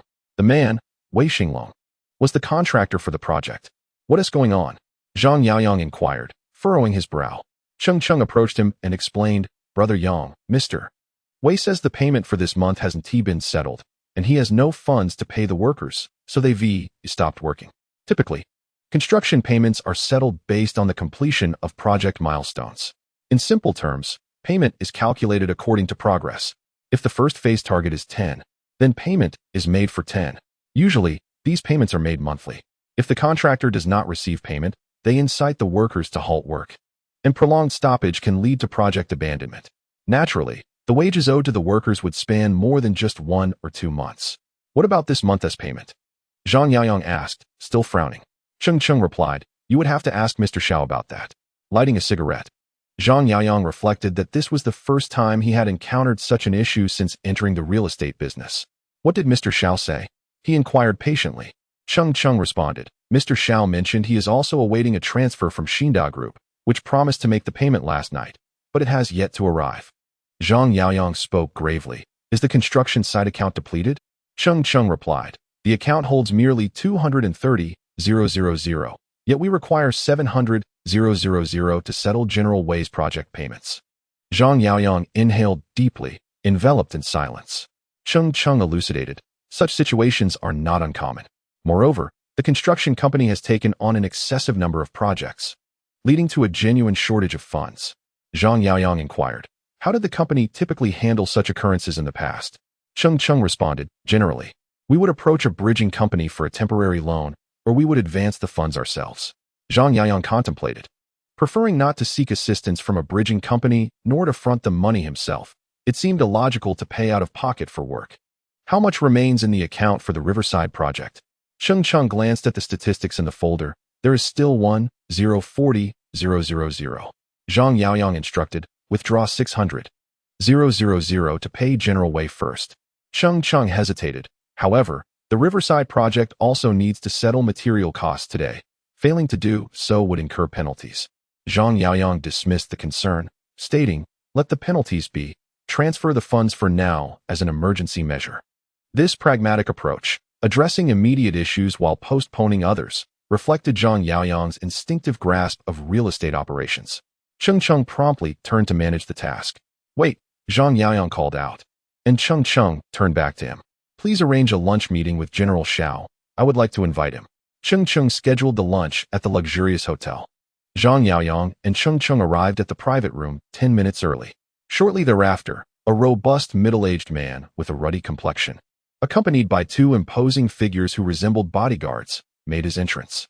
Xiao Wanhua was a quintessential two-faced individual, exuding amiability while secretly scheming to undermine others.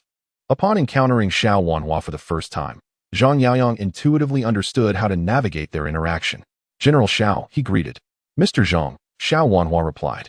Zhang Yaoyang was aware that Xiao Wanhua was a long-time associate of Chen Tai, who had bestowed considerable authority upon several vice presidents, allowing them to oversee distinct domains within the company.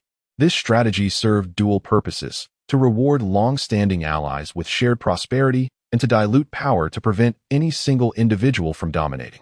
"Mr. Zhang, what brings you out for a meal with me?" Xiao Wanhua inquired, his face betraying perplexity. If one were to judge solely by expression, Xiao Wanhua could deceive anyone into believing he was genuinely unaware. "General Xiao, as you are my senior, I shall refer to you as older brother," Zhang Yaoyang remarked, retrieving a cigarette from his pack, lighting it before continuing. "When can we expect the funds for the powder factory project to arrive? As you know, I am new to the group and wish to avoid mishaps on my first project." Xiao Wanhua responded with an apologetic demeanor, "My younger brother, I too wish to assist you in successfully completing the project. However, I find myself in a similar predicament. It largely depends on when Xinda disburses the funds. They are also awaiting the bank's loan approval. The workers await General Wei's salary. General Wei awaits Zhang Yaoyang's transfer. Zhang Yaoyang awaits General Zhao's transfer. General Xiao awaits Xinda Group's transfer. and Xinda Group awaits the bank's loan release. It appears intricate yet remarkably lucid, as though Xiao Wanhua bears no responsibility whatsoever. Zhang Yaoyang inquired, "Brother, could you possibly urge Xinda?" Xiao Wanhua replied, "My dear brother, I shall press them tomorrow, striving to resolve this within the week. I appreciate it." "Elder brother," Zhang Yaoyang smiled. Xiao Wanhua waved his hand, chuckling, "We are all on the same team. Expressing gratitude feels too formal." As the server brought forth the dishes, Zhang Yaoyang toasted Xiao Wanhua several times, receiving a flurry of compliments in return, praising his youthful accomplishments and indicating he was the heir to the Jiang group. Once the meal concluded, Xiao Wanhua staggered away, supported by 2 bodyguards. Cheng Cheng's face was flushed as well. She too had indulged. "Brother Yang, CEO Xiao is quite a decent person. Since he has stated the issue will be resolved this week, it should indeed come to pass." Zhang Yaoyang smiled faintly. It was no wonder Cheng Cheng would take the fall for Uncle Tai. Her judgment seemed lacking, too easily trusting others. Beneath the city's neon lights, traffic flowed incessantly outside, as those leaving work hustled for their livelihoods. Inside the nightclub, the elite and affluent reveled through the night. The Maria International Club, a newly opened establishment, thrived in an era where Su Jiang's suppression of nightclubs had ended with his demise. With Bai Jinhan still facing restrictions, these establishments sprouted like mushrooms after rain, swiftly capturing the market. At that moment, Xiao Wanhua reveled in a private room, surrounded by companions, while within the suite, CEO Wei, bare-chested, held a microphone, passionately performing amidst the dance of 2 beautiful women. "My fervor resembles a fire, igniting the entire desert. Today's strike is merely a performance." Xiao Wanhua desired Zhang Yaoyang to implore him, as that would yield profit for him. Uncle Tai truly placed an extraordinary amount of trust in an outsider. After Wei Xinglong finished his song, he returned to the sofa, dismissing the accompanying ladies, and seated himself beside Xiao Wanhua. At that moment, only the 2 of them remained in the private room. Xiao Wanhua chuckled. Indeed, General Zhang possesses great capability. The demolition of the Jinghai machinery factory was solely accomplished through his efforts. Uncle Tai sent him to gain prestige. Wei Xinglong scoffed. "Moreover, that young man is rather conceited, thinking he can win us over. Yet, before us, he is left bewildered, as we refer to him as General Zhang." "You all," Xiao Wanhua sipped his whiskey. "General Zhang is new to this field and has much to learn. Should you encounter any issues, feel free to seek my assistance. We all understand that matters on-site still rely on CEO Xiao." Wei Xinglong flattered. "You are far too modest, CEO Xiao." As he spoke, he retrieved a box of tea from his bag. "I heard CEO Zhao's throat is not in the best condition. This tea is particularly beneficial for the throat." "What kind of tea is so effective for the throat?" Xiao Wanhua inquired with interest as he opened the tea box, discovering a bank card within. "You certainly enjoy these little surprises." Though Xiao Wanhua remarked this, he promptly tucked it away in his bag. Wei Xinglong smiled and asked CEO, "Has anyone been assigned to the landscaping of the machinery factory? The profits from engineering greening are quite substantial. With proper management, one can achieve at least a 35% profit margin." Xiao Wanhua shook his head, stating, "This matter is no longer under my purview." Wei Xinglong felt somewhat awkward. Yet the gifts had already been bestowed. Xiao Wanhua added, "Nevertheless, I shall speak with General Manager Du. He will grant me a favor." "Thank you, Mr. Xiao," Wei Xinglong replied, raising his glass in a toast. After finishing his drink, Xiao Wanhua remarked, "It is rather dull for just the 2 of us to drink. I shall summon the ladies." Wei Xinglong rose, and soon, the accompanying young women returned. A week later, at the Yujuan de Peidang, Zhang Yaoyang, Lao Mo, and Xu Lei encountered Liang Hongtao, who had just been released from prison. Liang Hongtao was preoccupied with his meal, devouring it with a ravenous appetite, entirely devoid of the demeanor one would expect from an intellectual. However, one could hardly blame him, for the food in prison was notoriously poor, lacking both quantity and flavor. As Zhang Yaoyang, Lao Mo, and Xu Lei enjoyed their beers and engaged in casual conversation, Zhang Yaoyang said to Lao Mo, "I have a property for you to view tomorrow." He then produced a set of keys from his pocket and placed them before Lao Mo. The real estate prices in Jinghai are not particularly high. However, a modest 60 square meter 2-bedroom apartment on Old Factory Street costs over 80,000. Lao Mo acknowledged. Pocketing the keys, Xu Lei interjected, "Brother Imo, let me know when you move, and I'll lend a hand." "Sure," Lao Mo nodded in agreement. Zhang Yaoyang continued, addressing Xu Lei, "Sure too, Your sister-in-law has arranged a blind date for you. Tomorrow morning, I'll accompany you to buy some clothes. A blind date? Can I decline? Zhao Lei immediately objected. Zhang Yaoyang chuckled. Whether it works out or not is irrelevant. Consider it an opportunity to meet a new friend. You're not getting any younger. You can't spend your life alone. But I've been imprisoned, Zhao Lei murmured softly. Those who have served time often grapple with self-doubt, especially honest individuals like Zhao Lei. Zhang Yaoyang dismissed his concerns, saying, haven't I also been incarcerated? Your sister-in-law didn't hold it against me. All right, I'll give it a try, Zhao Lei replied, scratching his head and nervously tapping his toes against the ground. While Zhang Yaoyang, Lao Mo, and Zhao Lei discussed business, Liang Hongtao finally set down his bowl and chopsticks. Are you full? Zhang Yaoyang inquired. Liang Hongtao thumped his chest and belched. I can't eat another bite. Have you thought about what you want to do now that you're out? Zhang Yaoyang asked. Liang Hongtao scratched his head, looking somewhat lost as he replied. I'll go home first and see how my parents are doing. Zhang Yaoyang said, pulling out a stack of cash from his bag and placing it in front of Liang Hongtao. Take this for now. Liang Hongtao hurriedly pushed the money back, saying, Brother Yang, no, I can't accept your money. You took such good care of me in prison. I haven't had the chance to repay you. We are brothers. There's no need for formality, Zhang Yaoyang insisted, shoving the money back into Liang Hongtao's hands. Liang Hongtao was about to refuse again when he saw Zhang Yaoyang's stern expression and said, Brother Yang, I was wrong. If I must, I will accept it. He quickly took the money. Zhang Yaoyang continued, we are all brothers who have shared the experience of imprisonment. Should you encounter any difficulties in the future, do not hesitate to reach out to us. Even the typically reserved Zhao Lei chimed in. We are now with Brother Yang, and life has been good. Very well.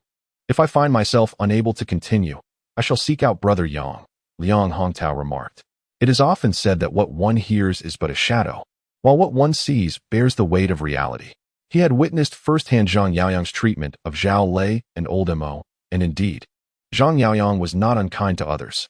Tonight, we shall not return until we are thoroughly intoxicated, Zhang Yaoyang proclaimed with a smile as he raised his glass. Old Mo, Zhao Lei, and Liang Hongtao followed suit, lifting their glasses in camaraderie. The following morning, as Zhang Yaoyang entered the office, Cheng Cheng accompanied him, stating, Brother Yang, the funds from Xinda have yet to arrive, and Director Yu has been pressing us for payment. Let him press, Zhang Yaoyang replied nonchalantly. Cheng Cheng, with concern, remarked, however, if this escalates, it will reach Uncle Tai, and it won't merely be a matter of penalties. Are you worried that this issue will tarnish Uncle Tai's perception of me? Zhang Yaoyang inquired. Cheng Cheng nodded in affirmation. Zhang Yaoyang chuckled. He understood Cheng Cheng's mindset well. She was the quintessential employee, striving for perfection in her work to earn accolades and promotions, much like a child in kindergarten seeking to impress for a coveted red flower. What do you propose we do? He asked. Cheng Cheng suggested, the material costs aren't substantial. We could advance the payment. She was aware that Zhang Yaoyang had earned tens of millions through subcontracting and was not financially constrained. Zhang Yaoyang countered, why doesn't General Xiao advance it? Cheng Cheng replied, because you are responsible for this project. Before she could finish, she noticed Zhang Yaoyang shaking his head and questioned, did I misstate something? Zhang Yaoyang, seated at his desk, took a drag from his cigarette and grinned, let us make a wager. A wager on what? Cheng Cheng asked, puzzled. Zhang Yaoyang scrutinized her playfully. If Xinda's funds are transferred by tomorrow morning, you must unconditionally obey my command and fulfill any task I assign you. Cheng Cheng retorted, and if you lose? In her view, the issue lay with Xinda Group. Resolving loan complications was not a trivial matter. Zhang Yaoyang replied with a smile. I shall recommend you to Uncle Tai for the position of vice president at the construction group. Very well, I accept your bet, Cheng Cheng said, well aware of the challenges in securing project funds. Moreover, unless Zhang Yaoyang had a close relationship with the bank, it was unlikely they would grant a loan to Xinda. Prepare to lose, Zhang Yaoyang confidently asserted. Are you planning to contact the bank? Cheng Cheng queried, noting his self-assurance. Zhang Yaoyang shook his head. Cheng Cheng mumbled, not contacting the bank. That seems improbable. We shall see. With that, Zhang Yaoyang exited the office, phone in hand. At the end of the corridor, he dialed Old Mo's number. Old Mo, I am in the mood for fish tonight. As night fell, patrons of the Maria International Club began to emerge, many with women in tow. At that moment, a white van parked along the roadside, positioned perfectly to observe the entrance of the club. Director Xiao, Take care, Wei Xinglong said, assisting Xiao Wanhua back to his vehicle, ensuring that Director Xiao was well looked after. Wei Xinglong extracted 1,000 yuan from his bag and handed it to the woman, who responded with a smile. Rest assured, boss, I will ensure he enjoys himself, she declared before climbing into the vehicle. The driver of Xiao Wanhua's BMW ignited the engine, and the car glided smoothly into motion. In the van, Zhang Yaoyang, his expression impassive, instructed, keep up with it. Lao Mo nodded in agreement, starting his own vehicle to trail behind the BMW. The BMW came to a halt in front of a villa in the suburbs, where Xiao Wanhua was set to spend the night. Upon exiting the car, he addressed his driver, Xiaoyu, you may head back. Understood, the driver replied, already accustomed to such arrangements. In truth, Xiao Wanhua possessed several properties for his leisurely pursuits, equipped with all the necessary amenities for indulgence. Once the BMW departed, Xiao Wanhua wrapped an arm around the waist of the woman and led her into the villa. Zhang Yaoyang and Lao Mo observed the scene intently. Get to work, Zhang Yaoyang instructed Lao Mo, who nodded in compliance. They donned masks, caps, and gloves before exiting the vehicle. Upon reaching the villa's entrance, Zhang Yaoyang utilized a master key to unlock the door. At that moment, Xiao Wanhua and the woman had ascended the stairs, oblivious to the unfolding events below. The woman proceeded to the bathroom, while Xiao Wanhua reclined on the bed, smoking. Zhang Yaoyang and Lao Mo arrived outside the bedroom, exchanging a knowing glance. Zhang Yaoyang drew his handgun, and Lao Mo followed suit. Upon hearing the door creak open, Xiao Wanhua momentarily froze, only to find two masked figures aiming firearms at him. Don't move, Zhang Yaoyang commanded coldly. Xiao Wanhua was taken aback. Despite his past entanglements in the underworld, it had been over a decade since he had engaged in violence, and the sight of armed assailants instilled fear in him. Lao Mo approached, pressing a prepared cloth over Xiao Wanhua's mouth and nose, causing him to quickly lose consciousness. Take him away, Zhang Yaoyang instructed. Lao Mo understood. Lao Mo replied, dragging Xiao Wanhua out. The sound of running water from the bathroom finally ceased, and the woman emerged, wrapped in a towel, only to find Xiao Wanhua missing. Where could he be? She wondered, perplexed, as she sat on the bed. The van came to a stop by the seaside. Zhang Yaoyang and Lao Mo pulled Xiao Wanhua from the vehicle, encased in a sack, and transported him onto a fishing boat that Lao Mo had rented a couple of days prior. On board, a gasoline barrel and a bag of cement awaited. When Xiao Wanhua regained consciousness, he found himself in a barrel filled with gasoline and cement, confronted by Zhang Yaoyang and an unfamiliar individual. Mr. Zhang, what is the meaning of this?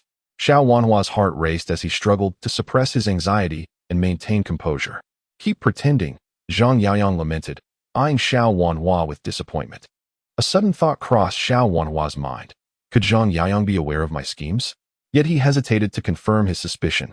With a feigned innocence, he implored, Mr. Zhang, I truly do not recall when I provoked you.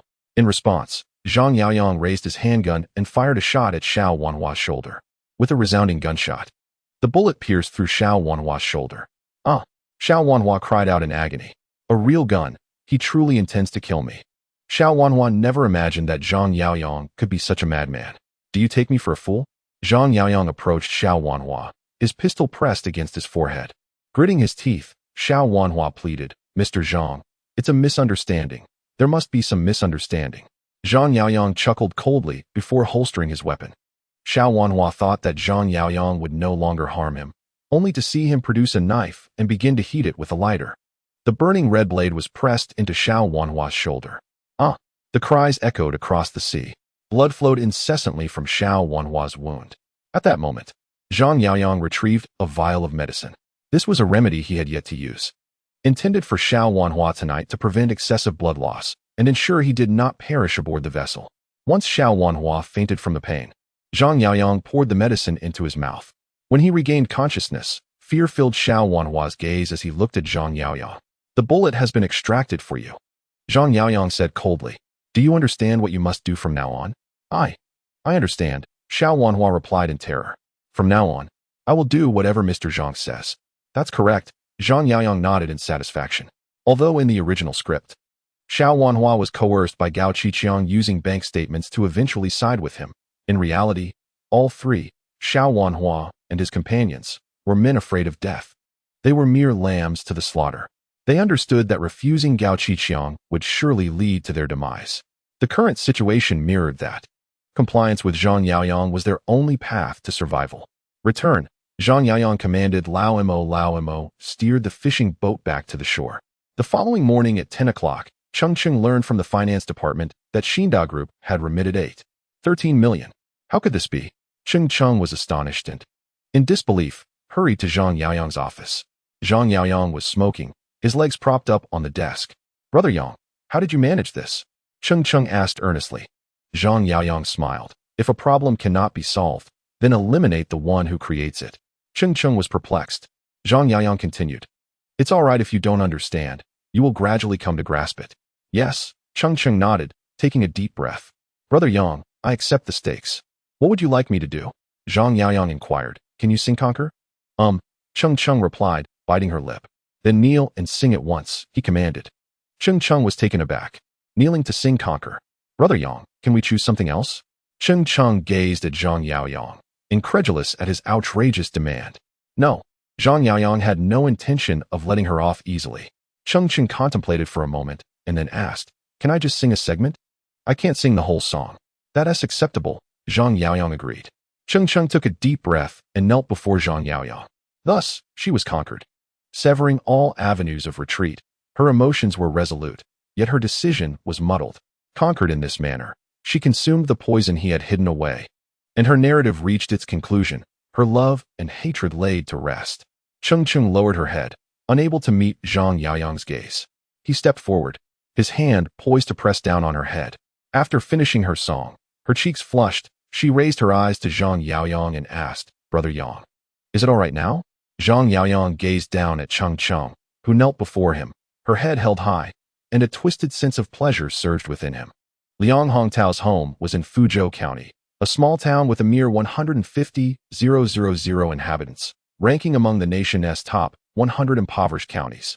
Upon exiting the train station, he took a 2-hour minibus ride, enduring a bumpy journey before finally arriving home.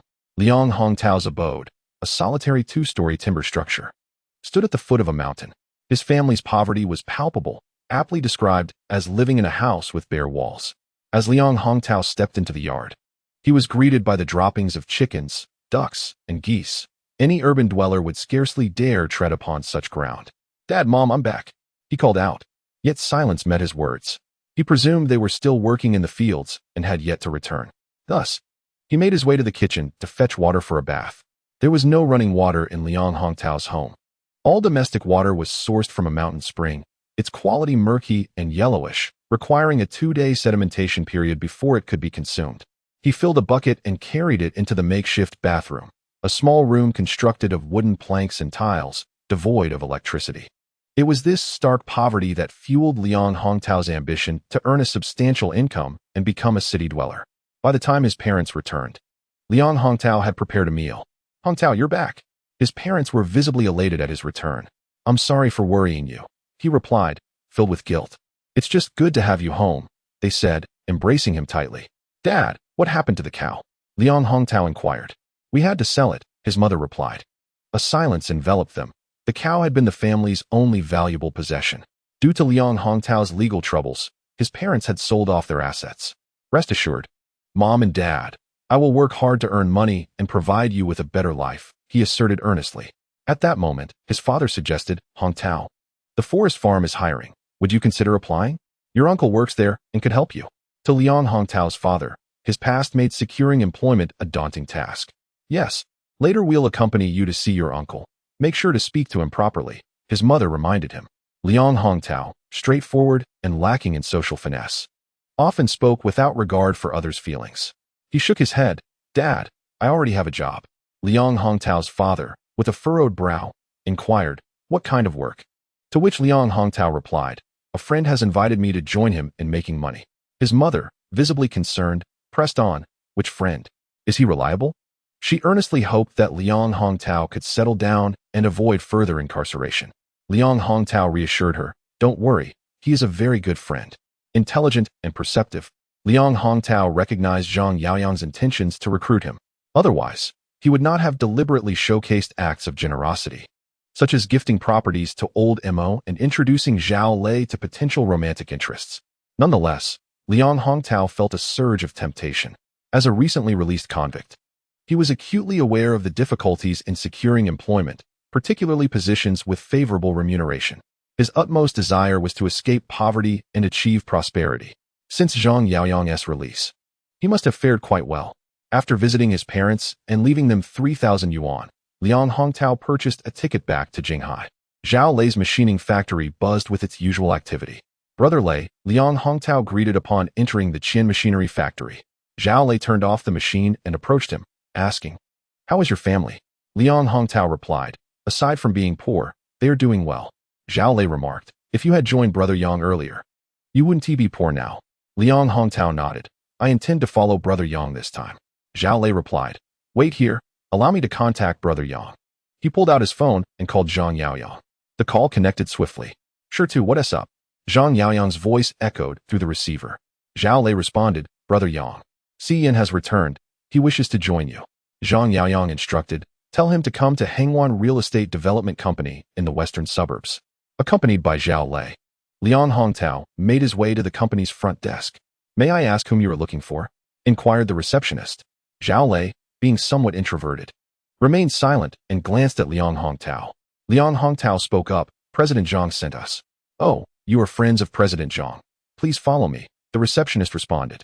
After a brief exchange with Zhang Yaoyang, she led Xu Lei and Liang Hongtao to the meeting room on the second floor.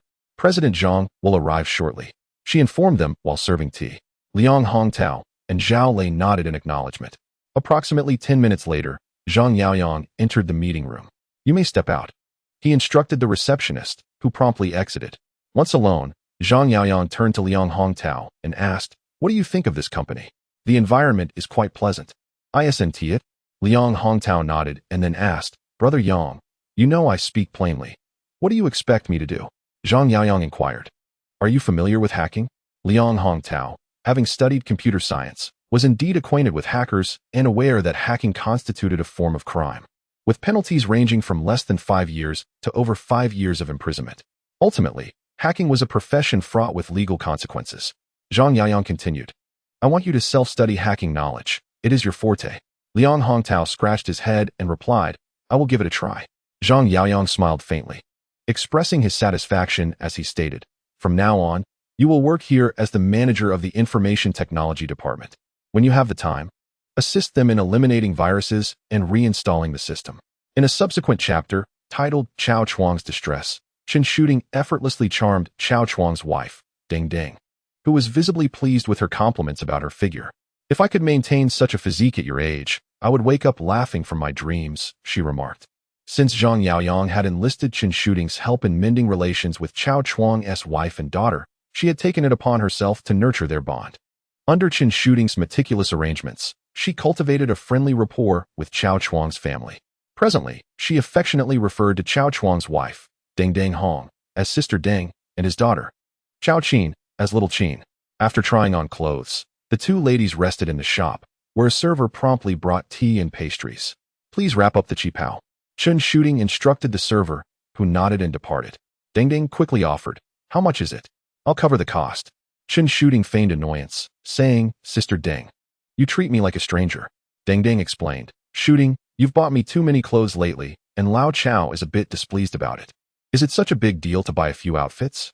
Chen Shooting replied dismissively, "It's not like I'm gifting him gold or jewels." Ding Ding sighed and shook her head, having faced Lao Chao's ire on several occasions regarding Chen Shooting's generosity. She couldn't understand why they had to lead a frugal life when others accepted substantial bribes without consequence. After all, Chao Chuang was the deputy chief of police. What was wrong with indulging a little? Chen Shooting gently patted Ding Ding's hand, saying, "Sister Ding, I spoke with Sister Li, and her unit is still in need of personnel. They can transfer Little Qin over." "Really?" Ding Ding exclaimed with excitement. "Of course," Chen Shooting replied with a smile. "The toll station work is so demanding, it has delayed Little Qin's prospects for romance." Ding Ding lamented, "Indeed, she is already in her mid-20s. And I am nearly beside myself with worry." Although many might consider working at a toll station quite respectable, Ding Ding was not satisfied, especially since her daughter remained in that position despite Chao Chuang's promotion. The shift work left little Qin with little time to pursue a relationship. Sister Deng, what do you think of this handsome gentleman? Chen Shooting then presented a photograph of a young man. Upon seeing the image, Deng Deng was immediately captivated by the young man's appearance. He was undeniably attractive, dressed in a suit and tie, exuding an aura of social elite. Noticing Deng Deng's attention was captured, Chen Shooting seized the opportunity to elaborate. His name is Wang Bowen. He was sent abroad to study at the age of 11, having lived in both the UK and the US, where he earned a doctorate and is fluent in 6 languages. How impressive, Deng Deng remarked. Her interest in Wang Bowen piqued.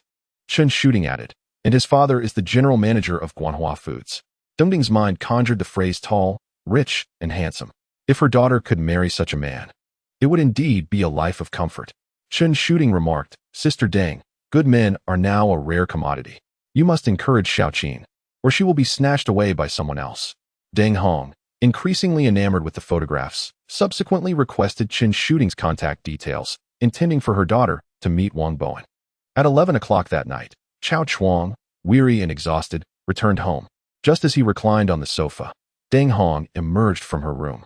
Why are you still awake? Chao Chuang lazily inquired. Deng Hong took a seat and presented him with a photograph of Wang Bowen. Who is this? Chao Chuang glanced at the picture, furrowing his brow. Deng Hong replied, introduced by Shooting. He just returned from studying in the UK and the US, holds a doctorate, and his father is the general manager of Guanhua Foods. Chao Chuang questioned, is he being introduced to Xiaoqin? Deng Hong, displeased, retorted, not for Xiaoqin, is it meant for me? After pondering the photograph for a moment, Chao Chuang dismissed the idea. What do you mean? Deng Hong asked. Chao Chuang responded, it's better to find someone more honest and down-to-earth. Deng Hong's irritation flared. You don't want such a fine son-in-law and insist on searching for someone mediocre? Lower your voice, Chao Chuang cautioned. The neighbors are asleep.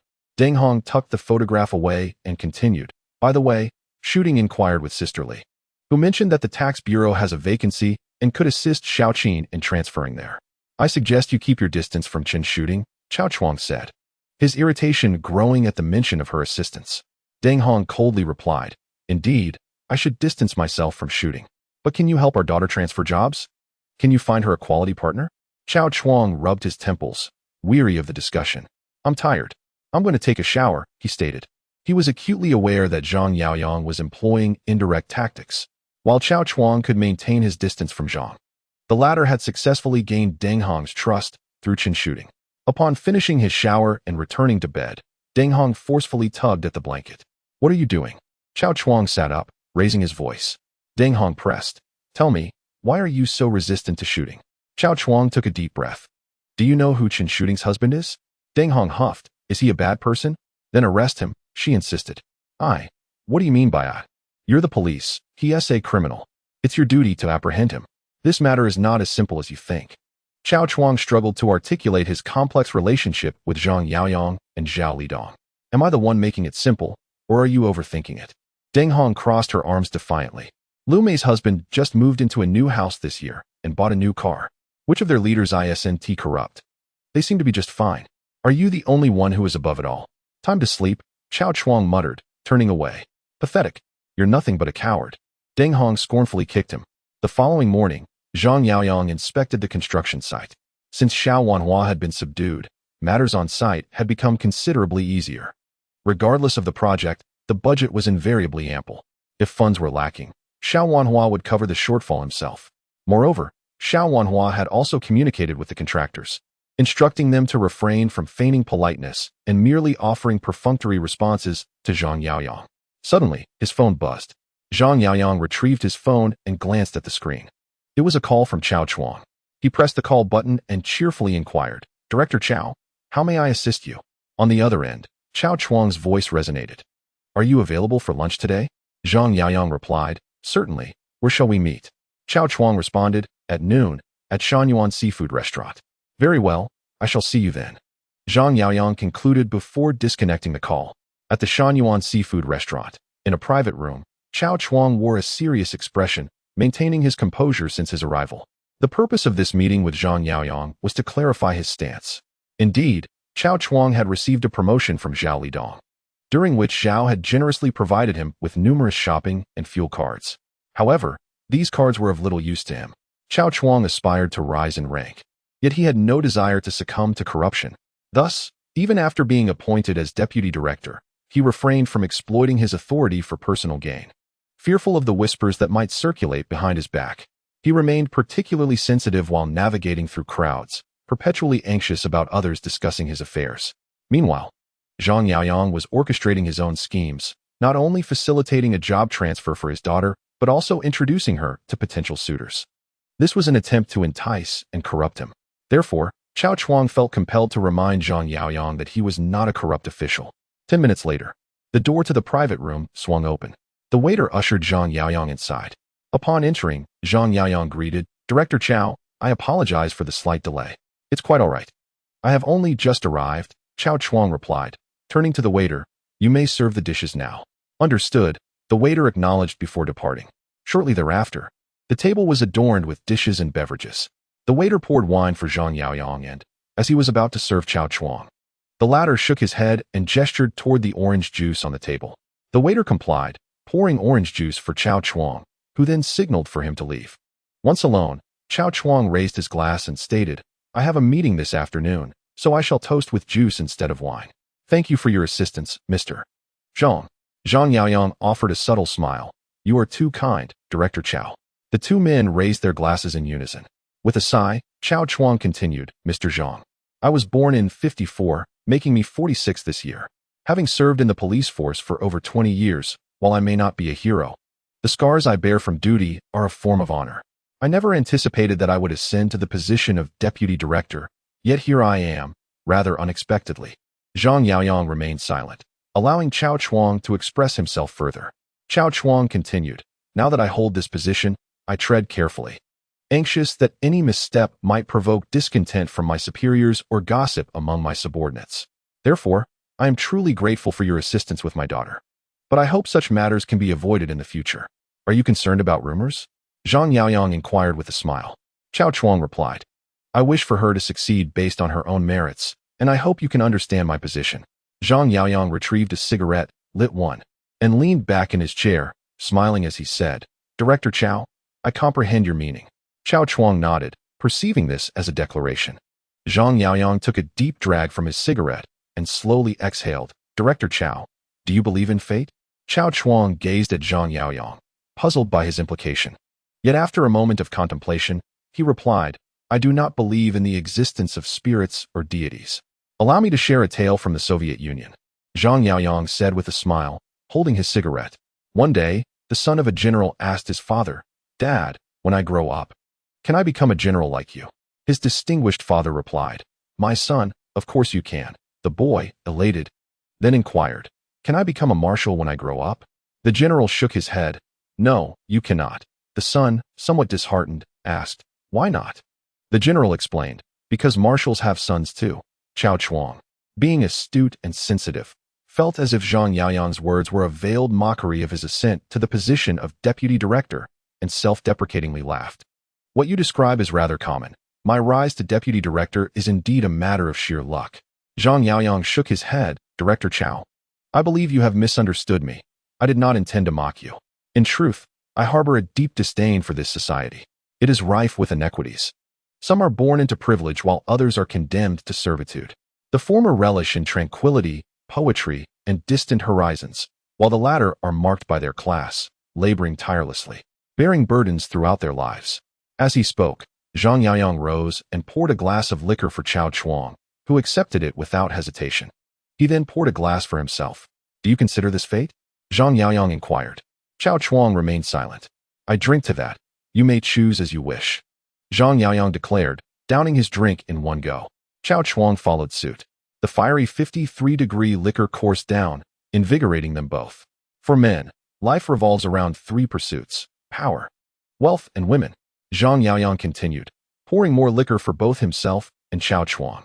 Some find contentment in possessing even one of these, while others, having acquired them, still yearn for more. Zhang Yaoyang set down the bottle and resumed his seat. "I am a mere mortal, unable to escape the mundane. I desire all three: money, power, and beauty, and remain unsatisfied." However, he raised his hand, thumping his chest to produce a dull sound. "I consider myself to possess a conscience. I aspire to live well and to enable others to do the same. Chao Chuang acknowledged this with a grunt, aware of Zhang Yaoyang's reputation for aiding the marginalized. Yet, could this truly classify Zhang Yaoyang as a good man? Not quite, as Chao Chuang knew of the many wrongdoings he had committed. Zhang Yaoyang lifted his glass once more and took another drink, 2 ounces per glass. Chao Chuang followed suit. Shifting the conversation, Zhang Yaoyang said, Director Chao, if I were in your position, I would undoubtedly choose a different way of living. How so? Chao Chuang inquired, furrowing his brow. Zhang Yaoyang asked, do you not feel stifled in your existence? Chao Chuang remained silent. Zhang Yaoyang remarked, living each day with trepidation, fearing this and that, is far less productive than contemplating how to utilize one's current authority to benefit the public and subordinates. Before serving the people, one cannot endure hardship alone, nor impose it upon those close at hand. Chao Chuang remained silent. Zhang Yaoyang continued, if those around you cannot enjoy a good life, who would choose to follow you and assist you? A solitary commander achieves little. What is your perspective on this? At that moment, under the influence of alcohol, Chao Chuang's complexion flushed and his blood surged. He tilted his head back and exhaled deeply. Observing that Chao Chuang was swayed and his stance was wavering, Zhang Yaoyang seized the opportunity. Director Chao, I, Zhang Yaoyang, cherish friendships. If you do not wish to be my friend, consider my remarks today as mere drunken ramblings. Conversely, if we are friends, I assure you that I will support your ascent while liberating you from Zhao Lidong's control, enabling you to pursue what you have long desired yet could not achieve. Faced with Zhang Yaoyang's olive branch, Chao Chuang fell into silence. After a few minutes without response, Zhang Yaoyang stood up. Very well, if our paths diverge, Director Chao, I shall take my leave. Just as he was about to depart, Chao Chuang's voice resonated from behind him. I can offer you assistance, provided it is based on the premise that you still possess a conscience, Chao Chuang stated. Zhang Yaoyang turned around. If I fail to uphold my end, you may detain me or even take my life. I hope you remain true to your word. Chao Chuang replied earnestly. With Chao Chuang's support, Zhang Yaoyang's development plans could advance to the next phase. Do little communication devices generate profit? Certainly. Does real estate yield returns? Indeed. However, none compare to the profits from gambling. Within the realms of vice, both pornography and narcotics act as chronic poisons that can ravage the body. Yet their detriment pales in comparison to that of gambling. Gambling can strip a millionaire of his fortune overnight. Thus, Zhang Yaoyang's next strategic move was to venture into the gambling industry.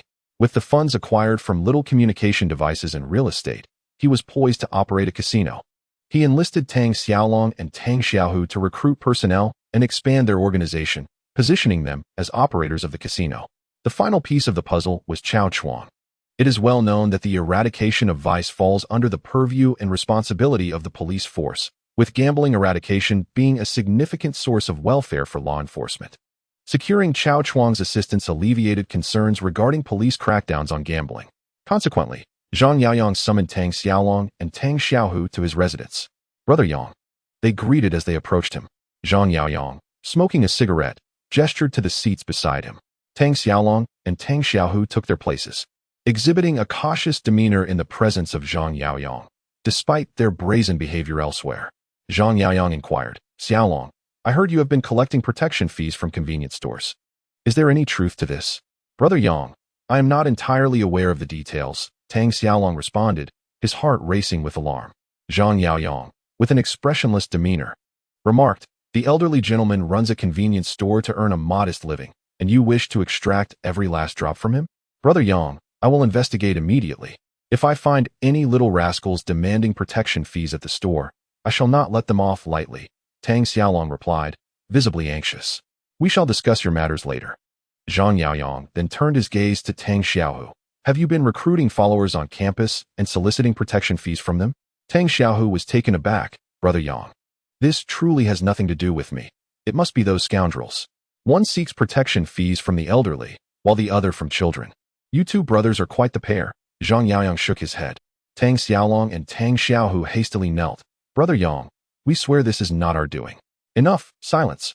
Zhang Yaoyang waved his hand. Your misdeeds are your own to rectify. I am not here primarily to discuss this today. Tang Xiaolong and Tang Xiaohu breathed a sigh of relief. Zhang Yaoyang continued. You have played slot machines, have you not? Yes, both Tang Xiaolong and Tang Xiaohu nodded. And you have wagered on sports? They nodded again. You have played do Diju as well? They continued to nod. I intend to open several casinos, bars, and gaming halls, which I shall entrust to you for management. After deducting operational expenses, you shall retain 10% of the profits. Tang Xiaolong and Tang Xiaohu's eyes sparkled with excitement. Zhang Yaoyang instructed, now, go find suitable locations and negotiate for the lowest possible transfer fees. Brother Yang, we could just seize them, Tang Xiaolong began, but was silenced by a stern glance from Zhang Yaoyang. Business must be conducted on equal and legal terms. Robbery is unacceptable. Understood, Tang Xiaolong nodded earnestly. Zhang Yaoyang added, go forth and take action. This way, your followers may also partake in the spoils. With their spirits lifted, Tang Xiaolong and Tang Xiaohu were eager to embark on this venture when Zhang Yaoyang reminded them, these establishments must prohibit entry to anyone under 18. Should I catch you exploiting children for money, you'll find yourselves back in the marketplace. The Tiando Gaming Hall, the largest on Guohua Road, spanned 2 floors, with the first featuring driving, shooting, and fighting games, while the second primarily housed slot machines. The owner, Shen Hao, was as usual preparing tea and cigarettes, waiting by the cash register for patrons. Suddenly, a group entered, dressed in black shirts and casual pants, led by none other than Tang Xiaolong. Shen Hao recognized him, having recently collected protection fees from him. Wishing to avoid conflict, Shen Hao handed over the fees. Brother Long, what brings you here? Shen Hao greeted with a smile.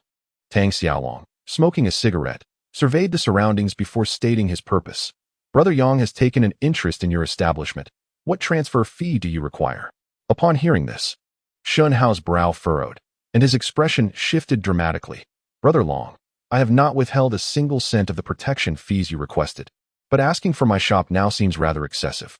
Tang Xiaolong chuckled lightly, draping an arm around Shen Hao's shoulders. Listen closely. How much is your transfer fee, brother?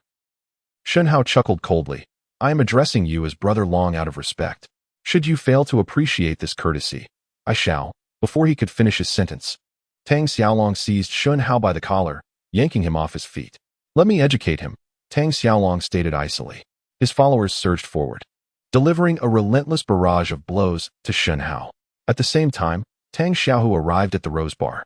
Inside, a group of young patrons were engrossed in a live football match on television, engaged in gambling. Where's the owner? Where is he? Tang Xiaohu, flanked by over 40 men, entered the bar. The bouncers promptly stepped in to restore order, attempting to thwart Tang Xiaohu's advance. Who the hell are you? A young man shouted at Tang Xiaohu. Noticing the scorpion tattoo adorning the young man's face, Tang Xiaohu deduced that he was a bouncer at the bar. I am here to see the owner, Tang Xiaohu replied. The young man raised his middle finger, retorting, find your grandfather. You're not welcome here. Get lost. Tang Xiaohu, maintaining his composure, said, I'm with Brother Yang, and he sent me to find the owner. The young man laughed derisively. This is Boss Xiong's territory, understand? So bring Boss Xiong out. You think you're worthy to see Boss Xiong? The young man scoffed, casting a glance toward the bar where a man nodded in acknowledgement. Just then, several vans arrived outside, filled with members allied to Boss Xiong. Since Su Zhang's demise, Boss Xiong had risen, capitalizing on gambling and lotteries, amassing a fortune. Huge brother. We're blocked. A subordinate reported to Tang Xiaohu. Damn it. Tang Xiaohu wasted no time, grabbing a club and swinging it fiercely at the young man's head. Attack. With one swing, Tang Xiaohu knocked down a man, and his followers followed suit, brandishing their iron rods as they charged at Xiong's underlings. Soon, the bar was filled with the clanging of metal against metal as both sides exchanged blows. In such circumstances, no one would be foolish enough to call the police. Losing a fight merely meant a hospital visit, but if the authorities arrived, imprisonment would be the consequence. Get out of my way, hollered a man clad in a black scarf, a cigarette dangling from his mouth as he kicked several of Tang Xiaohu's subordinates to the ground. The clashing of iron rods echoed through the air. Tang Xiaohu, witnessing the fierce expression on the man's face, furrowed his brow. The man spat and fixed his gaze on Tang Xiaohu. In that moment, Tang Xiaohu comprehended the man's menacing appearance. He was short and stocky, dressed in a leather jacket, a deep scar visible on his neck, a likely remnant of a near-fatal wound. It was clear that this individual was a hardened criminal, possibly even a killer. Tang Xiaohu felt a pang of trepidation. The man was Lu Quan, indeed a notorious outlaw who had killed in the north before fleeing to Jinghai, where he became affiliated with Boss Xiong. Lu Quan sneered and lunged at Tang Xiaohu. Tang Xiaohu, intimidated by Lu Quan's formidable presence, hastily retreated. Lu Quan, possessing a robust physique and remarkable speed, swung his iron rod towards Tang Xiaohu's head.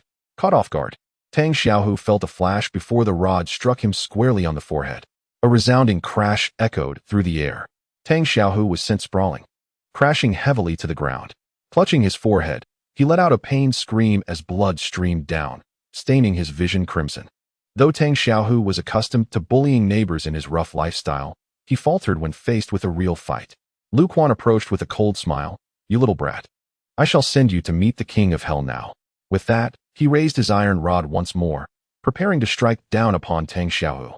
Overwhelmed with fear, Tang Xiaohu closed his eyes, awaiting his demise.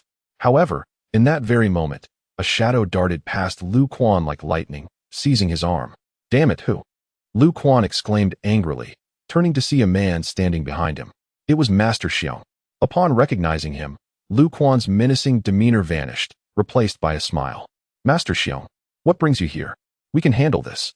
If I hadn't come, how many lives would be lost today?" Master Xiang replied with discontent. He then gestured towards the fallen Tang Xiaohu and his companions. "Throw them out." Understood, Lu Quan's subordinates chorused in unison. By the time Tang Xiaolong arrived at the hospital, Tang Xiaohu's head was already bandaged, although a conspicuous lump was visible. Not only Tang Xiaohu, but also his followers had sustained injuries, some severe and others minor. "Xiaohu, are you all right?" Tang Xiaolong inquired anxiously. Tang Xiaohu shook his head. "Brother, I still feel as though the world is spinning." Just then, a doctor happened to pass by, prompting Tang Xiaolong to ask, "Doctor, is my brother's injury serious? Why does he keep saying he feels dizzy?" The doctor paused, examining Tang Xiaohu before addressing Tang Xiaolong. "It's quite normal. Dizziness often follows a concussion. He should rest in bed and avoid excessive activity. Most patients experience relief after some rest. Typically, dizziness does not persist beyond 2 weeks. What if he doesn't improve?" Tang Xiaolong pressed further. The doctor replied, "If bed rest does not alleviate the symptoms, or if they worsen, the patient may take neuroprotective medications, like mecobalamin, and medications for dizziness, such as olanzapine or piracetam, to enhance cerebral metabolic energy supply." "Thank you, doctor," Tang Xiaolong sighed in relief. He then gritted his teeth and said to Tang Xiaohu, "Xiaohu, who did this to you? I will ensure you have your revenge." The mere thought of Lu Quan sent another wave of pain through Tang Xiaohu's head. It was a stress response, clearly. Lu Quan's brutality had terrified him. "Brother Yang, Brother Yang, Brother Yang." At that moment, voices echoed through the corridor, calling for Brother Yang. Zhang Yaoyang entered the hospital room. "Brother Yang." Tang Xiaolong hastily rose to his feet, prompting Tang Xiaohu to do the same. "Lie down." Zhang Yaoyang gestured for Tang Xiaohu to recline. "Is he all right?" Zhang Yaoyang inquired of Tang Xiaolong. "I just consulted the doctor," Tang Xiaolong replied. "He stated it is a concussion and requires a fortnight of recuperation to monitor the situation." With a nod, Zhang Yaoyang extracted 30,000 yuan from his bag and handed it to Tang Xiaolong. "Take this money. Brother Yang, we have sufficient funds." Tang Xiaolong attempted to decline. Zhang Yaoyang insisted, "Xiaohu was working for me. His injury is naturally a work-related incident." After pressing the money into Tang Xiaolong's hands, Zhang Yaoyang instructed, "Xiaolong, come with me." "All right." Tang Xiaolong followed Zhang Yaoyang out of the ward.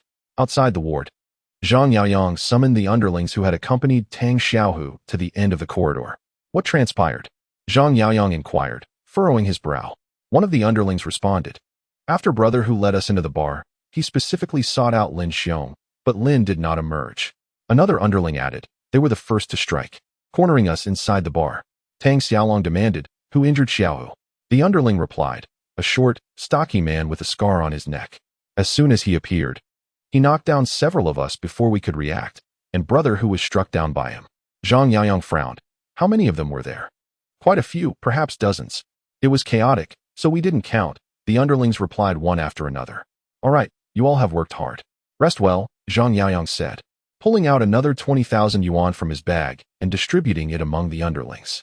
"Consider it nourishment. I will reimburse your medical expenses." "Thank you, Brother Yang." They expressed their gratitude, their spirits lifted despite their injuries. Once they departed, Tang Xiaolong clenched his fists and declared to Zhang Yaoyang, "Brother Yang, I will call someone right away." Zhang Yaoyang replied, "Go ahead, summon everyone."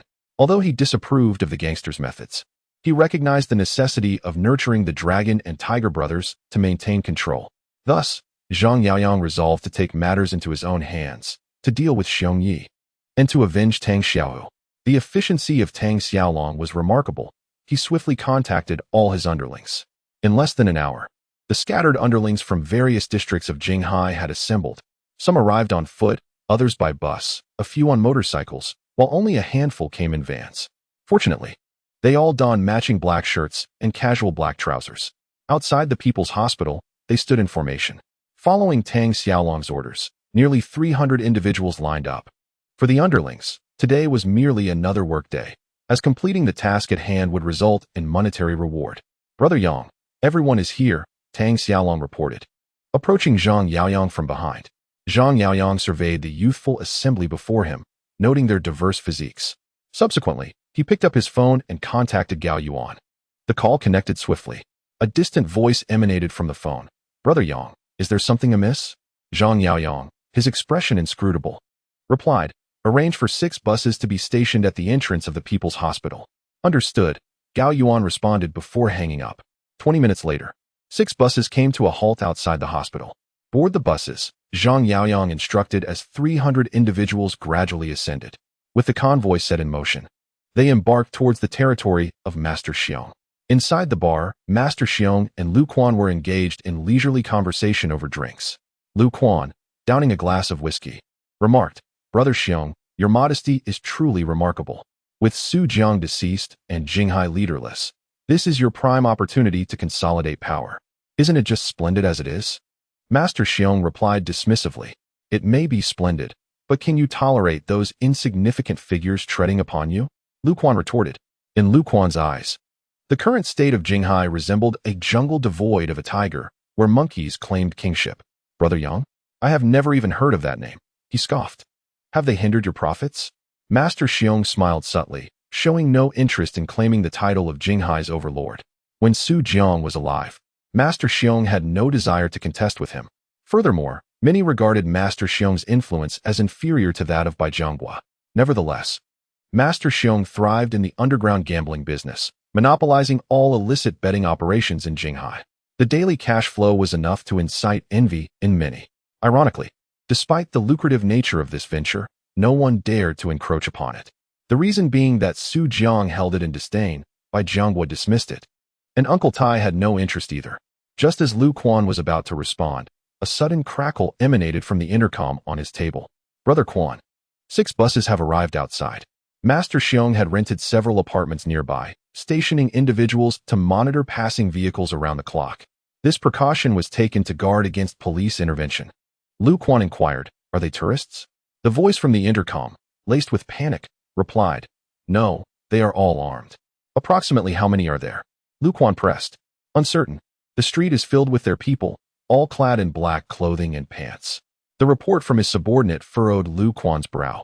At that moment, Master Xiong had already risen and made his way to the surveillance room. Remain calm. Ensure they are contained within the bar. As Lu Quan issued commands via the intercom, he instructed the bar's subordinates to prepare for confrontation. Do not be daunted by their numbers. Within the confines of the bar, they cannot fully deploy their strength. Upon reaching the bar's entrance, Zhang Yaoyang addressed Tang Xiaolong. Xiaolong, take 200 men and remain outside. Brother Yang, that is not advisable, Tang Xiaolong protested, fully aware of the formidable nature of Master Xiong's crew. However, before Tang Xiaolong could voice further objections, Zhang Yaoyang had already led his men into the bar. Block the road, Tang Xiaolong commanded, as the 200 men behind him spread out to encircle the establishment. Zhang Yaoyang, accompanied by nearly 100 individuals, ventured inside the bar. Within, Lu Quan had already prepared the battlefield. Zhang Yaoyang glanced around and noted that, according to Lu Quan's arrangement, even 100 individuals would struggle to maneuver effectively. Who injured Tang Xiaohua? Step forward, Zhang Yaoyang called out to Lu Quan and his associates. Once again, a fearless individual emerged. Lu Quan sneered, wielding a steel pipe. He coldly remarked, you dare to challenge me. Zhang Yaoyang responded icily, and with his command, his subordinates brandished their pipes and charged forward. Observing this, Lu Quan also surged towards Zhang Yaoyang and his crew. It must be said, Lu Quan was indeed formidable. He wielded a pipe in each hand, plunging into the throng and striking indiscriminately. In a matter of moments, several of his adversaries lay on the ground, howling in agony. Having grown up in the Shaolin Temple, Lu Quan was a master of staff techniques, and his tremendous strength meant that with a single swing, his foes either fell or suffered grievous injuries. The ferocity with which Lu Quan fought instilled fear in Tang Xiaolong's subordinates. Witnessing this, Zhang Yaoyang seized a pipe and charged at Lu Quan, with Tang Xiaolong following suit, equally determined. The two advanced towards each other, a fierce collision imminent. Lu Quan, a cruel smirk gracing his lips, shouted, "Perish!" With that, he unleashed a powerful strike with his pipe. Clang! Zhang Yaoyang raised his pipe to block, successfully deflecting Lu Quan's first two blows. Lu Quan's strength was astonishing. For others like Tang Xiaolong and Tang Xiaohu, such force would be overwhelming. However, Zhang Yaoyang possessed even greater power. Lu Quan was taken aback to find his attacks thwarted, having exerted all his might. Yet, he did not relent. Instead, he escalated his assault.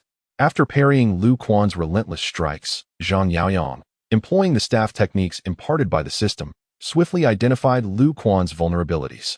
He lifted his pipe and aimed for the inner thigh of Lu Quan. This strike sent a jolt of fear through Lu Quan, for it targeted a critical area. He hastily retreated to evade the lethal blow, but Zhang Yaoyang would not grant him respite, pursuing Lu Quan and delivering 3 successive strikes, each aimed at vital points, nearly overwhelming Lu Quan. At last, Zhang Yaoyang struck Lu Quan's right hand, causing the pipe to fly from his grasp and breaking his hand in the process. Pointing his pipe at Lu Quan, Zhang Yaoyang observed the contraction of Lu Quan's pupils as he advanced with a swift step. Bang! The force of the kick sent Lu Quan reeling, a surge of blood rising in his throat, and he spat out a mouthful of blood. Just as Zhang Yaoyang prepared to deliver the final blow, he halted his attack, not out of reluctance, but due to the sudden appearance of a figure to the side. It was Brother Xiong, brandishing a handgun, aiming directly at the advancing Zhang Yaoyang.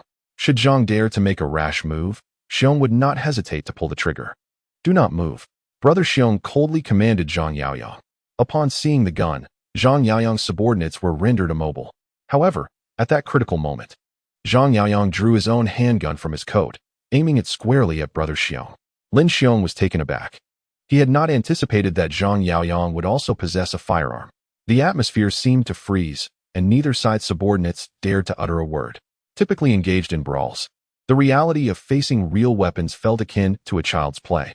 "Put down the gun," Lin Xiong urged, striving to maintain his composure. At that moment, Zhang Yaoyang lowered his weapon, prompting a sigh of relief from Lin Xiong. However, Zhang Yaoyang began to advance towards Lin Xiong, closing the distance between them.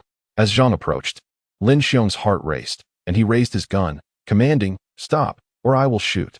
In stark contrast, Zhang Yaoyang remained remarkably calm. This was a game of cowardice. Not everyone had the audacity to pull the trigger.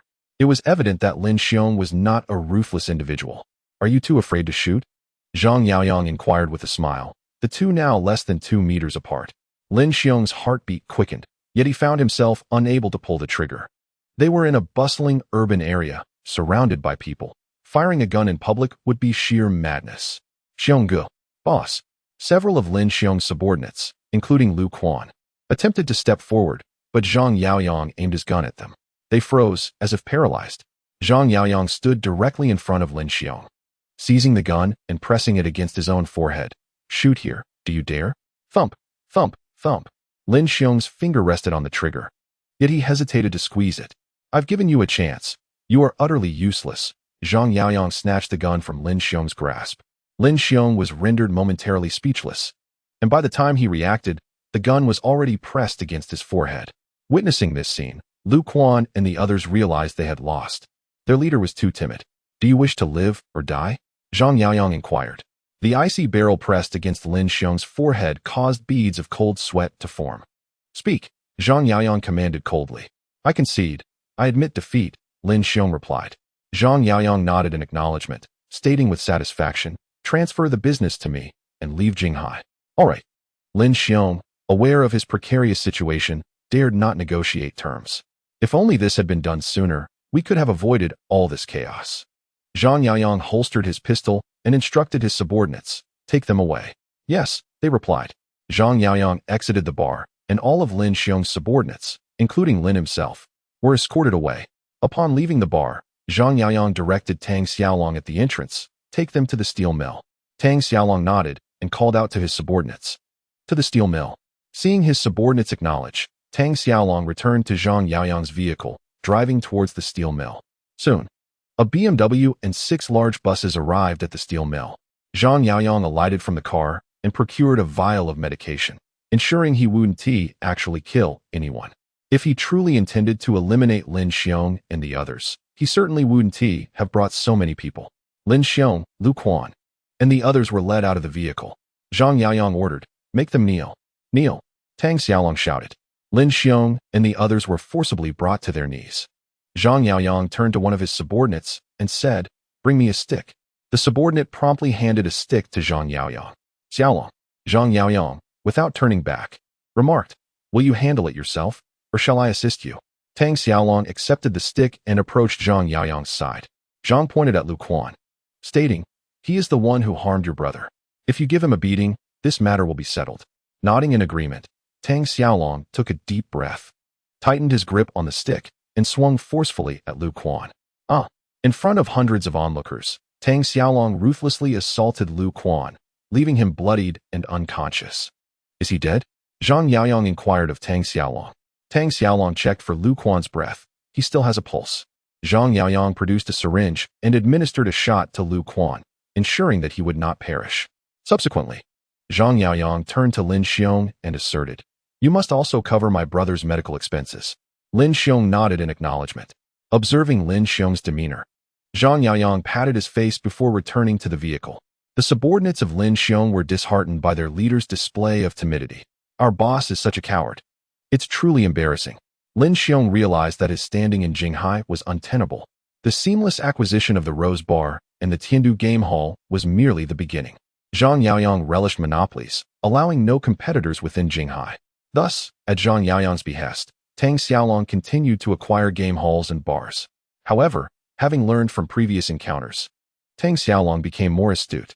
Before taking action, it was imperative to assess the opponent's strength to avoid setbacks.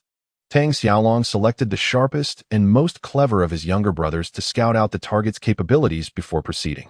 Those willing to cooperate were compensated for their acquisition, while those who resisted faced direct confrontation and forced transfers.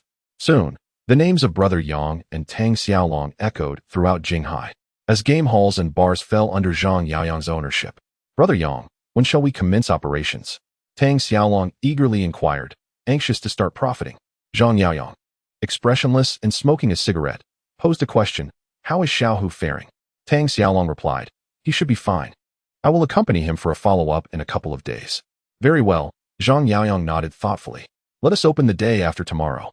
"Fantastic," Tang Xiaolong exclaimed, elated at the prospect of reaping financial rewards.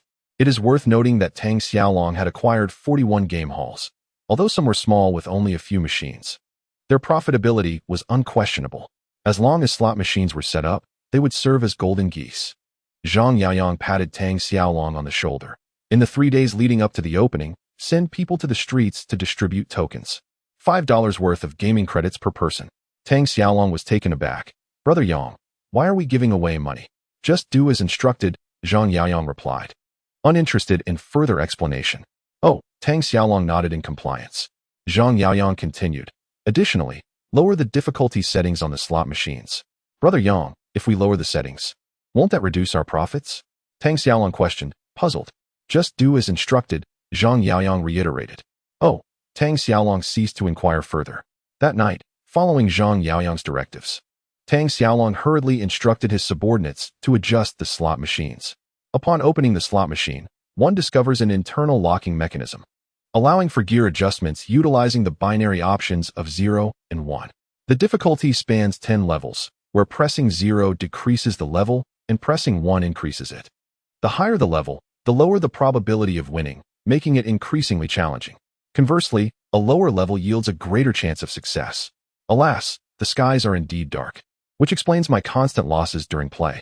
I have previously advised against gambling in the Celestial City. One should rather focus on the probabilities established in the Southern City market.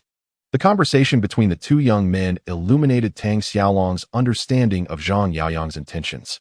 It was akin to selling a small communication device. Not only must there be a flow of people, but it is also essential to ensure that this flow remains. If one were to lose 9 out of 10 times at the slot machine, there would be no players left. Truly, Brother Yang is impressive, Tang Xiaolong reflected. As the gaming hall opened its doors, he welcomed patrons with a loudspeaker, proclaiming that with tokens in hand, they could play any machine or exchange them for cash. At the entrance of the Tiandu gaming hall, Tang Xiaolong stood, flanked by his associates, each clutching token vouchers redeemable for $5 in gaming tokens. The allure of free tokens drew a throng of young people eager to partake. Tang Xiaolong called out, "1 voucher per person, take it, and enter to play. Opportunities are limited, and today is the only chance." Soon, the gaming hall was bustling with activity. Given that the tokens were complimentary, many approached with a spirit of experimentation, heading to the second floor to try their luck at the slot machines. Apple, apple, apple. By my word, I wagered too little. With the clamor of the fruit machine, tokens cascaded forth. This round earned me $10. Counting this, I have already won 30. Behind the youth, onlookers were eager to join in the excitement. It was not just the young man. Many were hitting the jackpot. Although the winnings were modest, they were certainly preferable to losses. "Let me have a turn," someone pleaded. "Quiet, I am on a winning streak." Another chimed, "Boss, give me 50 more." "Boss, I need 30. It was not the fear of winning that deterred them, but rather the fear of not playing. With Zhang Yaoyang's encouragement, the number of participants at the slot machines increased, and their willingness to wager grew bolder. Simultaneously, some began to discern patterns, hoping to strike it rich. In contrast, fewer individuals engaged in betting at the bar, as sports gambling required not only luck, but also an understanding of the games. Knowledge of basketball and soccer players, along with team dynamics, deterred many from venturing into this realm. Nevertheless, Zhang Yaoyang possessed an astute understanding of management. Much like the distribution of tokens, he initiated a trial operation at the Rose Bar. On the day of its reopening, everyone was granted eligibility for a betting compensation. For amounts within 100, losses would be covered, while wins would yield profit. Furthermore, Zhang Yaoyang abolished the entrance fee at the bar and offered complimentary beer. As long as patrons frequented the bar, some would inevitably succumb to the temptation to place a wager. At the Yuehua seafood restaurant, Zhang Yaoyang met with Chao Chuang for a meal. After several rounds of drinks and a variety of dishes, Chao Chuang set down his glass and remarked, "I have heard that you have opened numerous bars and gaming halls." Zhang Yaoyang remarked, "Many people follow me to dine. I must find them some tasks. If they are occupied, they will refrain from causing trouble, and you will have an easier time." Chao Chuang nodded, acknowledging the wisdom in his words, yet he solemnly replied, "Someone has anonymously reported your involvement in gambling." Unfazed, Zhang Yaoyang stated, "There are many envious individuals. This is hardly surprising." Chao Chuang cautioned, "The crackdown on gambling will commence at the end of the month." "Then let them act," Zhang Yaoyang responded. "Catching a few will suffice for appearances." Chao Chuang shook his head. "Before the raid, I will inform you. Just refrain from opening your establishment." He was still considering their relationship. Having promised Zhang Yaoyang, he would undoubtedly offer assistance. "Rest assured, Director Chao. I shall ensure you maintain your performance," Zhang Yaoyang assured him. Chao Chuang was puzzled. Zhang Yaoyang produced a map and handed it to him. "What is this?" Chao Chuang inquired, bewildered. "My subordinate discovered these. They are all gambling houses within the Jinghai district. If we apprehend them, your performance should meet the standards," Zhang Yaoyang explained. Chao Chuang gazed at the map, filled with numerous red dots, each representing a casino.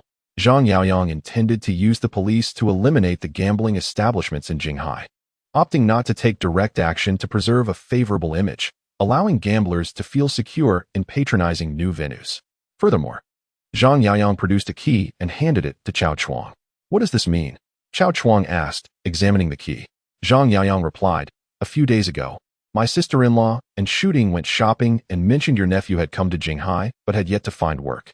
Coincidentally, I know of a convenience store up for transfer. Perhaps you could pass it on to your nephew."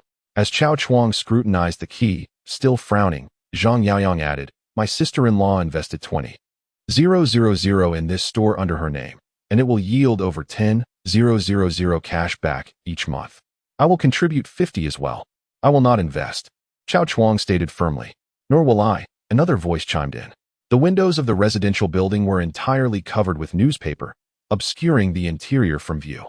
Inside, each floor was shrouded in smoke, with gamblers indulging in their pleasures. Yet, Not all attention was fixed on the card tables. On the rooftop, two young men stood watch, prepared to alert the gamblers at the slightest sign of trouble. At that moment, Li Xiang, peering through binoculars, carefully observed. Group, target spotted on the rooftop. He communicated via radio. Group received, came the responses from various officers. Action, Li Xiang commanded. Immediately, the concealed officers emerged from their hiding places, rushing toward the residential building. Oh no, the cops. The lookout called out, quickly pressing the alarm. As the alarm rang, the gamblers inside attempted to escape through the back door. However, it was too late. Li Xiang and his team burst into the residence. Playing cards were scattered across the gambling tables, along with a substantial amount of cash. This year's bonuses will be considerable, Li Xiang smiled at Zhang Biao. Zhang Biao chuckled in agreement. The police officers have a penchant for apprehending gamblers, as a portion of the seized wagers is retained by the precinct. At that moment, a young officer expressed his admiration. Isn't Chief Chao's team remarkably efficient? Indeed, replied Li Xiang, placing a reassuring hand on the young officer's shoulder. Following Chief Chao will undoubtedly lead to a promising future. This month, Li Xiang and his colleagues had raided 6 gambling dens, confiscating nearly 21 million in wagers and arresting 175 suspects. Furthermore, they had also dismantled 11 illicit establishments, all thanks to intelligence provided by Zhang Yaoyang. Just as Li Xiang and his team were preparing to return to the station, his phone rang. Upon checking, he saw it was a call from Chao Chuang. Li Xiang pressed the answer button. Master, is there something you need? The voice of Chao Chuang came through the line. There has been an incident at the construction site along the West 2nd Ring Road.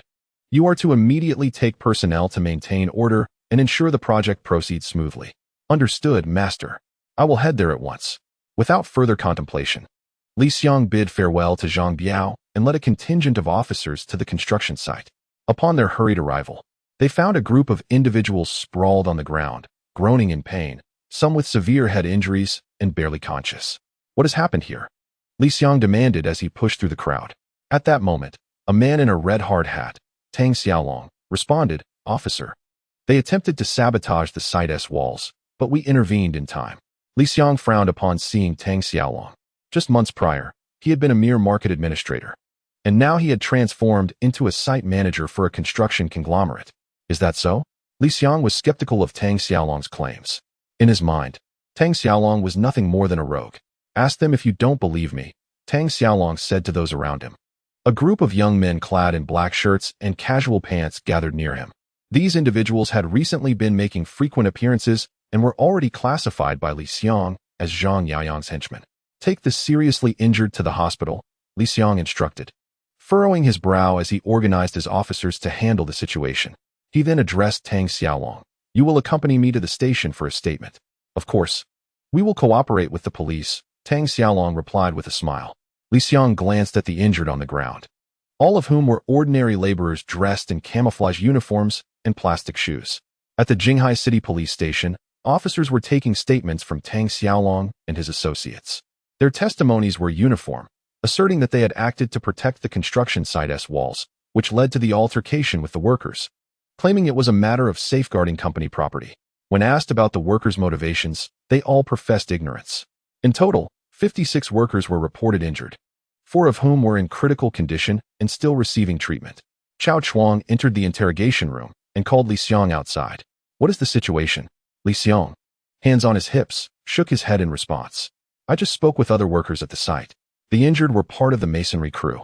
They had disputes regarding the financial settlement with the contractor, leading to an inability to negotiate a resolution, which resulted in the conflict. Is it the contractor's responsibility? Chao Chuang inquired, his brow furrowed in concern. Li Xiang rubbed his head and remarked, I consulted the contractor, who informed me that the construction group withheld his payment, citing issues with the quality of the project. Consequently, he had no choice but to deduct wages from the workers. Chao Chuang inquired further, what did the construction group say? Li Xiang responded, the construction group acknowledged that the project was indeed substandard and the deductions were justified. They were compelled to act against the workers due to their destructive behavior. Upon understanding the situation, Chao Chuang's brow relaxed.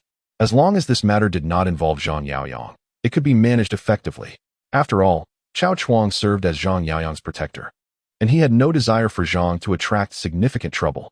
Let us strive for mediation between both parties, he suggested. Understood, Master, Li Xiang nodded, preparing to close the case as per Chao Chuang's directive. At that moment, a voice from behind interrupted. What about the assailants?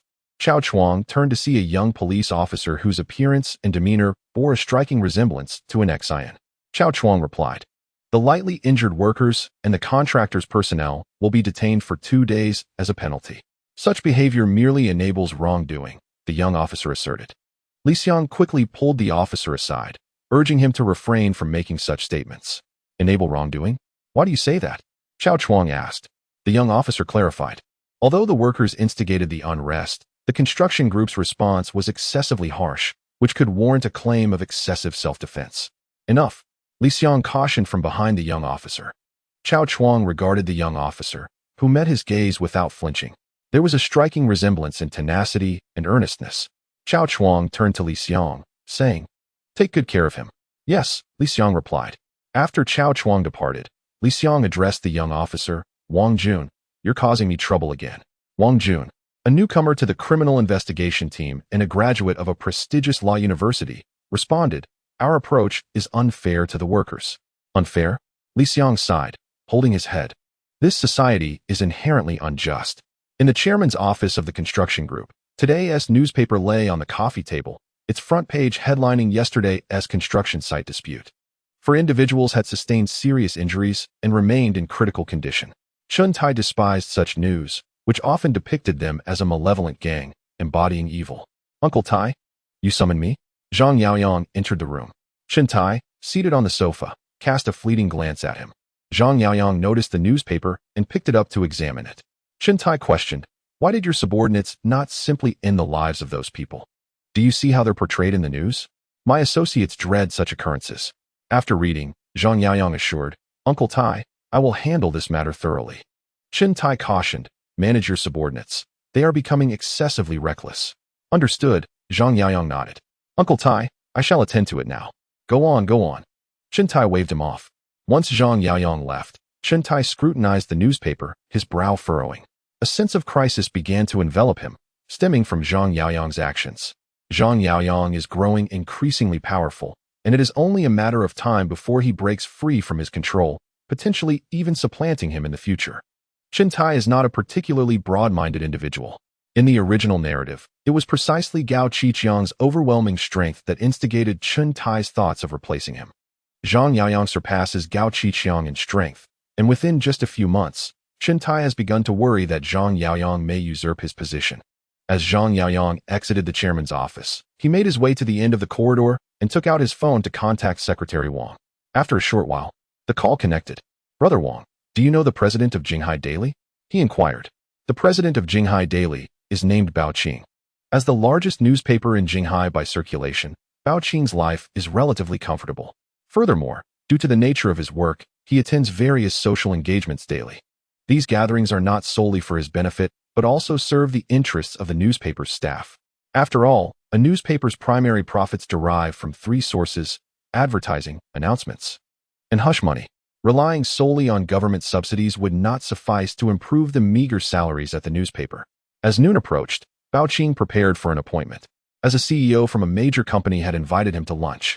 Although the intent of the invitation was not explicitly stated, Bao Qing suspected it involved hush money. Suddenly, his phone rang. Upon checking, he saw it was Secretary Wang calling. Bao Qing quickly answered. Old Bao, are you free for lunch today? Let us have a meal together. Hearing the invitation, Bao Qing replied with a smile, no matter how busy I am, I will make time for you. Upon entering the private room, Bao Qing noticed that besides Secretary Wang, there was an unfamiliar man present. Old Bao, let me introduce you. Secretary Wang said with a smile as he stood and approached Bao Qing. Zhang Yaoyang also rose to greet him. This is Zhang Yaoyang, the vice president of the construction group. Hello, Bao Qing said, extending his hand to shake Zhang Yaoyang's. Although Zhang Yaoyang's grip was not forceful, Bao Qing could sense the strength in his large hand. I have long wished to meet President Bao, but I never had the opportunity, Zhang Yaoyang remarked with a smile. I hear you are quite skilled at table tennis. I too enjoy the sport, and I look forward to challenging you when you have time. Bao Qing was intrigued. Zhang Yaoyang seemed quite remarkable. The fact that Secretary Wang personally invited him to dinner was no small feat moreover. He had already learned about Bao Qing's interest in table tennis, indicating he had done his research. Next time, include me. I would like to learn as well. Secretary Wang laughed. The three of them took their seats, and soon the waiter brought in the food and drinks. Once the waiter had poured the wine and left the private room, Gao Qiqiang said, General Jiang, there are no outsiders here. Please feel free to speak your mind. With a chuckle, Zhang Yaoyang replied, there is nothing of great importance. Primarily, I wish to meet President Bao and address a minor issue. Gao Qiqiang nodded. Awaiting Zhang Yaoyang's further elaboration, Zhang Yaoyang remarked, President Bao, today's newspaper features an article about our construction group that is somewhat exaggerated. Furthermore, our group is also among the affected parties. If we do not clarify this matter, it could lead to a detrimental social impact on the group. Gao Qiqiang, upon hearing this, realized he had not paid attention to the newspaper today, as the content is usually determined by the chief editor. He had no time to oversee the newspaper's content. However, since Zhang Yaoyang had come to him, he would naturally address the issue. Rest assured, I will handle this matter, Gao Qiqiang assured him. Apologies for the trouble, President Bao. I have brought some local specialties. I sincerely hope you will accept them. Zhang Yaoyang said with a smile as he presented the prepared pastries to Gao Qiqiang. If it were anyone else presenting a gift, Gao Qiqiang would hesitate to accept it. A cadre of his rank would not seek unnecessary trouble.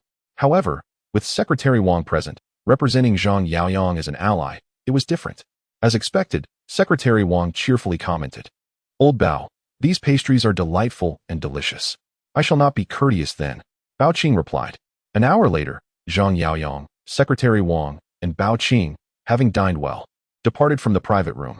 Once back in the car, Gao Qiqiang waited until the driver started the vehicle before he opened the box of pastries.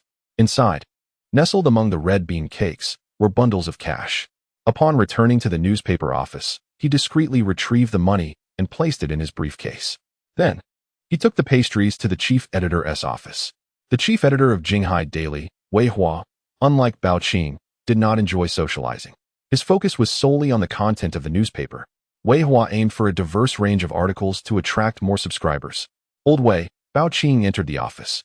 Wei Hua looked up from his writing, frowning. Why are you drinking so much during the day?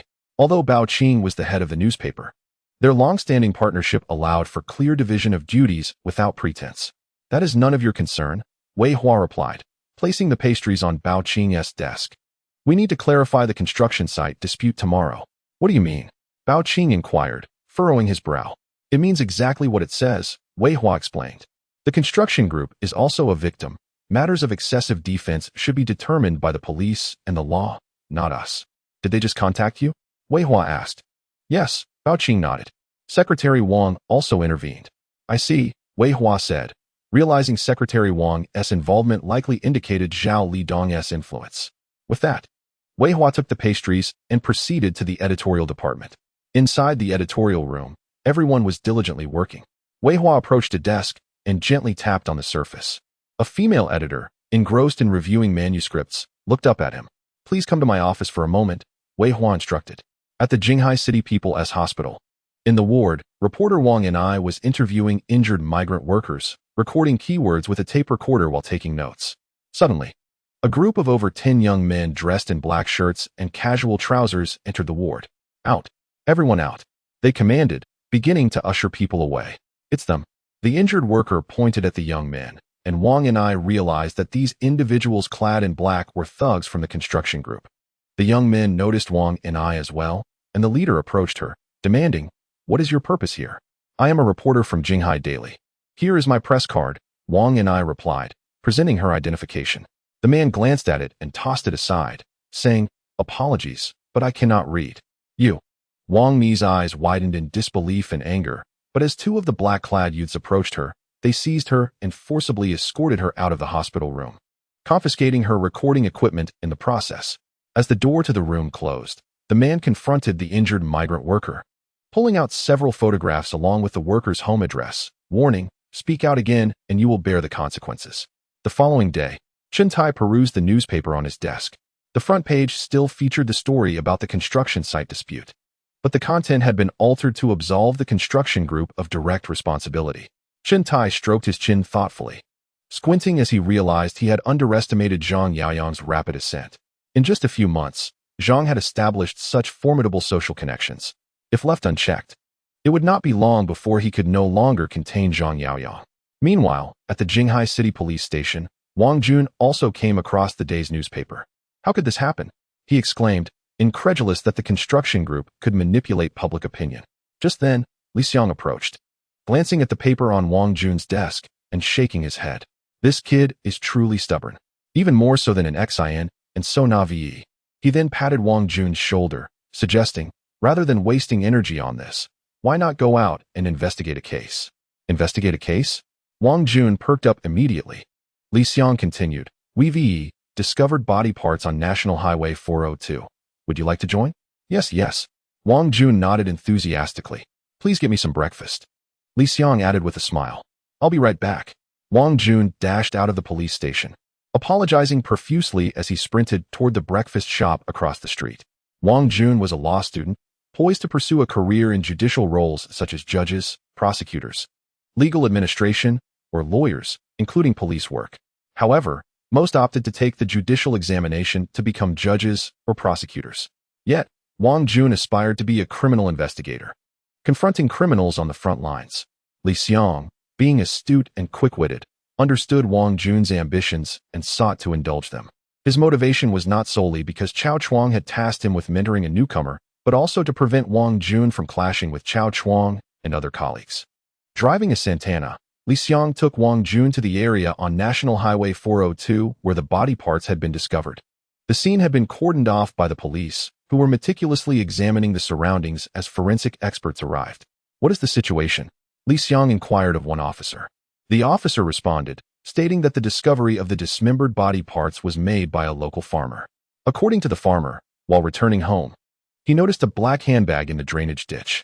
Out of curiosity, he picked it up and opened it, only to find it filled with pieces of flesh, including several fingers. The officer promptly gestured towards the drainage ditch. Li Xiang and Wang Jun approached the site, with Li Xiang scanning the area while Wang Jun followed suit. After a moment, Wang Jun inquired, Li Gu, how should we handle this case? Li Xiang retrieved a cigarette from his pocket and said, we need to widen the search area. There are likely more body parts nearby. Wang Jun quickly took out a small notebook and began to jot down Li Xiang's words, reminiscent of taking notes in school. Observing this, Li Xiang smiled slightly and continued, cases involving dismemberment are notoriously difficult to solve. Why is that? Wang Jun queried. Feeling a chill of apprehension, Li Xiang recounted, in 1998, I encountered a similar case of dismemberment at the workers' gymnasium in Jinghai. A cleaner reported the discovery of body parts in a bin. We responded promptly, and, under the guidance of my mentor, Chief Chow, we expanded our search area and found additional body parts in nearby trash bins. And then what happened? Wang Jun pressed. The forensic expert could only determine that the victim was female based on physical characteristics and muscle fiber composition. Subsequently, we uncovered the victim's head and clothing, which allowed us to reconstruct the body. Ultimately, we identified her as a sophomore from Jinghai Normal University. As he spoke, Li Xiang took a drag from his cigarette. According to information provided by the university, the young woman had been missing for several days. She was well-liked among her classmates, had no romantic relationships, and came from a modest background, living a frugal life. Wang Jun pondered, so there are no suspects? Murders typically arise from three motives: revenge, passion, or financial gain. Li Xiang replied, shaking his head. And without any witnesses, solving this case becomes even more challenging. Oh, Wang Jun quickly noted this down in his notebook. As night fell, Zhang Yaoyang returned home to find Chun shooting watching television. Noticing her sorrowful expression, he inquired, "What's wrong?" Chun shooting replied, "A beautiful girl was murdered and dismembered. It's such a tragedy." Zhang Yaoyang settled onto the sofa and watched the news report, which featured an appeal for information regarding the unidentified victim, with hopes that relatives might come forward to claim her. After watching, he felt little interest. With such a vast world and multitude of people, homicides were sadly commonplace. By the way, there is something I need to tell you, Chen Shooting suddenly recalled, but before she could elaborate, Zhang Yaoyang's phone rang. Glancing at the caller ID, he saw it was Xu Lei. He gestured for Chen Shooting to wait a moment and answered the call. "Sure to. What's the matter?" Xu Lei's voice came through. "Yanggu, I need your help with something." Zhang Yaoyang replied, "No need to be formal. Just speak your mind." Xu Lei hesitated for a moment, struggling to articulate his request. Zhang Yaoyang inquired, "Speak freely. What is there that we brothers cannot discuss?" Xu Lei responded, "Not long ago, My sister-in-law introduced me to a potential partner. Ah, I am aware of that, Zhang Yaoyang replied, displaying a hint of displeasure. It was inappropriate for her to introduce you to a divorced woman. Chun Shooting pouted, lifting her leg clad in sheer stockings, gently nudging Zhang Yaoyang in a gesture of discontent. Observing Zhang Yaoyang raise his hand to grasp her foot, she was pulled closer. Brother Yang, Xu Lei quickly interjected. The person my sister-in-law introduced is rather good. I quite like her. Zhang Yaoyang scoffed. What nonsense. She gives you a good person card, and you still speak fondly of her. Xu Lei remarked. I am simply unworthy of her. Zhang Yaoyang furrowed his brow, ceasing his playful banter with Chun Shooting. He was taken aback by Xu Lei's apparent infatuation. However, he decided against offering counsel. Does this incident involve her? Her father was driving under the influence and caused severe injuries to someone. The medical expenses alone are at least 200,000 yuan. She is currently scrambling for funds, and I wish to assist her. Xu Lei's voice dwindled. Although he had saved some money over the past few months, it was insufficient for such a sum. The only person he could rely on was Zhang Yaoyang. After a moment's contemplation, Zhang Yaoyang said, to prevent you from being deceived, send me her father's name and any other pertinent information. I will handle this matter. What is it? Chun Shooting asked. Zhang Yaoyang replied. That woman's father was involved in an accident while driving drunk. She is now trying to raise money. Chun Shooting remarked. Wang Qi is a good woman, merely wary of men due to the hurt inflicted by her ex-husband. Let us not dwell on her. Zhang Yaoyang waved his hand. What were you about to say? Chun Shooting responded. My close friend contacted me today. Her acquaintance wishes to invite you to dinner. Without needing to guess, Zhang Yaoyang knew it was a request for assistance. What is his name? What does he do? Chun Shooting replied. Wu Jianxin. He is an agent for Haiquan beer. Beer? Zhang Yaoyang's interest was piqued. In his previous life, he had encountered a discussion thread where various industries were debated for profitability. Some claimed the internet sector was lucrative, others extolled the merits of the physical industry, and some spoke of real estate. Yet, many overlooked truly profitable sectors that were subtly intertwined with everyday life. They appeared unremarkable, yet they were indeed highly profitable. For instance, beer. It is an industry that requires no advertising to thrive, appealing to a vast populace. Furthermore, its low entry barrier and susceptibility to local protectionism make it particularly attractive. Currently, Zhang Yaoyang had the means to invest and establish a factory at any moment. Chun Shooting observed Zhang Yaoyang, reading his expression as one of ambition regarding the beer industry. The following morning, Zhang Yaoyang called Chao Chuang. At that moment, Chao Chuang was overwhelmed with stress, as yet another dismemberment case had occurred in Jinghai City. This marked the second incident within 3 days. The pressure on Chao Chuang was immense.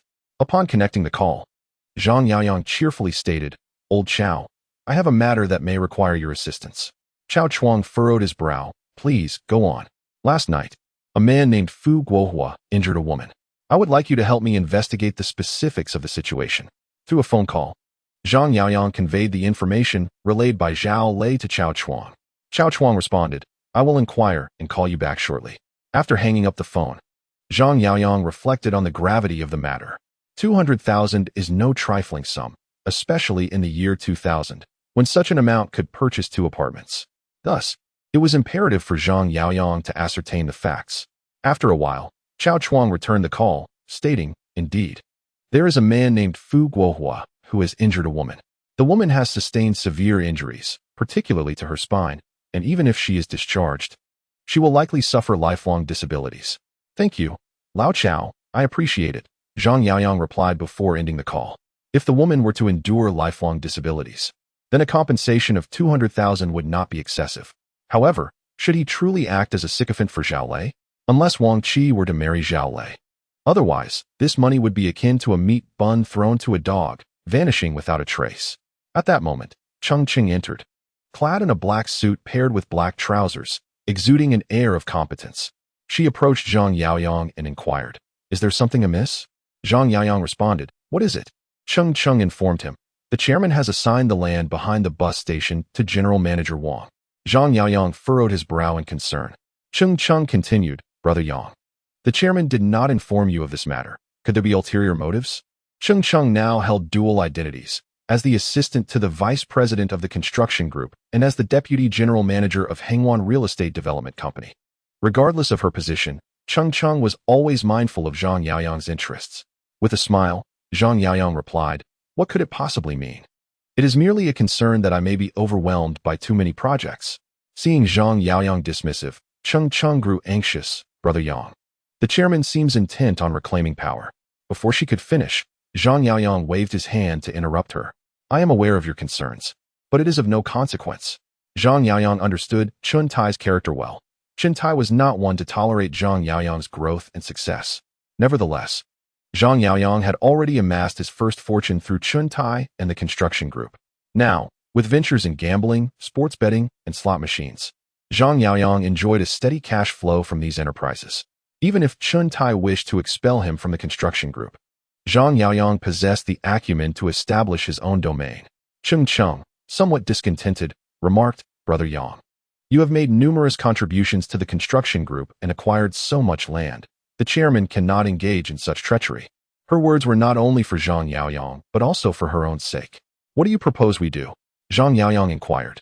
Cheng suggested, "Let us ensure that General Manager Wang's project encounters insurmountable obstacles." During this period, bolstered by Zhang Yaoyang's support, Cheng had fostered good relationships with contractors and suppliers. Coupled with Xiao Wanhua's change in attitude, Cheng felt increasingly empowered. Thus, she believed they possessed means to counteract and make Chun Tai aware of the potential repercussions. Indeed, Zhang Yaoyang affirmed. Zhang Yaoyang gazed at Cheng, extending his hand to pat her on the rear, saying, "If you desire to do something, then by all means, pursue it." The moment Cheng felt the unexpected touch, her body reacted as if jolted by electricity. However, upon hearing Zhang Yaoyang's affirmation, she harbored no thoughts of resistance. As the clock approached 11, Zhang Yaoyang departed from the company, steering his vehicle towards home. Chen, having changed her attire, awaited at the entrance. Once she entered the car, she informed Zhang Yaoyang at Shuangxi Building on Wufeng Road. Zhang Yaoyang acknowledged with a hum, and as soon as Chen fastened her seatbelt, he started the engine. After a brief 10 minutes, they arrived at Shuangxi Building.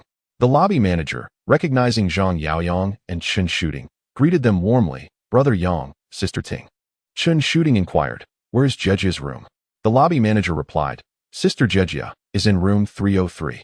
Without delay, Zhang Yaoyang and Chen ascended to the third floor via the elevator. Upon entering room 303, a man and a woman rose to their feet. "It's been ages," Jiejia remarked. "How can you say that? It's been so long since you came to keep me company," Chen playfully retorted, engaging with her close friend. Chen Xijia, their bond, forged over many years of shared indulgences, was evident. At that moment, Zhang Yaoyang turned his attention to Chen Xijia, who possessed an alluring figure and donned a chic ensemble, a crop top, a mini skirt, platform knee-high boots, and bubble socks, an audacious and avant-garde representation of the current fashion trends in Neon Country. Zhang Yaoyang's gaze shifted to the man accompanying Chen Xijia, and they exchanged greetings. Wu Jianxin extended his hand, introducing himself. "Brother Yang, my name is Wu Jianxin. It's a pleasure to meet you."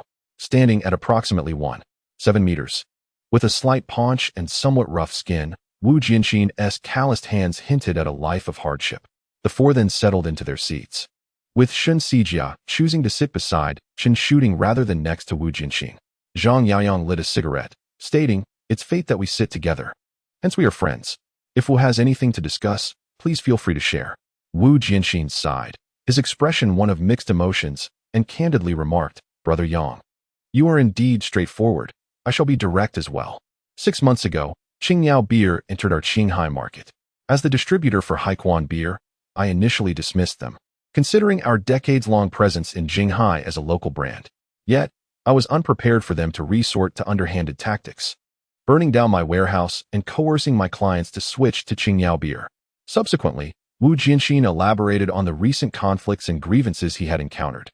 Naturally, this was merely his perspective, and Zhang Yaoyang refrained from forming an immediate judgment. After listening attentively, he leisurely exhaled smoke and inquired, "So, how would you like me to assist you?" Wu Jianxin gave a thumbs up and replied, "Brother Yang, I have heard of your influence in Jinghai, and I would like to request your intervention to have the Qingyao beer distributors vacate Jinghai. In the realm of beer or any fast-moving consumer goods, market share is paramount. To enhance market share, there exist but two methods: One must elevate the brand's reputation and visibility, and the other is to oust competitors, thereby monopolizing the market. Zhang Yaoyang, lost in thought while smoking, offered no reply. Wu Jinxin, feeling a sense of urgency, turned to Zheng Xijia, hoping she might intercede. Zheng Xijia, a social butterfly adept at leveraging her connections to expand her social circle, could effortlessly procure wealth and status through her network. Wu Jinxin sought Zheng Xijia's assistance. Naturally, having bestowed gifts, should she succeed, a substantial reward awaited her. Upon noticing Wu Jinxin's plea, Zheng Xijia turned to Chen Shooting and remarked, "Ting Ting, I have mentioned my relationship with President Wu. You must assist my sister." In Zheng Xijia's perspective, whispers of influence were always effective. Chen Shooting softly replied, "What you say is true. As sisters, we must support one another." Consequently, Chen Shooting addressed Zhang Yaoyang, suggesting, "Yaoyang, why not lend him a hand?" Zhang Yaoyang's expression remained impassive as he extinguished his cigarette, smiling faintly. "President Wu, I assure you, I do not neglect matters concerning friends, but..." Sensing Zhang Yaoyang's deliberate pause, Wu Jinxin assumed it indicated a monetary expectation. "Brother Yang, I understand the rules. I certainly wouldn't impose without compensation. Today is our first meeting, and I have prepared a small token of appreciation." At that moment, Wu Jinxin unveiled the box. As it opened, both Chen Shooting and Zheng Xijia beheld the gold bars within. In the year 2000, the price of gold was 80 yuan per gram. The box contained standard gold bars, each weighing 11,664 grams, equivalent to 3,746 ounces. There were 10 bars in total. Presenting over 2 pounds of gold, Wu Jinxin demonstrated his sincerity. He continued, "Of course, this is merely a courtesy gift. Should Brother Yang assist me, I shall certainly offer further gratitude." However, as Wu Jinxin glanced at Zhang Yaoyang, eager to gauge his reaction, he was struck with alarm. The smile had vanished from Zhang Yaoyang's face, replaced by an icy demeanor. Zhang Yaoyang coldly stated, "President Wu, I cannot assist you with this matter." Wu Jinxin was taken aback, pondering if he had erred in his words. Had he offered too little? Zheng Xijia did not anticipate Zhang Yaoyang's sudden change in demeanor. "Brother Yang, I apologize, truly. Please name your sum. I am willing to offer any amount to expedite a resolution to this matter." Wu Jinxin was prepared to invest even more, eager to rectify his misstep. Even should Zhang Yaoyang demand an exorbitant price, he would endure it, as long as Zhang Yaoyang could help him eliminate the competition, ensuring his dominance in the beer market of Jinghai. At this juncture, Wu Jinxin's words, along with Zhang Yaoyang's increasingly grim expression, alerted Zheng Xijia to the gravity of the situation. She, being astute, pieced together the preceding context and comprehended Zhang Yaoyang's shift in temperament. Zhang Yaoyang regarded Wu Jinxin with a frigid glare, causing Wu Jinxin to break into a cold sweat, feeling as though he were under the gaze of a fierce predator. Zhang Yaoyang coldly inquired, "Are you insulting me?" "I would never dare, Brother Yang." "Surely there is a misunderstanding," Wu Jinxin hastily refuted. "What have I done to deserve such humiliation?" Zhang Yaoyang coldly inquired, gazing at Wu Jinxin. "Brother Yang, how could I possibly insult you?" "This is a misunderstanding, surely a misunderstanding." Wu Jinxin stammered, panic-stricken. He was terrified of offending Zhang Yaoyang, a man of considerable influence. He knew that crossing him would lead to dire consequences. Zheng Xijia hastily intervened, saying, "Brother Yang, General Niu truly meant no harm. Please forgive him this once."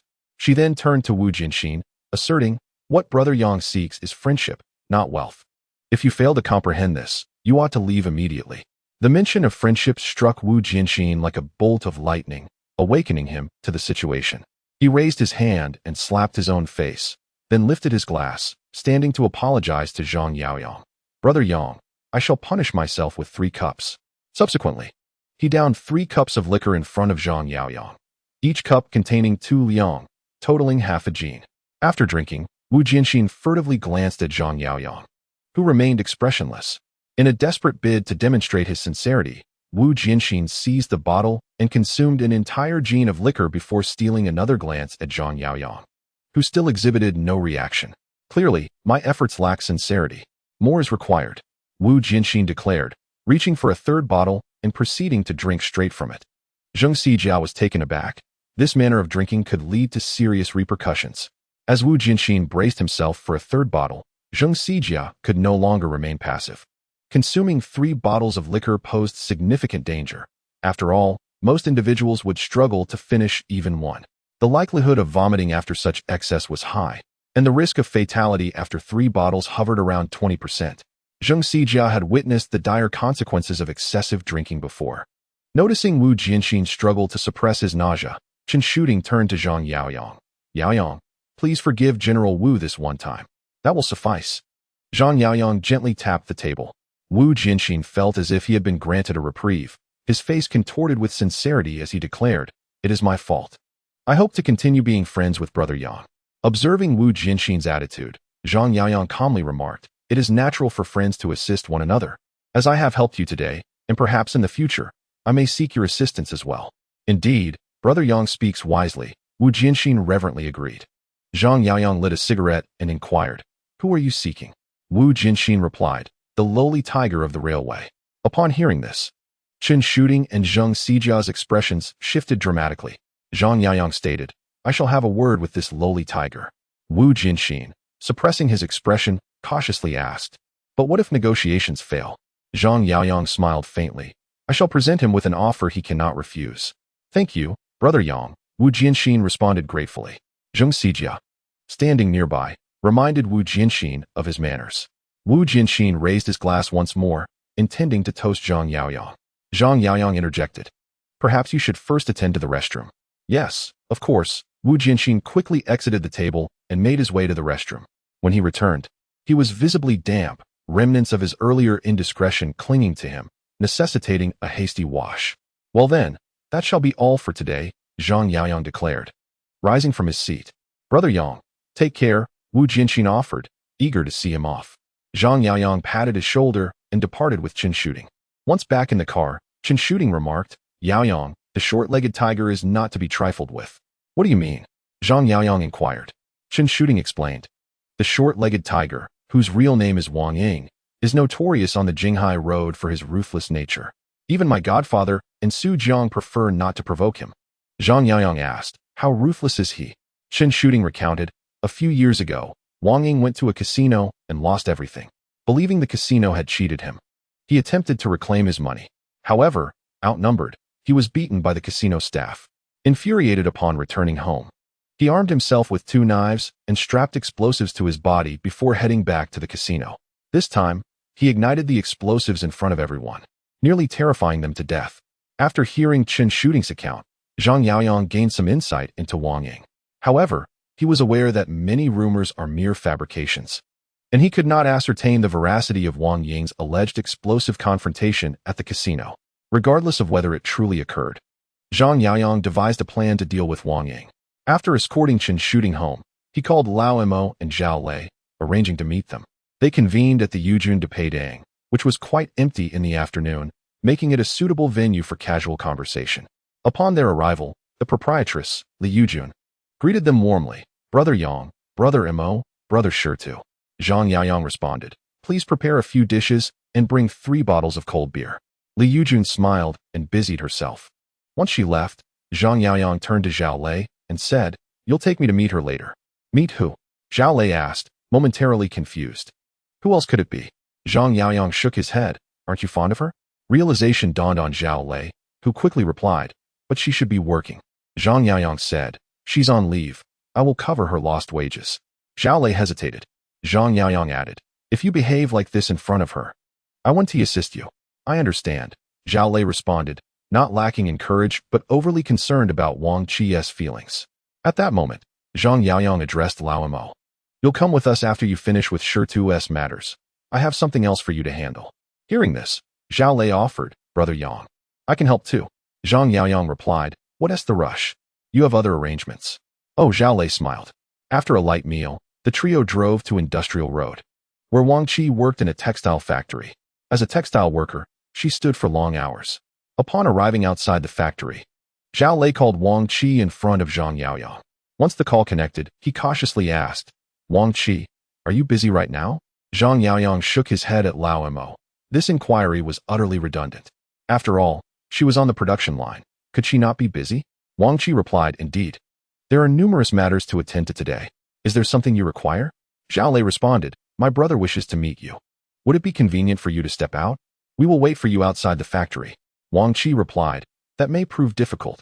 I must expedite an order, and the supervisor will not grant me leave. Xu Lei glanced at Zhang Yaoyang, who covered the microphone, and said, she cannot leave right now. She cannot take a day off. Zhang Yaoyang instructed Xu Lei, hand me the phone. After a moment's hesitation, Xu Lei transferred the phone to Zhang Yaoyang. Zhang Yaoyang took the phone and announced, I am Zhang Yaoyang, Xu Lei's elder brother. Wang Qi remarked, Brother Yang, Xu Lei has mentioned you. Zhang Yaoyang spoke with an authoritative tone, please give the phone to your supervisor. Let him take the call. Wang Qi nodded in agreement. Subsequently, she proceeded to the workshop's supervisor's office. The supervisor, engrossed in filling out forms, frowned upon her arrival and inquired, what is the matter? Wang Qi handed him the phone, stating, Brother Yang wishes to speak with you. Brother Yang? Which Brother Yang? The supervisor appeared perplexed, but accepted the phone. Hello, who is this? He asked. Zhang Yaoyang replied.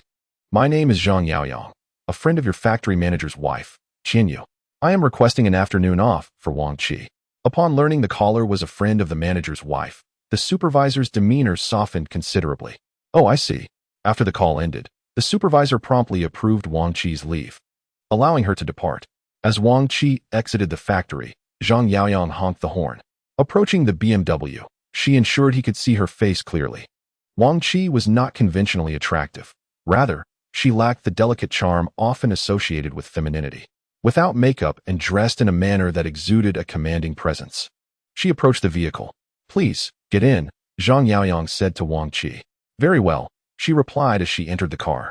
Wang Qi appeared outwardly cheerful and extroverted. Yet beneath the surface lay a timid woman. Her parents' early divorce had instilled profound insecurities within her.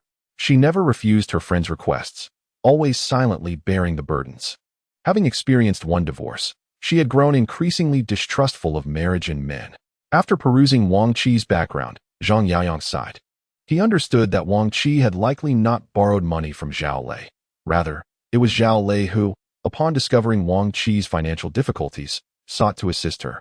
Xu Lei was a good man, fortuitously encountering a woman he admired. Zhang Yaoyang produced a cigarette and inquired, Are you able to tolerate the smell of smoke? Yes, Wang Qi replied. He lit the cigarette and asked, How long have you known Shi? Wang Qi responded, About a month. Xu Lei interjected, 34 days. Zhang Yaoyang continued, Shi is a good man, albeit one with a difficult life. He has feelings for you. You must have noticed. Indeed, Wang Qi nodded. He is truly a good person. I want Shi to have a home. Zhang Yaoyang remarked. Initially, I was quite opposed to the idea of your previous marriage. Wang Qi silently acquiesced. However, after getting to know you, I believe you are quite suited for Shi. Taking a deep drag from his cigarette, Zhang Yaoyang declared, Let me take the initiative. The two of you should obtain a marriage certificate next month. Ah, Xu Lei exclaimed in astonishment. Wang Qi was left speechless. Even Lao Mo appeared taken aback. Zhang Yaoyang, exhaling a plume of smoke, remarked, What? Are you not fond of her? If you truly care, then marry her and treat her well. However, Xu Lei appeared so uncomfortable that he seemed on the verge of wearing through the soles of his shoes. Zhang Yaoyang continued, But what? Do you wish to see her wed to another man? Xu Lei shook his head in protest. Zhang Yaoyang then asserted, You have no issues. The rest lies with her. He turned his gaze towards Wang Qi and inquired, Shi has served time. Do you find him distasteful? Wang Qi shook her head once more. Then what is it that you dislike about him? Is it that he wishes to treat you well, or that he lacks masculinity? Wang Qi fell silent, at a loss for words. He is only like this with you. Cherish him well. If you agree, I will take care of your father's matters. Zhang Yaoyang stated to Wang Qi. Brother, shut up, Xu Lei interjected. Zhang Yaoyang reprimanded Xu Lei. 200,000 is no trifling sum. If you are willing to build a life with Shi, I shall cover this amount as a betrothal gift. If you are not inclined, then consider I have said nothing. Xu Lei cast a glance at Wang Qi, shaking his head in response.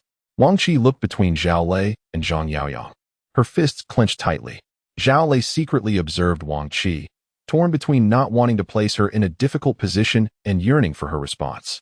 Before she could reply, Zhang Yaoyang addressed Xu Lei and Lao Mo, Shi, you both exit the vehicle. I wish to speak with Wang Qi privately. Understood. Lao Mo replied as he stepped out. Xu Lei glanced at Wang Qi, then at Zhang Yaoyang, who shot him a stern look, prompting Xu Lei to finally alight from the car. He desired to remain close to the vehicle, yet Lao Mo tugged him away to a distance. At that moment, Only Zhang Yaoyang and Wang Qi remained in the car. Zhang Yaoyang did not meet Wang Qi's gaze as he spoke. I understand you feel aggrieved, questioning why you must endure such suffering. Your parents' divorce was not your fault, yet you have borne much pain since childhood. Your divorce from your husband was not your fault either, but it has brought you considerable distress. Your father, inebriated, caused an accident. Again, this is not your fault. Yet you must face the consequences. I surmise you wonder why you must suffer so. Zhang Yaoyang spoke calmly, and tears streamed silently down Wang Qi's cheeks. His words struck a chord within her. Throughout her life, she had been bullied by classmates due to her mother's divorce, mocked as the child without a mother. After her divorce, colleagues and neighbors whispered and gossiped about her. Following her father's drunken incident that required a compensation of 200,000, Wang Qi, with a heavy heart, sought help from classmates, relatives, and friends, yet found little assistance and faced scorn instead. At times, she contemplated giving up, feeling that she had never harmed anyone yet was forced to bear such burdens. Zhang Yaoyang, expressionless as he inhaled his cigarette, said, I know you feel wronged and that you do not have feelings for Xu Lei. However, let me offer you this. In this world, no one will treat you kindly without reason. If he does not love you, there would be no need for him to seek my assistance. You must realize that Xu Lei is quite stubborn and rarely asks for help. Likewise, if he were not my brother, I would have no reason to engage in this conversation with you. Upon hearing Zhang Yaoyang's words, Wang Qi gradually relaxed her tightly clenched hands and nodded gently. I am willing to marry her, Wang Qi declared, but I can only borrow the money. I will repay you in the future. May you enjoy a good life with Xu Lei. Zhang Yaoyang shook his head, saying, As for the money, whether you repay it is entirely up to you. Thank you. Wang Qi replied earnestly, I will definitely repay it. The system detected Wang Qi's heartfelt gratitude, granting the host 100 achievement points. Beep, beep. Zhang Yaoyang honked the horn twice. Upon hearing the sound, Lao Mo and Xiao Lei returned. Zhang Yaoyang said to Xiao Lei, Take your wife out for a stroll. Relax a bit. Wife? Xiao Lei was momentarily taken aback, and then looked at Wang Qi in disbelief. What are you still dawdling for? Zhang Yaoyang chuckled, Take her hand. Xiao Lei's face turned crimson. He glanced at Wang Qi, wanting to hold her hand, but hesitated. Stop being so indecisive. Zhang Yaoyang stepped out of the car, grasped Xiao Lei's hand, and then took Wang Qi's hand, placing their hands together. At that moment, Xiao Lei bashfully scratched his head. All right, you two go enjoy your shopping. Lao Mo and I have things to attend to. After Zhang Yaoyang finished speaking, he returned to the car and drove away from the factory entrance. Xiao Lei and Wang Qi watched Zhang Yaoyang depart. Wang Qi, he is a good person. If you are unwilling, I can speak to him. You need not worry about the money. I will borrow it from him, Xiao Lei said, attempting to discreetly release his grip. However, Wang Qi firmly held on to Xiao Lei's hand. Let us go shopping, she said to him. Xiao Lei was momentarily stunned, and after a while, he stammered, Wang Qi. You are willing to go with me? Wang Qi did not respond to Xiao Lei's words, but instead took his hand and walked forward with him. Xiao Lei gazed at Wang Qi, feeling in that moment like the happiest man in the world. Zhang Yaoyang and Lao Mo arrived at the train station, where people bustled about. Zhang Yaoyang stepped out of the car, took out a cigarette, and inhaled deeply. Lao Mo also exited the vehicle. Zhang Yaoyang remarked to Lao Mo, Have you heard of the character short-legged tiger Wang Ying? Lao Mo pondered for a moment. From water margin? Zhang Yaoyang observed the train station and said, There is someone named short-legged tiger Wang Ying by the railway. Help me look into him. Understood, Lao Mo nodded. Zhang Yaoyang patted Lao Mo's shoulder and continued, Xu Lei has found someone. What about you? Aren't you looking? Lao Mo shook his head, replying, Having Yao Yao is enough for me. Zhang Yaoyang asked, Are you worried that a stepmother will bully Yao Yao? Lao Mo admitted, Yes. All right, I won't pressure you on this matter. Let things unfold naturally. Zhang Yaoyang discarded his cigarette and drove away, while Lao Mo headed towards the train station to investigate short-legged tiger Wang Ying. In the evening, Zhang Yaoyang dined with Qin Shooting by Xiaoqing, Huang Yao, and Huang Yao's grandmother. Grandma, please taste Yaoyang's cooking. He is an exceptional chef, Qin Shooting said as she placed a piece of crispy and tender fried sweet rice cake into Huang Yao's grandmother's bowl. Thank you. Thank you, Huang Yao's grandmother replied with a smile. Zhang Yaoyang also served dishes to Huang Yao and Bai Xiaoqing, who indulged heartily, their mouths glistening with grease. In contrast, Huang Yao exhibited a more refined demeanor. At that moment, Zhang Yaoyang's phone rang. Glancing down, he saw it was Chao Chuang. He picked up the phone and stepped onto the balcony before answering the call. Chao Chuang's voice resonated. I need your assistance with a matter. Zhang Yaoyang replied, sure. Please go on. Chao Chuang continued. Are you available? It might be better to discuss this in person. Zhang Yaoyang nodded in agreement. After arranging a meeting place with Chao Chuang, he turned to Chen Shooting and the others, saying, Shooting, Grandma, please continue your meal. I have a matter to attend to. They responded, take care and drive safely. Zhang Yaoyang gently patted by Xiaoqing and Huang Yao on the head, reminding them, you must finish your homework before playing games, understood? They chorused, yes, we know. Zhang Yaoyang then left home and drove to the rendezvous. Upon arrival, he found Chao Chuang already waiting for him, appearing somewhat haggard. Without delay, Chao Chuang handed Zhang Yaoyang a photograph. As he accepted it and examined the man in the image, Zhang Yaoyang furrowed his brow. Chao Chuang then revealed.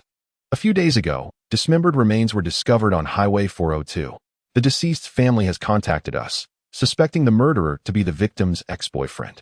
His name is Ma Liang. Nicknamed Crooked Head, he served a 2-year prison sentence and was released last month. He had an altercation with the victim and is now missing. Zhang Yaoyang inquired, Chao, are you asking me to help locate Ma Liang? Chao Chuang affirmed, you shared a cell with him, you're well acquainted. Plus, with your current resources, finding him should be manageable. Zhang Yaoyang tucked the photograph away, stating, all right, I will look into it. The name Ma Liang stirred memories in Zhang Yaoyang's mind. In his recollections, Ma Liang was quite a solitary figure, rarely engaging in conversation. However, one thing was clear, he possessed remarkable endurance. It was not uncommon for newcomers to be bullied in the institution, yet Ma Liang always managed to endure, even when subjected to severe beatings. Such resilience was indeed formidable. Nevertheless, Zhang Yaoyang was not a police officer. His role was merely to assist Chao Chuang in locating an individual, nothing more. Upon returning home, he found Huang Yao and by Xiaoqing playing upstairs. Chen Shooting, upon seeing Zhang Yaoyang, inquired, who called you just now? Old Chao. Zhang Yaoyang replied candidly. What did he want? Chen Shooting asked curiously. Taking a seat on the sofa, Zhang Yaoyang explained. He asked me to find someone. Chen Shooting, intrigued, sat beside him, legs crossed, and whispered, who is it? Noticing her curiosity, Zhang Yaoyang smiled, someone named Ma Liang. He then pointed to the television, adding, he might be connected to the dismemberment case. Upon hearing of the dismemberment case, Chen Shooting furrowed her brows and remarked, if it was a homicide, the perpetrator is undoubtedly in hiding. Zhang Yaoyang, dismissive, replied, mutual assistance is key, we shall do our utmost. The following day, Zhang Yaoyang printed multiple copies of Ma Liang's photograph and information, distributing them to Tang Xiaolong, Tang Xiaohu, and their associates, instructing them to scour the city for Ma Liang's whereabouts. At the Tianma roller skating rink, several ruffians were engaged in conversation with some attractive women when a young man clad in a black shirt and casual pants approached.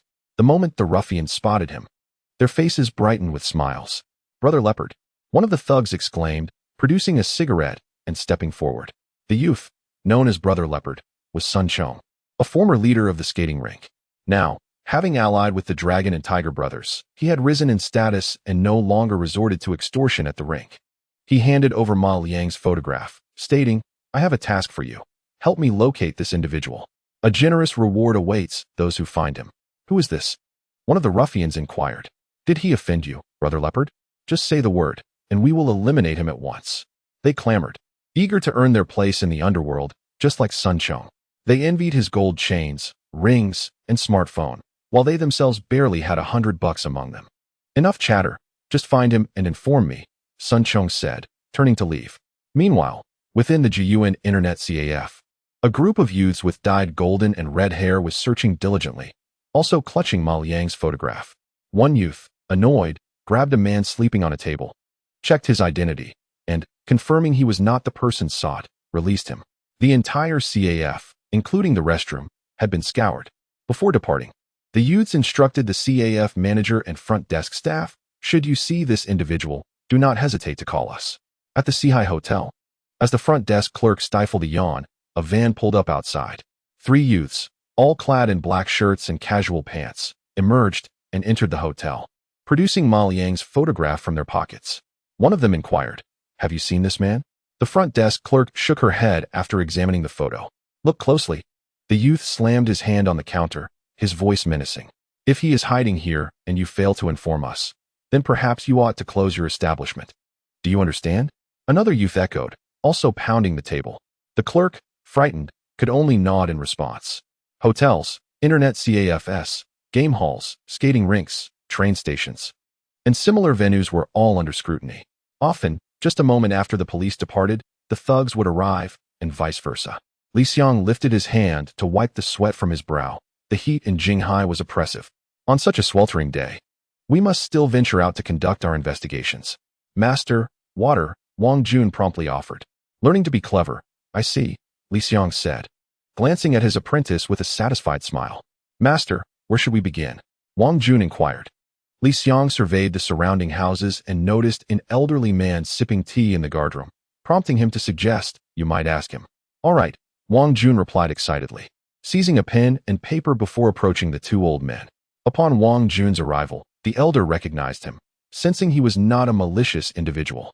Nevertheless, Wang Jun presented his credentials and addressed the elders. Good day, I am an officer from the Municipal Criminal Investigation Team. May I inquire if you recognize this individual? He displayed a photograph of Ma Liang. The elderly man glanced at it and remarked, Yes, I know him. This boy has always been taciturn and rather peculiar. Indeed, quite rude. He never greets anyone, another elder chimed in. Wang Jun diligently noted their comments. Have you encountered him recently? He asked. Recently? About a month ago. I saw him arguing with a woman. Suddenly, a group of people surrounded him and beat him up, the elder recounted. Wang Jun pressed further. Was it her? He produced a photograph of the deceased girl. The elder shook his head, replying, No, I recall she had short hair. Then, where did he go afterward? Wang Jun continued his inquiry. The elder responded, I'm not sure. He usually keeps to himself. Thank you. Wang Jun concluded his questioning and returned to Li Xiang's side. What did you find out? Li Xiang asked. Wang Jun replied, A month ago, he visited his grandmother's house and had a disagreement with a woman. Later, he was beaten here by a group of people, but witnesses claimed the woman had short hair, not he. Li Xiang remarked, This is a crucial lead. Wang Jun speculated, Master, do you think Ma Liang's death could be related to that woman? That possibility cannot be ruled out. Li Xiang responded just as they noticed a group entering the community. Dressed in black, these individuals carried photographs of Ma Liang and approached the two elders in the guardroom. Li Xiang and Wang Jun exchanged surprised glances. What are Zhang Yaoyang's men doing here? Wang Jun asked. Let us check it out, Li Xiang said as he approached. Elder, do you know them? A young man asked while holding a photograph. Hey, what are you up to? Li Xiang interjected. What business is it of yours? Do I need to report to you? The young man retorted, only to have Li Xiang present his badge inches from his face. Upon realizing they were facing law enforcement, the black-clad youths subdued their bravado. What brings you here? Li Xiang inquired. The youths exchanged glances, and one of them retorted, We're just here for a good time. Meanwhile, Wang Jun stealthily approached one of the black-clad youths and snatched the photograph from his hand. After examining the image, he hurried back to Li Xiang, exclaiming, Master, take a look. Li Xiang furrowed his brow and promptly questioned the young men in black. How did you come by his photograph? The young men remained silent. Wang Jun interjected, It must have been leaked by someone within our department. Li Xiang fell into silence, then replied to Wang Jun, I will handle this matter. In truth, without Wang Jun's prompting, Li Xiang was already aware that the leak originated from within the bureau. This was evident, as the information contained in the photographs possessed by the young men mirrored that held by the criminal investigation team. Upon returning to the municipal police headquarters, Li Xiang made his way to Chao Chuang's office. Master, he greeted as he entered, finding Chao Chuang engrossed in examining files. There had been 4 incidents of dismemberment in total, involving 1 female and 3 male victims. The modus operandi suggested that a single perpetrator was responsible, as the remains had been scattered across the waterways and refuse bins of Jinghai City. Chao Chuang was currently investigating the social connections of the 4 individuals. The 3 men did not know each other, nor was there any evidence linking them to the deceased girl. The only viable suspect was Ma Liang, who had recently been released from prison. Ma Liang had once been in a romantic relationship with the victim, even serving time in jail for fighting on her behalf. Upon recognizing Li Xiang's presence, Chao Chuang set down the files. What brings you back? He inquired. Li Xiang placed the photograph acquired from the young men before Chao Chuang. Master, this is what Wang Jun and I found at Ma Liang's grandmother's house. After reviewing the photograph, Chao Chuang showed no sign of surprise, calmly stating, "This was given to Zhang Yaoyang to assist in the search." Li Xiang was taken aback by this revelation. Chao Chuang looked at him and added, "I intended to inform you of this earlier. It is not too late now." Li Xiang knitted his brows in contemplation. Chao Chuang continued, "What is your opinion of Zhang Yaoyang?" After a moment's thought, Li Xiang replied, "I have not heard of him mistreating the underprivileged." Chao Chuang nodded, noting that since Su Zhang's demise, a power vacuum had emerged in Jinghai's underworld. Should another figure like Su Jiang, or even one more formidable, arise, it would spell trouble for the city. Li Xiang remained silent. Criminal organizations were like weeds, impossible to eradicate completely, springing back with each passing season. With Su Jiang gone, others like Li Jiang or Wang Jiang could easily emerge in his stead. Chao Chuang remarked, rather than allowing Jinghai to spiral out of control, it would be wiser to find someone manageable. As long as Zhang Yaoyang does not exploit the populace or engage in bullying, we might choose to turn a blind eye. We could even leverage his influence to uncover the true culprit behind the dismemberment case. Master, if this were to be exposed. Li Xiang hesitated, aware that he was neither an Xian nor Wang Jun. He was a pragmatic individual capable of understanding Chao Chuang's rationale. However, his concerns lingered. If the media were to unveil this situation, Chao Chuang would effectively become Zhang Yaoyang's protector. Outwardly, we shall claim that our informant is aiding us, Chao Chuang asserted. But does that explanation hold water? Li Xiang murmured softly. Chao Chuang patted him on the shoulder, a white cat or a black cat, as long as it catches mice. It is a good cat. I hope you can grasp this. Master, I understand. Very well, I will ensure it remains justifiable, Li Xiang replied. At Jinghai City Railway Station, a BMW was parked at the roadside. After a short while, a man wearing a cap entered the vehicle. Zhang Yaoyang observed Lao Mo, simultaneously offering him a bottle of water. Lao Mo accepted the water bottle and drank it in one go. How's the investigation going? Zhang Yao inquired of Lao Mo. Lao Mo replied, the beggars, car thieves, and pickpockets in this area are all under his control. The nearby massage parlors and gambling stalls are also part of his business. He collects the protection fees as well. He has a dozen or so underlings who have recently come out of prison, all of whom are hardened criminals. Zhang Yao nodded, understanding why Chen's shooting had warned him about Wang Ying. Lao Mo continued, typically, he is accompanied by at least 4 individuals and travels in a van, which may be equipped with weapons. Does he ever go out alone? Zhang Yao asked. Lao Mo responded, in the evenings, he visits his mistress, who resides in a nearby community, and his underlings wait for him downstairs. Thank you for your hard work, Zhang Yao acknowledged with a nod. Lao Mo remarked, he is indeed a tough character, not easy to handle. Although Wang Ying has few underlings, they are all vicious. If a fight breaks out, one must be prepared for casualties. Zhang Yao offered a slight smile. Whether or not he is easy to deal with depends on the target. Indeed, Lao Mo agreed, falling silent. All right, let's return and rest. You've had a tough few days, Zhang Yao stated, driving Lao Mo home. After escorting Lao Mo back, Zhang Yao called Tang Xiaolong, instructing him to arrange a meeting with Wang Ying. As someone familiar with the underworld, Tang Xiaolong was well aware of Wang Ying's notorious reputation. Consequently, he and Tang Xiaohu brought along a considerable number of associates. During this period, the casino, gaming halls, and bars had been quite profitable, and those watching the venues not only earned wages, but also received bonuses. Naturally, Tang Xiaolong and his crew acquired new vehicles, opting for a uniform van for their outings. In the evening, Tang Xiaolong and Tang Xiaohu, accompanied by over 10 capable brothers, exited the vehicle, leaving 40 or more outside to wait. Should a conflict arise with Wang Ying, those waiting outside could provide immediate support. Wang Ying typically spent his time indulging in fine dining at a bathhouse. The owner of this establishment was a friend of Wang Ying, and he held a stake in it as well. Upon seeing Tang Xiaolong and his entourage arrive, Wang Ying's subordinates immediately grew vigilant. The lobby manager approached them, but before he could speak, Tang Xiaolong slapped his face lightly and asked, "Is Wang Ying here?" Upon hearing this, the lobby manager hurriedly smiled. "Ah, you're here to see Brother Hu, right?" "He is upstairs, let me inform him." Tang Xiaolong and Tang Xiaohu nodded in acknowledgement. After a while, Wang Ying descended with his men. In total, there were 7 individuals, each adorned with tattoos of dragons and tigers, their fearsome appearances suggesting they were not to be trifled with. Furthermore, each of them wielded a machete. "Who are you?" Wang Ying scoffed, disdainfully lifting his chin. "Old Factory Street, Tang Xiaolong." "Old Factory Street," Tang Xiaohu. We're associates of Brother Yang. Tang Xiaolong and Tang Xiaohu introduced themselves. Brother Yang? Have you heard of him? Wang Ying asked his companions, who shook their heads with amused expressions. What do you want? Wang Ying inquired. Tang Xiaolong replied. Brother Yang invites you to dinner. Invite me to dinner? Who does he think he is? Wang Ying spoke disdainfully, preparing to turn and ascend the stairs to enjoy some tea. Observing this, Tang Xiaolong clenched his fists. Tang Xiaohu remarked to Tang Xiaolong, Brother, he shows us no respect. What should we do? No respect? Then we need not extend him any ourselves.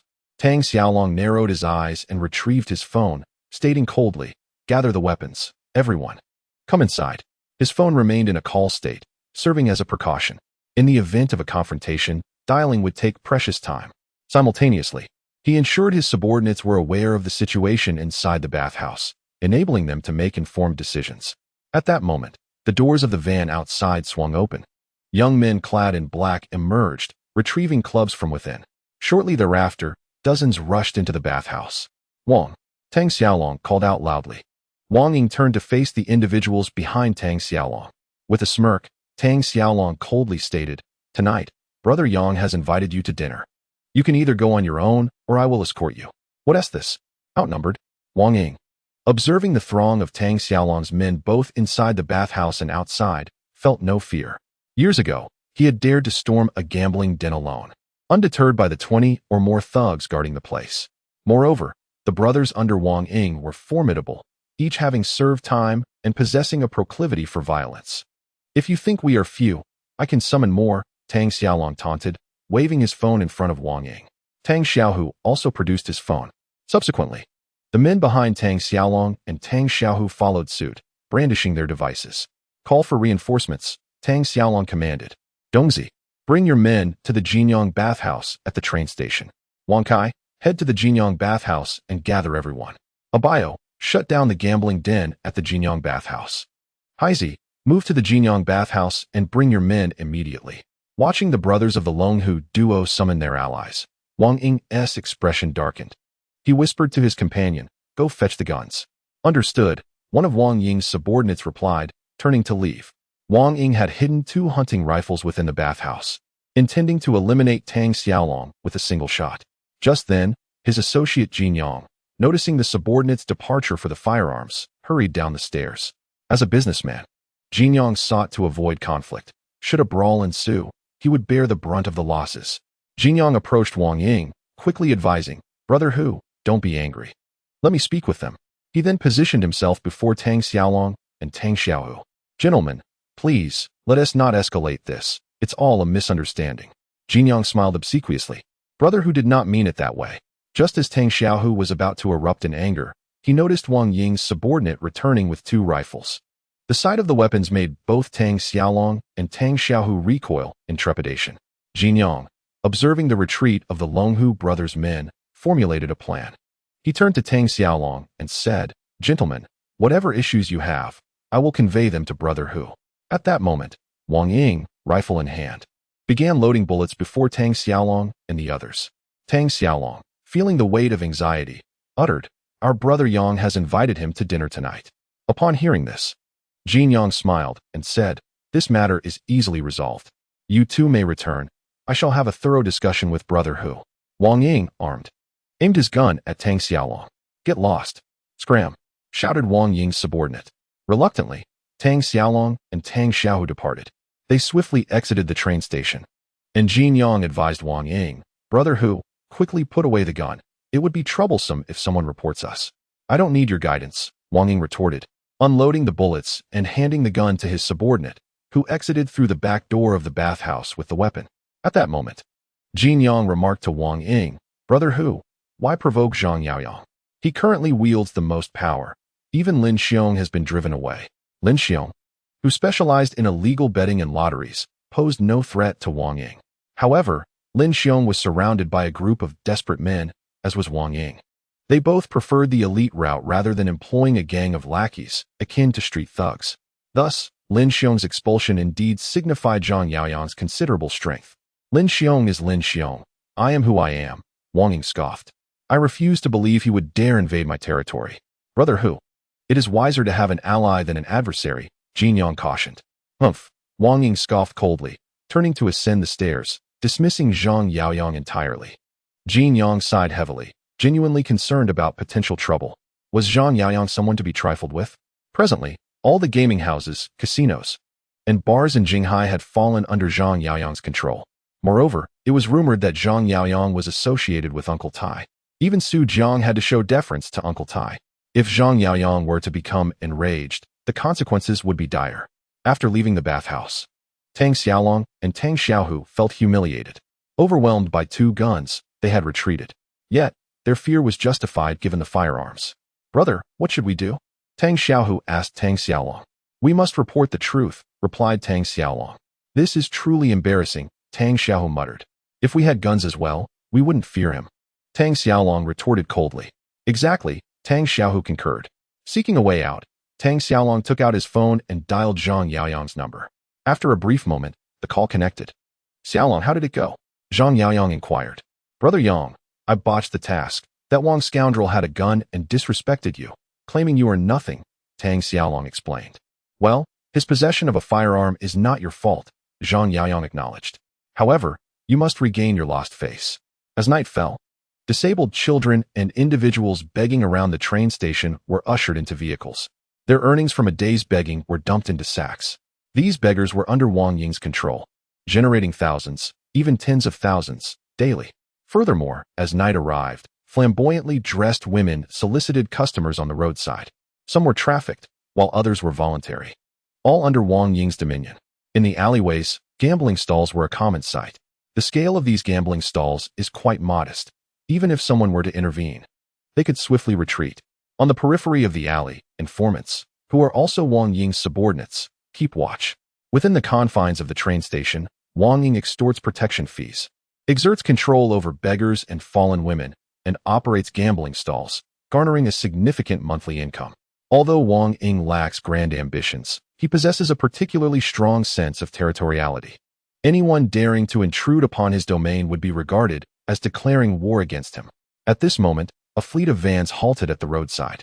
Tang Xiaolong and Tang Xiaohu disembarked in succession. With a command from the Tiger brothers, nearly 300 youths clad in black emerged from the vehicles, brandishing steel rods, causing passers-by to flee in terror. As Tang Xiaolong issued his orders, the throng of black-clad youths swiftly dispersed, executing their prearranged tasks.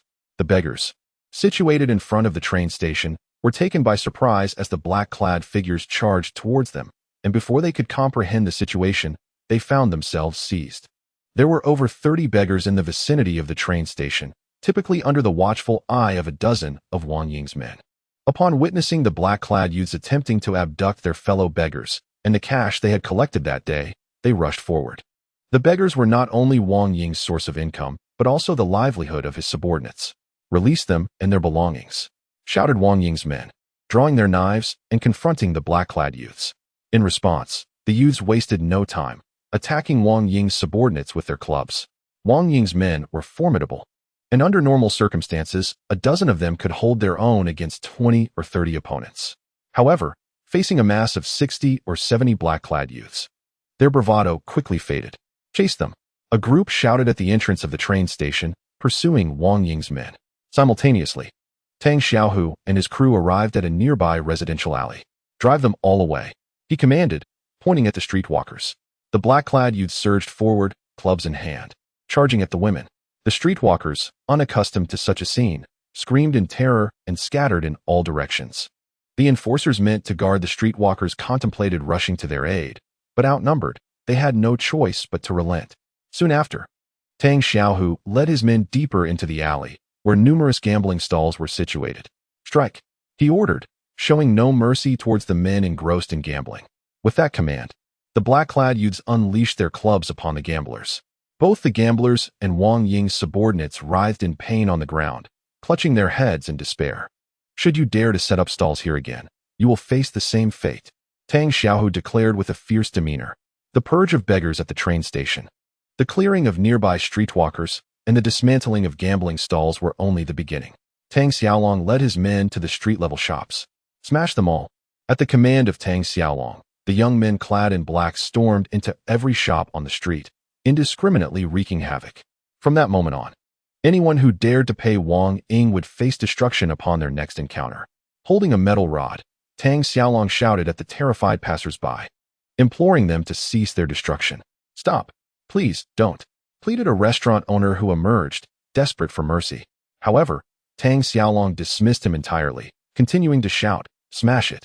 Smash it with force!" With over 100 black-clad youths wreaking havoc, bystanders dared not intervene. Meanwhile, Wang Ying was at his lover's residence, lost in passion. Despite the incessant ringing of his phone, he remained oblivious and engrossed in the moment. Below, 4 of Wang Ying's subordinates were engaged in a game of poker. 20, 40, 40. "I'll check my cards, I'm out." Just as they were caught up in the game, one of their phones rang. The player retrieved his phone. Observing the expressions of his companions as he inquired, "Kaitu, what is happening? There are people smashing up our turf. Quickly, notify who good to come over." "What?" The mention of their territory being attacked unsettled the subordinates. "Who is doing this?" "It's Zhang Yaoyang's crew." "How many are there?" "I don't know. They're everywhere." Upon hearing this alarming news, the subordinates abandoned their game and rushed upstairs to inform Wang Ying. They knocked furiously on the door. "What is it?" Wang Ying asked, irritation lacing his voice. "Hu Gu, Zhang Yaoyang is destroying our territory." Upon hearing this, Wang Ying's face flushed with rage. When he finally arrived with his men, the train station area lay in ruin. Beggars had been driven away, and sex workers had also been expelled. The shops on the street, including Wang Ying's massage parlor and hair salon, lay in utter devastation. Those businesses that regularly paid protection fees had all been smashed. That night, Wang Ying faced losses amounting to hundreds of thousands, especially concerning the beggars and sex workers. Whether they could be recovered remained uncertain. These individuals had been procured at great expense from traffickers and served as Wang Ying's means of income. Zhang Yaoyang. Wang Ying seethed, a fiery rage igniting in his eyes. Just then, his phone rang. It was a call from Chen Tai. "What does this old man want?" Wang Ying grimaced, but answered the call. "Uncle Tai? Is there something you need?" Wang Ying replied coldly. Like Su Jiang, he adhered to the hierarchy of the underworld, and Chen Tai, being a senior figure, warranted respect. Chen Tai said, "Wang Ying, it's Yaoyang who asked me to reach out and invite you to dinner. He said he would treat you, yet you seem ungrateful." At this, Wang Ying's anger flared. "Uncle Tai, tell Zhang Yaoyang that I will kill him tonight." Chen Tai was taken aback, falling silent for a moment before responding. "Is there a conflict between you two?" Wang Ying replied, "Uncle Tai, you should ask him first." "All right, I'll clarify matters and call you back." With that, Chen Tai ended the call. At this moment, Chen Tai turned to Zhang Yaoyang, who was seated across from him, and inquired with a look of bewilderment, "Yaoyang, what on earth has transpired?" Zhang Yaoyang responded with a smile. "Uncle Tai, I had Xiao Long invite Wang Ying to dinner, but not only did he refuse, he also pointed a gun at them. My subordinates have their pride, so a minor conflict ensued with Wang Ying. That is why I thought it prudent for you to step in and arrange a meeting with him, so both parties can clarify the situation and prevent further complications." After hearing Zhang Yaoyang's explanation, Chen Tai nodded in understanding. "I comprehend. Young people often cherish their pride." In Chen Tai's perspective, the issue was merely one of face. Meeting to discuss the matter could lead to a resolution. At worst, a financial compensation could be arranged, and both sides could yield a little. Chen Tai hoped to diminish the gravity of the situation, transforming significant issues into trivial ones. Thus, he picked up his phone and dialed Wang Ying's number. The call was swiftly connected. Chen Tai stated, "Wang Ying, tomorrow at 10 o'clock, in the abandoned building in the western suburbs. Yaoyang and I will be waiting for you to resolve this matter." Wang Ying replied coldly, "All right, see you tomorrow," before hanging up. "Boss, we can't go. Tomorrow will surely be a banquet of treachery," one of Wang Ying's subordinates cautioned. "Boss, they are numerous while we are few, and the western suburbs are desolate. What if they lay an ambush?" Another subordinate urged. They were all apprehensive about Wang Ying falling into a trap. However, Wang Ying merely scoffed dismissively, instructing his men, "Fetch the weapons. Tomorrow, we will eliminate them." He was unconcerned about any banquet of treachery and had no fear of Zhang Yaoyang's numbers. Wang Ying possessed 4 hunting rifles. Beyond those, he had a secret weapon, explosives, which he had pilfered from a mining site. He had previously used these explosives to intimidate individuals in a casino, which had earned him notoriety, attracting many desperate individuals to his cause. In Wang Ying's view, tomorrow's events would unfold similarly. Regardless of how many people Zhang Yaoyang had in ambush, as long as he wielded the explosives, Zhang Yaoyang would have no choice but to concede. Meanwhile, at the Jinghai City Police Station, Li Xiang had just exited the interrogation room, utterly exhausted from his efforts, in pursuit of Ma Liang's whereabouts. He had traversed numerous locations over the past few days. Li Xiang. At that moment, Chao Chuang called out to him. Master, Li Xiang approached Chao Chuang, asking, "Is there something you need?" Chao Chuang inquired, "Are you still occupied?" Li Xiang shook his head. "I just finished the interrogation. I can finally rest tonight." "Then come with me," Chao Chuang instructed. "Huh? Where to?" Li Xiang asked in confusion. Chao Chuang replied, "Don't ask too many questions. You'll find out when we arrive." "Oh, all right," Li Xiang nodded. Subsequently, Chao Chuang led Li Xiang out of the police station, and they drove toward the seaside. Upon reaching the coast, Chao Chuang halted the vehicle. A BMW was already parked by the roadside, with Zhang Yaoyang leaning against the car, smoking a cigarette. Chao Chuang and Li Xiang approached. "It's you." Li Xiang frowned upon seeing Zhang Yaoyang. "Hello, Officer Li," Zhang Yaoyang greeted him. "Hello," Li Xiang replied casually. Zhang Yaoyang remarked, "Director Chao? There is a matter for which I require your assistance tomorrow." "What is it?" Chao Chuang inquired. Li Xiang listened intently. Zhang Yaoyang continued. "You are all aware of the notorious lowlife Wang Ying at the train station, correct?" Both Chao Chuang and Li Xiang nodded in acknowledgement. Wang Ying has a dreadful reputation. He has somehow acquired beggars and fallen women, coercing them into begging and soliciting. Furthermore, Wang Ying has committed numerous acts of violence. However, the victims fear retribution and thus refrain from bringing charges against him. Zhang Yaoyang stated, "Tomorrow, Wang Ying will come armed with a gun and explosives to kill me." "Kill you? Why?" Li Xiang instinctively questioned. Zhang Yaoyang replied, "Due to a conflict of interests." "Are you attempting to encroach upon his territory?" Li Xiang asked, brow furrowed. Zhang Yaoyang shook his head. "I do not stoop to profiting from beggars and fallen women. If you ever discover that I am making money in such a manner, feel free to apprehend me at any time." Chao Chuang patted Li Xiang, signaling him to remain silent, and then asked Zhang Yaoyang, "What time tomorrow, and where?" Zhang Yaoyang answered, 10 o'clock tomorrow morning, at the abandoned building in the western suburbs. Chao Chuang responded, "Very well, I will dispatch officers there tomorrow." The following day, Wang Ying arrived with his entire entourage, 13 individuals in total. Unlike Su Jiang and others, Wang Ying followed an elite path. His core members were those who were truly capable and trustworthy. In Wang Ying's eyes, the peripheral members, beggars, and fallen women were mere tools, instruments for generating revenue. Each of the 13 bore a knife. Wang Ying's men carried 2 knives, a long one in hand, and a short one concealed at their waists. Additionally, Wang Ying was strapped with explosives and wielded a shotgun. The group arrived in 3 vehicles at the dilapidated building in the western suburbs. Inside the abandoned structure, Chintai, Zhang Yaoyang, and others had arrived early. Security personnel from the construction group were stationed both inside and outside the building to ensure its safety. At that moment, Wang Ying's convoy reached the site. "Get out," Wang Ying commanded, stepping out of the vehicle ahead of the others. Upon seeing Wang Ying brandishing a gun, Gao Yuan's expression changed dramatically. Wang Ying, noticing the reaction from Gao Yuan and his companions, wore a smug grin. "Let's go inside." He casually pointed his gun at the security personnel of the construction group. Gao Yuan, startled, quickly pulled out his phone to call Chintai. "Chairman, Wang Ying has come with a gun. We couldn't stop him," Gao Yuan reported. Chin-Tai's expression darkened. "Uncle Tai, what is the matter?" Zhang Yaoyang asked Chin-Tai. Chin-Tai replied, "Wang Ying is armed. It appears he has no intention of negotiating." After hearing Chin-Tai's words, Zhang Yaoyang smiled and said, "Is this fellow a mad dog?" As Chin-Tai rubbed his head, contemplating a strategy, Zhang Yaoyang reassured him, "Uncle Tai, do not worry. There are those who will deal with Wang Ying for us." Chin-Tai raised an eyebrow and asked, "Who?" Zhang Yaoyang chuckled, "The police." "You called the police?" Chin-Tai exclaimed in astonishment, staring at Zhang Yaoyang.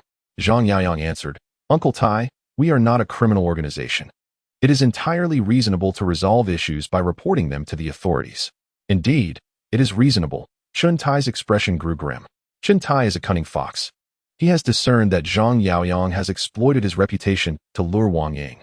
Zhang Yaoyang must have anticipated that Wang Ying would arrive armed, which is why he alerted the authorities. Once Wang Ying approaches, he would be walking into a trap. Truly, I have underestimated him. What a clever scheme.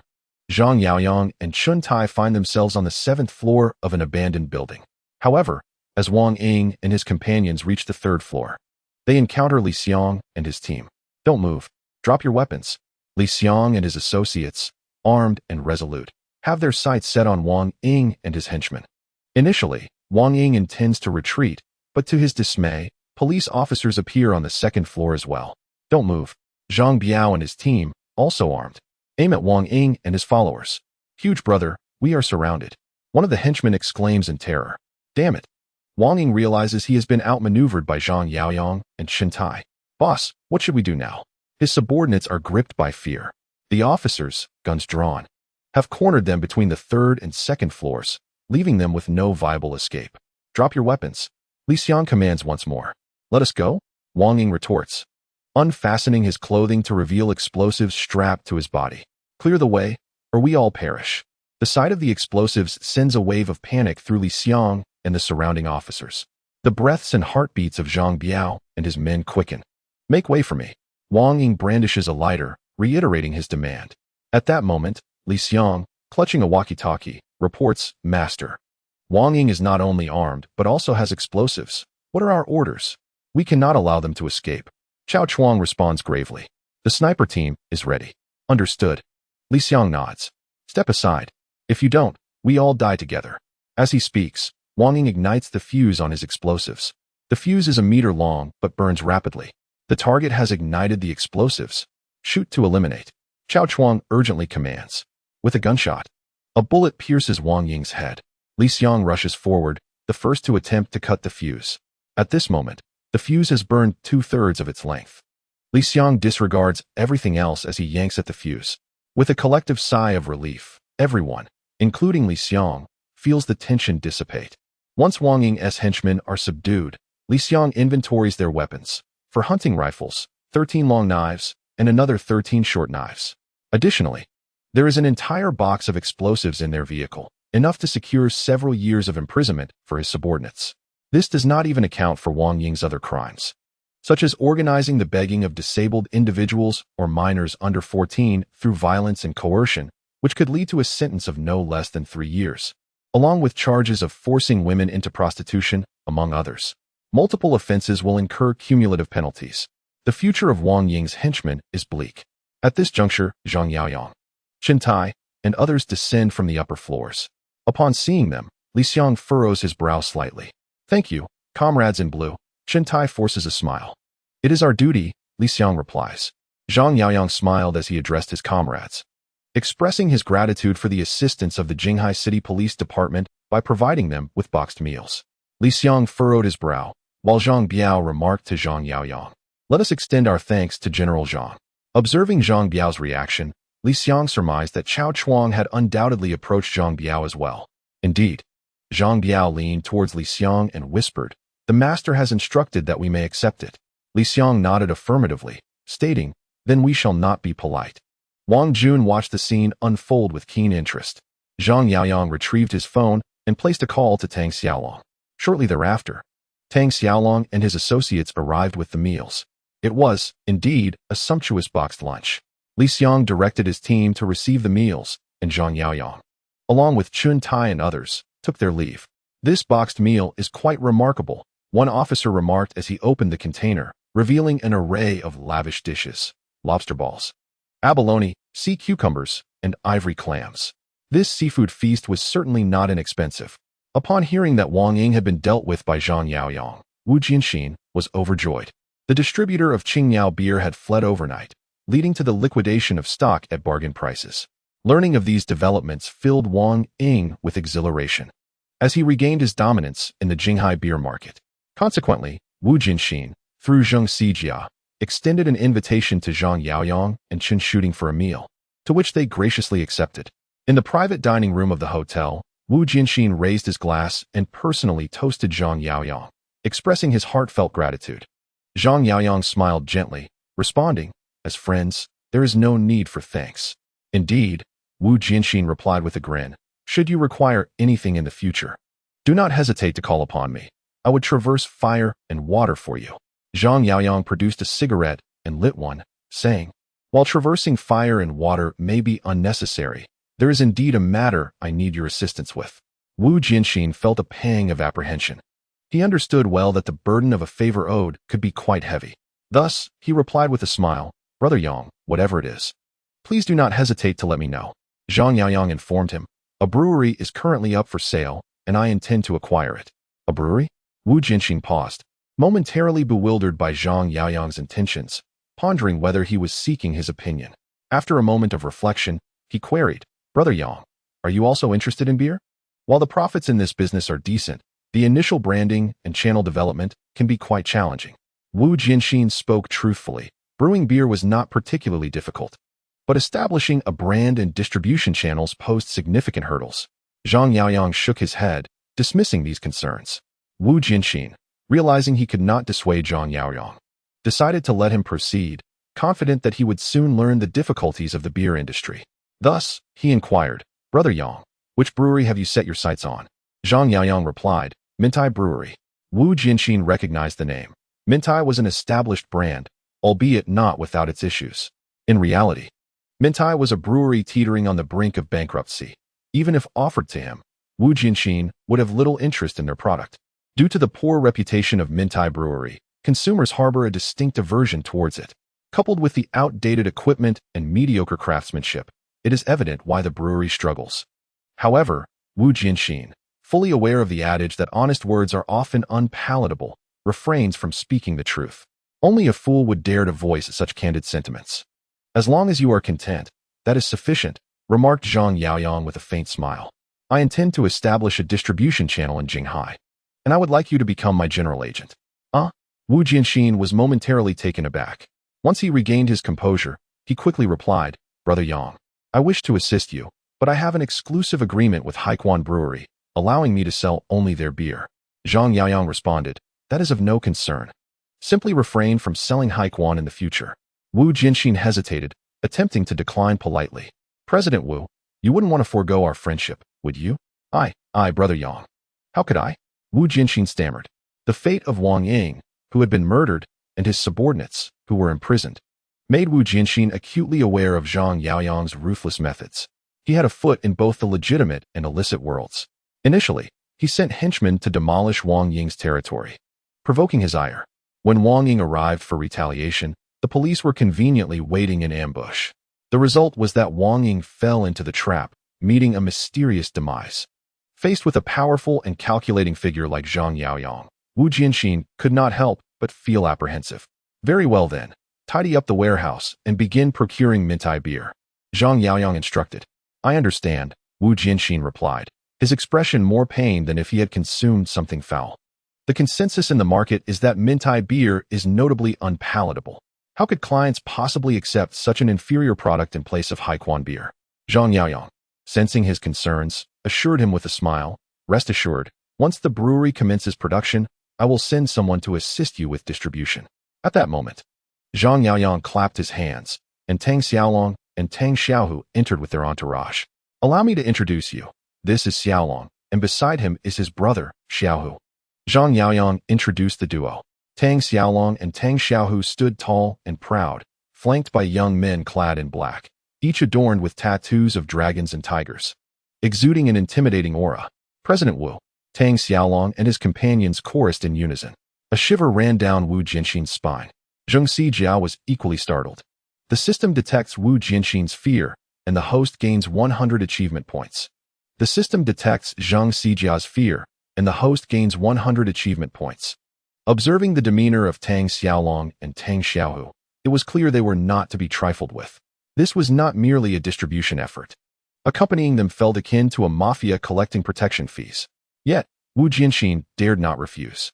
With an awkward smile, he conceded, all right, I appreciate your assistance, brothers." Zhang Yaoyang, still smiling, queried, "Are you still concerned about branding and distribution channels?"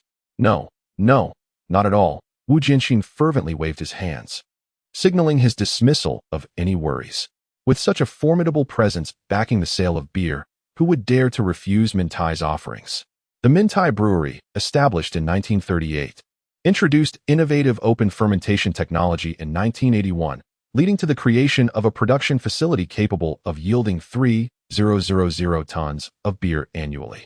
By 1986, The brewery had expanded its production capacity to 10,000 tons, earning recognition as a provincial-level advanced enterprise from the People's Government of Linjiang Province. With continued investment in technology and capacity enhancement, by 1995, Mintai Brewery's output soared to 100,000 tons, positioning it as the third-largest brewery in Linjiang Province, closely trailing Haiquan Brewery. However, as Mintai's production capacity reached 200,000 tons, the brewery found itself navigating a treacherous competitive landscape. The fast-moving consumer goods market proved to be unforgiving. Haiquan Brewery aggressively ramped up its advertising efforts, made significant inroads into distribution channels, and benefited from foreign investment that modernized its technology and equipment. Consequently, the production capacity, manufacturing processes, and consumer reputation of Haiquan Brewery vastly outstripped those of Mintai Brewery, leading to the latter's channels being gradually encroached upon. Ultimately, Mintai Brewery found itself burdened by overwhelming debt and on the brink of bankruptcy. As the plant manager, Li Yongliang was recently beset with troubles. He had anticipated that the economic liberalization would facilitate the growth of the brewery. Yet the pressures of market competition proved to be daunting. Most troublingly, securing loans had become an insurmountable challenge. Presently, the brewery had ceased production, and the inventory of unsold beer was piling up in the warehouse, with returns from last year's sales still trickling in. Employees had not been paid for several months. At that moment, the phone on Li Yongliang's desk rang. He answered, and the voice of the security guard came through. "Manager Li, there is someone here to see you." "Who is it?" Li Yongliang inquired. The guard replied, "She is the general manager of Hengwan Real Estate Development Company." "Hengwan Real Estate Company?" Li Yongliang mused, feeling perplexed as he did not know anyone in real estate. Nevertheless, he decided to meet her and instructed, "Please let her in." With a series of knocks, he called towards the door, "Come in." Cheng Cheng entered the room. Upon seeing her, Li Yongliang was momentarily taken aback. She was not only beautiful, but also remarkably young. Becoming a general manager at such a young age could only be attributed to either a privileged background or some form of favoritism. As these thoughts crossed his mind, he quickly stood up and said to Cheng Cheng, "You must be the general manager of Hengwan Real Estate Development Company. Please, take a seat." Cheng Cheng nodded and settled onto the office sofa. Li Yongliang poured her a cup of tea. Cheng Cheng then produced her business card. "Here is my card." After accepting it, Li Yongliang smiled and asked, "Ms. Liu, may I inquire about the purpose of your visit?" Cheng Cheng maintained a composed demeanor, responding, "We noticed that your brewery is up for sale, so we came to inquire." Upon hearing that the other party intended to purchase a brewery, Li Yongliang felt a surge of joy. However, before he could present his case, Cheng Cheng interjected, stating, "Given the operational status of your factory, we must carefully assess the acquisition price."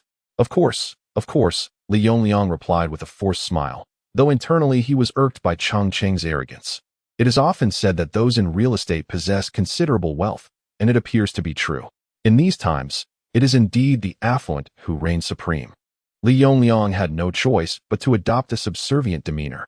At the office of Zhang Yaoyang in the construction group, Cheng Cheng returned with pertinent information regarding Mintai Brewery. "General Manager Zhang," she began, "currently Mintai Brewery is in debt to the tune of 91.52 million, and they have also defaulted on half a year's wages for their employees. What demands did the factory director Li Yongliang make?" Zhang Yaoyang inquired. Cheng Cheng replied, "He insists on retaining all employees, himself included." Zhang Yaoyang pondered for a moment before turning to Cheng Cheng. "What is your perspective on this matter?" Cheng Cheng suggested, "The lower management and factory staff can be retained." Zhang Yaoyang responded, "Then we shall only keep the lower management and factory employees." Cheng Cheng countered, "However, if we do not meet this condition, he will not sell the brewery to us." Zhang Yaoyang assured her, "Do not worry. I will present him with an irresistible offer." Seeing Zhang Yaoyang's confidence, Cheng Cheng nodded in agreement. "Brother Yang," Cheng Cheng hesitated, seemingly wanting to express more. Zhang Yaoyang glanced at her. "What else is on your mind?" Cheng Cheng ventured, "Brother Yang, why are you so keen on acquiring the brewery?" To be candid, while the profits from beer can be substantial, the competition is fierce. Furthermore, our expertise lies in real estate, and the beer industry is entirely foreign to us. As for returns, she scrutinized Zhang Yaoyang's reaction, fearful of displeasing him. Zhang Yaoyang chuckled lightly. "You do not understand the bigger picture." "Oh." Cheng Cheng was momentarily taken aback. Zhang Yaoyang continued, "It is too early to explain, but remember, This investment will yield us exceptionally generous returns. Cheng Cheng ceased her persuasion. Curiosity piqued. Could this investment truly be more lucrative than real estate? After Cheng Cheng departed, Zhang Yaoyang placed a call to Xu Lei. The phone connected swiftly. Xu Lei and Wang Qi's relationship had progressed rapidly, and barring any unforeseen circumstances, they were set to marry next month. Brother Yang, what can I do for you? Xu Lei inquired. Zhang Yaoyang responded, Sure too, I need you to track someone for me. Who? Xu Lei asked. Zhang Yaoyang replied, Li Yongliang, the director of Mintai Brewery. I need to know his home address and family situation. 3 days later, Cheng Cheng arrived at Mintai Brewery with a contract in hand. Inside the director's office, Li Yongliang was prepared to negotiate. Cheng Cheng presented the document, saying, Here is our acquisition contract for your review, Director Li. Li Yongliang accepted the contract with both hands and quickly perused its contents. However, he soon realized that the contract stipulated the retention of only the lower management and staff, excluding himself and the upper management of the factory.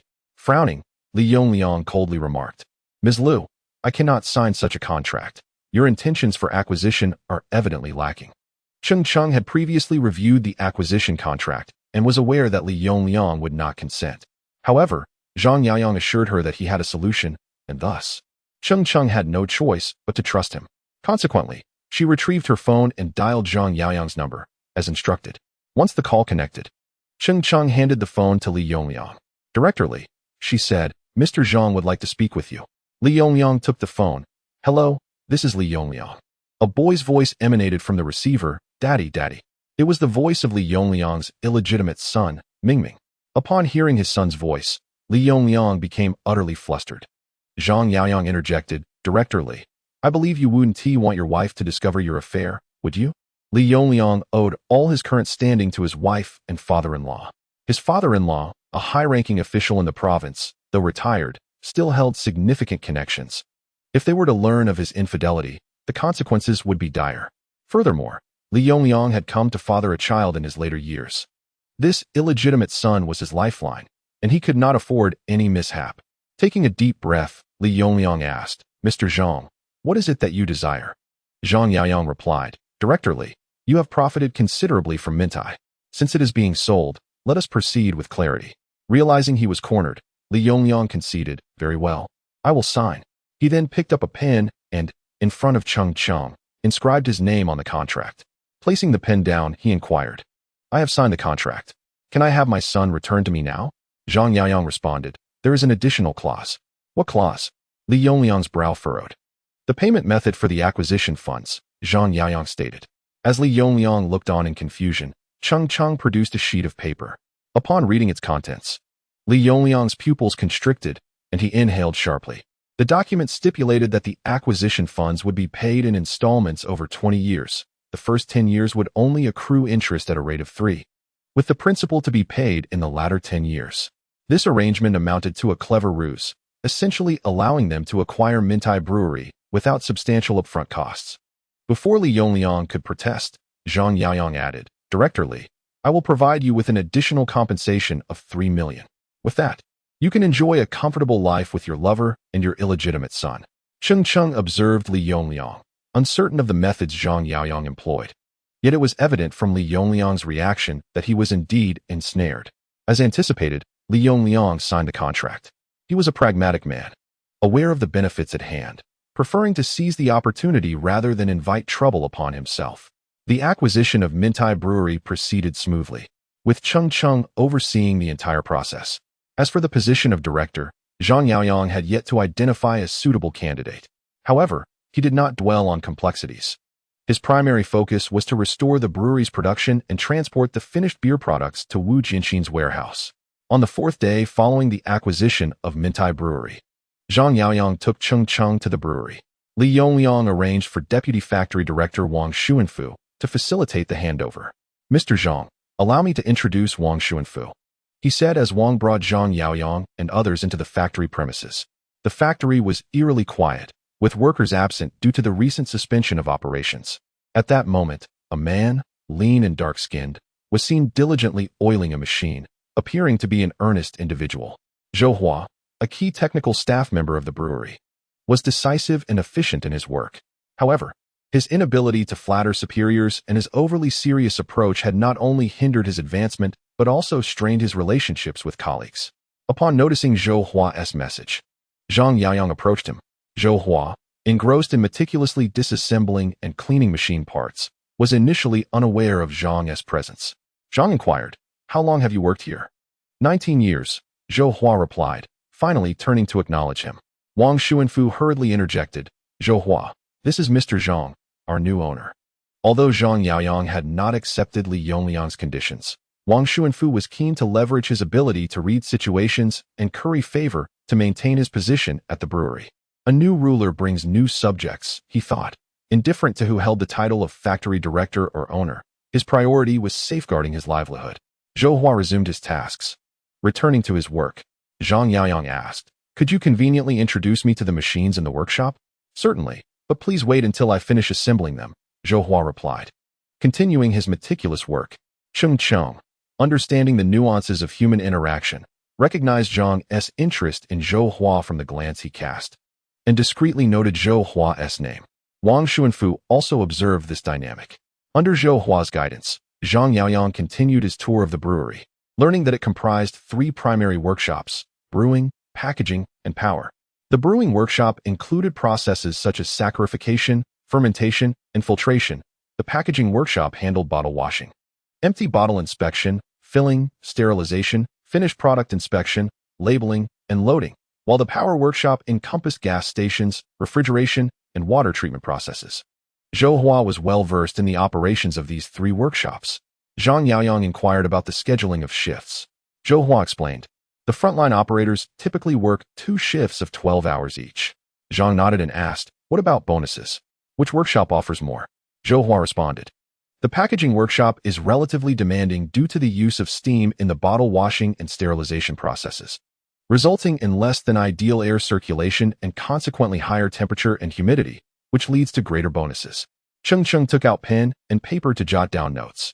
Wang Xuanfu chimed in, "Our brewery tends to allocate incentive bonuses preferentially to the frontline employees in the packaging workshop." Understood, Zhang Yaoyang nodded. Through Zhou Hua's insights, he gained a rudimentary understanding of the brewery. Thus, he addressed Zhou Hua, "I intend to resume operations within 3 days. What support do you require?" Zhou Hua replied, "As long as the overdue wages are paid, we can resume work at any time." Upon hearing this, Wang Xuanfu quickly exchanged knowing glances with Zhou Hua, who asked the new owner for money. Moreover, this was merely their first encounter. Zhang Yaoyang offered a slight smile and addressed Qiqiang, instructing her to transfer 10 million from the company account to initiate operations at the brewery. Zhou Hua observed Zhang Yaoyang, astonished by the new boss's decisiveness. Zhang Yaoyang patted Zhou Hua on the shoulder and inquired, "Are there any issues?" "No, none at all. Everyone will be able to commence work tomorrow," Zhou Hua replied, shaking his head in excitement. The previous incentive bonus system had been abolished. Now, all bonuses would be linked to individual output, with the coefficient of bonuses left for contemplation. Zhang Yaoyang conveyed this to Qiqiang. Understood, Qiqiang noted, finding the task simple enough. The brewery had already operated on an incentive bonus model, albeit in a revised form that allocated more funds. After concluding the tour of the brewery, Zhang Yaoyang prepared to depart. Wang Xuanfu felt a pang of anxiety, as the selection for the plant manager and deputy manager had yet to be finalized. "Mr. Zhang," he cautiously reminded as Zhang Yaoyang approached the exit, "since we are resuming operations, shouldn't we finalize the choices for the plant manager and deputy manager? This would facilitate the overall coordination and leadership of the team." Zhang Yaoyang halted, casting a glance at Wang Xuanfu. Wang Xuanfu, having served as deputy manager at Mintai Brewery for 2 decades, he was well versed in the nuances of human relations, adept at reading situations, and skilled in appeasing leadership. However, he lacked the decisiveness required in critical moments. "Director Wang, you shall continue in your role as deputy manager," Zhang Yaoyang declared. A sigh of relief washed over Wang Xuanfu, as his position was thus secured. Zhang Yaoyang then turned to Zhou Hua, stating, "You will assume the role of plant manager, with Director Wang assisting you." Zhou Hua was taken aback, and Wang Xuanfu was equally stunned. The Mintai Brewery smoothly resumed operations. On the very day of the resumption, Zhang Yaoyang contacted Wu Jianxin to arrange for the transportation of goods.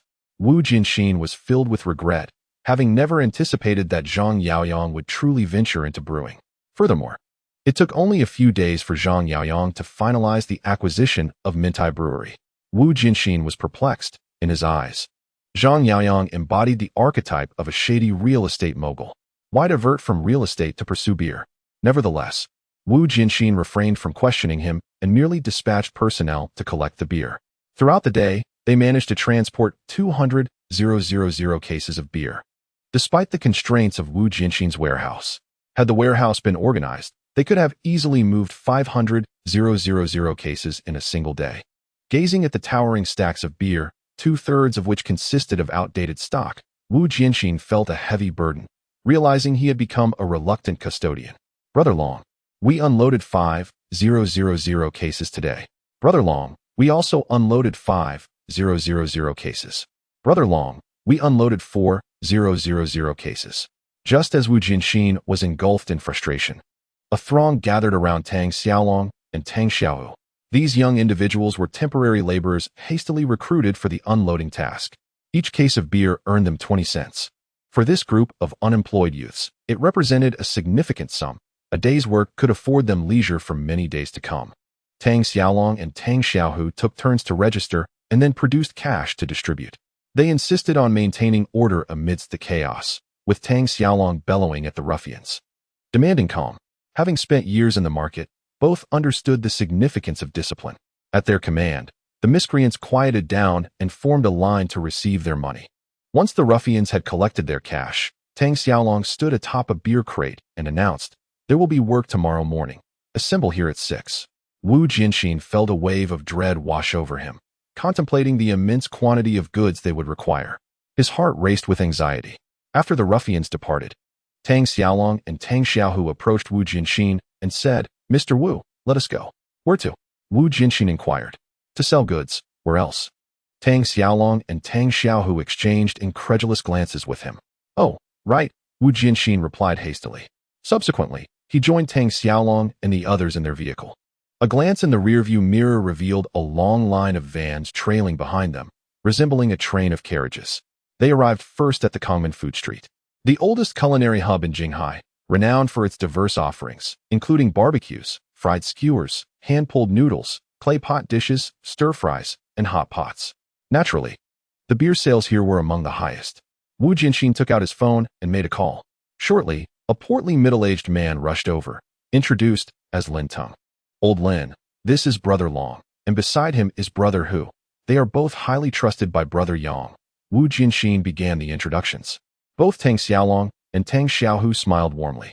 "Good evening, Brother Long. Good evening, Brother Hu," Lin Tong said with a grin. Wu Jinxin elaborated.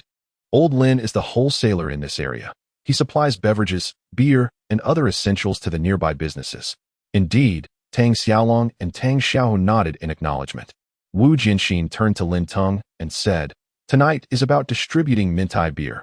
You must assist us diligently." "Of course, absolutely," Lin Tong replied. Aware of Zhang Yaoyang's notorious reputation and his connections across both legitimate and illicit realms, hence he dared not offend. Under Lin Tong's guidance, they commenced their rounds at the first shop along the street. Lin Tong informed Tang Xiaolong and Tang Xiaohu, "This shop consumes about 30 cases of beer daily, and that number doubles during holidays." The shop owner, upon seeing Lin Tong accompanied by such a crowd, felt a twinge of panic, especially as Tang Xiaolong and Tang Xiaohu presented an intimidating presence. With a friendly demeanor, Tang Xiaolong approached the shop owner and stated, "From now on, you will only sell Mintai beer, do you understand?" "But I exclusively sell Haiquan beer, and my customers prefer it," the owner protested. Before he could finish, Tang Xiaolong raised his hand and delivered a resounding slap to the owner's face. The sharp sound echoed, leaving the shop owner's ears ringing. "Bring out all the Haiquan beer and destroy it," Tang Xiaolong commanded. "Destroy it," Tang Xiaohu echoed. Tang Xiaolong and Tang Xiaohu's associates stormed into the store, ruthlessly shattering every bottle of Haiquan beer in front of the terrified shop owner and onlookers. "From now on, only Mintai beer is permitted for sale. Do you understand?" Tang Xiaolong commanded, pointing at the shopkeeper, who, quaking with fear, nodded vigorously. He then instructed Wu Jinxin and Lin Tong, "Provide him with 100 cases of beer." "Understood," Wu Jinxin replied, quickly dispatching workers to unload the cargo. 100 cases of beer were soon piled high at the entrance of the store. Next, declared Tang Xiaolong as he and Tang Xiaohu moved to the adjacent skewered meat shop. "Where's the owner?" he demanded, kicking over a table. The owner hurriedly emerged. "From now on, you can only sell Mingtai beer, understood?" The owner was momentarily stunned, but before he could respond, Tang Xiaohu delivered a sharp slap. "Do you hear me?" he shouted at the owner. Meanwhile, a subordinate instinctively entered the shop, locating the beer storage and hastily removing and smashing the bottles. Following this, Wu Jianxin arranged for workers to unload more stock, another 100 cases per establishment. The efficiency of this operation was astonishing. As they departed the skewered meat shop and moved next door, Wu Jianxin and Lin Teng exchanged concerned glances. They could have simply stolen the products, yet they chose to buy the beer. With Tang Xiaolong and Tang Xiaohu leading by example, their subordinates quickly followed suit. Before long, every shop along Kongming Food Street had ordered at least 100 cases of Mingtai beer. There was no need for salesmen or advertisements. Each shop was stocked within minutes. They would enter, slap the owner, demolish any Haiquan or Qingyao beer, and replace it with Mingtai. The entire process was executed seamlessly. At this juncture, Tang Xiaolong inquired of Lin Teng, "How much stock do you intend to order?" Before Lin Teng could respond, Tang Xiaohu interjected, "Just in Kongming Food Street alone. How much have we sold?" "Surely over 10,000 cases." "Not just that," Tang Xiaolong replied, shaking his head. "I estimate it to be at least 20,000. Lin Teng felt a chill run down his spine. "Given our significant sales assistance, how much do you think you need to order?" Tang Xiaolong pressed. Lin Teng glanced at Wu Jianxin, seeking help, but found none. He murmured, "My warehouse is quite small. I'll start with 30,000 cases. "A small warehouse?" Tang Xiaolong exclaimed. "We can help you find a larger one. How big do you need?" Lin Teng was left speechless. Why do manufacturers typically prefer not to engage in direct sales, instead opting for regional agents? The answer is straightforward: to reduce costs and risks. Manufacturers currently receive payment while expanding their stores nationwide, pressuring goods onto agents. If they were to pursue direct sales, the expenses for establishing such a vast distribution network would be astronomical, requiring extensive manpower, storage, and transportation, complexities that cannot merely be reduced to profit margins. Zhang Yaoyang's decision to have Tang Xiaolong and Tang Xiaohu assist with distribution was similarly aimed at exerting greater pressure on inventory. What is the cost of beer? Selling it to Wu Jianxin at factory price means earning a profit with every case sold. The speed of profit generation is hardly slower than that of engineering projects. It is noteworthy that among the wealthiest families in Huaxia, apart from those engaged in the internet and real estate, many are involved in fast-moving consumer goods. The profit margins in this sector are indeed astonishing. However, Zhang Yaoyang seeks more than mere profit. His ultimate goal is to acquire high-quality internet stocks when the internet bubble bursts. Regardless of whether it's selling pagers, engaging in real estate, operating casinos, or selling alcohol, the underlying motive is to amass cash. Therefore, Zhang Yaoyang resolved to capitalize on the brewery to generate revenue. Zhang Yaoyang arranged a dinner with Secretary Wang, whose relationship with him had grown increasingly close. Naturally, Secretary Wang accepted the invitation. Zhang Yaoyang arrived early at the restaurant's private room, ordered the dishes, and awaited Secretary Wang. 10 minutes later, Secretary Wang arrived.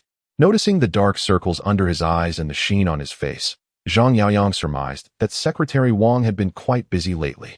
Thus, he expressed concern. "Brother Wang, have you just returned from a business trip?" "Yes, I just rushed back from the provincial capital. I am utterly exhausted." Secretary Wang replied with a yawn as he settled beside Zhang Yaoyang. Zhang Yaoyang poured tea for him and smiled. "You seem to be working too hard lately." "Indeed, it's quite tiring." Secretary Wang accepted the teacup, took a sip, and then set it down. "Yaoyang, we are old friends. Let us skip the formalities and get straight to the point. What brings you to me?" Zhang Yaoyang replied with a smile. "I recently acquired Mintai Brewery, and business is going well. I was hoping to secure a loan from the bank to expand production." "How much do you intend to borrow?" Secretary Wang inquired. "Naturally, the more, the better. However, I've heard that obtaining bank loans has become challenging lately, which is why I hoped you could help me arrange a meeting with someone from the bank," Zhang Yaoyang explained. Secretary Wang chuckled. "I thought it was something serious. Since you want to meet the bank, there's no time like the present. I'll contact bank manager Huang right now, and you can discuss matters with him." Upon hearing this, Zhang Yaoyang promptly expressed his gratitude. "Thank you, Brother Wang. I'll treat you to a sumptuous meal another day. Secretary Wang shook his head with a smile. No need for a meal. Focus on securing that loan from the bank. I'll reach out to him now. Zhang Yaoyang nodded in agreement. Secretary Wang took out his phone and dialed Zheng Jianliang, the manager of the Huafeng branch of Jinghai Bank. As soon as the call connected, Secretary Wang greeted him with a smile. Hello, Manager Zheng. Hello, came the immediate response from the other end. Secretary Wang continued. I'd like to invite you for a meal, as I have a matter to discuss with you. Sure, just give me an address, and I'll be there shortly. Zheng Jianliang replied. After hanging up, Secretary Wang smiled. Yaoyang, I've spoken to Zheng Jianliang. He should arrive in about half an hour. Zhang Yaoyang nodded in satisfaction and said, Brother Wang, you've truly been a great help. Don't mention it, Yaoyang. When you're in need, I'm here to assist, Secretary Wang replied with a smile and a wave of his hand. Thank you, Brother Wang, Zhang Yaoyang said. Not at all. We are all in this together. Half an hour later, an Audi came to a halt at the entrance of the restaurant, and a bespectacled middle-aged man alighted from the vehicle. Upon his entrance, a waiter promptly approached him. Sir, may I inquire about your reserved private room? Lead the way. The middle-aged man replied, mentioning Zhang Yaoyang's room.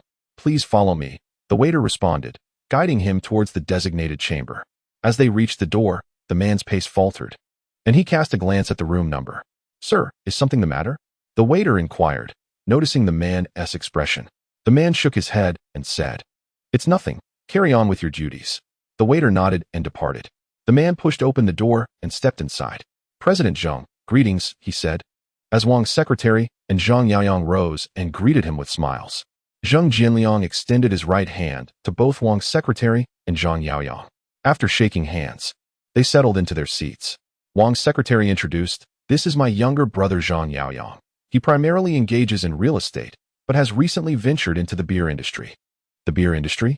Zheng Jianliang asked, puzzled. The leap from real estate to beer is quite significant. Wang's secretary nodded in affirmation. Indeed. Is there anything you need assistance with? Zheng Jianliang inquired. Wang's secretary smiled and replied, Yaoyang wishes to expand his business and seeks a loan from your bank to scale up production. Ah, I see. Zheng Jianliang comprehended. Real estate was the bank's forte, and their loans were the highest, often yielding substantial benefits for both parties. However, he felt a twinge of apprehension regarding loans for a brewery. Zhang Yaoyang, sensing Zheng Jianliang's concerns, smiled and clarified, President Zheng, you need not worry about that. Yaoyang's brewery has firmly established itself in Jinghai, and all the beer produced was sold out on the very first day. Zheng Jianliang was uncertain whether Zhang Yaoyang was merely putting on a facade. Under different circumstances with another brewery, he would not have even entertained a meeting. Zhang Yaoyang produced the order form and handed it to Zheng Jianliang. President Zheng, please take a look. You have such confidence? Zheng Jianliang took the order form and began to peruse it. Upon seeing the figures on the order, he was taken aback. In just a few days, Zhang Yaoyang had managed to sell such a quantity of beer. After finishing, Zheng Jianliang was astonished. He had not anticipated Zhang Yaoyang's ability to accomplish such a feat. Observing Zheng Jianliang's surprised expression, Wang's secretary smiled with pride. Yaoyang is indeed quite adept in business, he remarked. Zheng Jianliang, in agreement, responded, Indeed, quite impressive. At that moment, Wang's secretary's phone rang. After concluding the call, he informed Zhang and Zheng, I have other matters to attend to. I shall take my leave. Zhang Yaoyang smiled and said, Brother Wang, thank you for your assistance this time. Yaoyang, you need not be so formal. Should you encounter any difficulties, feel free to come to the bank or reach out to me at the city government. After Secretary Wang departed, Zheng Jianliang remarked, Since President Zhang is a friend of Secretary Wang, let us speak plainly. How much do you wish to borrow? Chapter 91, Astonishing. You seek a loan of 300 million. Zhang Yaoyang chuckled, fully aware that Zheng Jianliang's intention to extend the loan was not merely motivated by sales figures. However, this was indeed a fact. Firstly, Mintai Brewery still had outstanding debts. Secondly, the brewery's premises had already been mortgaged, leaving Mintai Brewery with little collateral. The bank showed no interest in the brewery's equipment, which they regarded as mere scrap metal, devoid of value. President Zheng, allow me to present a calculation, Zhang Yaoyang said, unhurriedly placing the recent order form before him. I anticipate this year's production value to be around 100 million, with a profit margin of approximately 33. This implies that we conservatively expect a profit of about 33 million this year. Each subsequent year, we will grow, with even higher profit margins and sales figures. Zheng Jianliang listened attentively. Zhang Yaoyang continued, I plan to use a decade's worth of profits as collateral to secure a loan of 300 million from the bank. Zheng Jianliang's eyes widened in astonishment. Why not mortgage 100 years? He exclaimed, having initially thought Zhang Yaoyang merely sought a few tens of millions for urgent needs. He was taken aback by Zhang Yaoyang's audacious request for 300 million from a brewery on the brink of collapse. Before Zheng Jianliang could respond, Zhang Yaoyang added, President Zheng, my request should not pose too much difficulty, should it? This is more than just a challenge. Zheng Jianliang hesitated for a moment before replying, President Jiang, if you still possess the premises and land as collateral, I might be able to approve your request. However, if I were to grant this, my position as president would be jeopardized. Zhang Yaoyang chuckled and said, President Jiang, I wonder if you have time for a stroll after your meal. Zheng Jianliang nodded in agreement. Let us take a walk, Zhang Yaoyang suggested. Zheng Jianliang was uncertain of Zhang Yaoyang's true intentions. After dining, Zhang Yaoyang drove Zheng Jianliang to Mintai Brewery. Inside the brewery, every worker in the workshop was diligently engaged in their tasks, as their bonuses were linked to production output. Following the arrival of a new owner, they were relieved of other concerns, focusing solely on producing quality products with an increased volume. Everyone, let us put in extra effort. We just dispatched 3 trucks, the workshop supervisor announced. Upon hearing that 3 trucks had been sent out, excitement gleamed in the eyes of the workers. President Jiang, do they resemble actors? Zhang Yaoyang pointed to the workers in the production area. Zheng Jianliang shook his head. They do not seem to be performing. There is a spark in each of their eyes. It is the promise of a better life. President Jiang has arrived. At that moment, the workshop supervisor spotted Zhang Yaoyang and exclaimed, President Jiang, greetings. The workers collectively paused in their tasks. Zhang Yaoyang addressed them, saying, Thank you all for your hard work. This month, the bonus will increase by 200. Be sure to enjoy a good meal with your families at the end of the month. Thank you, President Jiang. Thank you, President Jiang. The workers erupted in joy upon hearing the news of the salary increase. The system perceives the heartfelt gratitude of Jin Lan, resulting in the host earning 10 achievement points. The system acknowledges the sincere appreciation from Wu Ying, granting the host another 10 achievement points. Zheng Yu's genuine thanks also earned the host 10 achievement points, as do Chen Rong's and Wang Fa's heartfelt expressions of gratitude. Zhang Yaoyang continuously accumulates achievement points. The life of an ordinary person is, in essence, quite simple. A mere increase of 200 yuan in salary can elate them for an entire day. Zhang Yaoyang turned and exited the workshop alongside Zheng Jianliang, subsequently arriving at the warehouse. Within the warehouse, an array of freshly produced beer awaited. Although the inventory was not stacked excessively high, at the entrance, workers busily loaded goods. Good day, Mr. Zhang, greeted the workers warmly as they passed. Zhang Yaoyang nodded slightly, uttering not a word, allowing Zheng Jianliang to observe the workers at their task. The weather was sweltering, with beads of sweat adorning the workers, yet their enthusiasm remained undiminished. Zheng Jianliang, being a leader himself, understood the significance of this dedication. We shall now proceed to the warehouses of our agents and distributors, Zhang Yaoyang suggested after a brief observation. Zheng Jianliang nodded in agreement. Soon, Zhang Yaoyang drove Zheng Jianliang to Wu Jinxin's warehouse. Upon arrival, Wu Jinxin's warehouse had entirely transformed into a storage space for Mintai beer. Such an abundance of goods. Zheng Jianliang was taken aback upon witnessing the towering stacks within the warehouse. Wu Jinxin, having learned of Zhang Yaoyang's presence, promptly emerged to greet them. Brother Yang. Wu Jinxin approached with a cautious demeanor akin to that of a grandson. This is our esteemed bank of Jinghai's President Zheng, Zhang Yaoyang introduced. Indeed. Brother Yang and I are well acquainted, Wu Jinxin remarked. Yes, Mr. Wu is a major client of our bank, Zheng Jianliang acknowledged. The essence of fast-moving consumer goods lies in managing cash flow, emphasizing rapid turnover. Thus, from the inception of his career, Wu Jinxin leveraged his ancestral estate as collateral to secure a bank loan, which led to his initial capital. It was during this time that he first met Zheng Jianliang. Mr. Wu, I had no idea your warehouse was so vast, Zheng Jianliang expressed, genuinely astonished. Wu Jinxin, brimming with pride, replied, Here, and even further back. All of this is my warehouse, capable of storing 1 million units of goods. How long will it take to sell such a quantity? Zheng Jianliang inquired. Casting a discreet glance at Zhang Yaoyang, awaiting a signal. However, Wu Jinxin confidently asserted, "These goods sell remarkably well. We can move over 200,000 units daily." Such high demand. Zheng Jianliang was taken aback. Wu Jinxin explained, "The initial phase involves swift distribution, and consumers enjoy the beverage. Each bottle retails at merely 2 yuan. Chilling it in summer yields a taste comparable to Haichuan or Qingniao, with substantial profit margins." Engaging in a price war? Zheng Jianliang nodded, convinced that Zhang Yaoyang had not fabricated any figures regarding sales. "I apologize, President Zheng. I need to make a phone call first. General Manager Wu, please attend to President Zheng for me."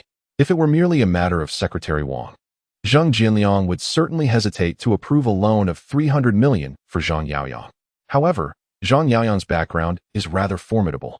Offending Secretary Wang might result in some minor inconveniences, but to cross someone like Zhang Yaoyang could be a matter of life and death.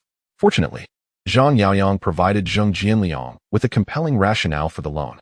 The sales figures of Mintai Brewery are indeed impressive, with sufficient profits and promising future growth. Of course, there are risks involved. For instance, if Zhang Yaoyang were to be apprehended, Mintai Brewery would face dire consequences. Yet, those involved in the underworld of Jinghai seem to be thriving, especially after surviving the crackdown of '98. Subsequent tasks were entrusted to Cheng Cheng, who liaised with the bank's staff. 300 million. Cheng Cheng was astonished upon seeing the loan amount. It was only now that she comprehended Zhang Yaoyang's prowess. Using a decade's worth of future profits as collateral, this maneuver was nothing short of brilliant. Nonetheless, a cat, be it black or white, is deemed good as long as it catches mice. "Brother Yang, what do you intend to do with this 300 million loan?" Cheng Cheng inquired. Her curiosity piqued. Based on her understanding of Zhang Yaoyang, he would undoubtedly not use the loan to repay Mintai Brewery's debts. "The system perceives Cheng Cheng's genuine admiration for you, earning 1,000 achievement points." A smile graced Zhang Yaoyang's face. "Accompany me to Pengcheng." To Pengcheng? Cheng Cheng pondered. Although Pengcheng is not far from Jinghai, Zhang Yaoyang's connections in Jinghai may not hold much weight there. In the next moment, Zhang Yaoyang clarified, "We are about to venture into the internet sector. Now, in this climate?" Cheng Cheng was taken aback, expressing her confusion. "Brother Yang, I've heard from my classmates that the internet industry is currently facing a downturn. As a top student, some of her peers are engaged in the internet sector. Presently, it seems to be a bubble, with every internet enterprise lamenting their plight. Entering the internet realm now appears to be an unwise endeavor." Zhang Yaoyang confidently replied, "That is their short-sightedness. For me, this is the most opportune moment." Cheng Cheng gazed at Zhang Yaoyang, noticing that since their first meeting, he has always exuded such confidence. "Very well, I shall prepare." Cheng Cheng exited the office. Zhang Yaoyang reclined in his chair, pulling out a cigarette and savoring a puff. The 300 million loan, at the current exchange rate of the US dollar to RMB, translates to approximately 37.5 million US dollars. Once the loan is finalized, he will finally engage in cash flow games. Moreover, this is indeed an era of seizing opportunities. In 1999, Penguin was founded with just 2 million US dollars to acquire a 20 stake. In 2000, Masayoshi Son invested 20 million US dollars for a 20 stake in Ali. The year 2000 marked yet another winter for the internet industry. Not only domestic internet companies require funding, but overseas enterprises do as well, such as Amazon. Amazon went public in 1997, and by the end of 1999, its market value had soared to 50 times its initial valuation. However, in January 2000, it began a tumultuous decline, plummeting approximately 70% by December of that year from its peak. This downward trend continued into 2001, particularly exacerbating in October when it fell by an astonishing 95% from its highest point. In 2002, Amazon's stock began to recover after enduring a staggering 22 months of decline. Looking ahead, the prospects are exhilarating. Zhang Yaoyang delegated the construction site responsibilities to the 3 deputy heads of the construction group. He entrusted the operations of casinos, bars, and game halls entirely to Tang Xiaolong and Tang Xiaohu. The business of Mintai Brewery had become stable, requiring only management of inventory and sales. As for the enterprise of Yaoyang Communications, it remained under the oversight of the Gao brothers, Gao Qiqiang and Gao Qiqiang. Zhang Yaoyang then took Cheng Cheng on a flight to Pengcheng. In 2000, the real estate prices in Pengcheng hovered around 5,000 yuan. While the typical wages for laborers in the city ranged between 2,000 and 3,000 yuan, which was considered quite high nationally. Upon their arrival in Pengcheng, Zhang Yaoyang and Cheng Cheng first checked into a hotel before heading to the Cyber Technology Park. The initial office of Penguin was located in the Cyber Technology Park of Huaqiang, Nan'an, Pengcheng. The park was bustling with logistics, serving as a vibrant marketplace for mobile phones and electronic components, and was a thriving hub for the shipbuilding industry in Pengcheng.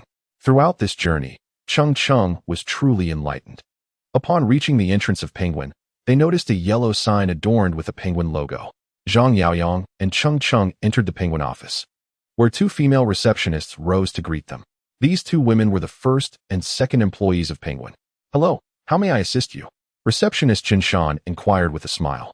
Cheng Cheng responded, "This is Mr. Zhang from our company, and we would like to meet your general manager, Mr. Ma. Do you have an appointment?" Chen Shan asked curiously. Before Cheng Cheng could reply, Zhang Yaoyang interjected, "We do not have an appointment, but you may inform Mr. Ma that I am Zhang Yaoyang from Jinghai Hangwan, here to discuss an investment." "Very well. Please hold on for a moment while I relay your message," Chen Shan said, pairing with her colleague as she went to find her boss, Ma Huaten. At that moment, Ma Huaten was in a meeting with several founders. Last year, they had secured an investment of $4 million in exchange for 40% of their shares. With this funding, their company began to expand, preparing for significant growth. However, they were unprepared for the arrival of the internet bubble in 2000, which left Ma Huaten and his partners somewhat disheartened. Although the company continued to grow, the overall environment was bleak, casting doubts on future prospects, especially since the business had yet to achieve genuine profitability. This was a critical time for capital influx. Yet every internet company was grappling with financing challenges. Just then, a knock echoed at the door. "Come in," Ma Huaten called out. Chen Shan opened the door and announced, "Mr. Ma, there is a gentleman claiming to be Mr. Zhang from Jinghai Hangwan Group who wishes to see you." Curiosity piqued, Ma Huaten looked towards his partners and asked, "Have any of you heard of Jinghai Hangwan Group?" All the partners shook their heads. "I shall meet with him," he decided. Chapter 93. The opportunity with Penguin at present. Ma Huaten is merely a young entrepreneur, not yet one of the future titans of the industry. Faced with the formidable Zhang Yaoyang, who possesses the experience of a seasoned veteran, he naturally feels a sense of trepidation. However, Ma Huaten quickly regains his composure. "Hello." He greets Zhang Yaoyang with a smile as he approaches. Zhang Yaoyang rises to meet him, and after a firm handshake, they both take their seats. As soon as they settle, Zhang Yaoyang remarks, "I have conducted a thorough examination of your products." Ma Huaten nods, eager to hear more. "Your product is derived from the pioneering instant messaging software, which launched in November 1996 and caused quite a stir in the United States. This application integrated online chatting, instant messaging, and file transfer, amassing over 1 million registered users within mere months. By the time it was acquired in 1998, the user count had exceeded 10 million. However, it has steadfastly maintained its American roots, with its software application exclusively in English and all official communications likewise in English. This linguistic limitation has confined its popularity to a handful of English-speaking countries, rendering it virtually unknown in domestic markets, let alone among potential users. Due to its neglect of international markets and its relatively uncomplicated original technology, this presents a unique opportunity for you to flourish domestically. You have not only emulated the basic functionalities of chatting in your content, but have also achieved similar results in form. Zhang Yaoyang's words leave Cheng Cheng astounded. She had not anticipated such an in-depth understanding of internet enterprises from him. What is it? She muses, having never personally used such software, including that of Penguin. Ma Huaten nods vigorously, realizing that Zhang Yaoyang's remarks indicate he has conducted a meticulous investigation into their company. With such diligence, it is clear he is genuinely interested in investing. However, he continues, currently, you are unable to turn a profit. With virtually no cash flow and relying solely on your own funds and sporadic external support. Yet, the growth rate of your user base has far surpassed the team's expectations, necessitating significant annual investment in server purchases. Zhang Yaoyang gazes at Ma Huaten, who lets out a sigh and responds, "Mr. Zhang, you are correct. Penguin is not yet profitable. To be precise, without the $4 million investment last year, we would have faced bankruptcy. The exponential growth of our users has led to the depletion of our funds within a year, placing us at constant risk of insolvency. The founding team, including Ma Huatan, has attempted to sell a portion of the company's shares to secure financial backing. They even proposed a sale of Penguin for $3 million. Yet after reaching out to numerous companies, none expressed interest in investing or acquiring Penguin. Zhang Yaoyang observes, "We are currently in an era of internet bubbles, where investors are seeking to cash out. I believe those who invested in you last year share this sentiment." Ma Huatan nods subtly, aware that the man before him possesses keen insight into their circumstances. Zhang Yaoyang continues, "I am interested in acquiring the shares held by your current investors. Please contact them to facilitate a sale to me, and additionally, I would like to purchase 20 of your shares." When Ma Huateng learned that Zhang Yaoyang intended to purchase such a substantial number of shares, he was utterly astonished. We are currently amidst the internet bubble era, where financial resources are desperately seeking to escape the impending disaster. Yet, Zhang Yaoyang is resolutely willing to leap into the very abyss. In the early 2000s, through intermediaries, the Penguin Company introduced venture capital firms and Inca, culminating in a valuation of $5 million. The year 2000 marked the catastrophic collapse of the stock market during the internet bubble. The market capitalization of most internet companies listed in the United States plummeted by over 90%, with nearly half of these companies suffering significant losses during the financial crisis. This calamity transpired merely a month after Penguin had signed the investment transfer agreement. Inca was filled with regret, eager to extricate themselves from the impending peril. Ma Huateng pondered for a moment and remarked, "Mr. Zhang, I cannot provide an immediate response. I must confer with my partners." Zhang Yaoyang replied, "That is acceptable, but I hope for a prompt reply. Although I am optimistic about your potential, you are not the sole company I am considering." Ma Huateng responded, "Very well. Please leave your contact information, and we shall inform you of our decision at the earliest opportunity." Zhang Yaoyang and Cheng Cheng then departed from Penguin and returned to their hotel. Throughout the journey, Cheng Cheng remained silent. Upon first meeting Zhang Yaoyang, she had assumed he had relied on his connections with women to ascend to the position of vice president. However, Zhang Yaoyang's capabilities shifted her perception, particularly today. He had dominated Ma Huateng with his formidable presence, rendering Ma Huateng akin to a mere primary school student in comparison. Women are inherently drawn to strength, and Cheng Cheng was no exception. Zhang Yaoyang said, "Cheng Cheng, please book tickets to Linen for 2 days hence. Are there companies in Linen that you believe I should consider?" Cheng Cheng inquired with curiosity. "Indeed," Zhang Yaoyang nodded. Cheng Cheng acknowledged this and turned to leave. Meanwhile, Ma Huateng convened the founding team of Chuangshi for a meeting, articulating Zhang Yaoyang's intentions. What is his background? How can he afford such a considerable investment? I have never heard of this individual. Regardless, if he wishes to invest in us, it is a fortuitous opportunity, he continued. Securing funding has become exceedingly challenging. Our server expenses this year will surpass 8 million, and based on current user growth, next year's expenses may exceed 20 million. Even with the revenue share from telecommunications and our current account expenditures, it will not suffice to meet our costs. Ma Huateng's founding team was acutely aware of financial figures. To be precise, they were fearful of poverty. Moreover, during this tumultuous period of the internet bubble, the industry was rife with anxiety and apprehension. Not only were small companies like theirs struggling, but even larger firms such as Huangyi and Jiang were facing difficulties. Every internet enterprise was tightening its belt, hoping to survive the storm. "Let us vote," Ma Huateng declared to the group. "Those in favor of selling shares, please raise your hands." Upon finishing his statement, he raised his hand first. The outcome of tomorrow remained uncertain. Whether it would be heavenly or hellish was unpredictable. Ma Huateng knew one thing. As long as there was money in the company's accounts, they could endure. With Ma Huateng's hand raised, another followed suit. "I also agree to sell." "Me too." 5 individuals have already engaged in the consumption of domestic free viewing and scandalous footage.